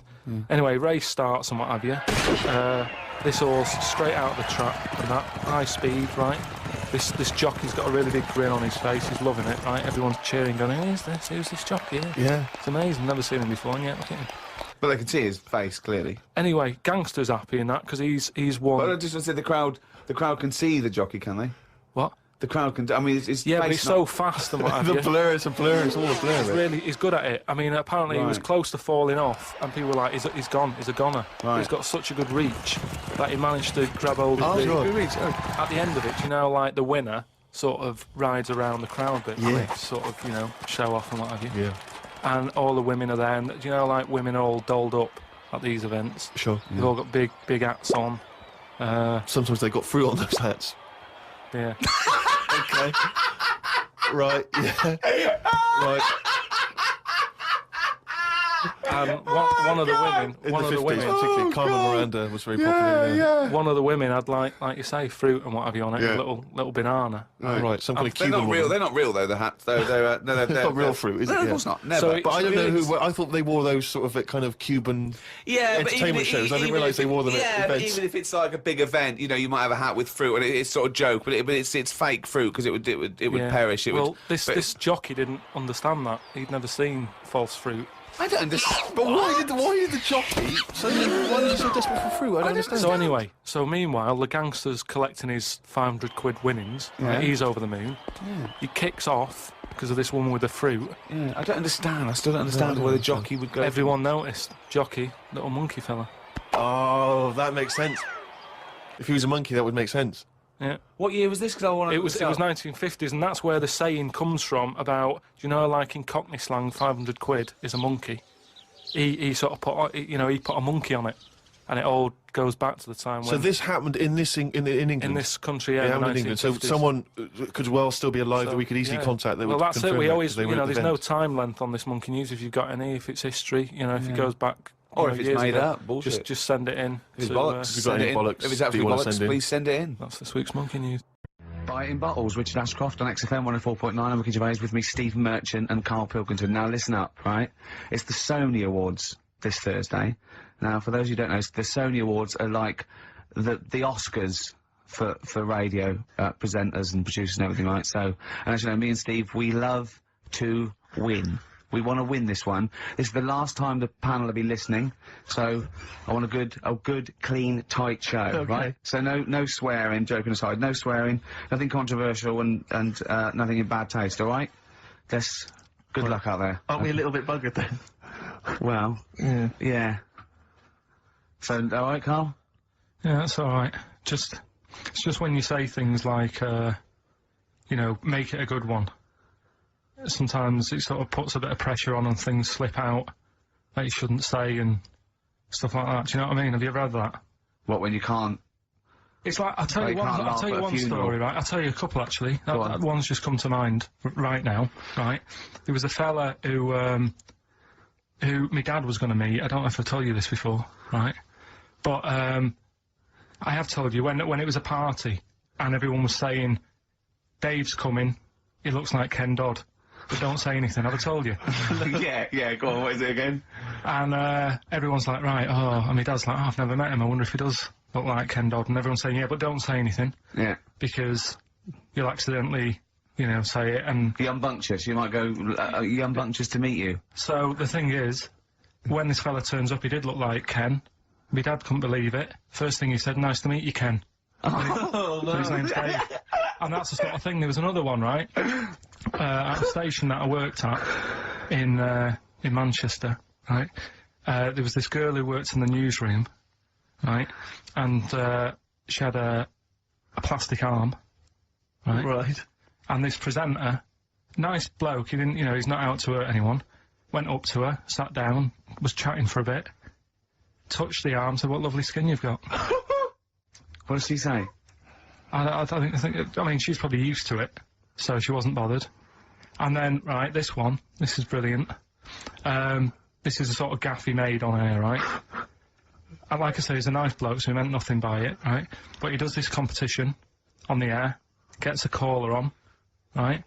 And he's talking to the woman saying, you know, thanks for calling in and to play, I don't know, what have I got in my pocket or whatever they used to play on the show, right?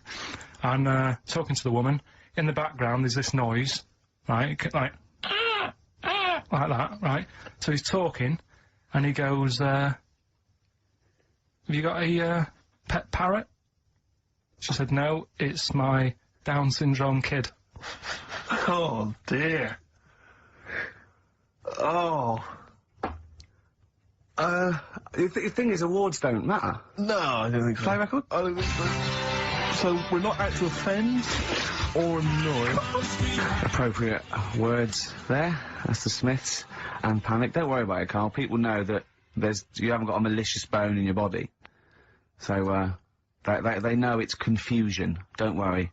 No, it did happen. So it's I know, yeah. So, what have you been doing this week, Steve? Well, I'll tell you what, at the beginning of the week I was, incredibly annoyed by Karl. Why? No, because I remember you had a little discussion with Karl a while back saying that, you thought he was lazy at times. Yeah. And, you know, you had various criticisms of his work. Yeah. And I got a call from him. He said, oh yeah, I should have told you, I had a phone call. Someone said that they were trying to get hold of Steve Merchant to offer him some lucrative voiceover work. Now, you know... That is money for old rope. It's money for old rope. That's you're in there for about 20 minutes and it's thousands of pounds. If there are children listening who are still at school, they should definitely, when the careers guy says, what do you want to do? Try and get voiceover work. Just become a voiceover artist. It's money for old rope. Yeah. So I can't believe my luck, because, you know, I love money for old rope. Yeah. And, I said, well, what's the information? He said, I don't know. I deleted the message. It was on his answer, and he deleted the message. I said, right, when did the message come? He said, last week. So he took a week to tell me that he had deleted the message. Why, just because it wasn't for you? I mean, I don't know how selfish that is, Karl. No, what happened is, right, I got back off holiday. I was at home. Yeah. So I called up my voicemail, right, because I can do that. Yeah. Remote access, right, because I've got to know what's going on at work. Of course. Called in, it was still my day off, I was going through the messages. Yes. Heard one from some company saying, we're after Steve Merchant. Yeah. We want him to do some voiceover work. Yeah. Right? I can't remember the name of it, but Thanks. I thought, right, I'll remember to tell Steve. A week later. It doesn't matter, does it? You still got the message, and they... What message? Yeah, but voiceovers have to be done in the next couple of days. I didn't get the message. All I got was, there was a company, I don't remember the name, and they phoned you, they wanted voiceover work. Well, how does that help me? There are hundreds of thousands of media companies. You didn't take down a number, you didn't take down a name, nothing. I was more puzzled why they'd want you to voice anything. I don't know why. No, but listen to that voice. You must be annoyed. You must be annoyed. I mean, talk about rubbing salt into the wound. No, but listen to you. Oh, God. I don't know how you think, I don't know how your mind works. Well, I was thinking there must be a tractor sale on somewhere. What do I care? No, hang on a minute. Wait a minute. Wait a minute. I don't care. I don't care if they want me to advertise, you know, the latest designs in pirate fashion wear. I will do a voiceover because it's money for old rope. I don't care what you think of my voice. Someone was interested. They were offering me money. And you decided arbitrarily, oh, they probably wouldn't want it. They probably made a mistake. They wouldn't like the way he talks anyway. I'll delete the message. No, the thing is, right, I get paid. Being a girl? I get paid to sit here on a Saturday, right? Play CDs and that, help out with the show, get you decent prizes. I think I do me bit. Sure. Right? It isn't about running your voiceover work. So hang on, so Karl, let me just get this right. If someone was ever to phone me, right, trying to get in touch with you, to offer you work, you'd want me to just ignore the message. That is what you're saying to me. You'd prefer that I deleted the message, I ignored it altogether. That's what you'd want from me to do. That's what you want me to do. What, someone's calling you for some Someone's phoned me, they say, oh, I can't, I don't know, I'm a friend of a friend, I've got your number, Steve, love to use Karl Pilkington for an well, exciting sex scene. Has it happened? Well, that's what I'm saying, in the future, if it was to occur, do you want me to just ignore it? Is that what you prefer me to do? Well, it's not like that, though. I did tell you, I told you the message. You didn't what? You told me a week later with none of the information I needed. Karl, that doctor called last week, that kidney's ready for that, little girl that you were doing that sponsored walk for. I forgot to tell you. Oh, I hope it's still alright. They keep it on ice, don't they? I think they do. Selfish, Karl. So selfish. And you've lost us so. Beautiful bit of Snoop on XFM, yeah? Kicking it with Ricky Gervais. Sweet. Steve Merchant and Karl Pilkington. What has happened to Karl? Because Karl, I thought, is this sort of sweet little buffoon, almost childlike in his ways. You know what I mean? Like Charlie Brown after some sort of head injury, and now he's coming back like that, having a go at, not caring about voiceover work. It's like, because Heat have written about him a couple of weeks, it's like he thinks he's better than you in some way. I do care though, you're out of order saying that, right? Because I've sorted you out with tickets for stuff. He doesn't turn up to. Karl, I received a phone call. You deleted the message offering me voiceover work. You're as bad as my agent. I'm appalled by it. And I thought we were friends. At least his agent, when he does it, is losing himself money as well. Yeah, exactly. You've got no comeback. You're still sweet. And to have a go is you've got a mank whine. Right? Voice. Like a cartoon Gallagher brother on Coronation Street. I mean, and yes, Steve does sound like a Wurzel, but that doesn't, do you know what I mean? What about Jethro? Jethro does well. Jethro gets on Des O'Connor anytime he wants. Just has to phone Des up. And he's on there. Straight on and there. he's whining like a Wurzel as well. So, you know, to say that is a rubbish... Alright, apart from that then, what else have I done? That's wound you up. Well, that's a good starting point, because you haven't even apologised. No, it's a shock, because that's the first time I've let you down. And I didn't really let you down, because I passed on the message. You didn't? Well, we've been through it. You didn't pass on the message. Saying I deleted a message for you is not passing on the message. I mean, I just think what's happened is that you've got a little bit of celebrity now from the show. I mean, I've seen you being recognised in pubs and stuff, or people have come up and they said, are you Karl, because they've seen Ricky. Now, it just seems to me that you are not keeping yourself grounded. You are just, you cannot deal with fame, you've not got the intelligence to cope with the celebrity, and you're just becoming this kind of ego-driven monster. Now it's getting. That scares me, Karl. You're not the man I remember. Look, I put a lot of work into this on Saturday. This isn't even my proper job. Right? Where were you in the week? Oh, he's got you there. What? Where were you in the week? I said, let's meet up, let's, you know, come up with some new features and that. Where were you? Karl, you phoned me about an hour before you wanted to meet. That is not what I would call... I mean, that is arrogance right there. That's the way I work. That's arrogance right there. That's ego right there. He couldn't get, when I came in, he said, where's Steve? I said, Steve can't make it. I had to tell him why. Steve was staying in to tidy up because his landlady was coming. This he couldn't get over. He could not get over that you couldn't make it because you had to stay with your landlady. He talked about it for about the hour when we were working. What are you talking? Last week I had a bad throat. You wouldn't tolerate that. You wouldn't accept that. When you had a bad throat, where were you? Why couldn't we do any work then? Because you were at home with your mum and your dad. You were on holiday, weren't you? Why didn't you get your mum and your dad to clean the flat? Oh, he's done it again! He's done you again, mate. Play a record. How has he done me? What? They live in Bristol. Yeah, the joke's on you. He couldn't get him to clean the flat. I don't know who's laughing at who now. Right, listen. Can we just go back to laughing at Karl? Okay. Because I know where we stand there. Okay, alright. Do you want to, That's the natural order of things. I know, yeah. The world's gone topsy-turvy. He's stepped out of the pecking order. Right, well, someone who I don't let down, right, are the listeners of this show. Do you want to read out the prizes for Rockbusters? We'll get that running. We're not doing Rockbusters again, are we? Yeah. Well, it was a shambles last week. We cancelled it 2 weeks ago. What? It just, I mean, there you are right there, Rick. I mean, both you and I, and let's be honest, we're the guys with our names on the poster. I know, It's supposed to be your show, and our faces. Exactly, and yet... we have to be on tube stations with people laughing at us. Yeah, well, they're not laughing at me, right? They're saying it was a good I don't know. idea. What do you think people think of the poster, Karl? Seriously? No, I don't want to know his opinion. It's just going to be insulting. My point is this, Rick. He was looking at you. My point is this, Rick. We used to be able to decide what the content of this show was. I know. Now, it's him. It's just him. He wants to do Rockbusters, he gets to do it. I know. And it's awful, but like Tourette's Trent D'Arby. Not only is that offensive, it doesn't work as a clue. What do you mean you're forcing to on the up? Anyway, DJing. Well, I'll tell you, I was hired. Well, I say hired. I did it as a favour to a friend. His wedding the other week, and I got there. I was thinking, yeah, because everyone had their little role to play, and then people were doing a good job. I love you taking it seriously. And I spent ages putting together some CDs, special selection CDs. I love that. Because what I did was I burned them on iTunes. Did you turn up with your own headphones round your neck? Own headphones, wearing a suit, but headphones. Metal case. Didn't need it. Just had them all in one small box. Brilliant. Boom. I thought this is good stuff. I got some classics here. Give me an example. Give me an example of that, like the first hour, the warm-up hour. Rick, I'm coming straight in with Frankie Valli. Oh, what a night! Brilliant track. I mean, when those beats start at the beginning, who's not getting on the dance floor? Wait a minute, what's this following up? Go on. It's the Jacksons. What, I Want You Back? I Want You Back. Brilliant. It sounds good at the moment, Karl. Yeah. So I'm thinking, at least I'm gonna roar this time because they laid on a good spread. The ceremony was nice, food was nice. I'm thinking this is going to be the piece de resistance. Yeah. Alarm bell started ringing. Why? When I realised there was a marquee outside. Of course, it's a balmy summer evening.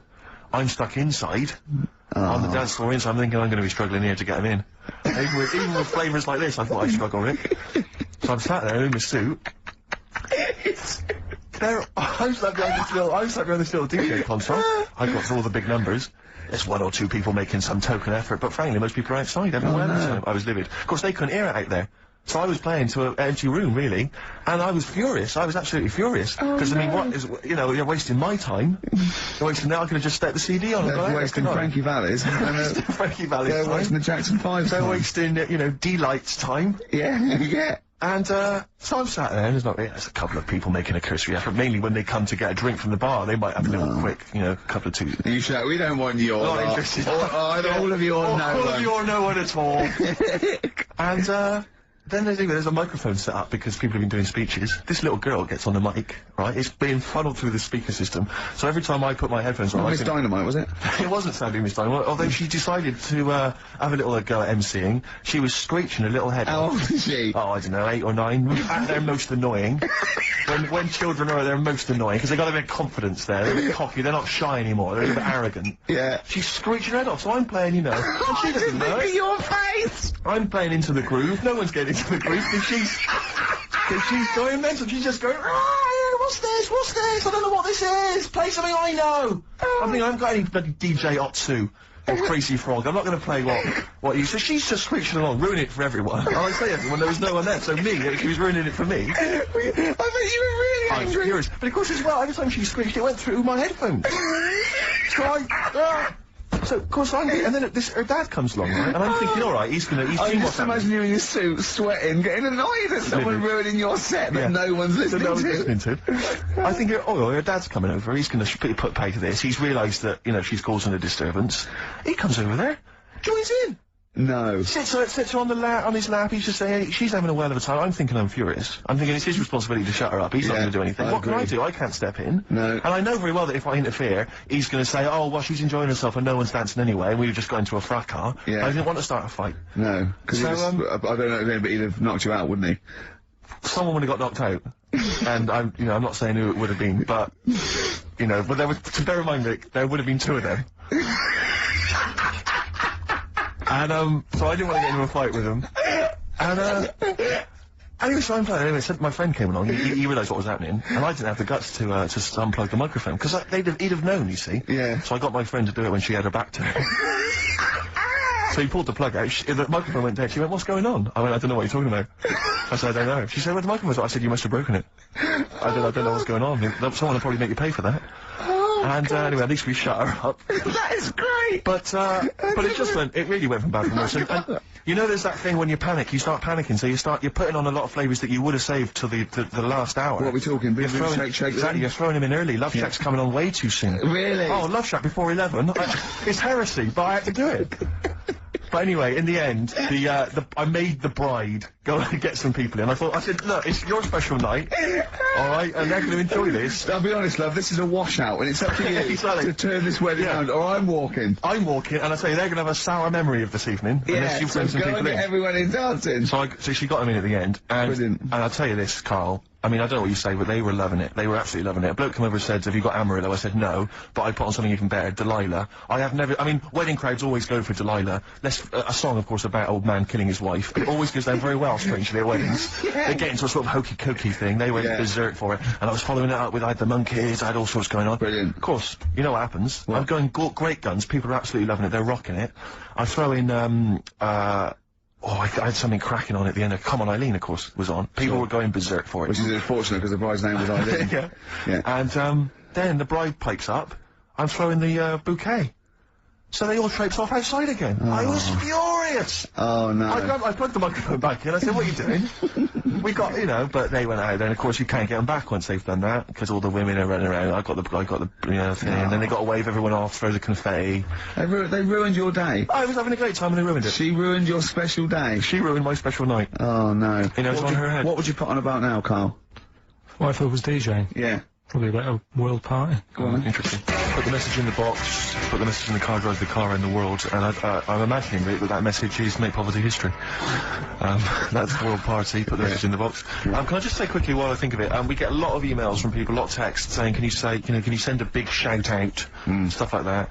You know, I've just looked at one now, Scott and Julie in Australia are listening, they want a big shout out, big shout to them. But there's so many people that do it, and obviously, just want to say, sorry we never get to your emails. We're very, very lazy. We never really get to look through them. But we obviously do appreciate you emailing in, texting in, stuff like that. And also, can I send a big shout out to my grandparents, who I believe might be listening on their new digital radio? They're pretty high tech. Yeah, West Country. Yeah. Are they the merchants of Bristol? Merchants, yeah. Props to them. Props to them, yeah. It's a slightly truncated show, isn't it, today, Carl? We've got I don't like it. I don't like change, and that's what's happened. I'm not you don't, do you? You're like Rain Man. Yeah. He really is like Rain Man. Anything change, he's got to get in a little routine. You can't. No, I don't like to. I'm not like Suzanne's mum and dad and what have you, where routine cannot change no matter what. Like what? Well, we've talked about it where, you know, if it's a Tuesday, I'm having sausage, egg and chips no matter where I am. That's what they're like. Right. That's what they'll remember, actually. When I'm saying about stuff about Live 8 and all that, you know, people will remember. If people said to a dad, you know, you remember Live 8? Okay, what day was it on? Tuesday, when I had sausage, egg and chips. Nothing changes. But the thing is, today, normally we have a bit of a, you know, I know what we're doing where and all that, and it's all sort of messed up. We don't usually know what we're doing where. We say, what should we do next? No, you go, what? But I know, like, Rockbusters has been done early. Right. So that's normally done at that's really throwing you. I say, I just don't. I don't like all this change and that. It's messing about, isn't it? Rain Man. So what do you want now? Well, what about Song with a Story? See, with the, right, well, last week... Look at him, he's in a genuinely foul mood. No, he's actually rocking. Yeah. He's actually rocking like Rain Man as well. Last week we did, like you say, Eric Clapton. This is the section where we play a song with a story. I think every song, if it's a good song, it's got a story. You've got to listen to it, sort of, you know, from the start. You get in the middle, you're going, oh, how's it going to end and all that. Yeah. You wait another minute, you know the ending, you're happy. But the thing is, as Steve said, you know, sometimes we're disappointed with it, so it's just not a good story. And as Steve said, I'm not sure you're finding what you need in a song for a story. Why don't you read a book, a novel? If you want a really good story that engrosses you, why don't you read a book? You're not going to get it from a pop song. I haven't got time for a book. Song's 3.5 minutes. And that's it, is it? And that satisfied you? Well, yeah, it gets you thinking for a few minutes, then you move on. Then you stop thinking. 2 minutes 50, this one, right? It's brilliant. Go on, then. It's about, last week we talked about the little crippled fella, right? This one... as I say, I don't think we say cripple anymore, but go on. Alright, this one, someone emailed in saying, if you want a song about that, this is a song you ought to listen to, right? Right. It's about this fella who, basically something happened, I think he's in a wheelchair, right, for some reason. You thought that last time? His wife, you know, likes going out. She doesn't take him with her when she goes out. Right. Is it weird we don't take you left to town? Yeah. Good, brilliant song. We'll just play it then? Yeah, great song. Alright. This is from Anne-Marie. She says that she loves the podcast. She listens with her 7-month-old baby. That cannot be a good idea. And she says this to you, Karl. If you had children, what is the most important lesson you'd want to teach them? I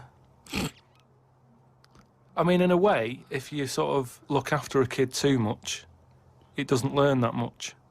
But if you let it learn by its mistakes, it'll probably grow up all right. But there are some mistakes you can't afford it to make to learn from. Yeah, driving a car the wrong way down a motorway. Testing if the fire really is hot. No, but say like the time... Does broken glass really taste horrible? These are lessons you don't want it to learn from mistakes. Yeah, you can tell them that. Yeah, but what I mean is, there's certain things that I just think there was a kid who grew up in our avenue, right, on the estate, who, when it was born, right, we kind of thought it's got no chance, this kid, because its man was a bit of a rumman. You know, a rumman? Where's that? No, just like, you know, she liked going out and having a fag and like having a drink, and she's never at home. It's the one who had the horse in the house. Sure. Right, which I don't want to go over. Sure. It's old news. It's out there, isn't it, if you want to find out about the horse in the house. But she had a kid, and everyone was pretty surprised when they saw it, because it was a good-looking kid. She was surprised, because, like, you know, the man wasn't that good-looking, the dad was a bit rough. But it came out, and she was showing it around the avenue, going, "Look at this I've had." And she was chuffed with it because it's probably like one of the newest things she's ever had, because everything else was always sort of Second down and what have you. But suddenly she's got this brand new little baby, right? Anyway, as it grew up, right, those looks went. Right. And I'm not talking getting old, I'm talking by the age of about 3. It looked rough already, right? And all that just happened because that's the life it was in, right? Yeah. So like it had like a patchy head. Its hair. It what? It had a patchy head. A patchy head. It's just sort of. It wasn't a North American Indian. What do you mean, a patchy head? Just his hair was patchy. He used to chase sort of cars and stuff. It's cars. Sorry. What do you mean? Just that's what he did for his. Sorry, did she let it get raised by wolves? No. But all I'm saying is that at the end of the day, what is it that makes a person? Do you know what I mean? Now, I don't know what state he's in now, but maybe he learned all his mistakes by the age of 4. I'm guessing he's not chasing cars now, but at least he's done it. I'm guessing he is. Yeah.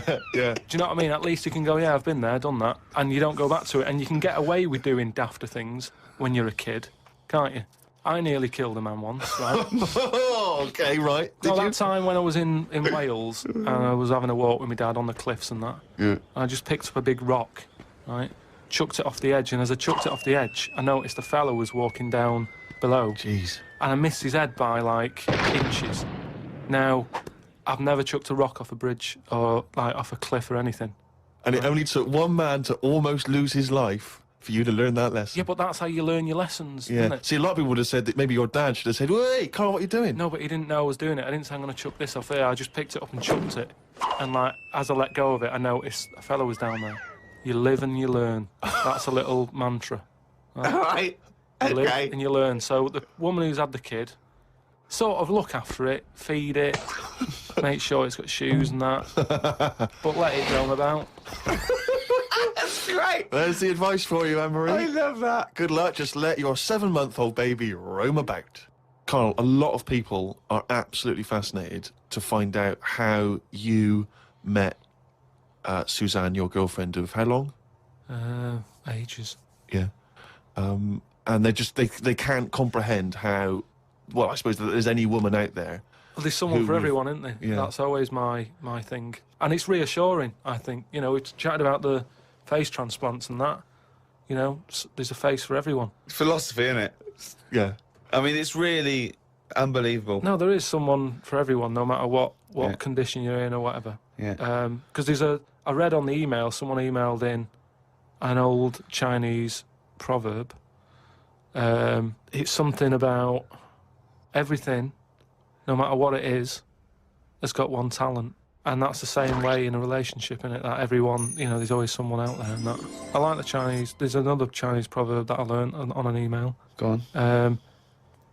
He who cuts the wood up warms himself twice. Yeah, that's good. That's good. Yeah. And then someone sent in that one about too many Chinese cooks spoil the broth. Why is that's I don't know who slipped the word Chinese in there, but I heard it was too many cooks. Well, it was just all sort of Chinese proverbs and that. One of my favourite on the same subject is a camel is a horse designed by committee. What do you mean? Well, it's having a go at the camel, and it shouldn't. But it's just, it's just a metaphor.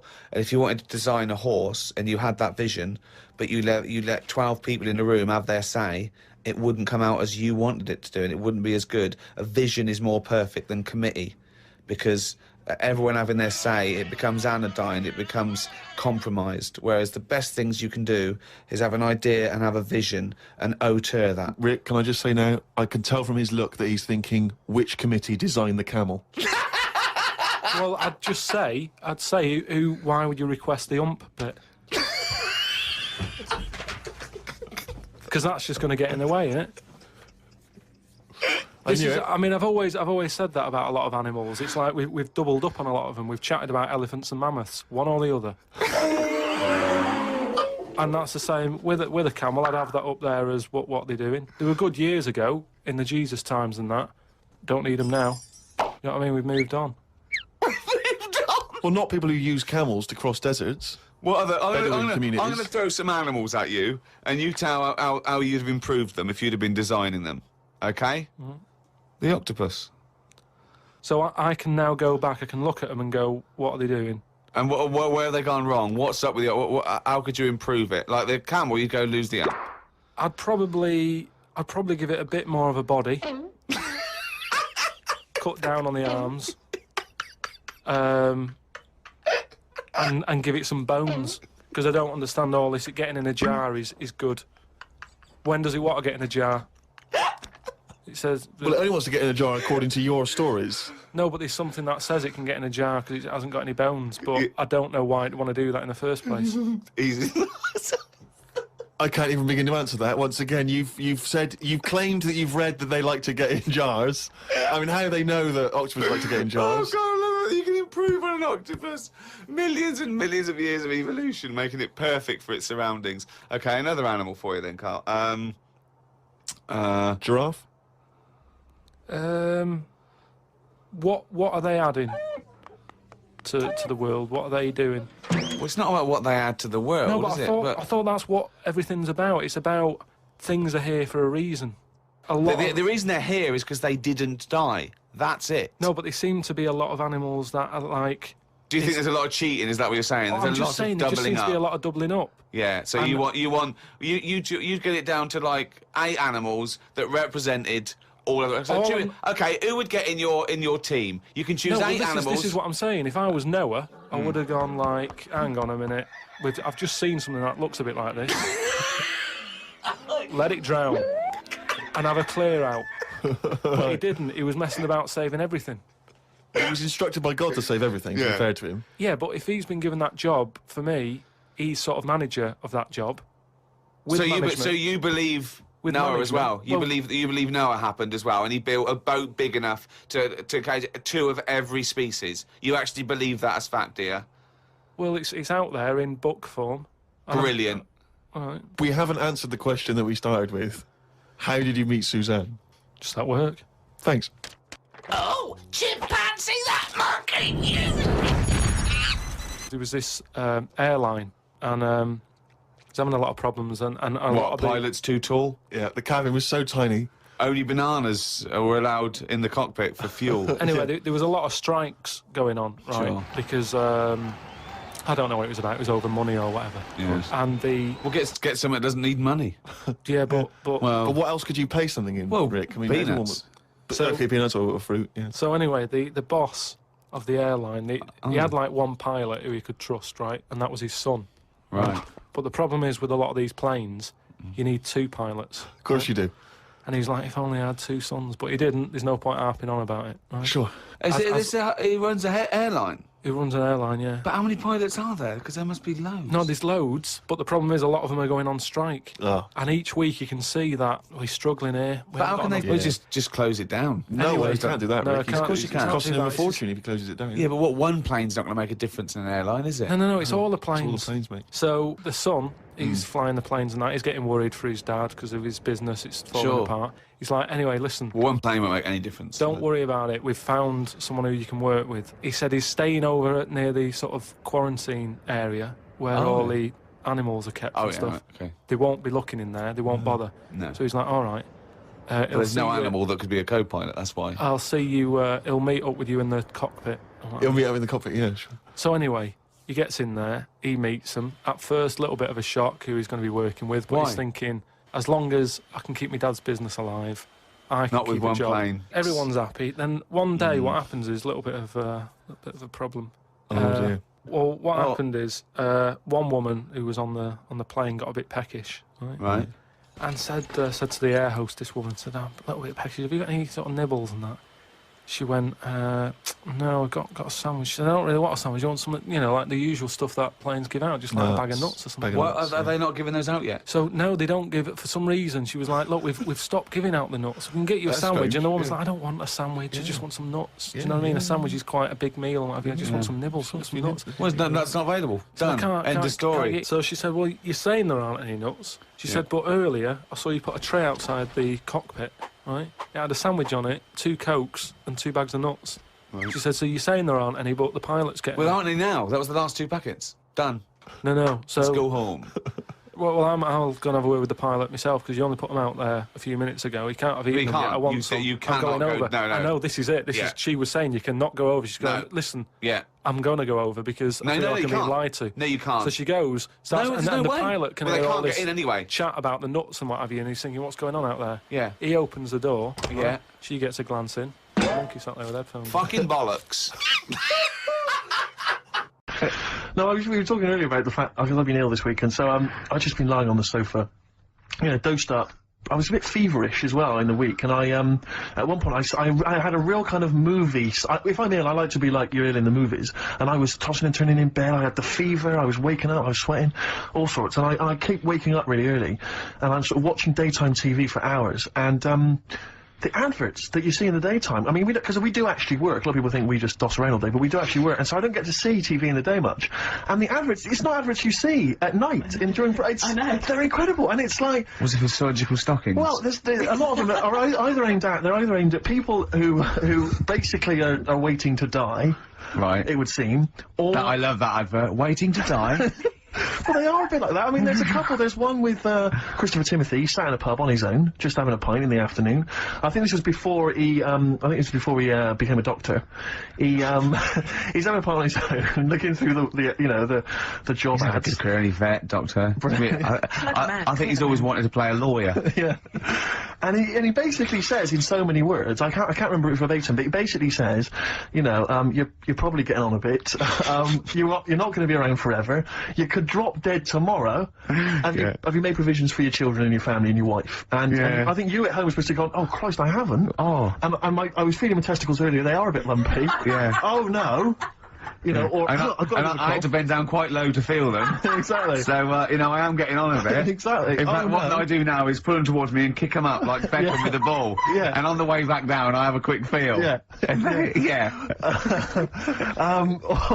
Or when the kids come to visit. Yeah. And, stop playing with Grandad's testicles. Where have you put them? Where have you put them? We've put them on the mountain. Oh, you little devils, go on with you. Do you want a Werther's original? And that's another advert you see constantly, Werther's Originals.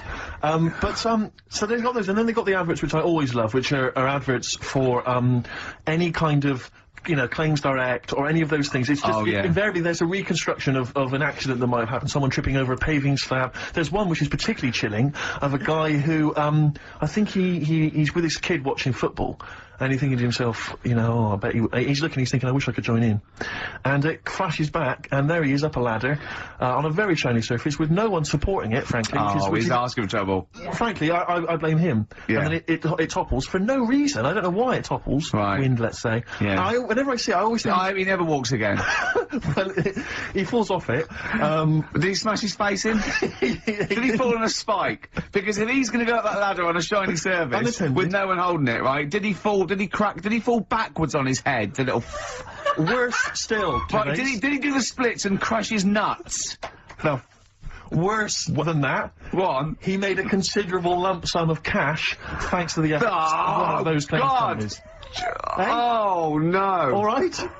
His negligence has seen him £3 richer. Steve? Was there a yokel with a pitchfork looking up as he fell on it? Nothing. Oh, he fell off. I think he must have bruised his ankle or strained a ligament. That's not enough. That hasn't taught him anything. Well, it's not taught him a lesson. In fact, if anything, it is encouraging him to just be more foolhardy in the future. Because if you're going to dish out $5 grand willy-nilly to these people, these lunatics, these oafs. These simpletons. Do you know one of my favourite adverts was the one in sort of the back of those glossy magazines you get given away, and there was always an old woman, and she'd fallen right in her front porch or whatever, and she was just reaching out, but she was too weak to reach the phone. So it was like you carry a little button around with you that you press. Yeah. I love the idea of that. She looked so vulnerable. Oh, that was my. But I always feel with those kind of those claims adverts that it's almost like saying, I'm not going to say it explicitly. Here are some ideas for you. Paving slabs. Is there one near you? Yeah. Could you have a little trip? Exactly. Yeah. If you've got a step ladder. Yeah. I'm not saying anything, but maybe read between the lines. The shiny floor. There is money to be made. Does adverts in the back of those. Do you have an Innovations catalogue? Well, I just read this week, Innovations catalogue is being closed down. Gutted. Yeah. The Is it Innovations really? catalogue, which is, it used to go to something like, something like I'll tell you 50 what, million homes or something. I love the Innovations catalogue. You do think, well, I could do with that. Because I want... Well, I've never thought that. I do. I want to spend money on an advantage in life. Like, you know, I want the power packs and hoverboards and things that are, like to see through walls. Just fit. For 1990, Yeah, they don't work, do they? I bought oxygen. Did you really? I bought oxygen. What do you mean you bought oxygen? Well, me and my mate was sort of like, running it was about like, I don't know, 1987, and me and my mate, Wally, we were doing long distance running together, we were trying to get good, and I thought I'd just have some oxygen before the race. What do you mean some oxygen? It's there, free in the air, what are you talking about? Big canisters. A canister of oxygen? It didn't work. It just smelled like you were sniffing mints. I couldn't get any in. What was it supposed to do? Oh, you know, oxygenate the blood so you can... Right. But, yeah, I don't know why. How much was it? I don't know, I can't remember. But Mine was 1999. It was a big canister. it was rubbish. What did you buy it for? I mean, he was at least doing a job. For much the same Doing a reason. job. I was But it does seem to me training. that, because the problem with the Innovations catalogue is that for the few idiots that buy stuff like you, there are hundreds, thousands who just look through it and laughed at the absurdity of, you know, a motorised tie rack. I bought the I know, Abs yeah. Master. Who is so lazy that they need that? Yeah, Yeah, yeah. about that. The Abs Master. I worked for a while answering the mail and opening the mail for a returns. It wasn't the Innovations people, but it was if that's the kind of middle class version, this was a very much more working class thing. It was, you know, how to get hot dogs out of a tin and all the rest of it. And there was stuff in there was incredible. There was one item that was in the catalogue, and it was yeah, I know, like me, you've probably thought to yourself, I just haven't got time to boil the kettle and fill out my hot water bottle. I You know, thought that yeah, takes upwards of a minute and a half to do. What I need is some kind of state-of-the-art kind of plastic container with some kind of blue gel inside, which I put in the microwave, and that heats up, right? So that was what this device was. You put it in the microwave, you buzz it in there for like 30 seconds, saving yourself, you know, a minute of preparation time. And we used to get them sent back. I swear to God, they would send that. They'd be split. Yeah, Old women saying, I'd heated something in the microwave, I went to sleep, it split asunder, and the blue gel scorched my legs, I've got third-degree burns, and you know Old woman with a scolding, call claims direct. But do you know what we used to do? I used to say, do they not sue over this stuff? And they told me, they said, they never sue, they're not, you know, they're old ladies, they don't realise they can sue. What we normally do is send them a replacement. So I'd have to send replacements back to these old women who had scalded their legs. We didn't even send them the money back, we just sent them a replacement. I mean, unbelievable. Unbelievable. Sometimes I always felt and a new pair of tights, at least. At least. And sheets, bed Yeah. sheets, yeah. Oh dear. Imagine that, though. I did have an Abs Master, one of those things that, you know, you try it on. Jane bought it for me for a birthday once. And, The electronic thing, you put it on, that right? hurts, doesn't it? Yeah, well, I turned it full up, right? And at one point... Now, what's this? Sorry, I don't understand what this is. You try it, put it round you, it sticks to your body, and it's an electrical charge, and it's like doing sit-ups. Every time it does it, it's like you're doing a sit-up, but without you sitting up, right? And at one point, I had it on, I'd done it for a few weeks, and at one point, I was laying on the couch in my pants with this on, watching telly, drinking a bottle of wine and eating cheese. She said, I don't think it works like that. I thought, if this works, it's the greatest invention of all time. It's like you can eat, and it's wearing it, it's kind of working it off for you as you're eating. I know, yeah. Oh, dear. if only. That'd be great. I did see one thing in one of those little magazines once, and this is hilarious, right? What it was, it's a bloke in a wheelchair, right? And then there's another one of him, and it's raining, so he's got a cagoule on that covers him and his wheelchair. Oh, no. And just his little face. So it looks like somebody's covered a motorbike in, and it's just his little face. I thought that was great. Oh, dear. Oh. Innovations is finished. That It's is over. great. It's all over. Should we have a It's record? over. It'd be lovely. A toast to the Innovations A catalogue. toast to innovations. You have provided nothing of much use in 15 years. Easter. Lovely egg. I mean, are you sure that's not part of the song? Because, you know, Pink Floyd, you know what they're like? These They're newfangled tricks. All the, yeah, newfangled sort of trickery and that weirdness. I mean, like... Well, it's a shame. It is a shame. It is a great song. Yeah, but I don't know what to do, man. it's too annoying. We've got to stop it. Yeah. Are we putting a pay to it? Oh. It's gone. Yeah, no. Oh, switch it off, Claire. Yeah. I don't know, because that always plays fine on my home system, so I don't know if it's something that Sturgis has done. You haven't got your big greasy thumbprints over it, have you? What were you eating earlier? Because I saw you eating a huge hog roast as I came in. And throwing the bones behind exactly, like Henry VIII.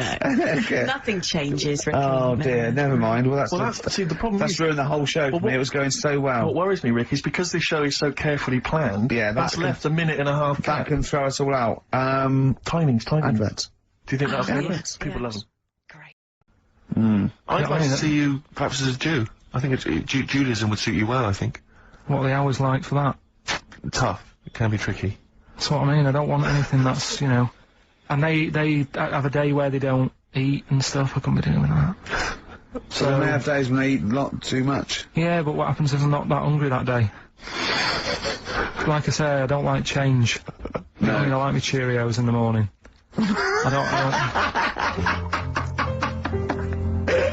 I still have that other girl in my head by Elvis Costello and Burt Bacharach on this final XFM show. Ricky Gervais, Steve Merchant, Karl Pilkington. Well, we nearly got to wrap it up. I think we've got to do the Rockbusters winner and give someone those lovely prizes. Monkey News, then we're out of here. We'll maybe come back, maybe do some Christmas specials. I don't want to make any promises.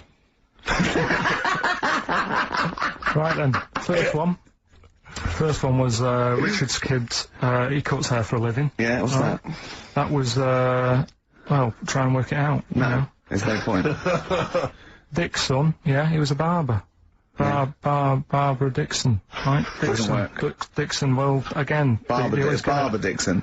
Right, her name wasn't Barbara Dixon, was it? So, that's that one. Did Ronnie Corbett ever say, ladies and gentlemen, Miss Barbara Dixon? No, never did, he never did. I have a problem saying the French word for well. What's the French word for well? Bon, isn't it? That's good, but... No, that's good, though. Bell? Well, no, what? Isn't it bien? Yeah. Yeah, alright. I have a problem saying it, so I can't say it. I can't say bien. I can't say bien. Can't say Kasabian. Right? So, they managed to work that one out. That's one of your worst, that. Can't say bien. Can't say bien. Can't say bien, it's not. No. And the last one. Work. That's terrible. 8 kebabs, 2 kebabs, plus 57 kebabs, times 27 kebabs. This fella is struggling working it out. What's the answer there? DS. Right? I done a sum, right? So he's struggling working it out. So done a sum, right? So he got that right as well, so... What was the answer? Donna Summer. Donna Summer. Yeah, Donna Summer. So, just pick So went out on a high then? Steve, just pick one. We went out on a high. That was shocking. What about, let's have a look, Well, it's the first one to get all three. Steve, what's the first one with all three? Well, there's so many here. Yeah, but this is the first one that came through in time-wise. Probably that one, no, I don't like Rob because he's been slagging us off. In fact, no, let's give it to Rob. If he's the first. No, to be honest with you, Rob's been slagging us off, but at least he knows, I mean, at least he's got some taste. Yeah.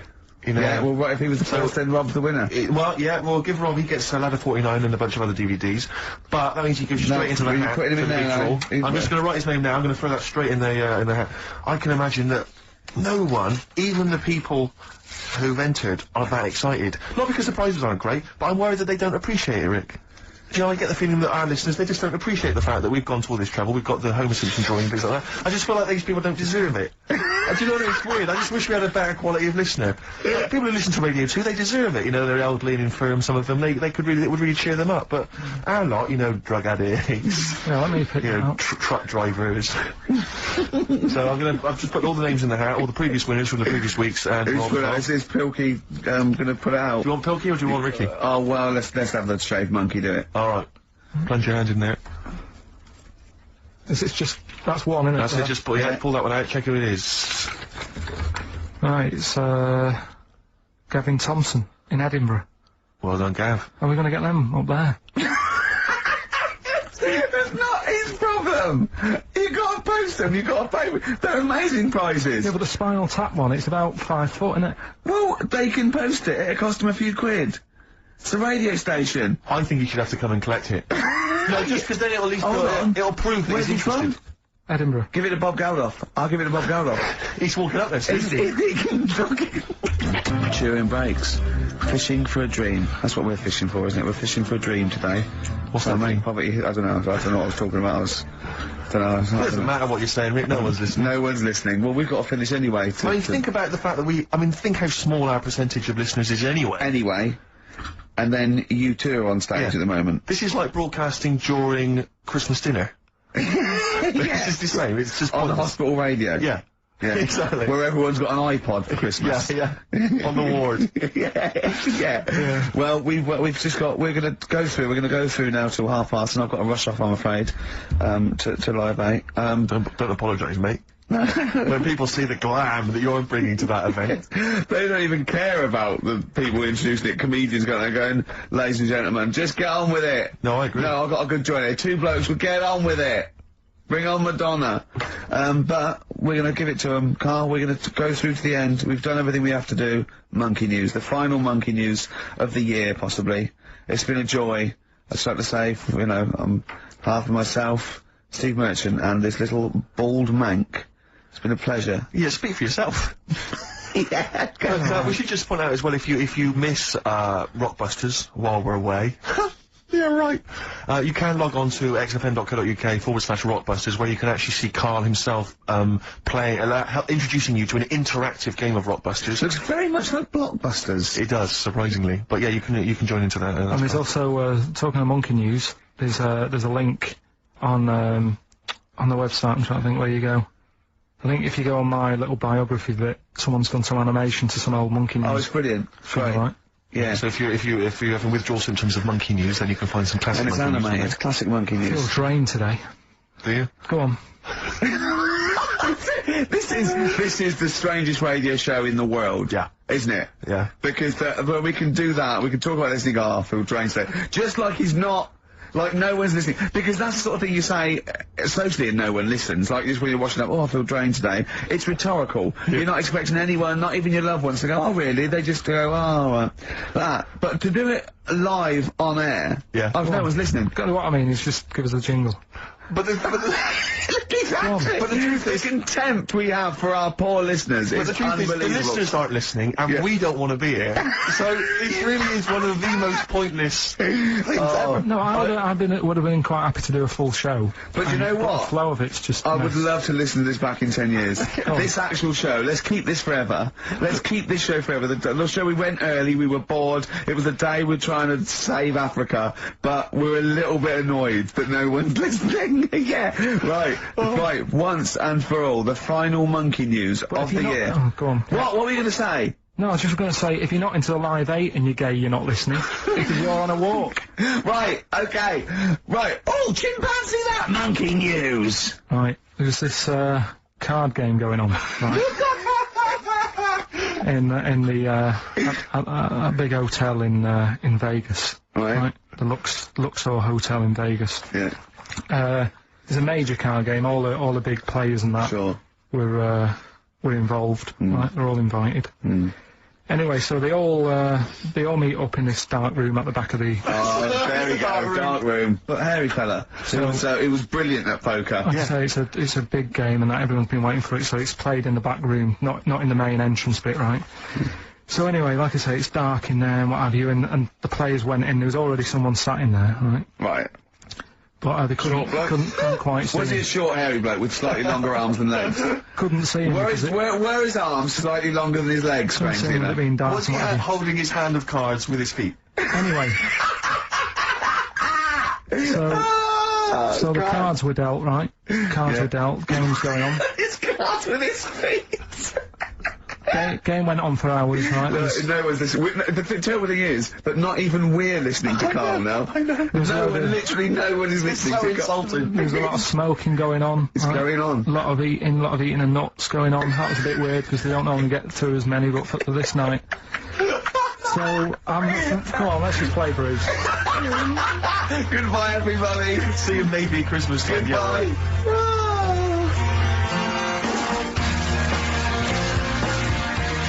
I wonder if we should have a jingle for questions for Karl, because there's a lot of questions coming in for Karl. Okay. Oh, chimpanzee, that question's for Karl. Yeah, okay, no, fair enough, that works. Okay. This is from Jim and Bob in Manchester. Karl, if you could talk to any animal Which one would it be, and what would you say to it? Insect, animal, anything, fish, anything. Well, they said animal, but let's broaden it to anything. Animal, creature. Insect is an animal. Yeah, no, but I'm just, I don't want to get it wrong. I'm just thinking about. Yeah. There's a lot of stuff out there, isn't there? I'd probably go for the tortoise. Okay. Because it would take a long time to walk away from you while you were talking. No, just because... Most animals would be off straight away. Yeah. Just because they live for ages, so they'll have loads of stories. They've lived through a lot. You know what I mean? Through wars and stuff. If you get an old one, if you get like an old one, that's about 100 Most of them have lived in a box in a garden for 52 years. No, but you get some that have been about, and even if it's in a box, you can overeat. They've really travelled, have they? Yeah. I mean, some of them have experienced more than you. Yeah. But they've broadened their horizons a bit more than you. They could probably teach you a thing or two, yeah. And what would you hope to learn from them? Just history. Right. From their very specific tortoise perspective. Other emails. We've had a lot of questions about time travel. People are fascinated about your approach to time travel. And I know we've talked about this in the past, but this is a very specific time travel question.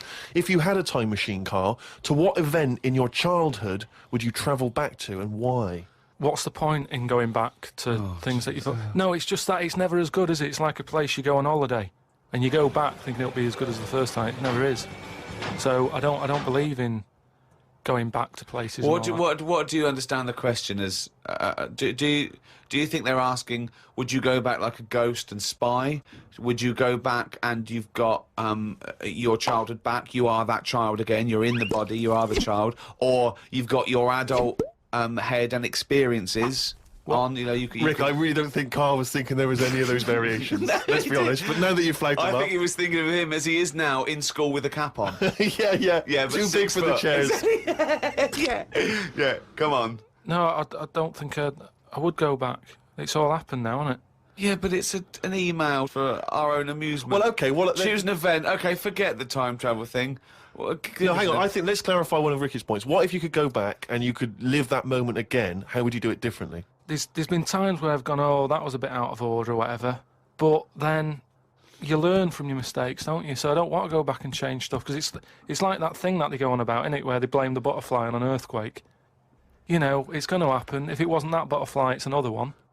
So why pass the buck, is what I'm saying. So you've got no regrets. There's nothing in your past you'd want to change or do differently? What about if you went back and you spied like a ghost on something? You couldn't change anything, but you could have a look at someone and just sort of look like like Ebenezer Scrooge does at the Ghost of Christmas Past. He goes back and he's sort of like looking at himself dancing and stuff.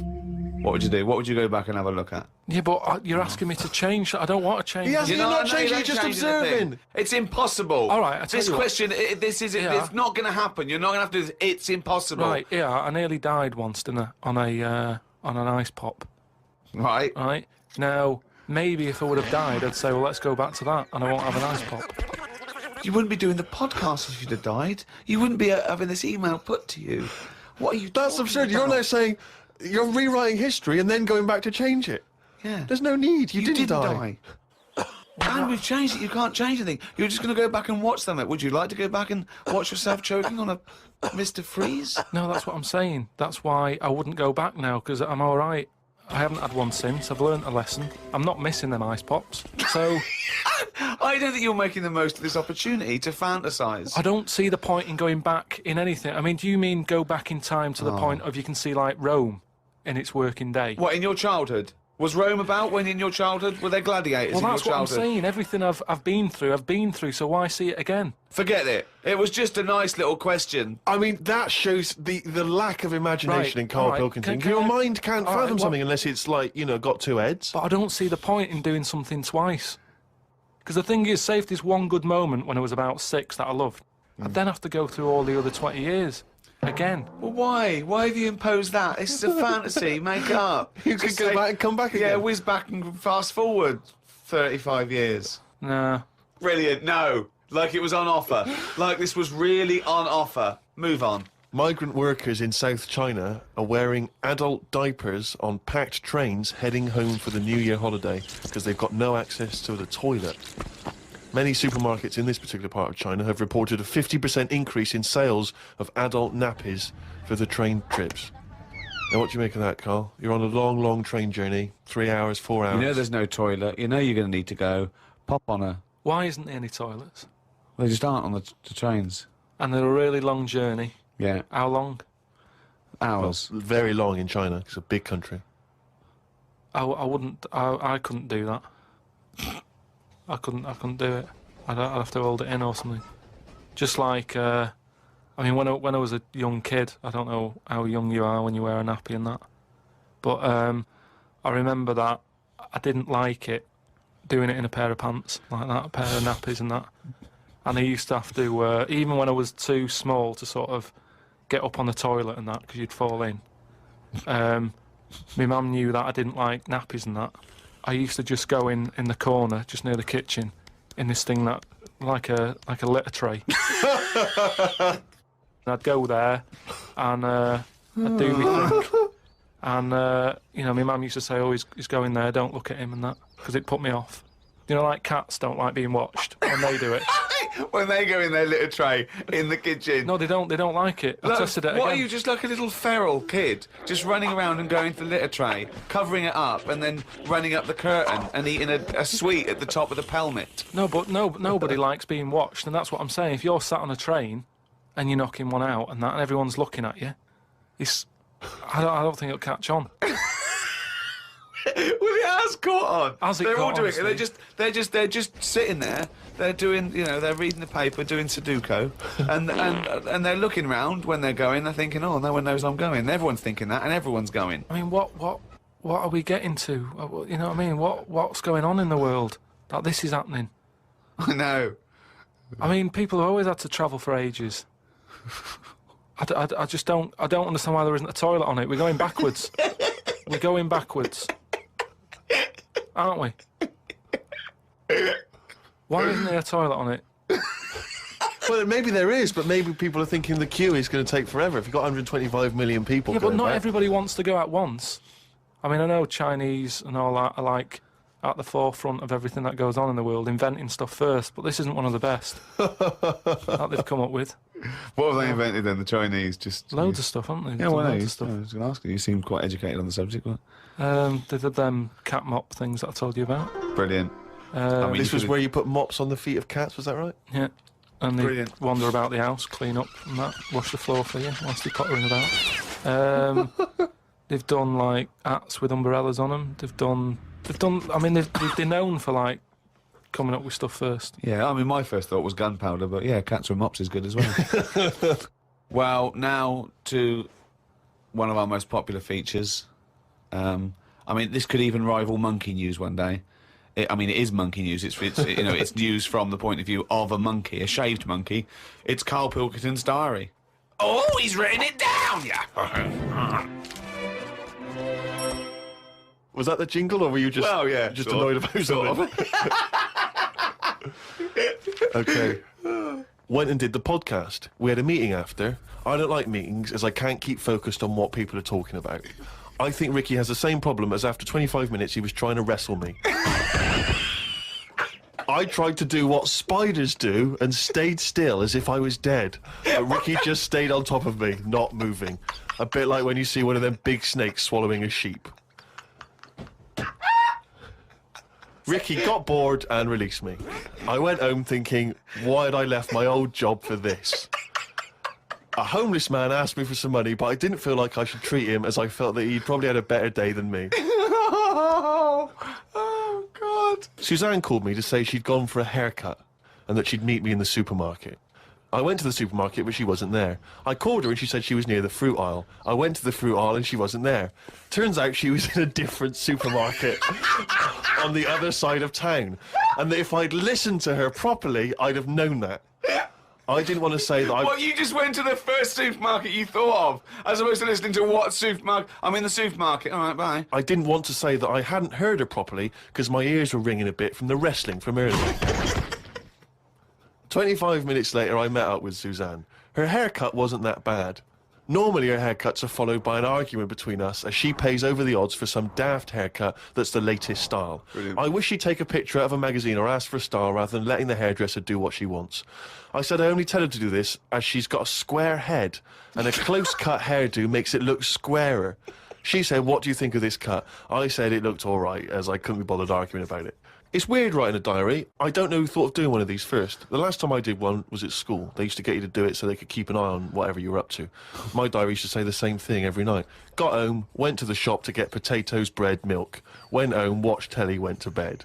I think I might have gone to Twiggy's Dance Club just so I had something different to write. You've not told us about Twiggy's Dance Club. It's just, you know, I sort of, when I was a kid, I sort of gave everything a bit of a go. I did boxing and that, didn't I? Gave that a go. For about 45 minutes. And, yeah, a mate sort of said, oh, you know, you're into your dancing, your robotics and that, you're doing your body popping, right, body popping and that. He said, you ought to come to Twiggy's. And, I went there, but I didn't go in, it was shut. They were just having, like, loads of toilet rolls delivered. I think, like, they were, like, using it as a storage place for toilet rolls and that, so I said, oh, I've come to have a dance, and like, oh, not tonight, come back tomorrow. I never went back. Brilliant. What a waste of an anecdote. Right. Brilliant. Bono, you should be a weatherman, because once again you've predicted wrongly. It's not a beautiful day at all, is it, Stephen? That was you two, XFM 104.9. Ricky Gervais, Steve Merchant, Claire Sturgis. Claire Sturgis in for Karl Pilkington. Karl Pilkington is on holiday as we speak. Where has he got? Mauritius, was it? Madeira. Madeira. I think with his girlfriend's parents. You remember last week he was worried they'd never been abroad, and her dad was saying, what's the way to pack tea bags? Yeah. Carl's going to get him over there. He was going, put him in a jar, put him in a jar. I phoned him up in the week, just before he went, I think Friday, said, have a nice time, and out Sunday, and he said, guess what he's doing now? What he said? He's packing margarine. Oh, of course he is. Oh, bless him. My dad does that. My parents always take tea bags wherever they're going. Really? You know, for fear of there being some kind of tea bag drought in France. Yeah. You know. Is it wrong? But I mean, I don't know. Is it because of maybe English breakfast tea you can't get over there? So you can. Can you though? I mean, you can get PG6. You know, you tea can take is probably the single most popular drink in the world. I know, but what about the fancy foreign teas, your Earl Greys and the like? Well, I don't know. Because I want good English breakfast. Don't bother me with Earl Grey. I don't know what that cup of tea is. It's not tea to me. It's just, it's laughable. It's weak. It's pathetic. It's just, it's, oh. Do you know what? Earl Grey with a little bit of skimmed milk isn't so bad. Oh, yeah? Yeah. Oh. And is your husband a fan? We've started, eh? It's all off already. Oh, it's all banter, all go at each other. Sometimes sort of pretending that, you know. Sometimes pretending we're not close mates. You know, yeah, and, friends, you know, all that innuendo and that. Smutty. And I got a freaky goggle-eyed thing. I go too far. Really, I sometimes go too far. I do ruin it when I go too far, so let's be nice. Wow, let's have a bit of blur. Ooh, well, clever man. The fat man. We're not out of time. We've got a whole hour and 50 minutes to go on the Ricky Gervais Steve Merchant Show. XFM 104.9. I hope we have one of those after every record. They're great, aren't they? I think if you were actually like a proper DJ, if you actually tried to do the Dr. Fox thing, I think you'd be quite good. Really? I think I could only survive doing that sort of post 11 PM. Ooh, quiet things down now. I love all that. Yeah, that sort of radio. Yeah, that American jock type thing as well. I listen to Saga radio now sometimes. What? It's on digital. I think it's radio for the over 50s. And it plays. It was playing Cliff Richards this morning. It played Sammy Davis Jr. It played the Beatles' Here Comes the Sun, and I was loving it. I was thinking, well, it's aimed at your age group. Yeah, exactly. And I've got a bad back. I've been complaining of a bad back all week. He's been ill. Don't even start. We haven't worked this week. He's been ill with the flu. Still not bad. I'll tell you this. I Wednesday morning, I think it was, I woke up and I had the head, the sore throat, the aching body, and I immediately thought I've got the SARS virus. I genuinely, because I've always been a bit of a hypochondriac. I mean, Ricky pretends to be, but I genuinely was petrified. That doesn't make sense, does it? How can you pretend to be a hypochondriac? No, I am a hypochondriac, and you are genuinely always ill. you always you've always got a bit of a So I'm justified in thinking it might be the deadly You're a SARS sickly virus. child. I don't know what's happened to you. Well, I think I will be. It's so much to do with West Country breeding, and you haven't. I don't know. No, he hasn't got normal sort of barriers to sort of flu and So cold. his immune system is all Claire, look at him. I'm quite a weak child. Yeah, I know. I'll probably die in a garret having written some bloody brilliant poetry. But then I'll die of consumption. Yeah. But anyway, so I went online to check out what exactly the symptoms of the SARS virus were, and Seriously? seriously, I was so panicked. So I went straight online, and it was exactly what I had. It is a strain of flu. That's why. Exactly. That was the thing. That's what I had. So I was thinking to myself, because it said the incubation period was between 2 and 7 days. I thought, well, where have I been that I could maybe have got contact with people from? And then I thought, wait a minute, BAFTAs. I think I brushed against a couple of the guys from Banzai. I know. I'm thinking, hang on. Yeah. Wait a minute, that makes sense. Yeah.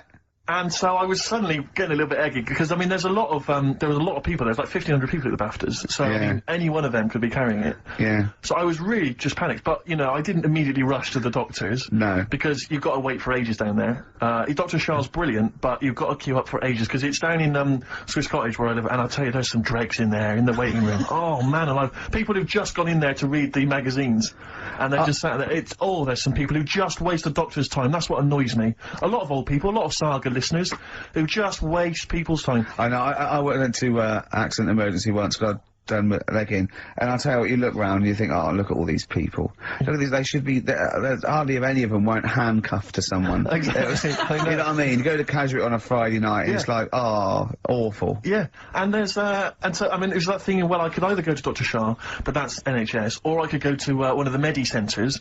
They charge money, Claire. And I mean, I know it's a killer disease, but, you know, I'm not making cash. You don't want it, Because what if it isn't? That's money wasted. You don't get your money back, do you? I mean, I really need him to say, you've got the deadly SARS virus, for it to be worth the 80 quid. Exactly. You know? Exactly. And as I suspected that, you know, it was 50-50, I decided not. I decided to ride it out.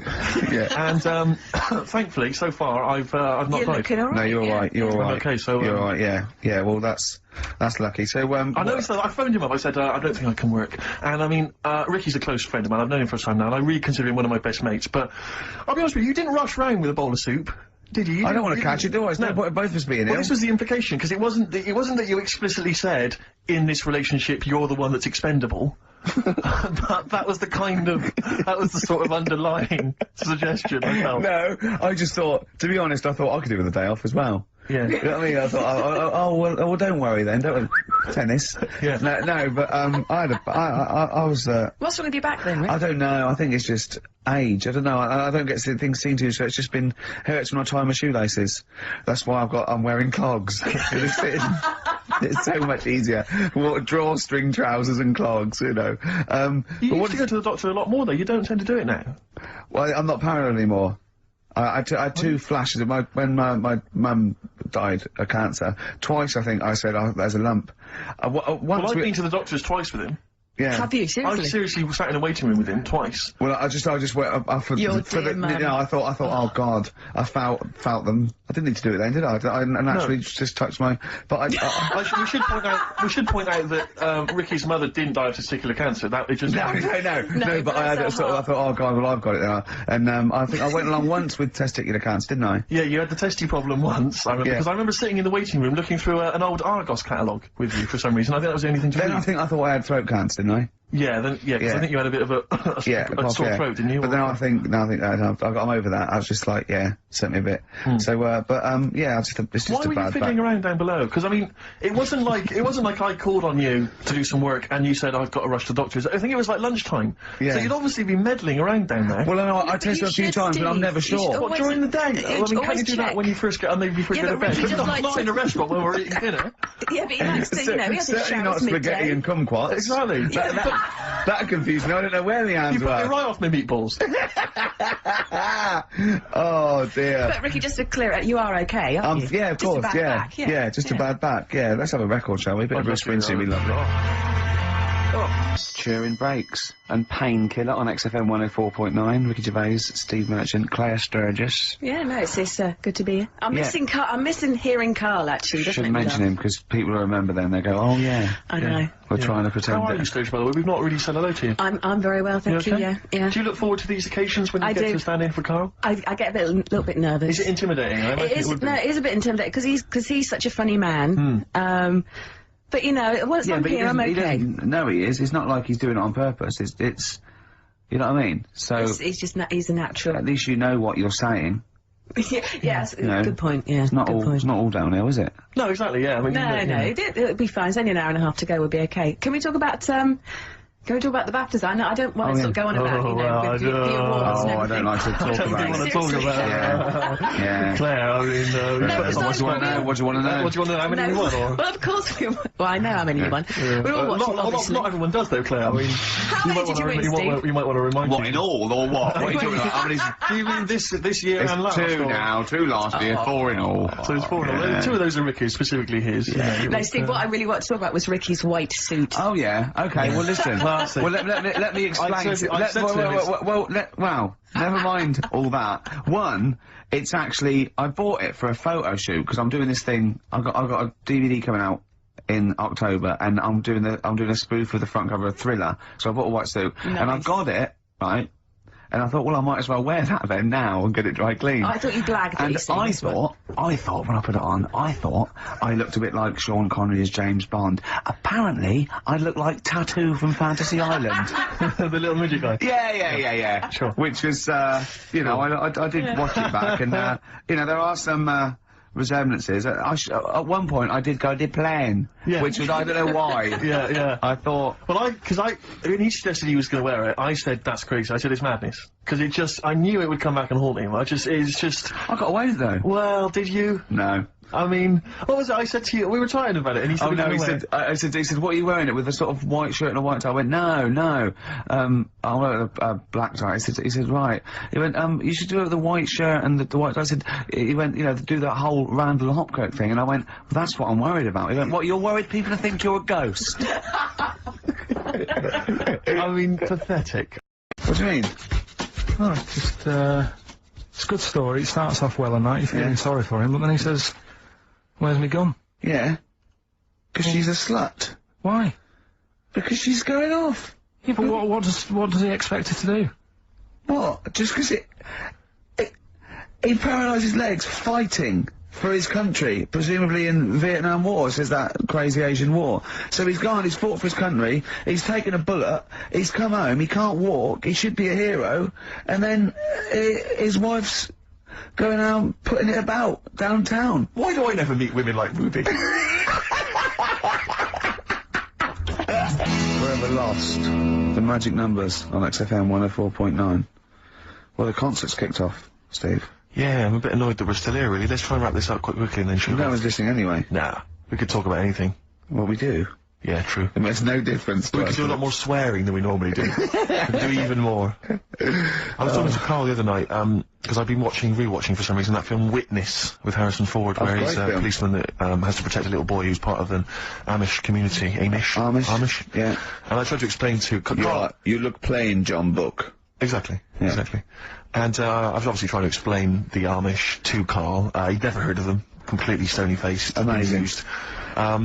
Now for those... Okay, you explained it to him, have you? Okay then. Yeah. Now I don't know what you said, but I'm assuming you got it right, right? Karl, now tell me back now, what are the Amish? They're just people who, sort of live, like in the olden times, so to them they're sort of in about 1842 or something, so they're getting old papers and that. They haven't caught up to... No. They don't have telly. They don't deny that the 20th century has happened. They just don't want to be part of it. They look up and they see planes and they know what they are, and they go into the town and they see it in the window of Dixon's, a telly. They just don't want to be part of it. No, they're still living... They are still living like it's that's what I mean, yeah, but they know about everything else. They just don't want to be part of it because they think that the sort of the revolution was a bad thing. They think that society became more and more depraved, and they wanted to go away from it, and they want to go back to old values, and they think they don't need TV and jets and that way of life. They can survive in the old way because the old way was better. Missing out on Live 8. Yeah, but they haven't had Band-Aid yet. Yeah. I think that this is the problem that Karl had. He in his mind, they were just a bit delayed, so that in his head they were slowly moving towards the 20th century. They wouldn't be able to watch most of these bands with all their electric guitar. They'd be allowed to watch Tracy Chapman. Yeah. Doing an acoustic set. Yeah. Between the bands. Yeah. That'll be alright. But no, in Karl's mind, it's like if he... Although they wouldn't like Fast Car. They wouldn't like singing about that. They go, I don't know what you're talking about. Pony and Trap. You got a pony and trap. That'll be alright. But are they still, do they still get sort of rubbish posts and that saying we need your money for this, or, you know, get behind this charity? They live in a isolated community. They're farmers, aren't they? They're farmers. It's an agricultural community, and they're obviously very staunchly religious. And in actual fact, it would suit you very well, because you hate crowds, you hate groups of people, you don't like the modern world. Well, you'd love it down there, wouldn't you? He wouldn't like getting up at 4 o'clock to milk a cow, though, would he? Well, no, but he'd get used to it. Go back to bed, couldn't you? It's probably out. I mean, have they got anything to do with the Hare Krishna people? No, nothing at all. Because out of all the religions, that's, you know, I'm not a religious person. I don't understand. You're only saying Hare Krishna because you've got the head. That's the only reason you think it'd be... I'm halfway there. Yeah. But the thing is, out of all, you just what was that? Money just fell out of my pocket where I'm nearly laying down. That's the danger of wearing sweatpants everywhere you go. I'm only ever lying down in a chair. No, I'm you know, I've never been a religious type. You know, if people want to do it, I let them do it and what have you. Good of you. But out of all of them, I want one that's not going to take over your life. I don't want one where you've got to get up 3 times a day and you've got to go and pray and that you've got to get up early. Forget that. It's getting in the way. But if it's something like, I was walking to work the other day, right, across Oxford Street, there's a little Hare Krishna fella there, and he sort of had, he had a leaflet and stuff, and he said, you know, are you interested? And I said, what do you do? And he said, well, you know, we're against getting stressed out and what have you. And he gave me a plum. They hand out food for some reason. But I sort of asked a few questions. Just the imagery. These two bold people, one of which is wearing an orange smock, holding a plum in the middle. He hands the other one a plum. It's almost like you could imagine some kind of religious painting. Exactly. Yeah. But you know, what is their sort of main thing? Because he didn't really tell me that much. He was a Japanese bloke, so I didn't know what he was saying that much. Why? He wasn't speaking English. Not very well. He wasn't the best sales bloke to send out for them, is what I'm saying. Yeah.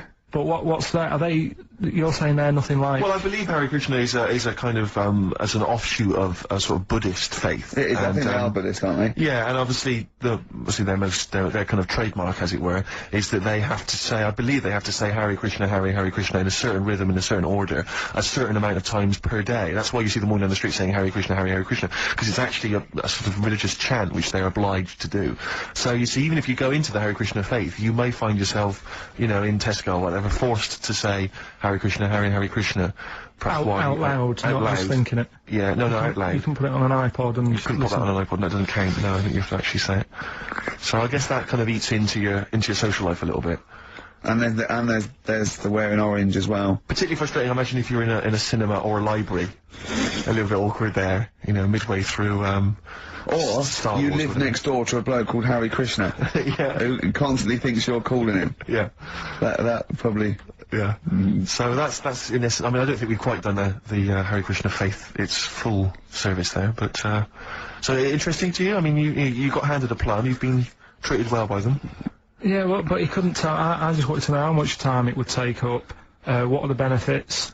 You know, what can you do? What can't you do? Well, I think the benefits are they probably don't get stressed out. They've probably got that sort of that zen, that chi-ness about them, where they try and interact and quite meditative. Yeah. Yeah. I've got some nice trainers as well, don't they, with their orange. What are you looking for then in a faith, Karl? You say what are the benefits? I mean, obviously Catholicism, you get the communion wine and bread, so. Yeah, but I can afford that.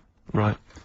Probably just I liked the Crusaders. I was forced into joining that as a kid because a mate sort of joined it, and he sort of said he'd join in. I sort of swore at him. I said, I'm not doing that. Right? Yeah. He said, right, if you don't come with me, I'll tell your mum that you just swore. So I was like, oh. So I went. So I went along, and I used to just go on the Friday when they played, you know, Sabutio and stuff. And then I went on one Sunday, and it was totally different. There was no Sabutio. There was no sort of, you know, table tennis. The thing where you hold a thing and knock things over. Skittles. There was all that on a Friday. Went on the Sunday, it was rubbish. He said, right, sit down in this room. He gave me a Bible. Thought, this looks too heavy, this is too big, I'm not interested in this book. And I never went again. I used to hide on a Sunday when they came round. And that's been the only sort of... I suddenly, why did it suddenly turn out to have to hide on a Sunday when they're coming round? Because they wouldn't leave. Who was it? Were they adults? It was sort of a... Well, he seemed like an adult to me at the time, but he was probably about 27. Well, that is an adult. Yeah, but do you know what I mean? He seemed a lot older when I was a kid. Yeah. And he came knocking and that, and he used to say to me, Mum, I'll just tell him I'm ill or something. And he used to hang around to see if I'd eventually come out to play and that. And if I did, I think they would have grabbed me and took me there. I love the idea that for you religion has to bring with it some kind of gift. It's like, you know, join our faith and you get an alarm clock radio. It's like something that I think religion does bring a gift. Usually, it's the gift of the Lord. Well, the gift of everlasting life, isn't it?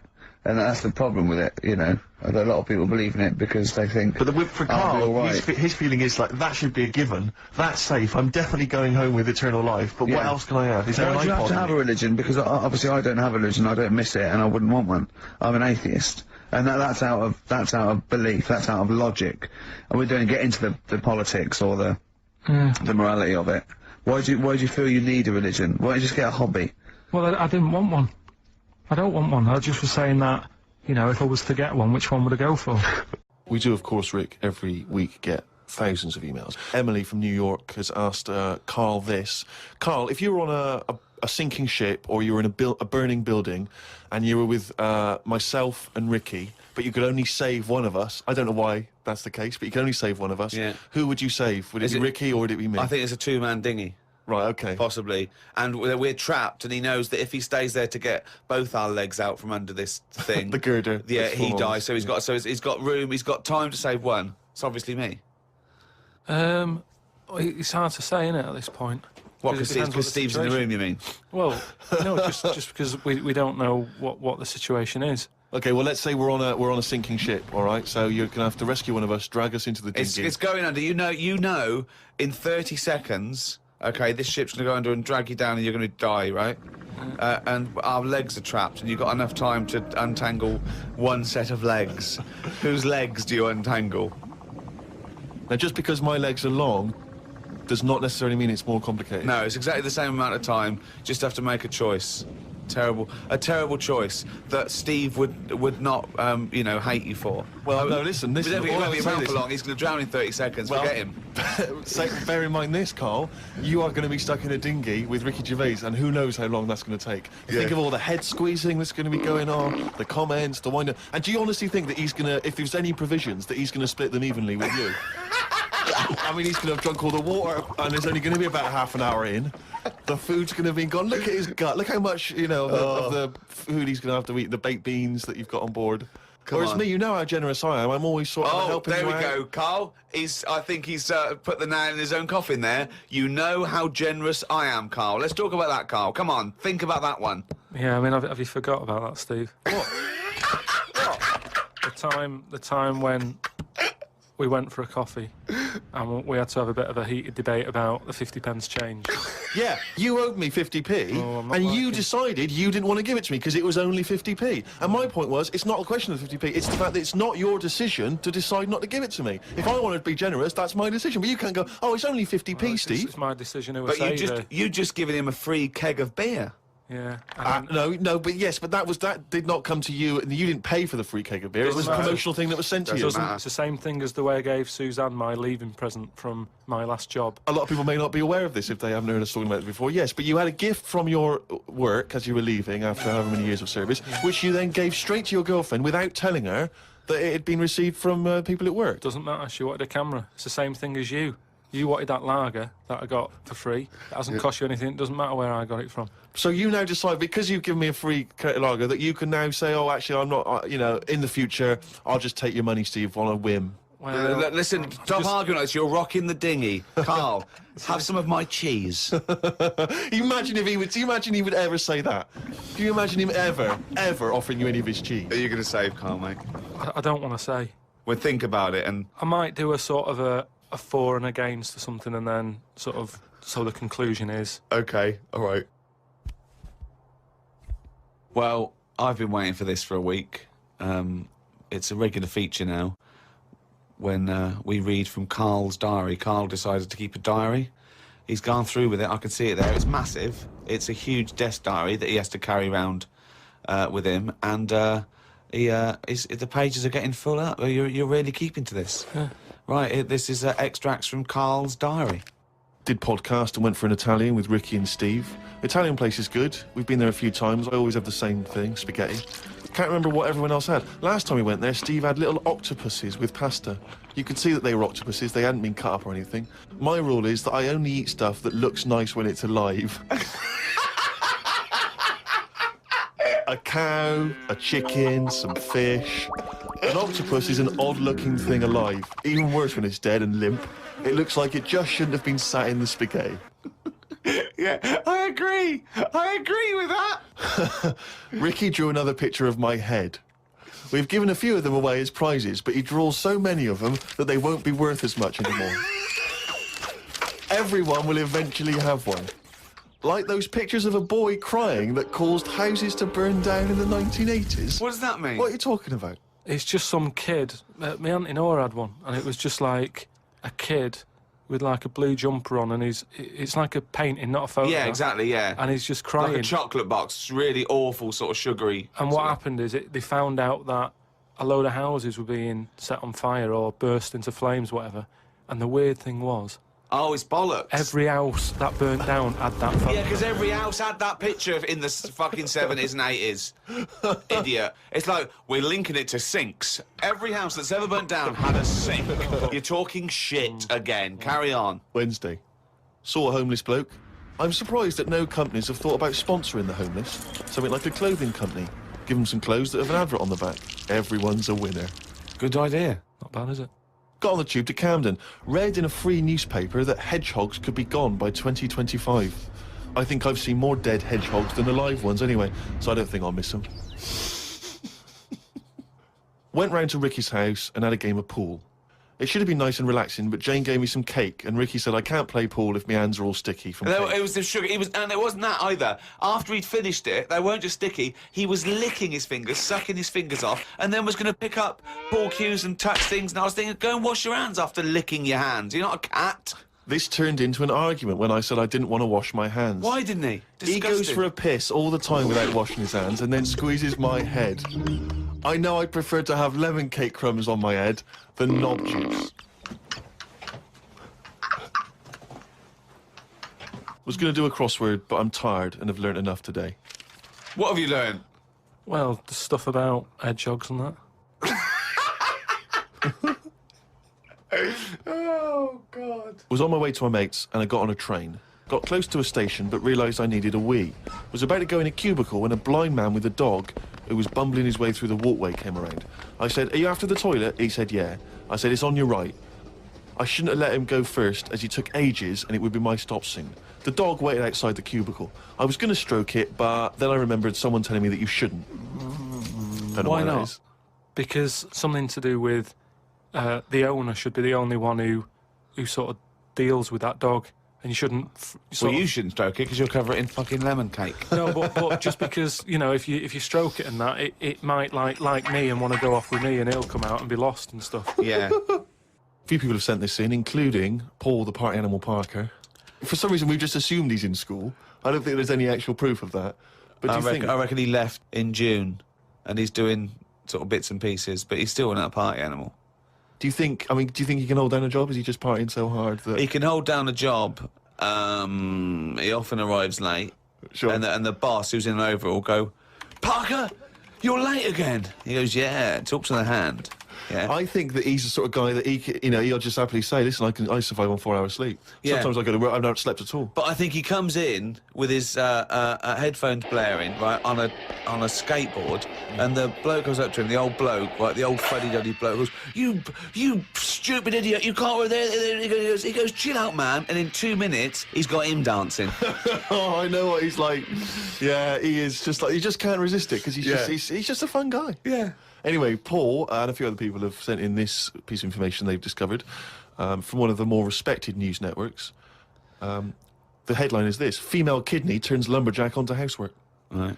Now, a Croatian lumberjack apparently has claimed that he started enjoying housework and knitting after he was given a female kidney. He claims he's going to sue his local health authority because he says he's become a laughingstock.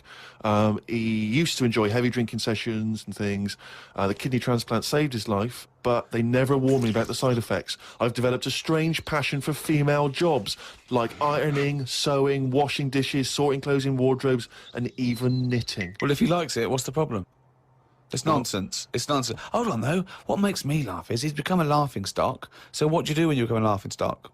Tell the newspapers. Well, yeah. Tell the newspapers about it, because then that'd keep it completely under wraps. Then. But it's the sort of medical nonsense that Karl would normally come out with. Absolutely. That you know, you take on the personality of the person who gave you their blood. Exactly. It's like those old horror stories, you know, you get given a murderer's hand. Yeah. And you go around killing. But there can be certain medical things that would change the way you think and would change you as a person. Say, like how they can do face transplants now. Yeah. Right? I mean, I don't quite understand how this face transplants work, because do you get a choice of who you have? If you have something done to your face and you go, you know, it's burnt or whatever, or something happens to you and you need a face transplant. Well, if you totally changed your appearance, then you would eventually change because of how people reacted to you. Yeah, but so if you gave yourself the head of an elephant, soon you wouldn't be yourself because I wouldn't have that. That's what I'm saying. If they had a catalogue and they said, here's some faces you can have, pick which one you want. Yeah. Would you be looked upon badly if you go, do you know what? I don't really like the look of any of them. Can I just wait for a better face? Or at this moment in time, have you just got to take what's on offer? Karl, there's no one looking through catalogues at faces they might be able to have. No, they do now because of the face transplant thing. But who are these people putting their face up for? They wait till someone... Yeah, I know, but at some point... Well, I tell you what, I would not have a face transplant if I haven't seen the face before I'm going to have it. You had to... I want to see what I'm having. Because I could end up with anything. You mentioned elephant's head. What, do you know what I mean? Whose head are they going to use? Is it the latest thing that's died? Oh, well, this got run over before. Yeah, I'll stick this on your head. But where does this come from? Where are these mind? Where are these faces queuing up to be popped on a skull? Where do you think they have got time to put all these... Maybe this is why it won't catch on. I don't know. This is extraordinary. You've created in your own head the existence of this pamphlet, and now you're defending it, even though we don't know it even exists. And you're this skull on a hospital bed going, I'm not having that. I don't like the look of him. He looks a bit shifty. Oh, I don't like that. Oh, no. Can I ask this now? Let's say we'd passed away sadly in something terribly tragic. The nation's mourned. You know, it's terrible. It's like one of the great national disasters. But you...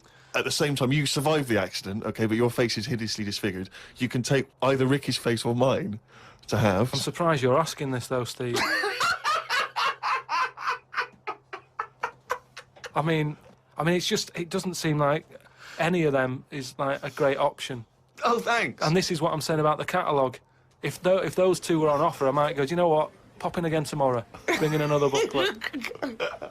I've told you this before, but I sneaked into Butlins. We sneaked in one night, and we didn't know what was on, and they were serving lager and chips, and there's just loads of families and lots of northern men in short sleeve shirts and kids running around and stuff. And so they just arranged the chairs in this sort of dance hall, and they went, and now, ladies and gentlemen, the entertainment for this evening is David Copperfield, not the magician. And it was the bloke from Three of a Kind. Of course. He came out, he did it all, he did all the jokes, he did all the... Hello, how are you? Oh, you're nice. You know, to people in the audience. And then his finale was he stood on a chair because there wasn't a stage, and he did classical gas, seriously, on guitar. And then they went out, and he went, thanks for it. He went off, and I stopped clapping, and he came back on to get his jacket. Oh dear! Oh no! Yeah, it was great. There was also a girl-boy duo in blue satin called Joint Effort, which I was loving. And at the end, right, it was on, I think it was on a Saturday night, so people were leaving sort of the next day, or Friday night, they're leaving the next day, and the kids and that were sort of like going to Redcoats and they were crying, right? And all the Redcoats and Joint Effort and they did We Are the World. Oh, wow. Amazing. What an amazing night that was. Extraordinary. Yeah. They are incredible places. Yeah. Joint Effort. I don't think... I saw a documentary, I'm sure I saw a documentary, which is finding out what the likes of David Copperfield are up to now. Yeah. And he was a thatcher, wasn't he? Wasn't he mending roofs? I think so, yeah, I think you're right, I saw him saying, they said, would you not want to be back on primetime TV? And he said, do you know, I think I prefer mending roofs. Well, I'm not sure. Well, he's probably the same as David Van Day with that advert when he said he got to the point where I prefer to sell burgers than records. No, you didn't. You never preferred selling burgers, David. Have you watched any of the Reborn in the USA? I love it. See, absolutely love it. I missed it, and I'm gutted. It's Hadley or Cox. It's Hadley or Cox all the way, I reckon. Who's Cox? We close our eyes, we never do him. What band is that? Go West. Go West. Oh, right. Yeah, he's probably the best singer in a sort of stand-up cabaret And how way. does it work? Do they get voted out as they go around? Yeah, So yeah. like Sonia's gone, isn't No, there's two from the studio audience, 2 are nominated, the lowest, I think the lowest people, and then Britain, people in Britin vote one back on the bus. Ask why they're doing it in the States? Why didn't they just do it in this country? Well, because it was meant to be relaunch their career without prejudice, I assume, and also as an excuse to go to America, I suppose, and people not know him. Although fame is creeping in, I think a lot of people recognise Tony Hadley. Yeah. Particularly when he sang True at karaoke. Yes.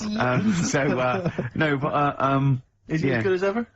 He's fine. He's a bit dramatic, but he's alright. Now, from your sort of, your brief pop phase, are any of these faces familiar to you? Did you ever bump into them? Oh, no, but no, no. You never hung out with Hadley, or? No, we all lived in the same house. Yeah, you did have, didn't you have a run-in with Bucks Fizz?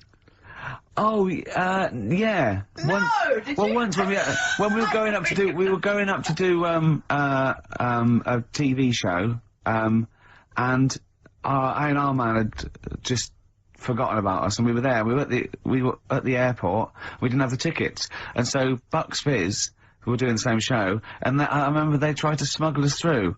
They had sort of like them and their crew, and they just like showed us the tickets and went through, and they went, well, like that would work. They went, okay, sorry. The 2 girls stand in the lobby and whip off their skirts. Everyone was sidetracked while you legged it through. Well, I was on the shoulders of Bobby G and wearing a really long coat. Yeah. And they went, Bobby, what a lot. He went, yes, I am taller now. You're not taller in the flesh than you are on top of the pops. Yeah. And fatter.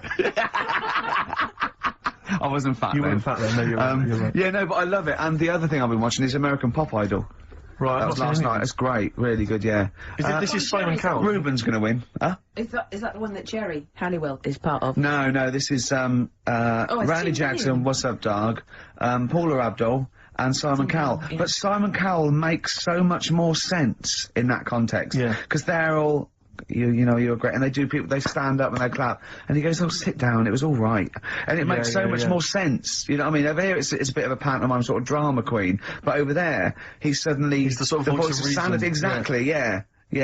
But, that's the trash TV that, I watch. That you've watched. Yeah. But no, Reborn's funny.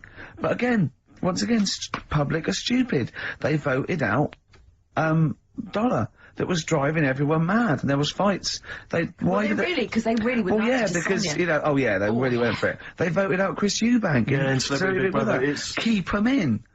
I don't think the public should be allowed to vote on TV shows. I don't think they know what's best for them. It does strike me that, like, in the golden age of EastEnders, if people had said, do you want to vote out, Dirty Dan, they'd have gone, yeah, he's nasty. I know, yeah, that's that confusion, either with entertainment and punishing people, yeah. They should keep them in and then make them lose. Yeah. Yeah, so you've had all the best of both worlds. What about the new celebrity, I'm a Celebrity, Get Me Out? Now, who's in that? The one? Daniela Westbrook. Yeah.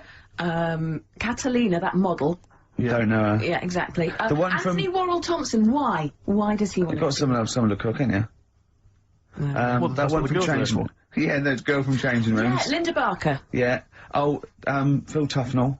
Who? Phil Tufnell, cricketer. I'm gonna put some money on him to win. I reckon he's gonna win. because apparently he's sort of funny and nice and everything. And, yeah. Would you ever do any of those? Absolutely not. No. I genuinely think if you were in the Celebrity Big Brother house, immediately you would be voted voted out. out. It would be before the public get a chance to vote. Yeah. The housemates would have got you out somehow. Yeah. They'd Have left. Or they'd have left. Yeah, I they'd have might all walked win. out. I might Yeah. win by default. They'd have all climbed over the roof like that guy Sandy. Yeah. They'd have all climbed out like within the first 10 minutes. I saw Sandy the other day, actually. Still on the run, is he? Just climbing over. Get off my roof. I got really excited. In Really? Selfridges. Does he look like a wombat up close? No, he's really good looking. Shut No, up. seriously. I saw him in the hat section at Selfridges because he's a personal shopper telling them they look gorgeous. Jane went there specifically to meet Sandy. No, just did for like, she? yeah, yeah. I got really excited. Is he working there? Yeah, he's a he always personal was. shopper. Yeah. Really? Yeah. Does he sign autographs and stuff? I'm sure. No, he calls himself Alex now. What? Eh? Yeah, he's not allowed to call him Sandy. Selfridges wouldn't. What should we say and get him sacked? Get him voted out of the Selfridges household. Oh, What, is he a personal shopper? Yeah. That's just to me the epitome of indulgence. If you've got money to spend on a personal shopper, oh, I'd love to do that. Man alive! No, you don't, is that someone who pushes your trolley? No, Is that how it you works? just say. Can I get one of those in Waitrose? No, it's like asking an assistant. You go, I need some black trousers and some brown shoes and this range. And they go, okay, and they go and get you a range, so you don't have to go. It's not like. Yeah, but I still love it. Oh. Yeah. But you have to pay for it. It's not. No, you don't pay for the service. You pay for the clothes if you buy them. It's Really? not. Yeah, it's not like Well, me and Steve, can we Lady do it Di each having one? Harrods opened for her. So It's I could walk in there and get Sandy. Of course you Big could. Brother to just And get some shopping in for me. fact, I'd love you to. But could I get him like once he's finished in Selfridges? Could he pop to the co-op for me? No, Or like he can't HMV? do that. No, he can't do that. What? No. Seriously? So there'd be people queuing up, wouldn't there? Well, why? Selfridges, you can't. People don't go and shop with Selfridges for the sake of it to meet Sandy, do they? No, but to get a personal shopper. Why wouldn't everyone have one? I don't understand why everyone wouldn't Well, do it if they're not can. charging you for it. Oh, Steve, you and me later on. I'll tell you this, I don't think people realise that, Rick. He's going to be inundated now. You know when you go to Selfridges, you will not be able to buy that suit you got for £97. It's a lot more expensive than that. What? You can't. You can't get shoes for £29 in there. I'm not bothering. No, exactly. You see, that's where you're going to come unstuck. It's not working. I'd love a great record now, Claire. Okay. I'm going back to Bristol this weekend. Oh, yeah? I am going to be. I've got £100 to spend, so I'm looking to get a 3-piece suite, Yeah. dinner suit. Yeah. A wife. Well, possibly. I think my sister's back. The new single from Radiohead. What do you make of it? I love Radiohead, so I'm prejudiced, and I like just about everything they do. You know, I still play the Bends regularly. I had to replace it on CD because I wore it out. Really? I just think it's amazing. I think they're great. They're coming in, aren't they? Yeah, well, they're coming in couples. I think Phil and Ed, who are my favourites, are doing Zoe in a few weeks. And I think Tom York is going to be doing John Kennedy on Exposure, doing one of those album playbacks where he comes and I talks think about each track. he's so shy as well. Yeah. He came into Uni once, and he was just so shy. He hated it all because people were looking at him. And, he's great. He's brilliant. A toast. Funny little from fella. Radiohead. Happy Easter, Tom, and all of that. Don't eat too many eggs, boys. Oh, calm down, you crazy guys. Blur, Out of Time, on XFM 104.9, Ricky Gervais, with me, Steve Merchant, Karl Pilkington.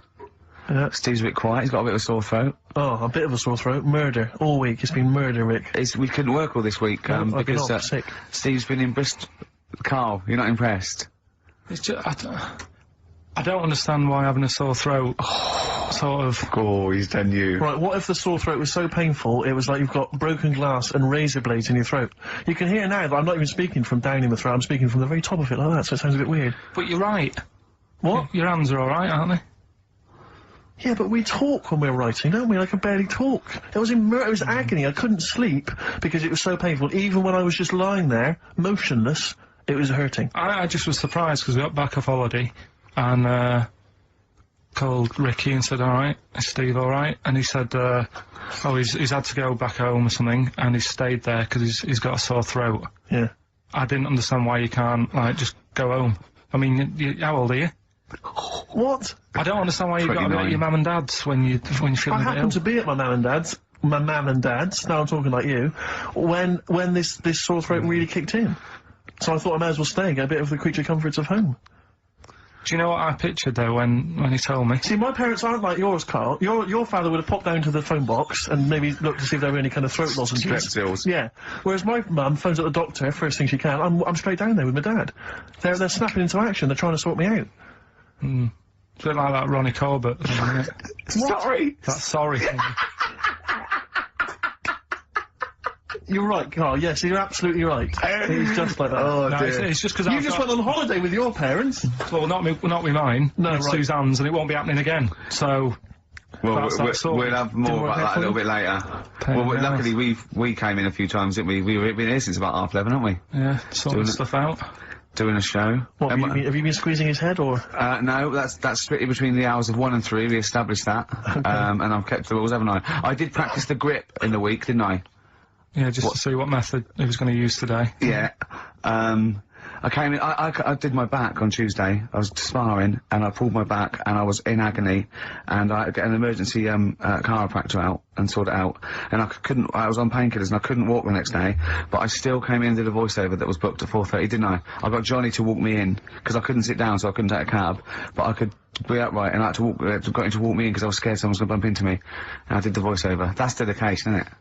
Yeah, but right, I got back off holiday on the Tuesday, right?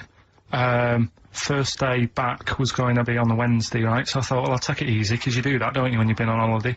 The first day you just want to sort of... I don't, I'm straight back into it. Well, yeah, but it's nice too, do you know what I mean? Yeah. Just sort of look at your emails, go through all them, work out what people need and stuff. Sure. Doss around, yeah, sure. So I thought, I'll take it easy. As soon as I got in, I was told that Ricky had been booked in to do a voiceover.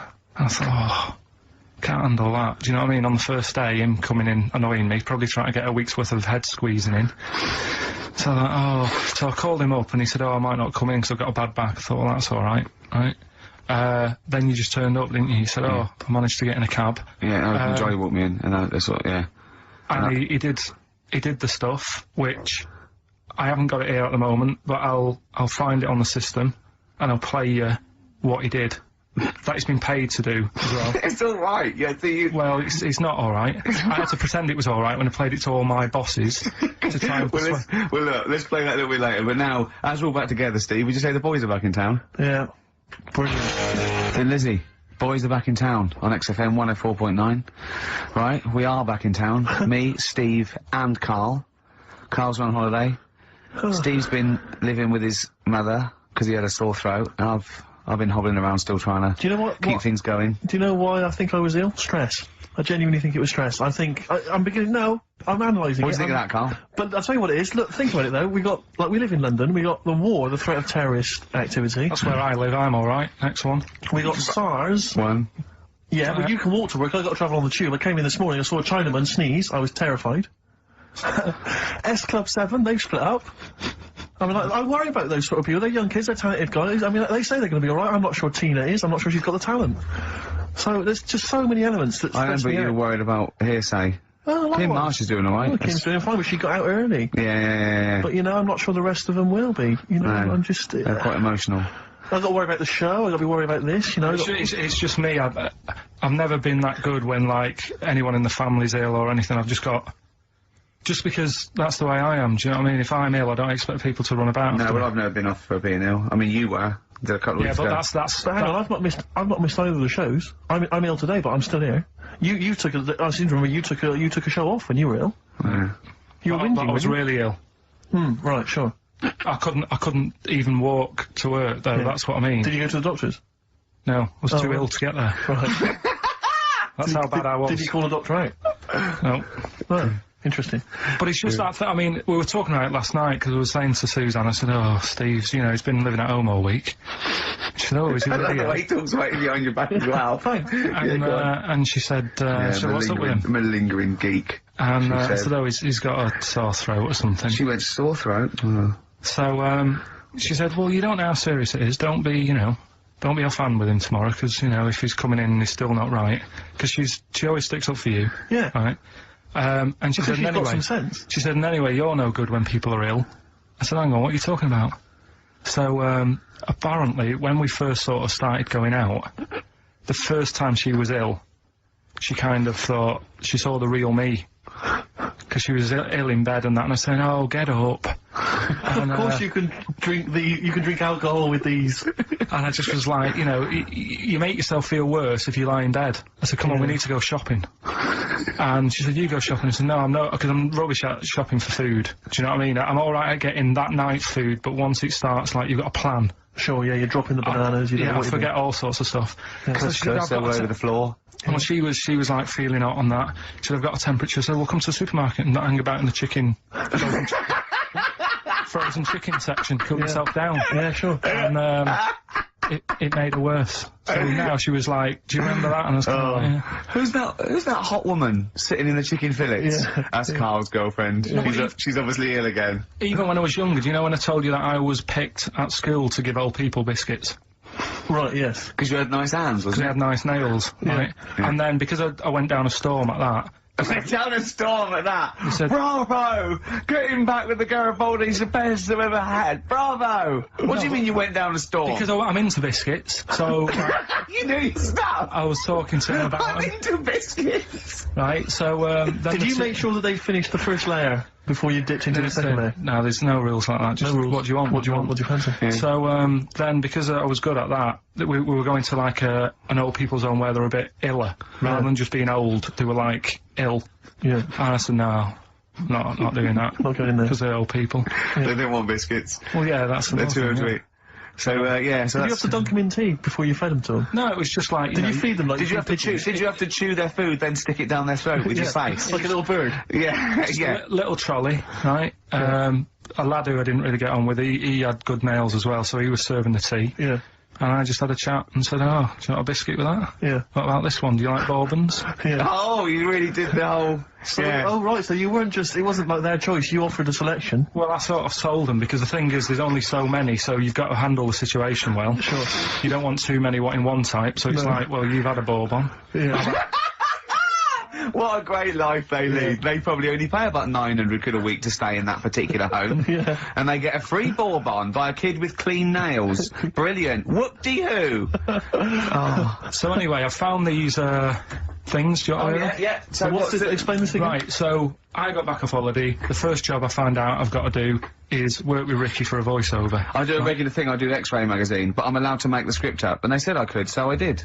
Right, so imagine this. Well, I know you, Rick, and I know you like to put a lot of work into these things. Yeah. You want to do a good job. So he rolls up, he says, "Let's do it then." He said, "What's in the magazine?" I said, "Well, here's a selection of stuff, this is what you've got to sell." He said, "Leave it with me."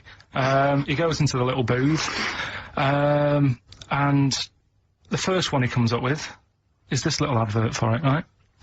X-Ray magazine, it's out now. It's a £3.50 May edition, music of tomorrow, Dandy Warhol's picture, and there's a free CD with all the Placebo and the Donners, and Smog, and Nightmares on Wax, Alpine All Stars. Only £3.50, it's out now, buy it, innit? Have you got a sore throat there? Well, that's alright, innit? And he was going, "You can't." I said, "We are doing that. I've done one. That is it. That's it." So I persuaded him. He went, "Right, okay, we can possibly put that on XFM, right? I'll have to see, right?" And so I wouldn't do it again. And he went, "But you need one for Capital." He said, "Capital will know what I went." Right, I'll do one more for Capital. Right. Because all the stations advertise the XFM magazine, right? So this is the one that you thought would be alright for them. Ooh, hello, you loonies in Radioland. Dr. Frog here to tell you about the new edition of X-Ray magazine. It's out now and it's only £3.50. You've not heard of it? It's a great music magazine. And you get a free CD featuring bands like Placebo. They wear makeup, but leave them alone. Gold Chain, Smog, OK Go, The Donners, and all great bands that you'll love to. Froggy here. Hello. Bye. Ribbit, Froggy says bye it. Oh, well. So then, he says, "That's it, you've had your money's worth." Dr. Frog's still on there. He's still on classic. I said, "That isn't going to go out, they're not going to be happy with that." He said, "You've had your money's worth, I'm going." Yeah. So I'm left with that. I then have to get the bosses in. And because I've let him go, in a way, it's my responsibility. Yeah. So I've obviously thought I've got what I need. I had to play them to the MD. What did he say? And justify. Well, I was sort of thinking if I laugh, he might go, "Well, I don't get it," but he finds it funny. Oh, brilliant. Well done. So I was laughing, he was sort of thinking, you know. Excellent. Is that it? Brilliant. When do they go out then? I think one of them's going out at the moment.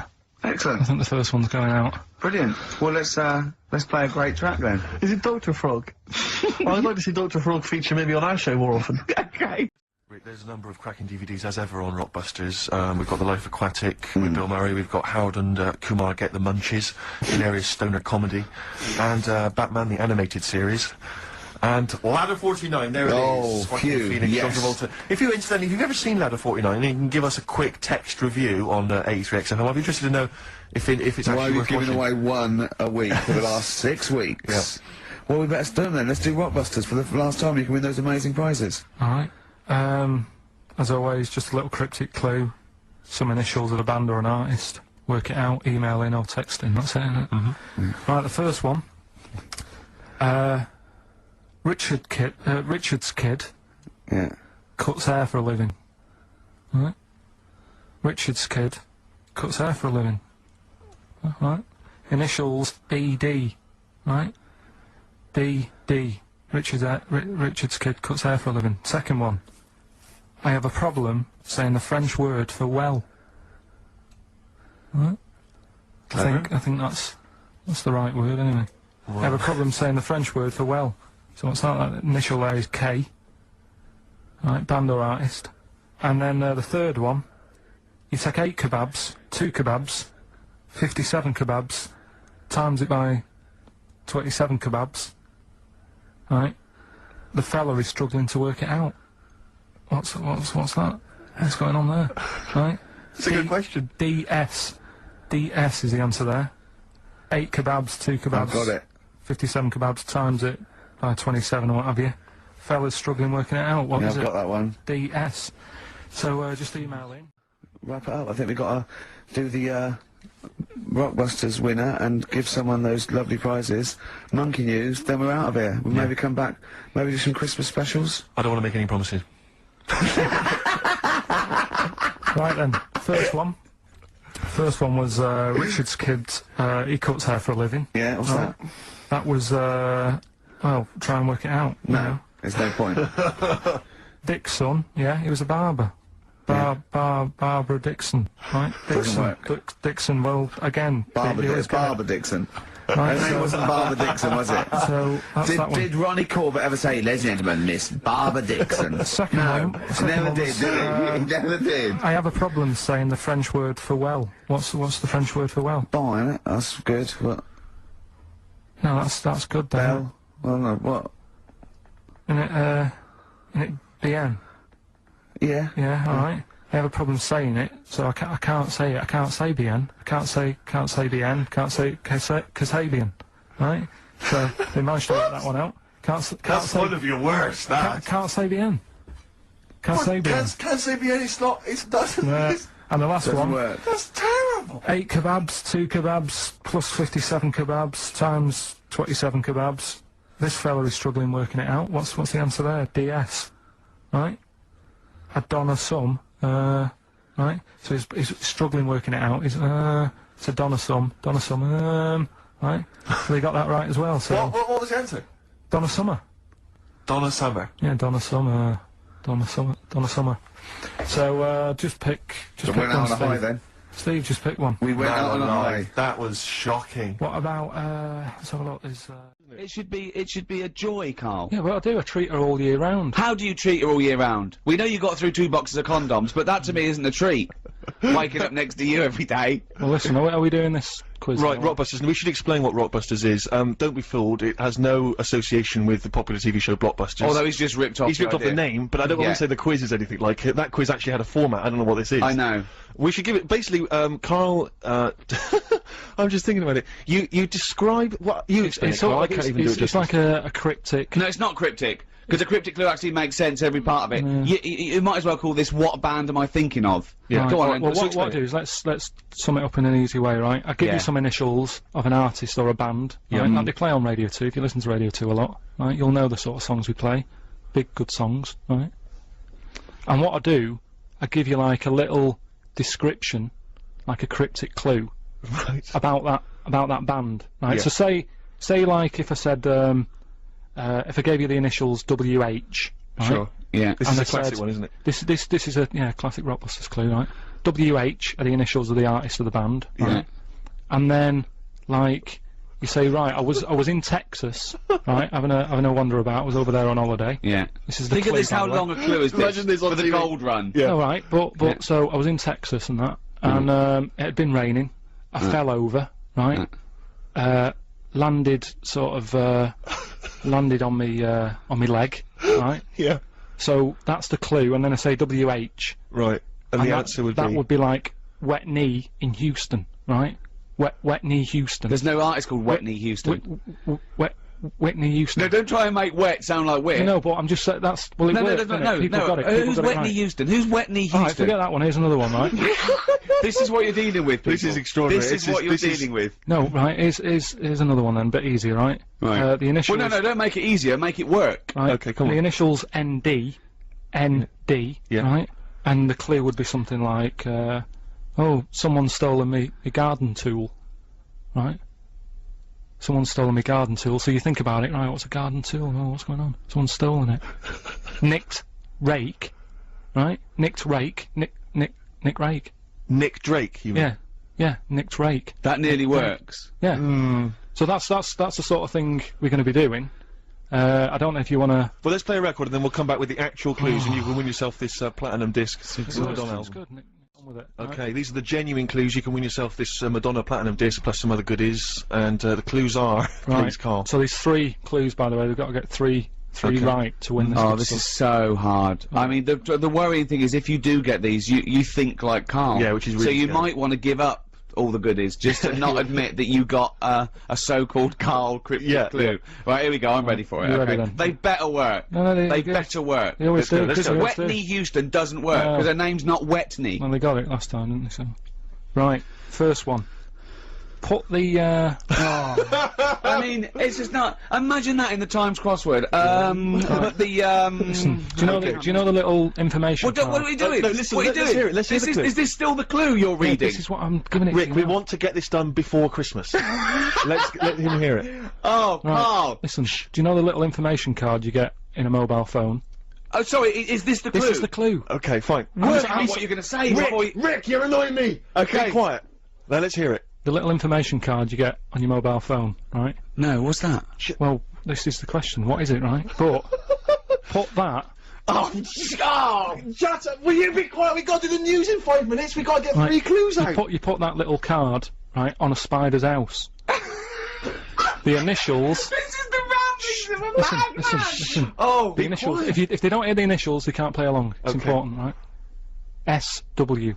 Right, I'm making a note of this. SW, right? So that little card you get. information card from I've the got phone. it. I've got it. Right. Put that on a spider's house, right? Second one. Diana Ross isn't feeling that good. Right? That's the clue. Yeah, that's the clue.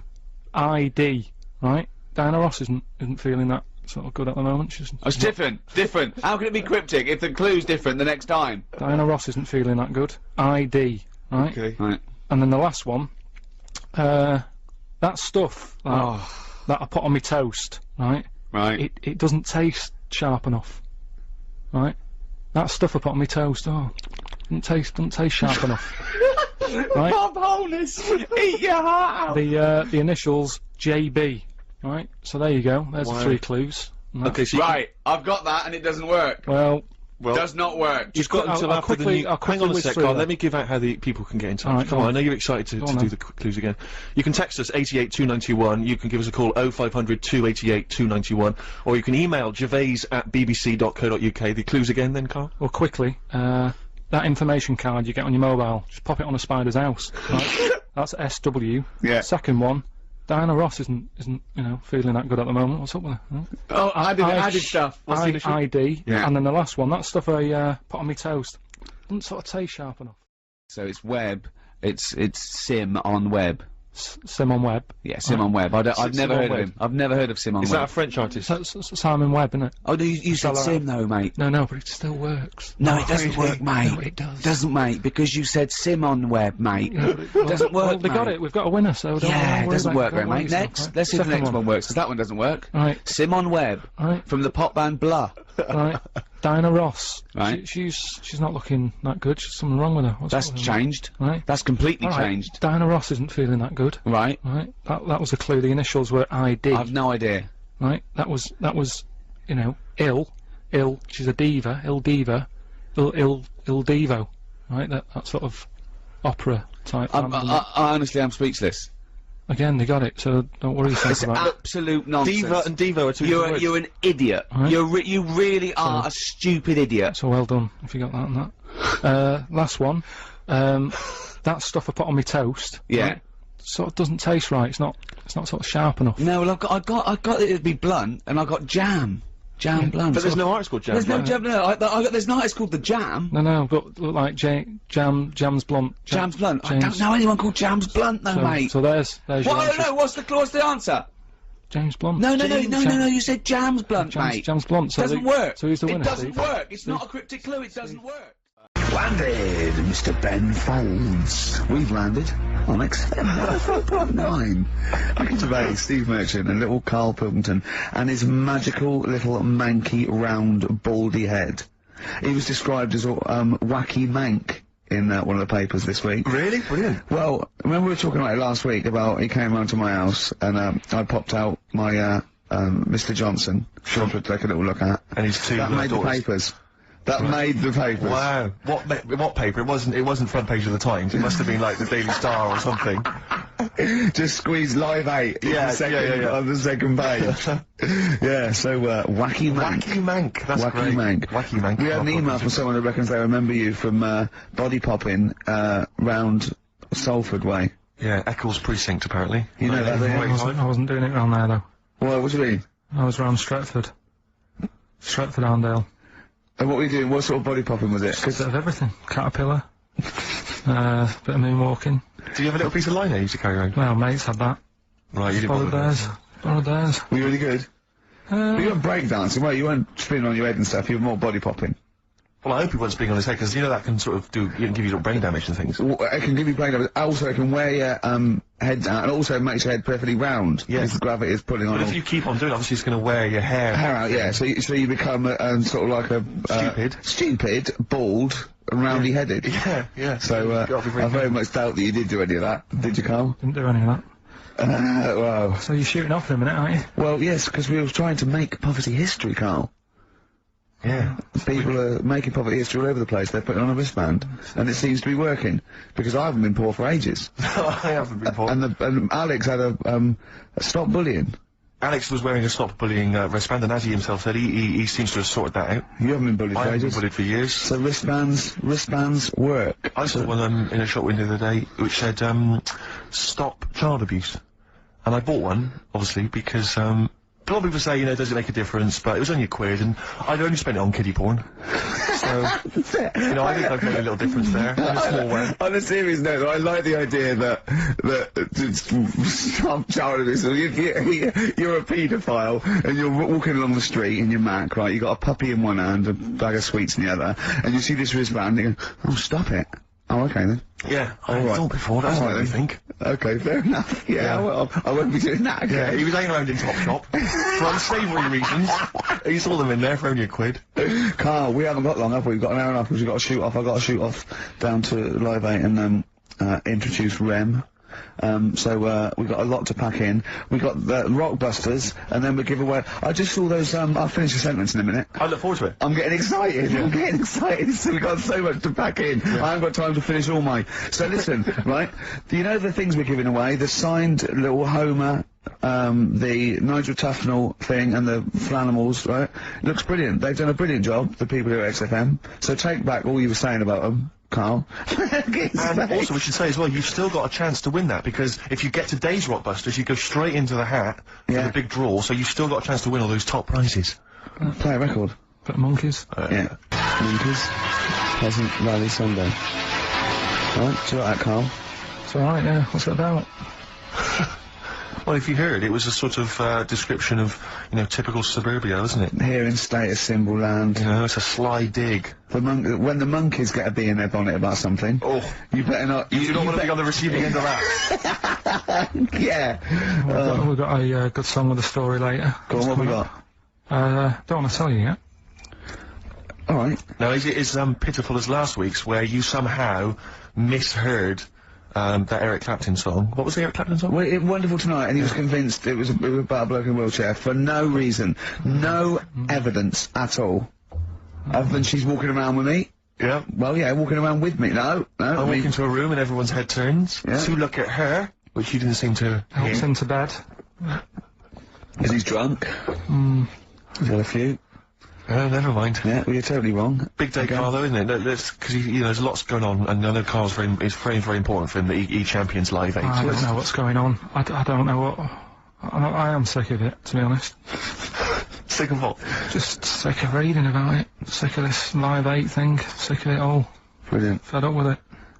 What annoys you particularly? It's not only that today, though, is it? On the way in today, right, saw a gay fella on a bike. Weird?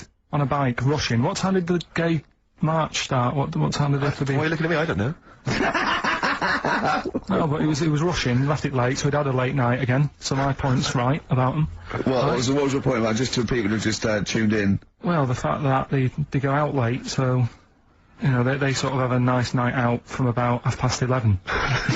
They're ironing the jeans at like 10. Their jeans! They're leather trousers. But anyway, right, so... They're cutting the back, aren't they? Leather trousers about 10:30 at night. I'm on the way in, right, and I see one stressed out, rushing, right, on a racer, wearing high heels.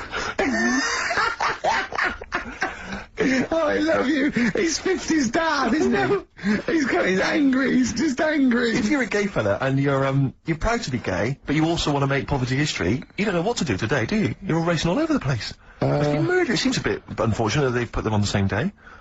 Yeah.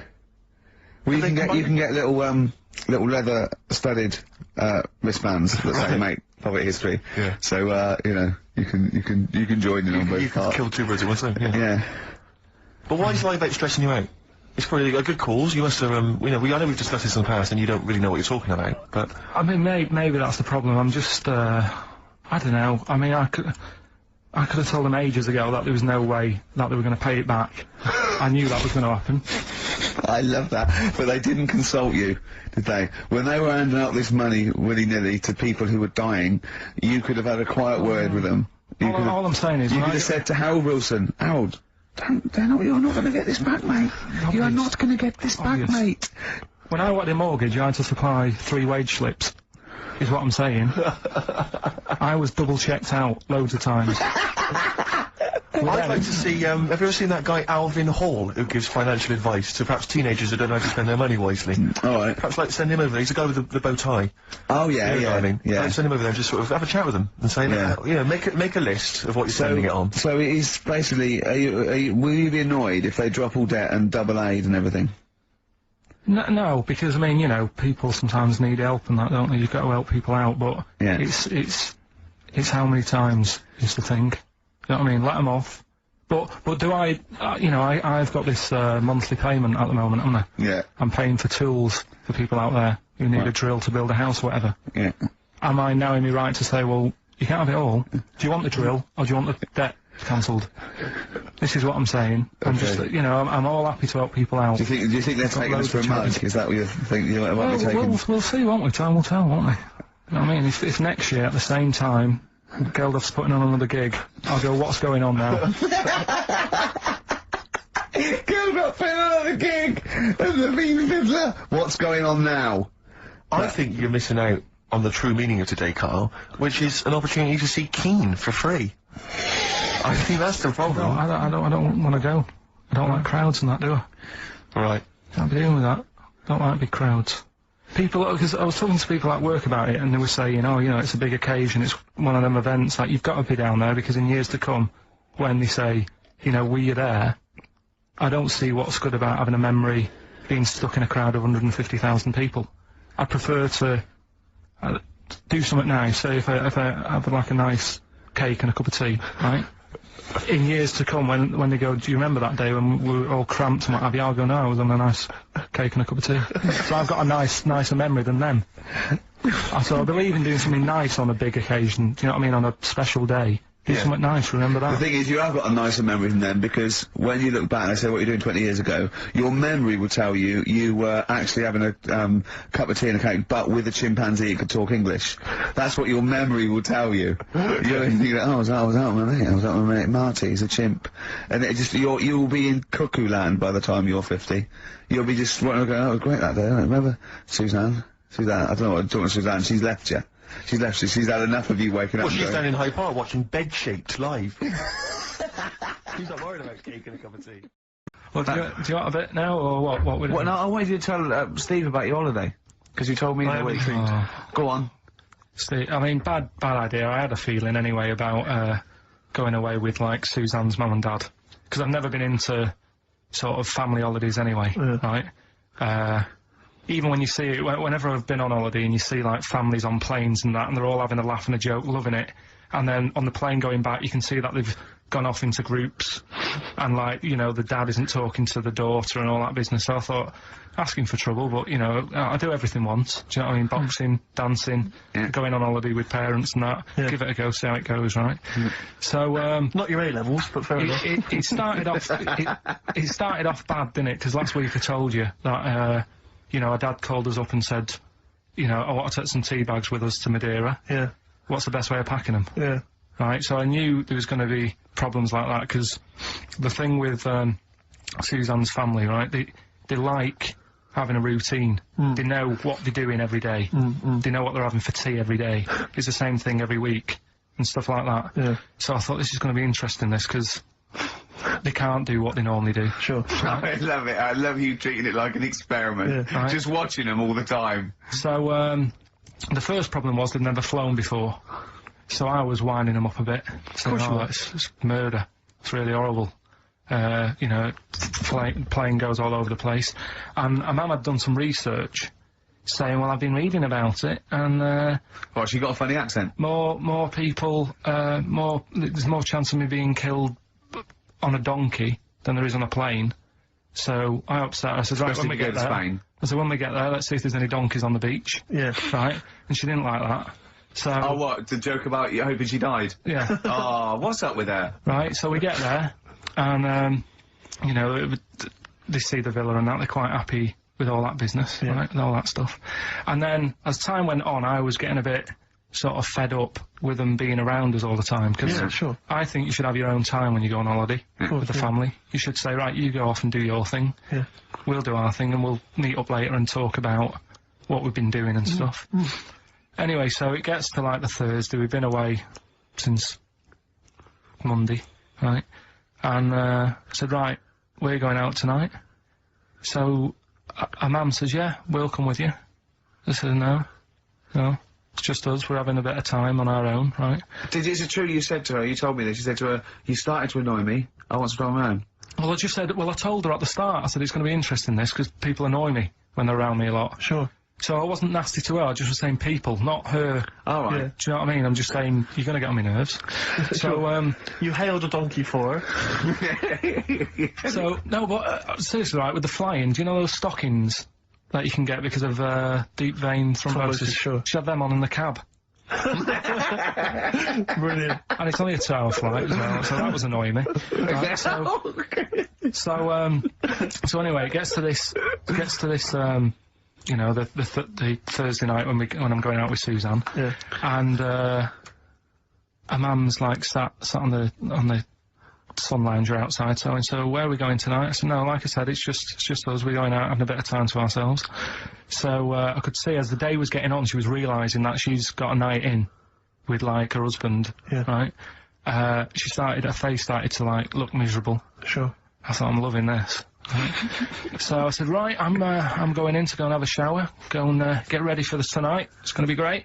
And winding them up, just wind them up because they can't come, because he said they can't. Right, so I go upstairs, have a shower and that. I come down, and, a mum's smiling. Oh, hang on. So I'm thinking, hang on a minute, what's gone on here?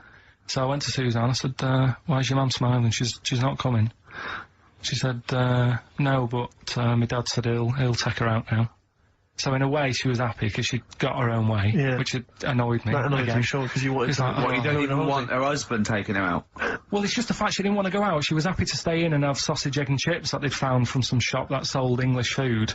Right. So that's almost like what they do if they were at home. Sausage, egg and chips. So she was happy with that if we were staying in and having that, but because we were going out, she was fed up. Right.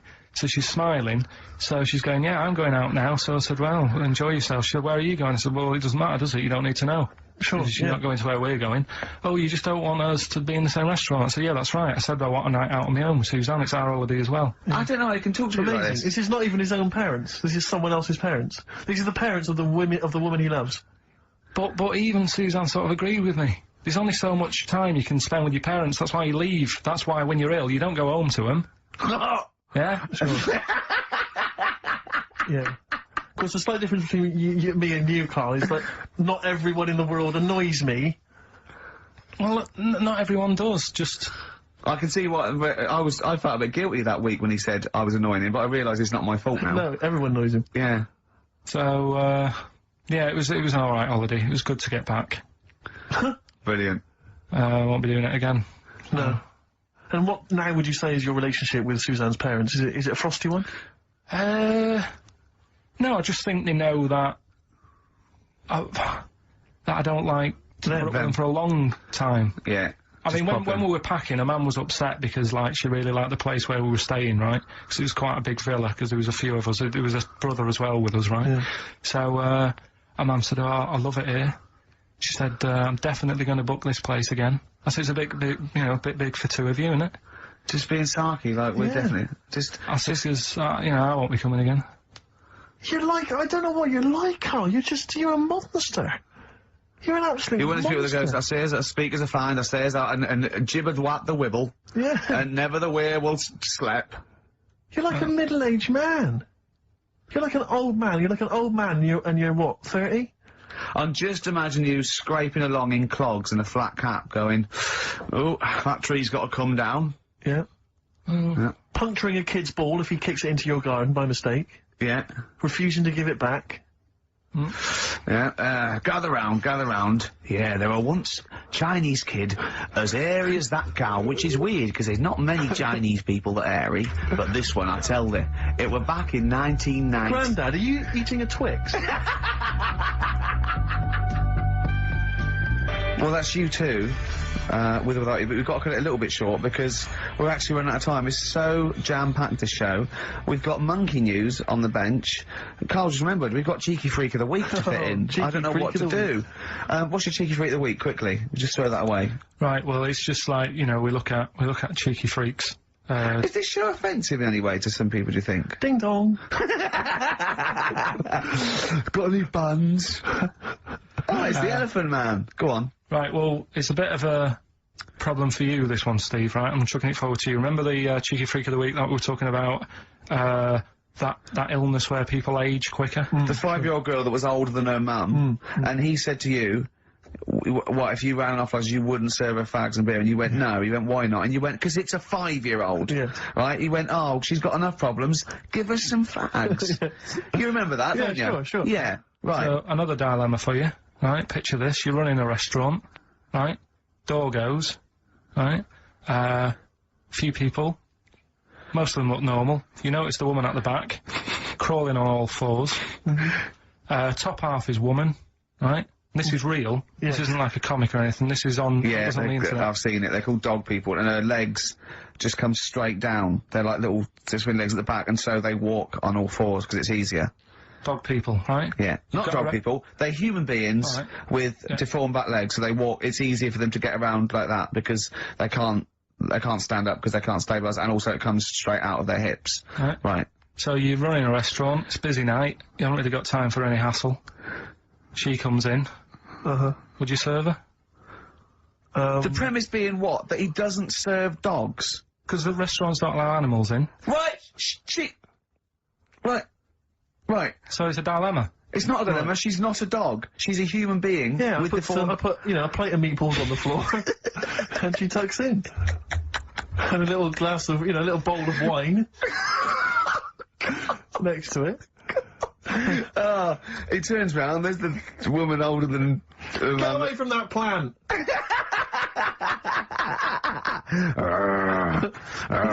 Is service included?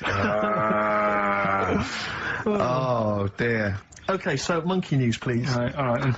Let's hear the jingle. Oh, chimpanzee that monkey news. Right. Now, before and again. Go on.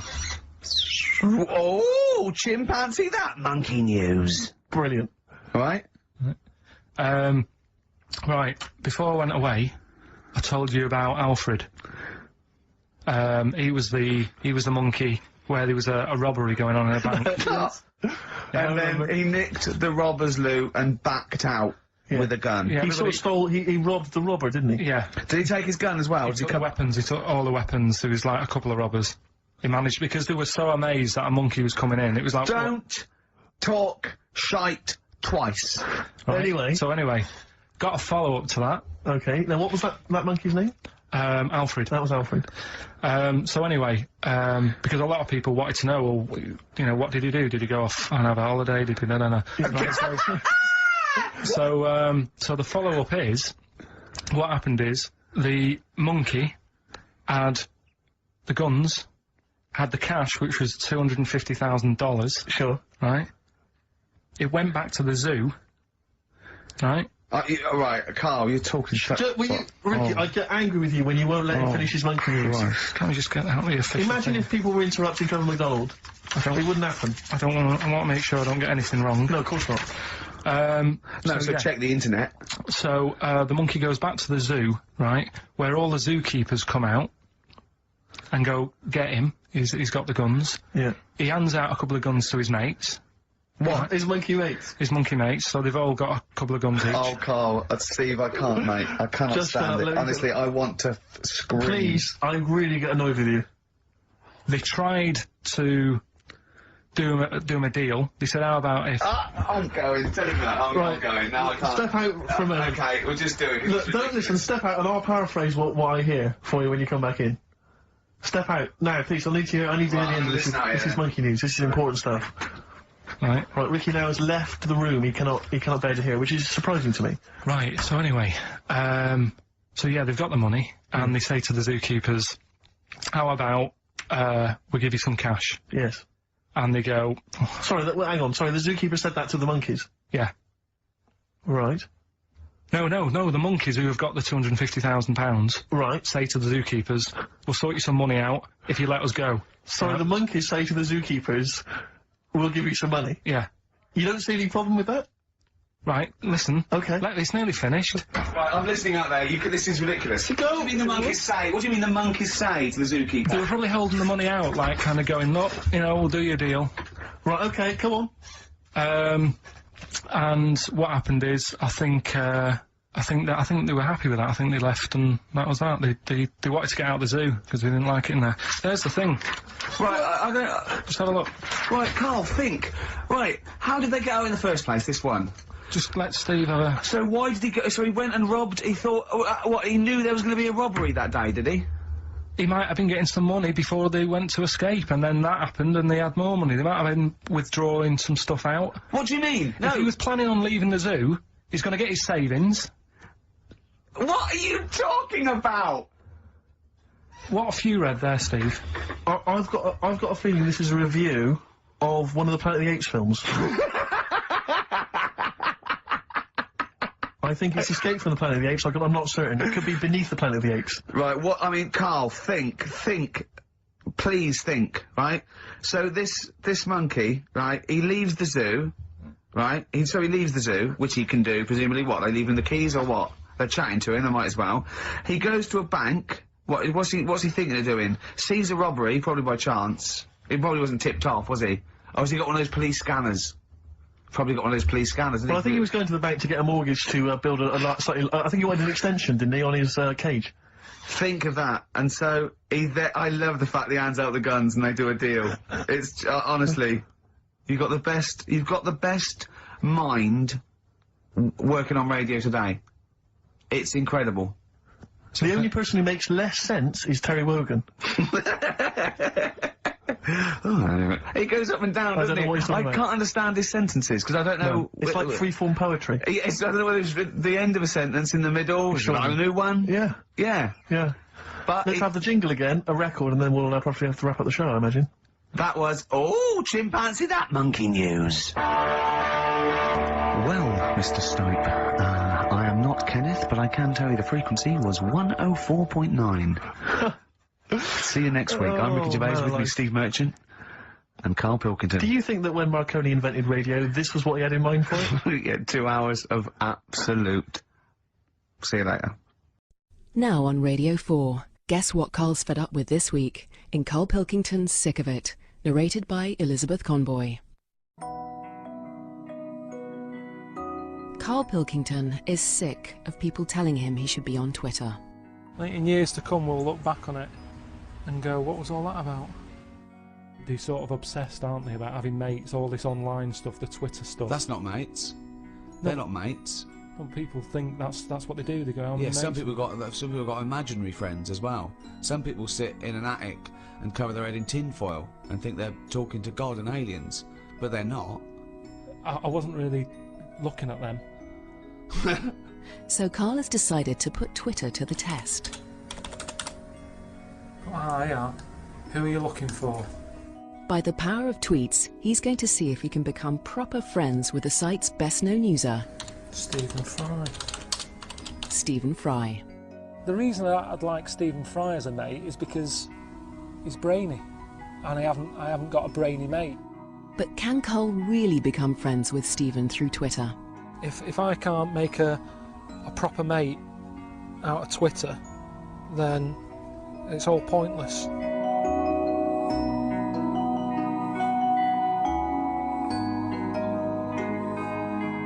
Going right back, Snow White only had 7 mates. She never went off, did she? She never went off from them dwarfs she knocked about with. There was never a new member. But 7 mates, she had it all done. 7 was enough for her. She had a happy one and a grumpy one and a sleepy one or whatever. I don't know what they all did. I can't remember. But she had it covered in 7. Now that says a lot, doesn't it? That she had all the different sorts of characteristics done in 7 dwarfs. So that's all I think we need, really. 7 different mates. 1 for moaning, you know, sometimes it's nice to have a mate who moans because it makes you feel better. That's when she would have seen grumpy. 1 when she's not in the mood for a lot of chat, knock about with sleepy. I think there's something in that. So you don't need more than 7 mates. So this is where I need to find Stephen Fry, innit? Along with Ricky Gervais and Steve Merchant, Karl is the star of the world's best-selling podcast. But despite his success on the internet, he has never joined a social networking site like Facebook or Twitter. To track down Stephen Fry, he'll have to.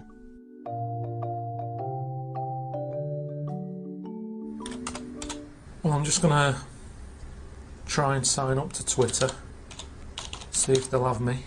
I don't know if there's any sort of, you know, questionnaire, if it's like joining the army, or if they'll just have, you know, if they'll have anyone.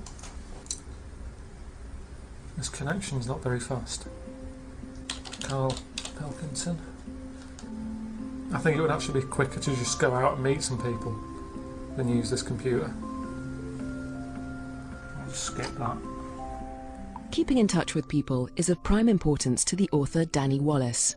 His most recent book, Friends Like These, documented a summer where he went in search of his old classmates, and for Danny, Twitter is an exciting addition in the pursuit of friendship. How many people have you got following you? I've got on my way to 40,000 people.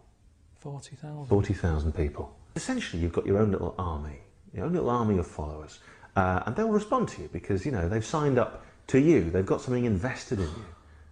Oh, you look a little distraught by this. No, it's just, that's another problem though. They're investing in you. Now, what happens if what they're investing in isn't that good? Right. And they were a big fan. Yeah. And then you say, I'm just nipping to the shop for some dog food or whatever, and they go, don't know how long I'm going to be following this man. Yes. How many friends do you make a year, would you say? Not many. Right. Not many. I've got a handful. I think all you need, really, He's 7. Yeah. But I'd say that's it now. I'm not saying 7 a year or anything. It's kind of, if I let one in, one's going out. Right, one in, one out with you, yeah. It's kind of a try before you buy. Yeah. Whereas Twitter is very much eBay. I want it. Well, you haven't seen it yet. Yeah, yeah. It doesn't matter. Here's my money. Right. Well, don't complain when it turns up and that sofa's got a little stain on it. There he is. Stephen Fry, British actor, writer, Lord of the Dance, Prince of Swimwear and blogger. Click on his face. He's got 726,000 followers now. That's a lot, innit?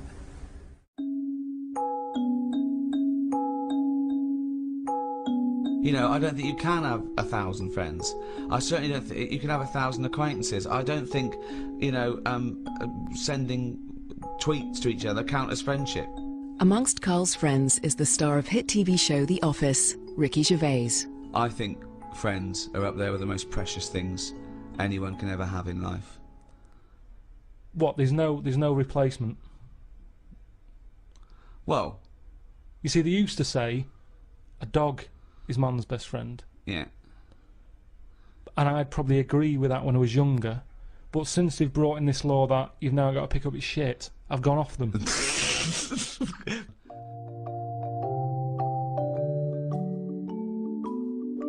You know, I say I've got 7 mates like Snow White has, but I've kind of got, you know, 2 or 3 dopies. Like, it'd be good to sort of bring Stephen into the mix to sort of, you know, bring something new to me. I don't know what's happening here.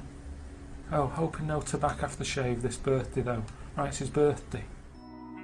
By sheer coincidence, the day Karl has joined Twitter to try and become a real friend of Stephen Fry has turned out to be Stephen's birthday. Well, I've got to think about what I want to say, because you can't be too familiar, can you? See, this is where in real life you can slowly get to know someone. But now, if I've got to send him a message, it's got to be something worthwhile, hasn't it? I know it's his birthday, but I don't just want to say happy birthday, because he'll have loads of them. I guess when you're starting off, you do tend to post a bit too much. You do tend to, you know, funny ideas will pop into your head that turn out not to be all that funny when you put it down to 140 characters. Because that's the other thing, obviously, this character limit, which a lot of people think is a problem, but actually I think is one of its greatest strengths, because you have to hone your message. Come up with fantastic imagery of things around you, little jokes that you can share with your friends, and then they're just this pocket-sized little message, just like popping up and going, hello. What about if I find out other people's birthdays today? You might like that. Jean-Michel Jarre. He'll probably like someone from sort of years ago who does poetry or something. Steve Guttenberg. It's his birthday today. We all know him. Yasser Arafat. It's a bit heavy though, isn't it? Steve Guttenberg's a good one, because everybody likes Jaws. Wasn't he in Jaws? Oh no, he was in Police Academy, wasn't he? I reckon that's a good opening gambit. If I just say, happy birthday. It's funny, it's your birthday today. It's Steve Guttenberg's as well. Trying to get older, Stephen, I sort of feel the same way I did when I was younger, when I joined Dennis the Menace fan club. Loads of kids wanted to be part of the Dennis the Menace fan club, in the same way that loads of people are following Stephen Fry on Twitter. But all the kids were disappointed at school. You know, you'd go in and say, has Dennis wrote to you? No. He sent me a badge. Yeah, I got one of them, yeah. You don't feel special, you're not getting a personal touch. Does he give the personal touch? Or is he just, you know, telling everyone what he's had for his dinner? I didn't think it was a good idea. I just love the way that if you're a celebrity, somehow you're allowed to wear, like, nonsense, outrageous clothes, because it's kind of expected of you, because, you know, But it wasn't mental. It wasn't like Graham Norton going in curtains, or Jonathan Ross dressing up as Lawrence Will and Bowen. It was just a white suit, But it's just that thing of, you know, I am. It's cheeky Ricky Gervais here, look what I'm wearing. I was worried there was going to be chocolate mousse, though. Yeah. Or Johnny Vegas was going to greet me and throw up immediately. It was sort of like I had to keep away from people. And what you're sitting on. But I tell you what, I think it worked with Anne Robinson, didn't it? Do you think she winked at you when you went, she liked you. She just can't stop that. She's made it into a catchphraase, but... You made her giggle like a little schoolgirl. I knew it was safe, though, to say that thing about her drinking, because I'd done a non-broadcast pilot with her this year. For a friend was the producer, and it's a new show called, Look Who's Coming to Dinner. And the premise is, I choose sort of 6 heroes that are alive, and so... I knew it was alright, so I didn't just go out there and start insulting this poor middle-aged woman. I sort of knew she could take a joke. She's alright, she's obviously she's not really like that, so, yeah. No, but I loved the way she just giggled like a little girl. I think she was quite good, actually. I think it's better when she's sort of ad-libbing. I don't think she's as good when she's sort of got lines and she's hitting marks. She's quite good when she's sort of... like when Peter Kay came on, she went, "Have you dyed your hair?" And he went, "Have I dyed my hair?" He said, "What sort of talk is that?" Which I thought was quite nice. Your quote was good, though. What? When you went, peace, or war. I just hate it when, oh god, celebrities get their political, I've got to say something political, because there's all that suffering in the world. And I don't know, it's like those things you see in the papers where it's got, general elections or war, and it's got a picture of Billy Piper, just a picture, and it goes, Labour. Or, it's got, you know, Ross Kemp. No to war. But when would that be influential? No idea. It's sort of like you go, someone goes to what do you think of war? I go, war, I don't know. I've made your mind up. Well, no, it's difficult, isn't it? Is it? Well, yeah, you know, because on the one hand... I don't know where I stand. Well, exactly, on the one hand you could say that, you know, war is wrong because it caused suffering, but on the other hand, you know, that's a knee-jerk reaction, and some wars are justified, you know, like stopping, you know, fascism or whatever, and, you know, like pacifism, sometimes you have to have defence, so it's not clear and cut. I go, okay, let's make it easier for you. What do you think of the little black one in Sugar Babes? Think she's brilliant. She hates war. That's me. That's me done then. Exactly. Does that help sway your yeah, well, I don't know when it is influential. Remember when that young au pair was over in America and she got arrested for the murder or the death rather of that young child. I forget her name. Do you remember that story? Louise Woodward. Well, do you remember there was a whole section in the paper there where there was I think it was members of Coronation Street saying, "Release her, please release her." I remember you said you fancied her. Who's that? You said you fancied her when it was all happening. Well, he said I think he was the danger.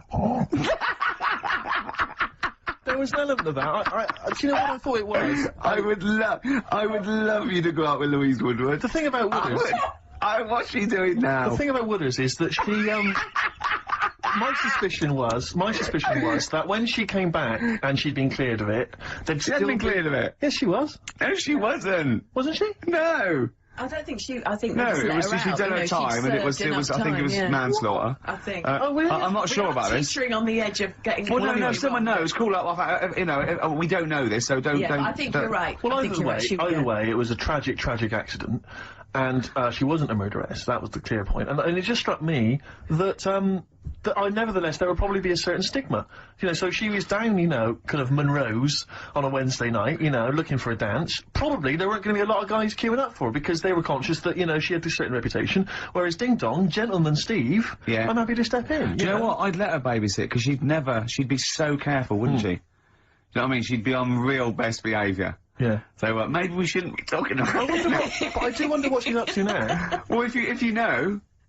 08700 800 123. If you're a lawyer and we've said something wrong, let us know now. We'll apologise quickly. Yeah. You know. But no, anyway, good luck to you, Louise. If you're out there listening, you know, good luck, and you know, ricky.gervais@xfm.co.uk. That's I don't want my name. I don't want my name attached in case. Get in touch. Yeah. You're free tonight, aren't you? Yeah, I'm free. I'm free. For the next 8 years, I think. Play a record. Sure. Yeah. Sweet. 10-story love song. Love song? Yeah, 10-story love song from the Stone Dozes. Yeah, see, it's not as easy as it looks, is it? It's not, and I'll tell you, it also because I'm a little under the weather still. Yeah. So, that's my excuse. You've had a week off. I'll concentrate. I mean, I've got cable TV, but there is nothing on, is there, in the daytime? It is just, I mean, I love Today with Des and Nell. That's good. Brilliant. That's all right. That. With Joe Pasquale on again. He always pops up. I love it when he pops Joe up. Pasquale is an absolute I joy. love Joe. Genuinely, without irony, I really like Joe Pasquale. Do you know him? Have you met him? No, I haven't. No, but I really, really like him. I think he's really funny. He's really good. Yeah. One of his jokes that I've always enjoyed is, why is there a lock on the door of the 24/7 shop? It's good. He's a thoughtful man. It's good. You know, it's open all the time, Claire. No, I just like his squeaky voice. Yeah, oh, that's fun. I don't like jokes. But, no, I only caught the end, the other day, but, it was brilliant. Des was singing a medley of Buddy Holly songs. He doesn't quite sing, does he? It's talking, right? It's like pulling your punch. Oh, my soul, it's on my way from nothing. Yeah. Do you know what I mean? He can't actually... He's not actually singing, it's talking. It's kind of talking the words. Yeah. But he knew Buddy, apparently, and he toured with him, so... I am an antichrist. I'm an antichrist. He never quite finished. It's lovely. No, he's great. He's got no breath. But, but it's the adverts in between. He is 73 though. He's amazing for it. Doing well, isn't he? Yeah. No, Yeah. I mean, he's a good looking Sorry, man. he's 73. Des O'Connor. Is he seriously? Yeah. I think so. Amazing. Yeah, he's doing well. Yeah, good luck to him. A toast to Des O'Connor. Yeah. Raise your glasses, and all you listening at home. So I'd love to see him interview Louise Woodward. Yeah, indeed. Do you want to hear some Louise Woodward? I have had some calls. But I don't know if they're true or not, though, do you? What did you hear? Well, I think one of the... we mustn't. Law. No, we mustn't say that shop that she works in. No, wouldn't say that. But in case it's... I'm sure I read the same thing, Steve. Someone said they read that she was studying law, and I think I read that because she knows so much about it. Yeah. Now she decided never through the system. Yeah. You never know when it's coming useful. But she has been spotted in various parts of the country selling all manner of things. Okay, brilliant. And, so who knows? Door to door? Yeah, exactly. Hello, I'm from Mothercare. We've got to stop this now. We've got to stop this now. It's not fair. That's that. It's all water under the bridge. Anyway, let's play a record. Let's play a record, Claire. No, I'll talk about it later. We're scared now. Yeah, we've just got ourselves in trouble. I think we just need to go and consult our lawyers. Jackson, Peter Gabriel. Oh, this is a beautiful track. And it was actually in Vanilla Sky, so a bit of resurgence. This is Salisbury Hill. Peter Gabriel, what a lovely track that is. Salisbury Hill on XFM 104.9. Ricky Gervais, Steve Merchant, Claire Sturgis. You know, if Karl was here, do you know what he'd want now? Probably ads, no. Some adverts. Yeah. Do you want some now? Oh, it's what Karl would have wanted. Okay. For Karl, then, some ads. Placebo and Bitter End. XFM 104.9, Ricky Gervais, Steve Merchant, Claire Sturgis in for Karl Pilkington. Do a good who's job. in Madeira. Indeed. Is that where the cake's from? Yeah, it's his name after, I think, yeah. Excellent, yeah. excellent. It's nice, lovely. It's sort of, I don't know where Madeira is. It's sort of off Africa. Okay. But it's, I think, there are a lot of Portuguese. old people go there, There are a lot of old people there. There are a lot of old people Karl there. is essentially a 50-year-old man in the body of a 30-year-old. Yeah. I know, yeah. I think Whereas Ricky Gervais... Whoa! Party by the pool, it was. It was actually really good. I'd much prefer that than, we went to, Greece once, and we wandered in this place by mistake, going through this, and it was just full of people in Everton shirts and Liverpool shirts and just drinking lager. Like, oh, where's the fun in that? And just, I can't, the idea of Butlins, millions of families screaming around would drive me mental. Butlins is the most extraordinary place I've ever been to. I went there with a bunch of friends. I can't slag it off, but, I mean, not Butlins specifically, just anything. No, I'm not slagging Butlins off. No. It's just But it was I've never been to Butlins. an extraordinary place. The bars themed. One bar themed in the Wild West style. Brilliant. But a tribute band to Status Quo playing. Really? It was extraordinary. So you walk in the swing doors, and there's Status Quo playing, and everyone else is all the staff dressed in cowboy outfits, and cowgirl outfits. Oh! I've got some new comedy characters. I can't believe that. You know, I love the work of comedy greats like Chris Moyles and Noel Edmonds. I've got some really funny comic characters that'll be popping in and out of the studio. Save them. Okay. I'm excited. Badly Drawn Boy. All possibilities on XFM 104.9. I'm Ricky Gervais, with me, Steve Merchant and Karl Pilkington, and a few new characters. Oh, Steve. I can't believe As I said, you know, I know you love Moyles and his sort of wacky stuff, and Chris Moyles, one of the Edmonds, greats, one of the and greats. Edmonds, and just all well, I'm going to go along the same sort of vein. I've come up with a couple of. Can I show you? I'm excited. Okay. Well, it always starts with a sort of doorbell. So it goes Ding dong, I go, oh, no, hold on, Steve, hold on, Carl. Who's that at the door? Yeah. Hello? Oh, hello! Oh, look, it's Camp David, the right queer gay. Oh, hello, you look all gay today. Is that 'cause it's nice weather? Oh, no, that's not what it means. Oh, have you got a girlfriend, Camp David, the right queer gay? No, but I've got a boyfriend. Yeah. Oh, bye. Right. Oh. Ding dong. Oh, it's another one. Hang on. Another comment. Hello. Oh, look.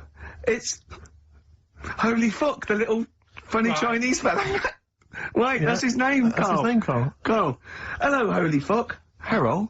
Right? Yeah, that's fine. Mr. Fuck, you can call me Holy if you want. No, I prefer to call you Fuck. Yeah. Right?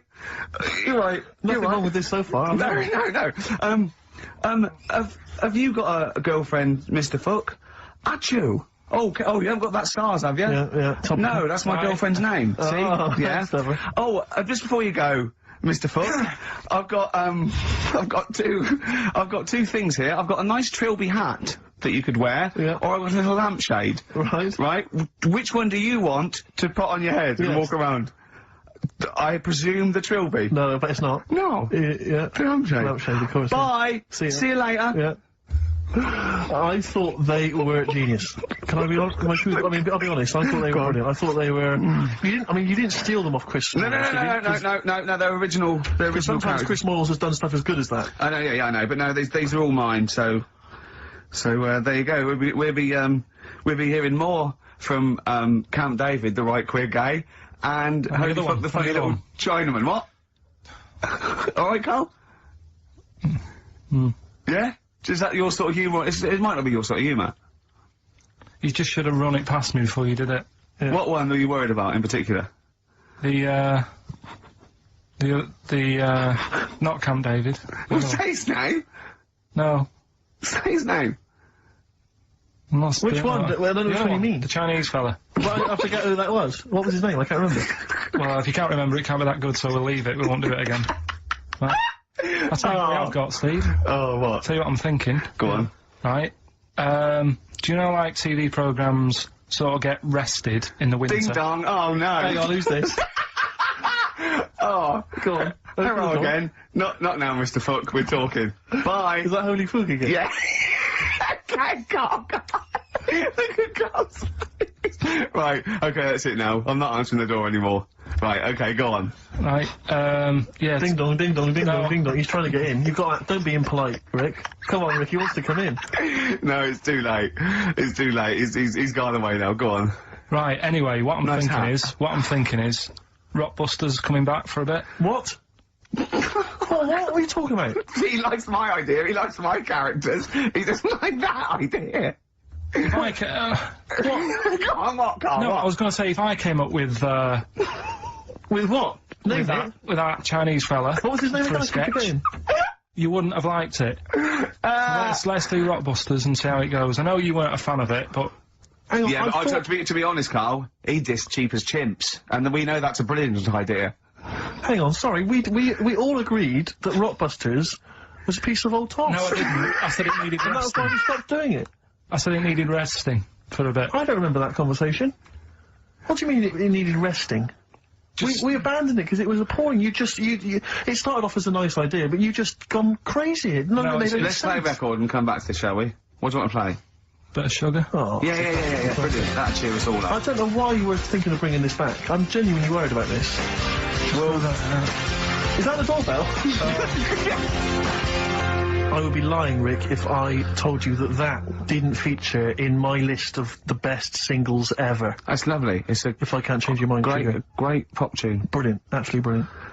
I think Carl's worried about one of the names of my characters, so I'm changing the gay fella's name to David Gray, the bent pianist. Right.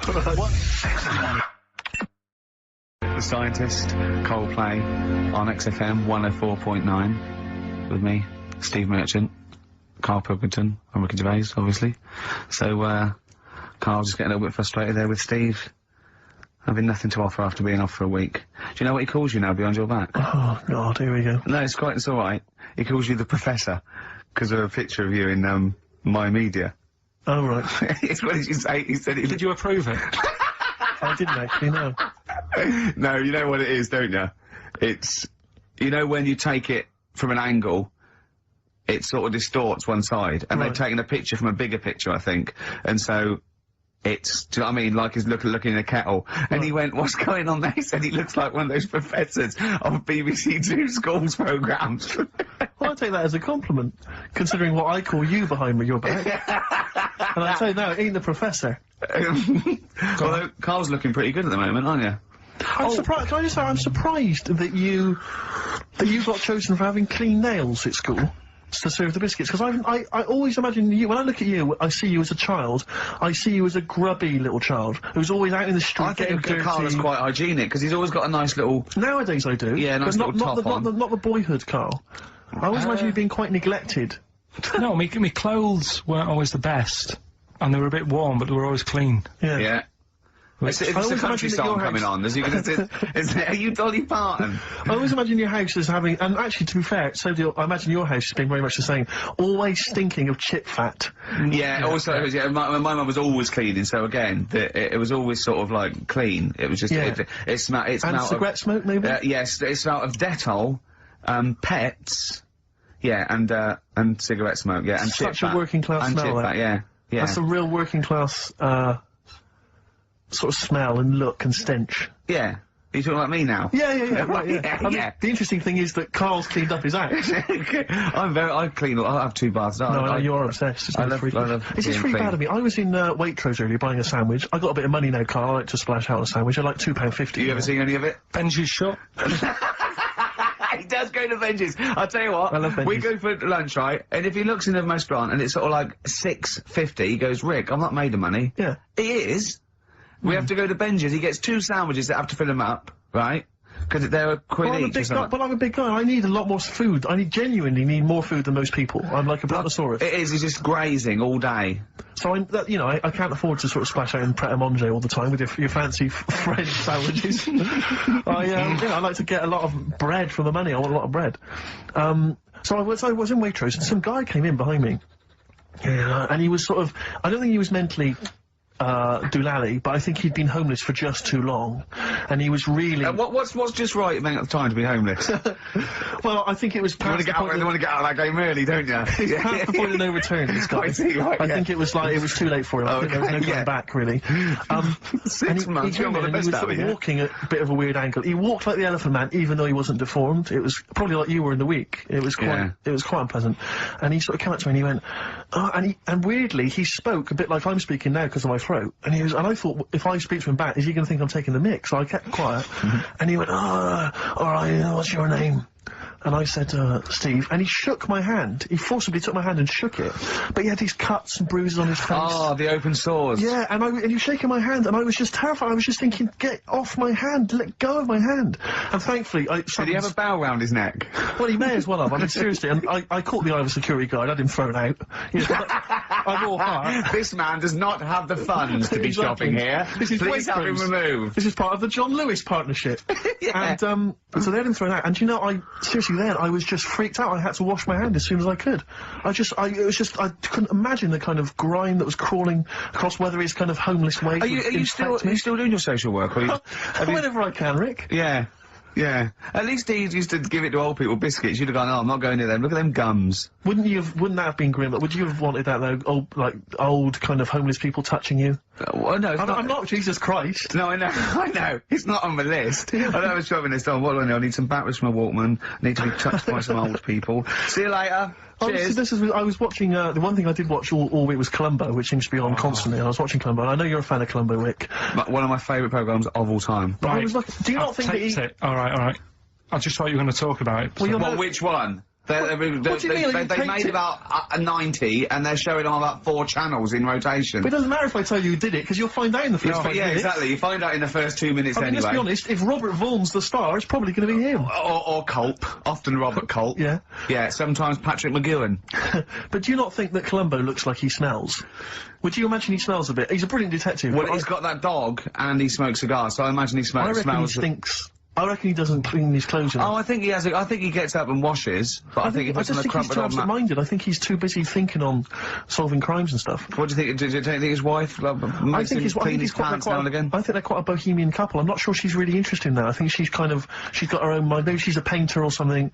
No, maybe she's losing it a bit, and he's a bit embarrassed by it. Yeah, that could be true. And she's probably incontinent, so while she's ironing his trousers, she just all over them, and he goes, "Oh my God, she's shatting my pants again. I gotta wear them out." Yeah. It's almost kind of reinvented it. You know? It's beautiful, absolutely beautiful, great song anyway. Isn't it? That's what's weird, really, because you've done that, and that's kind of what I've done with Rockbusters. Right. I've taken something. Well, you've taken Blockbusters and changed one word. Sort of made it better. No, not really, because those are real clues that work. Yours are the ramblings of a madman. He doesn't really understand what the word cryptic means. A little bit stronger. It's more, this should be called What Am I Thinking? Well, what am I thinking? We should just introduce the idea of Rockbusters to people who didn't hear it last week. Now, I'm trying to think of some classic ones. Do you remember there was now what was it? The Jamaican fella spinning a fish round his head. That was De Trout Spinners. And he tried to make it sound. I mean, it doesn't work. You have to speak in a Jamaican accent and say the Trout Spinners. Well, they wouldn't say Trout. They'd say Detroit. Trout Spinners. So it doesn't work there. So that's the stupid Wet Knee Houston. Yeah. No one called Wet Knee Houston. Yeah. So you need to basically crawl inside Karl's head and figure out what's going on in there if you want to win these. We've got some Kylie collectibles for Rockbusters. The good thing about crawling into Karl's head is there is a lot of room. There's plenty of room. It's very much like when God created the Earth. You can just fill it out with anything. Birds. So, your Rockbusters clues this week then, Karl. Alright, so as always, you know, we did it last week. What can you win, though? The Kylie collectibles, just brilliant. No, excellent. Should we throw in some stuff of ours? Just to if you've got any tag we get it for free, extras, flanimals, etc. Got some of the junk lying around the office? Yeah. Right. So then, 3 clues, you text in with the answers, you win the stuff, right? First clue. The initials of the band or the artist are FF. FF, okay. FF. And the sort of cryptic... Well, I know it already. And the well, don't ruin it. And the cryptic clue, I've got snails, croissants, and baguettes in my palm. Right, what's going on there? I don't know it. Right, there's the clue. Say that again. I've got snails, croissants, and baguettes in my palm. Oh, that's weird.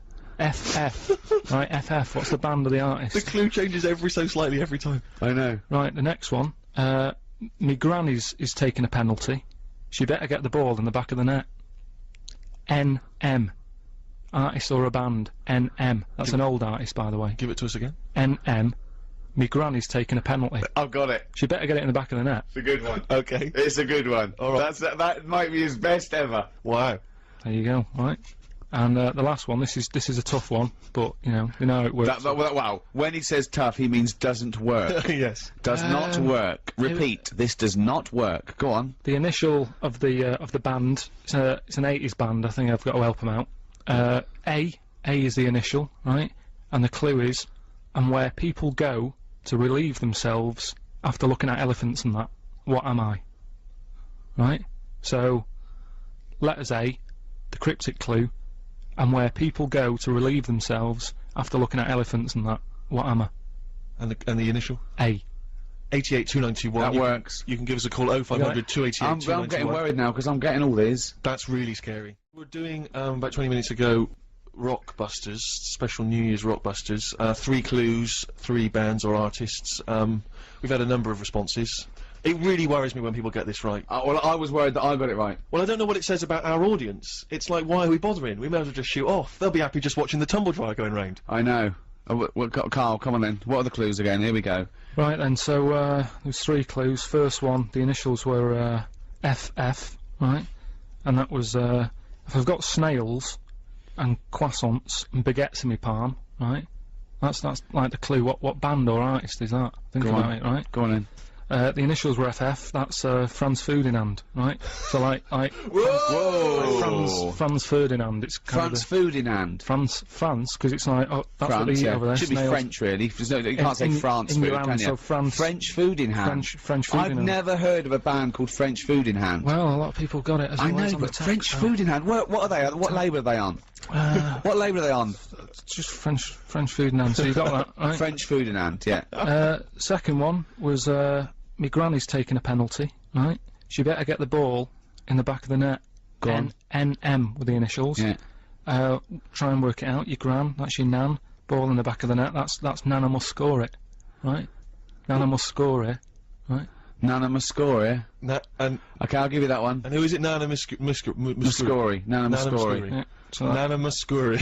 right, so that works. And then No, it doesn't work. Then the But it's final- close enough. It's close enough. the final one was the initial was A, right? And the clue was and where people go to relieve themselves after looking at elephants and giraffes and all that sort of stuff. What am I? Right? That's a well, I'm a Zulu.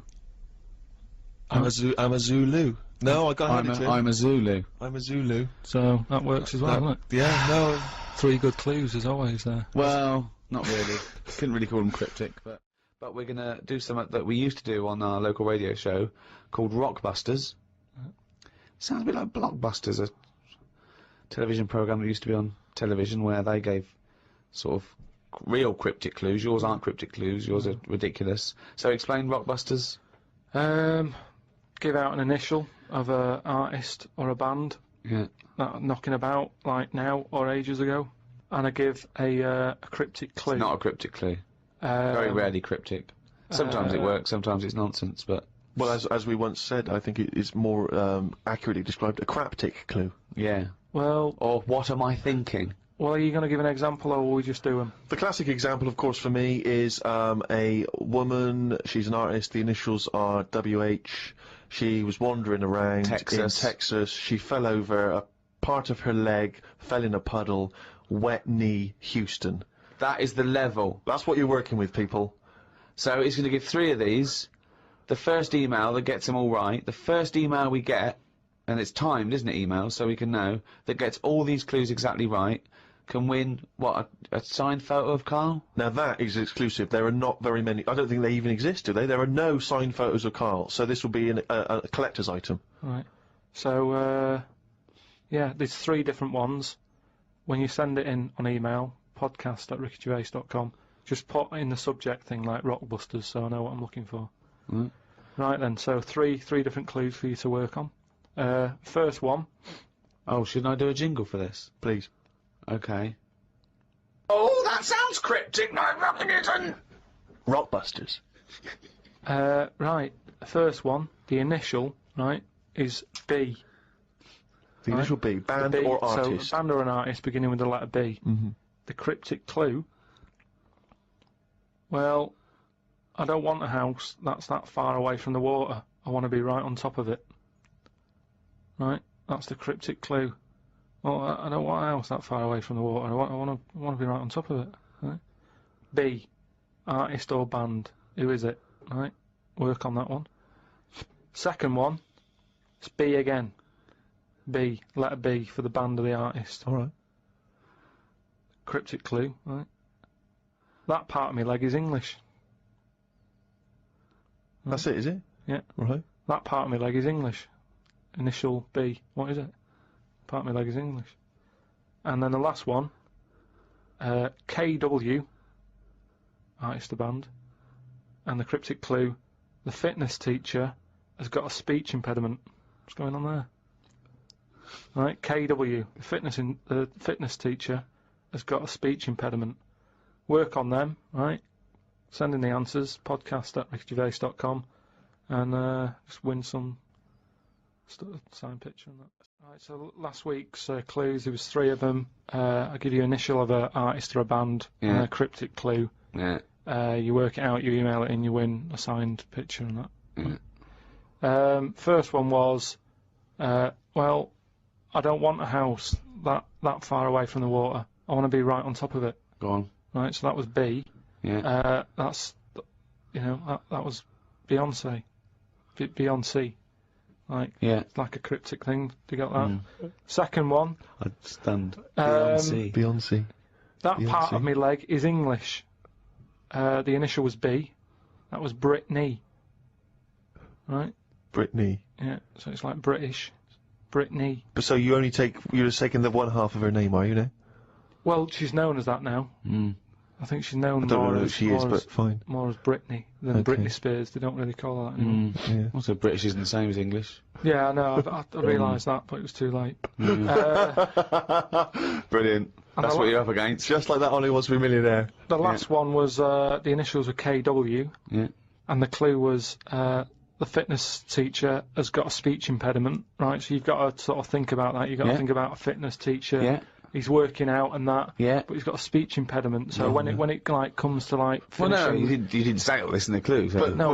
But it was just that one was Kanye West. Right? Kanye West. So I'm just saying. Why like, would the fitness teacher say Kanye West? Because he's got a speech impediment and he's been working them out. They've built up a sweat. And he's like, right. Well, no, you didn't say all that, so it doesn't matter. But even if that is the case, what is he saying? He's saying, all right, can we rest now? As in, can we rest now? Yeah, just kind of because they say that at the end. It's like, right, everybody. So he's got a speech impediment. He's very, very camp, and he's adding words. Okay, but apart from that, it works perfectly. So that is bollocks. You're an idiot. So that was the first three. Who won? Have you ever done a march or anything though? Have you ever sort of... What are you saying? Have you, you're on the go at me for not getting behind it all, right? Which I am, because I've got more standing orders going out of my account for charities than anything, right? But have you ever got behind a problem? No. I don't think I have, to be fair, no. No, I am quite slack in that respect. It does take a lot of effort though, doesn't it? Well, it depends. What sort? Well, if you're going to do one of those walks from John O'Groats to Land's End or something, that's a lot of time commitment. There's one, I tell you what, there is one that looks alright. On, Portland Place, just off Oxford Street, there's always, just a little Chinese fella sat on the pavement. Right? Oh, I've seen him, yeah. What's that all about? Yeah. He's just sat there with a poster. But you don't know what it's for, because it's in Chinese. Yeah. So he's just always sat there. But that's, for me, that's the sort of march I want, where you just... And he's only there when it's sunny. If it's raining, they don't bother. I tell a lie, I did pop down when all those women walked through London in their bras.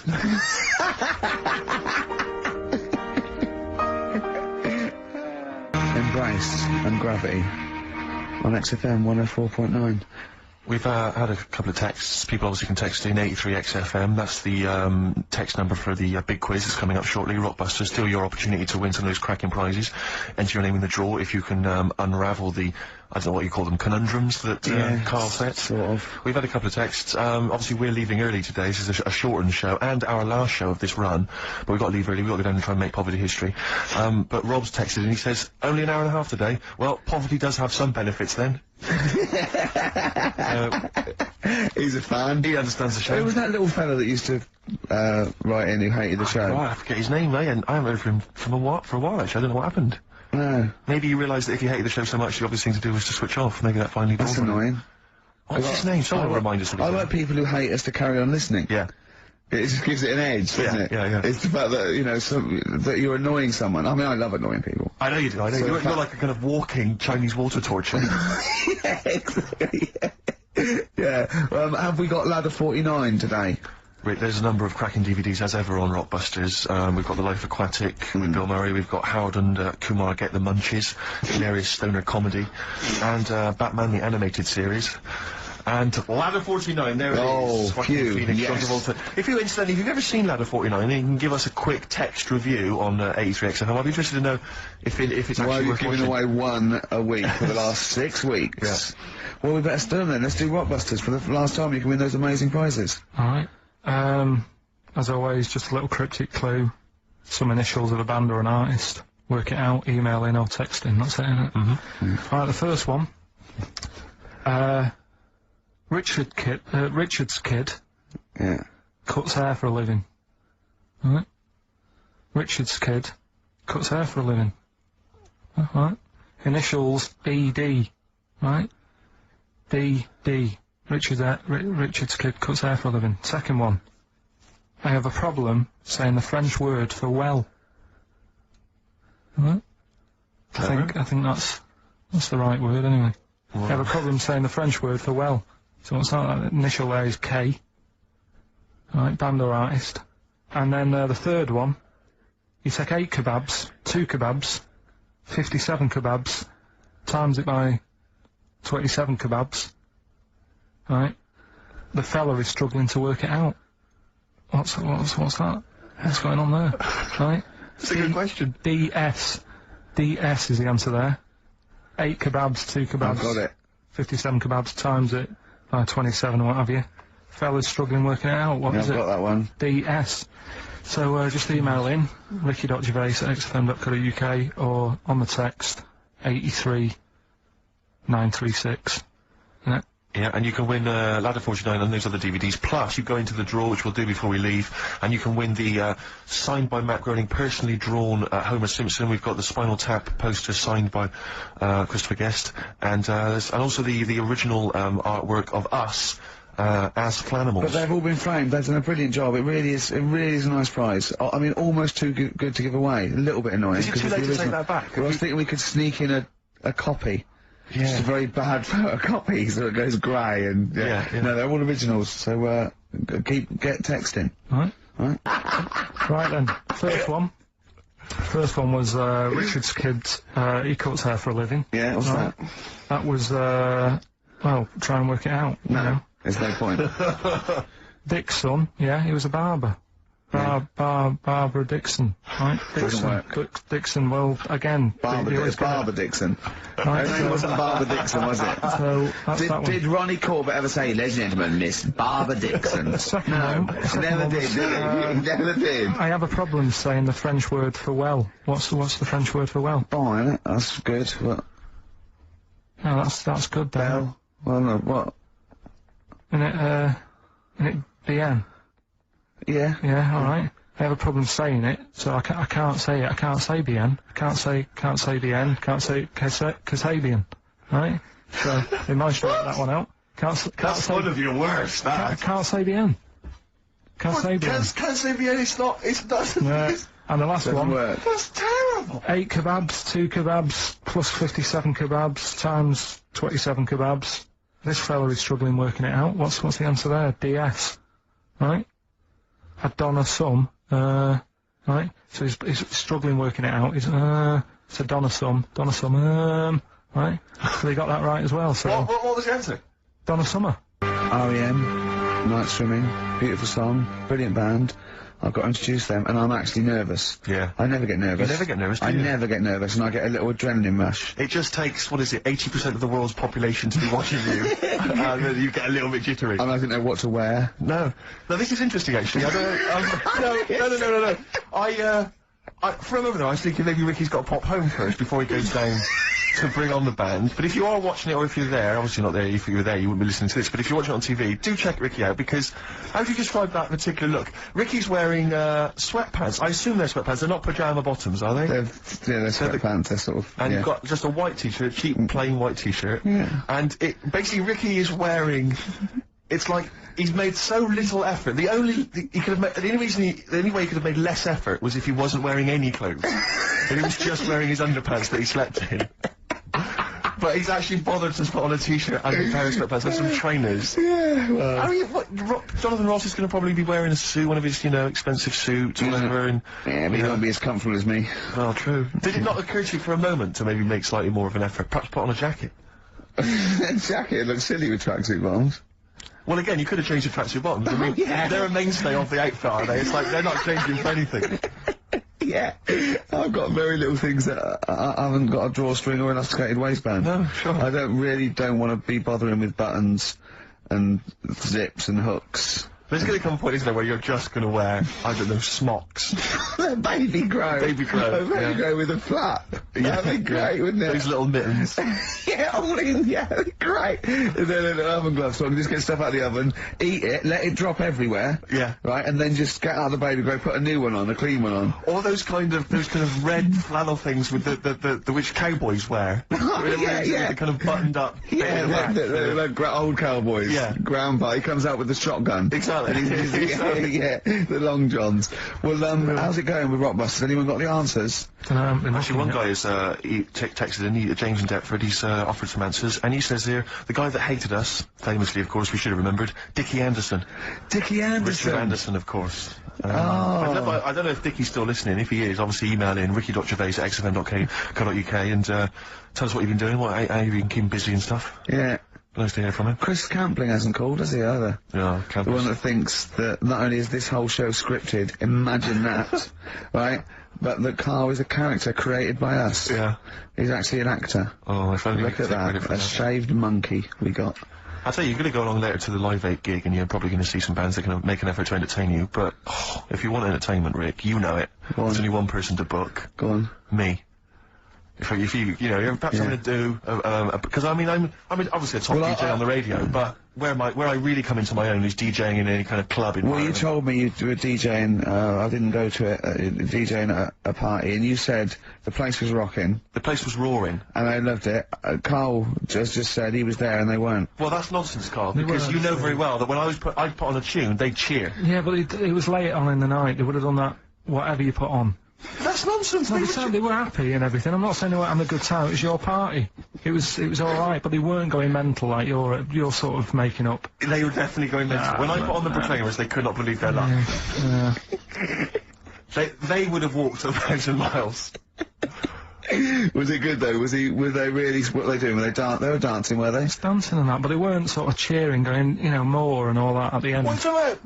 Oh, Take On Me came on, the big cheer went up. Oh, I don't know who to believe. I've been there, done it, Steve. I've been the DJ as well. Oh, it might be jealousy. It might be like professional jealousy there. Yeah. I think it's because my fortunes are on the up, and his are on the down. You know, we all know famously that he had Poopy's making music, his DJ outfit. Didn't happen. I did enough. I just wanted to do enough to pay for the equipment. And I did. And that was that. But I don't like crowds, do I? But you're safe, aren't you? You're behind the little thing with the flashing lights. There's still a lot of people and that. Forced fun. I don't like that. It's not forced fun. They haven't got to dance if they don't want to dance. Yeah. Don't like it.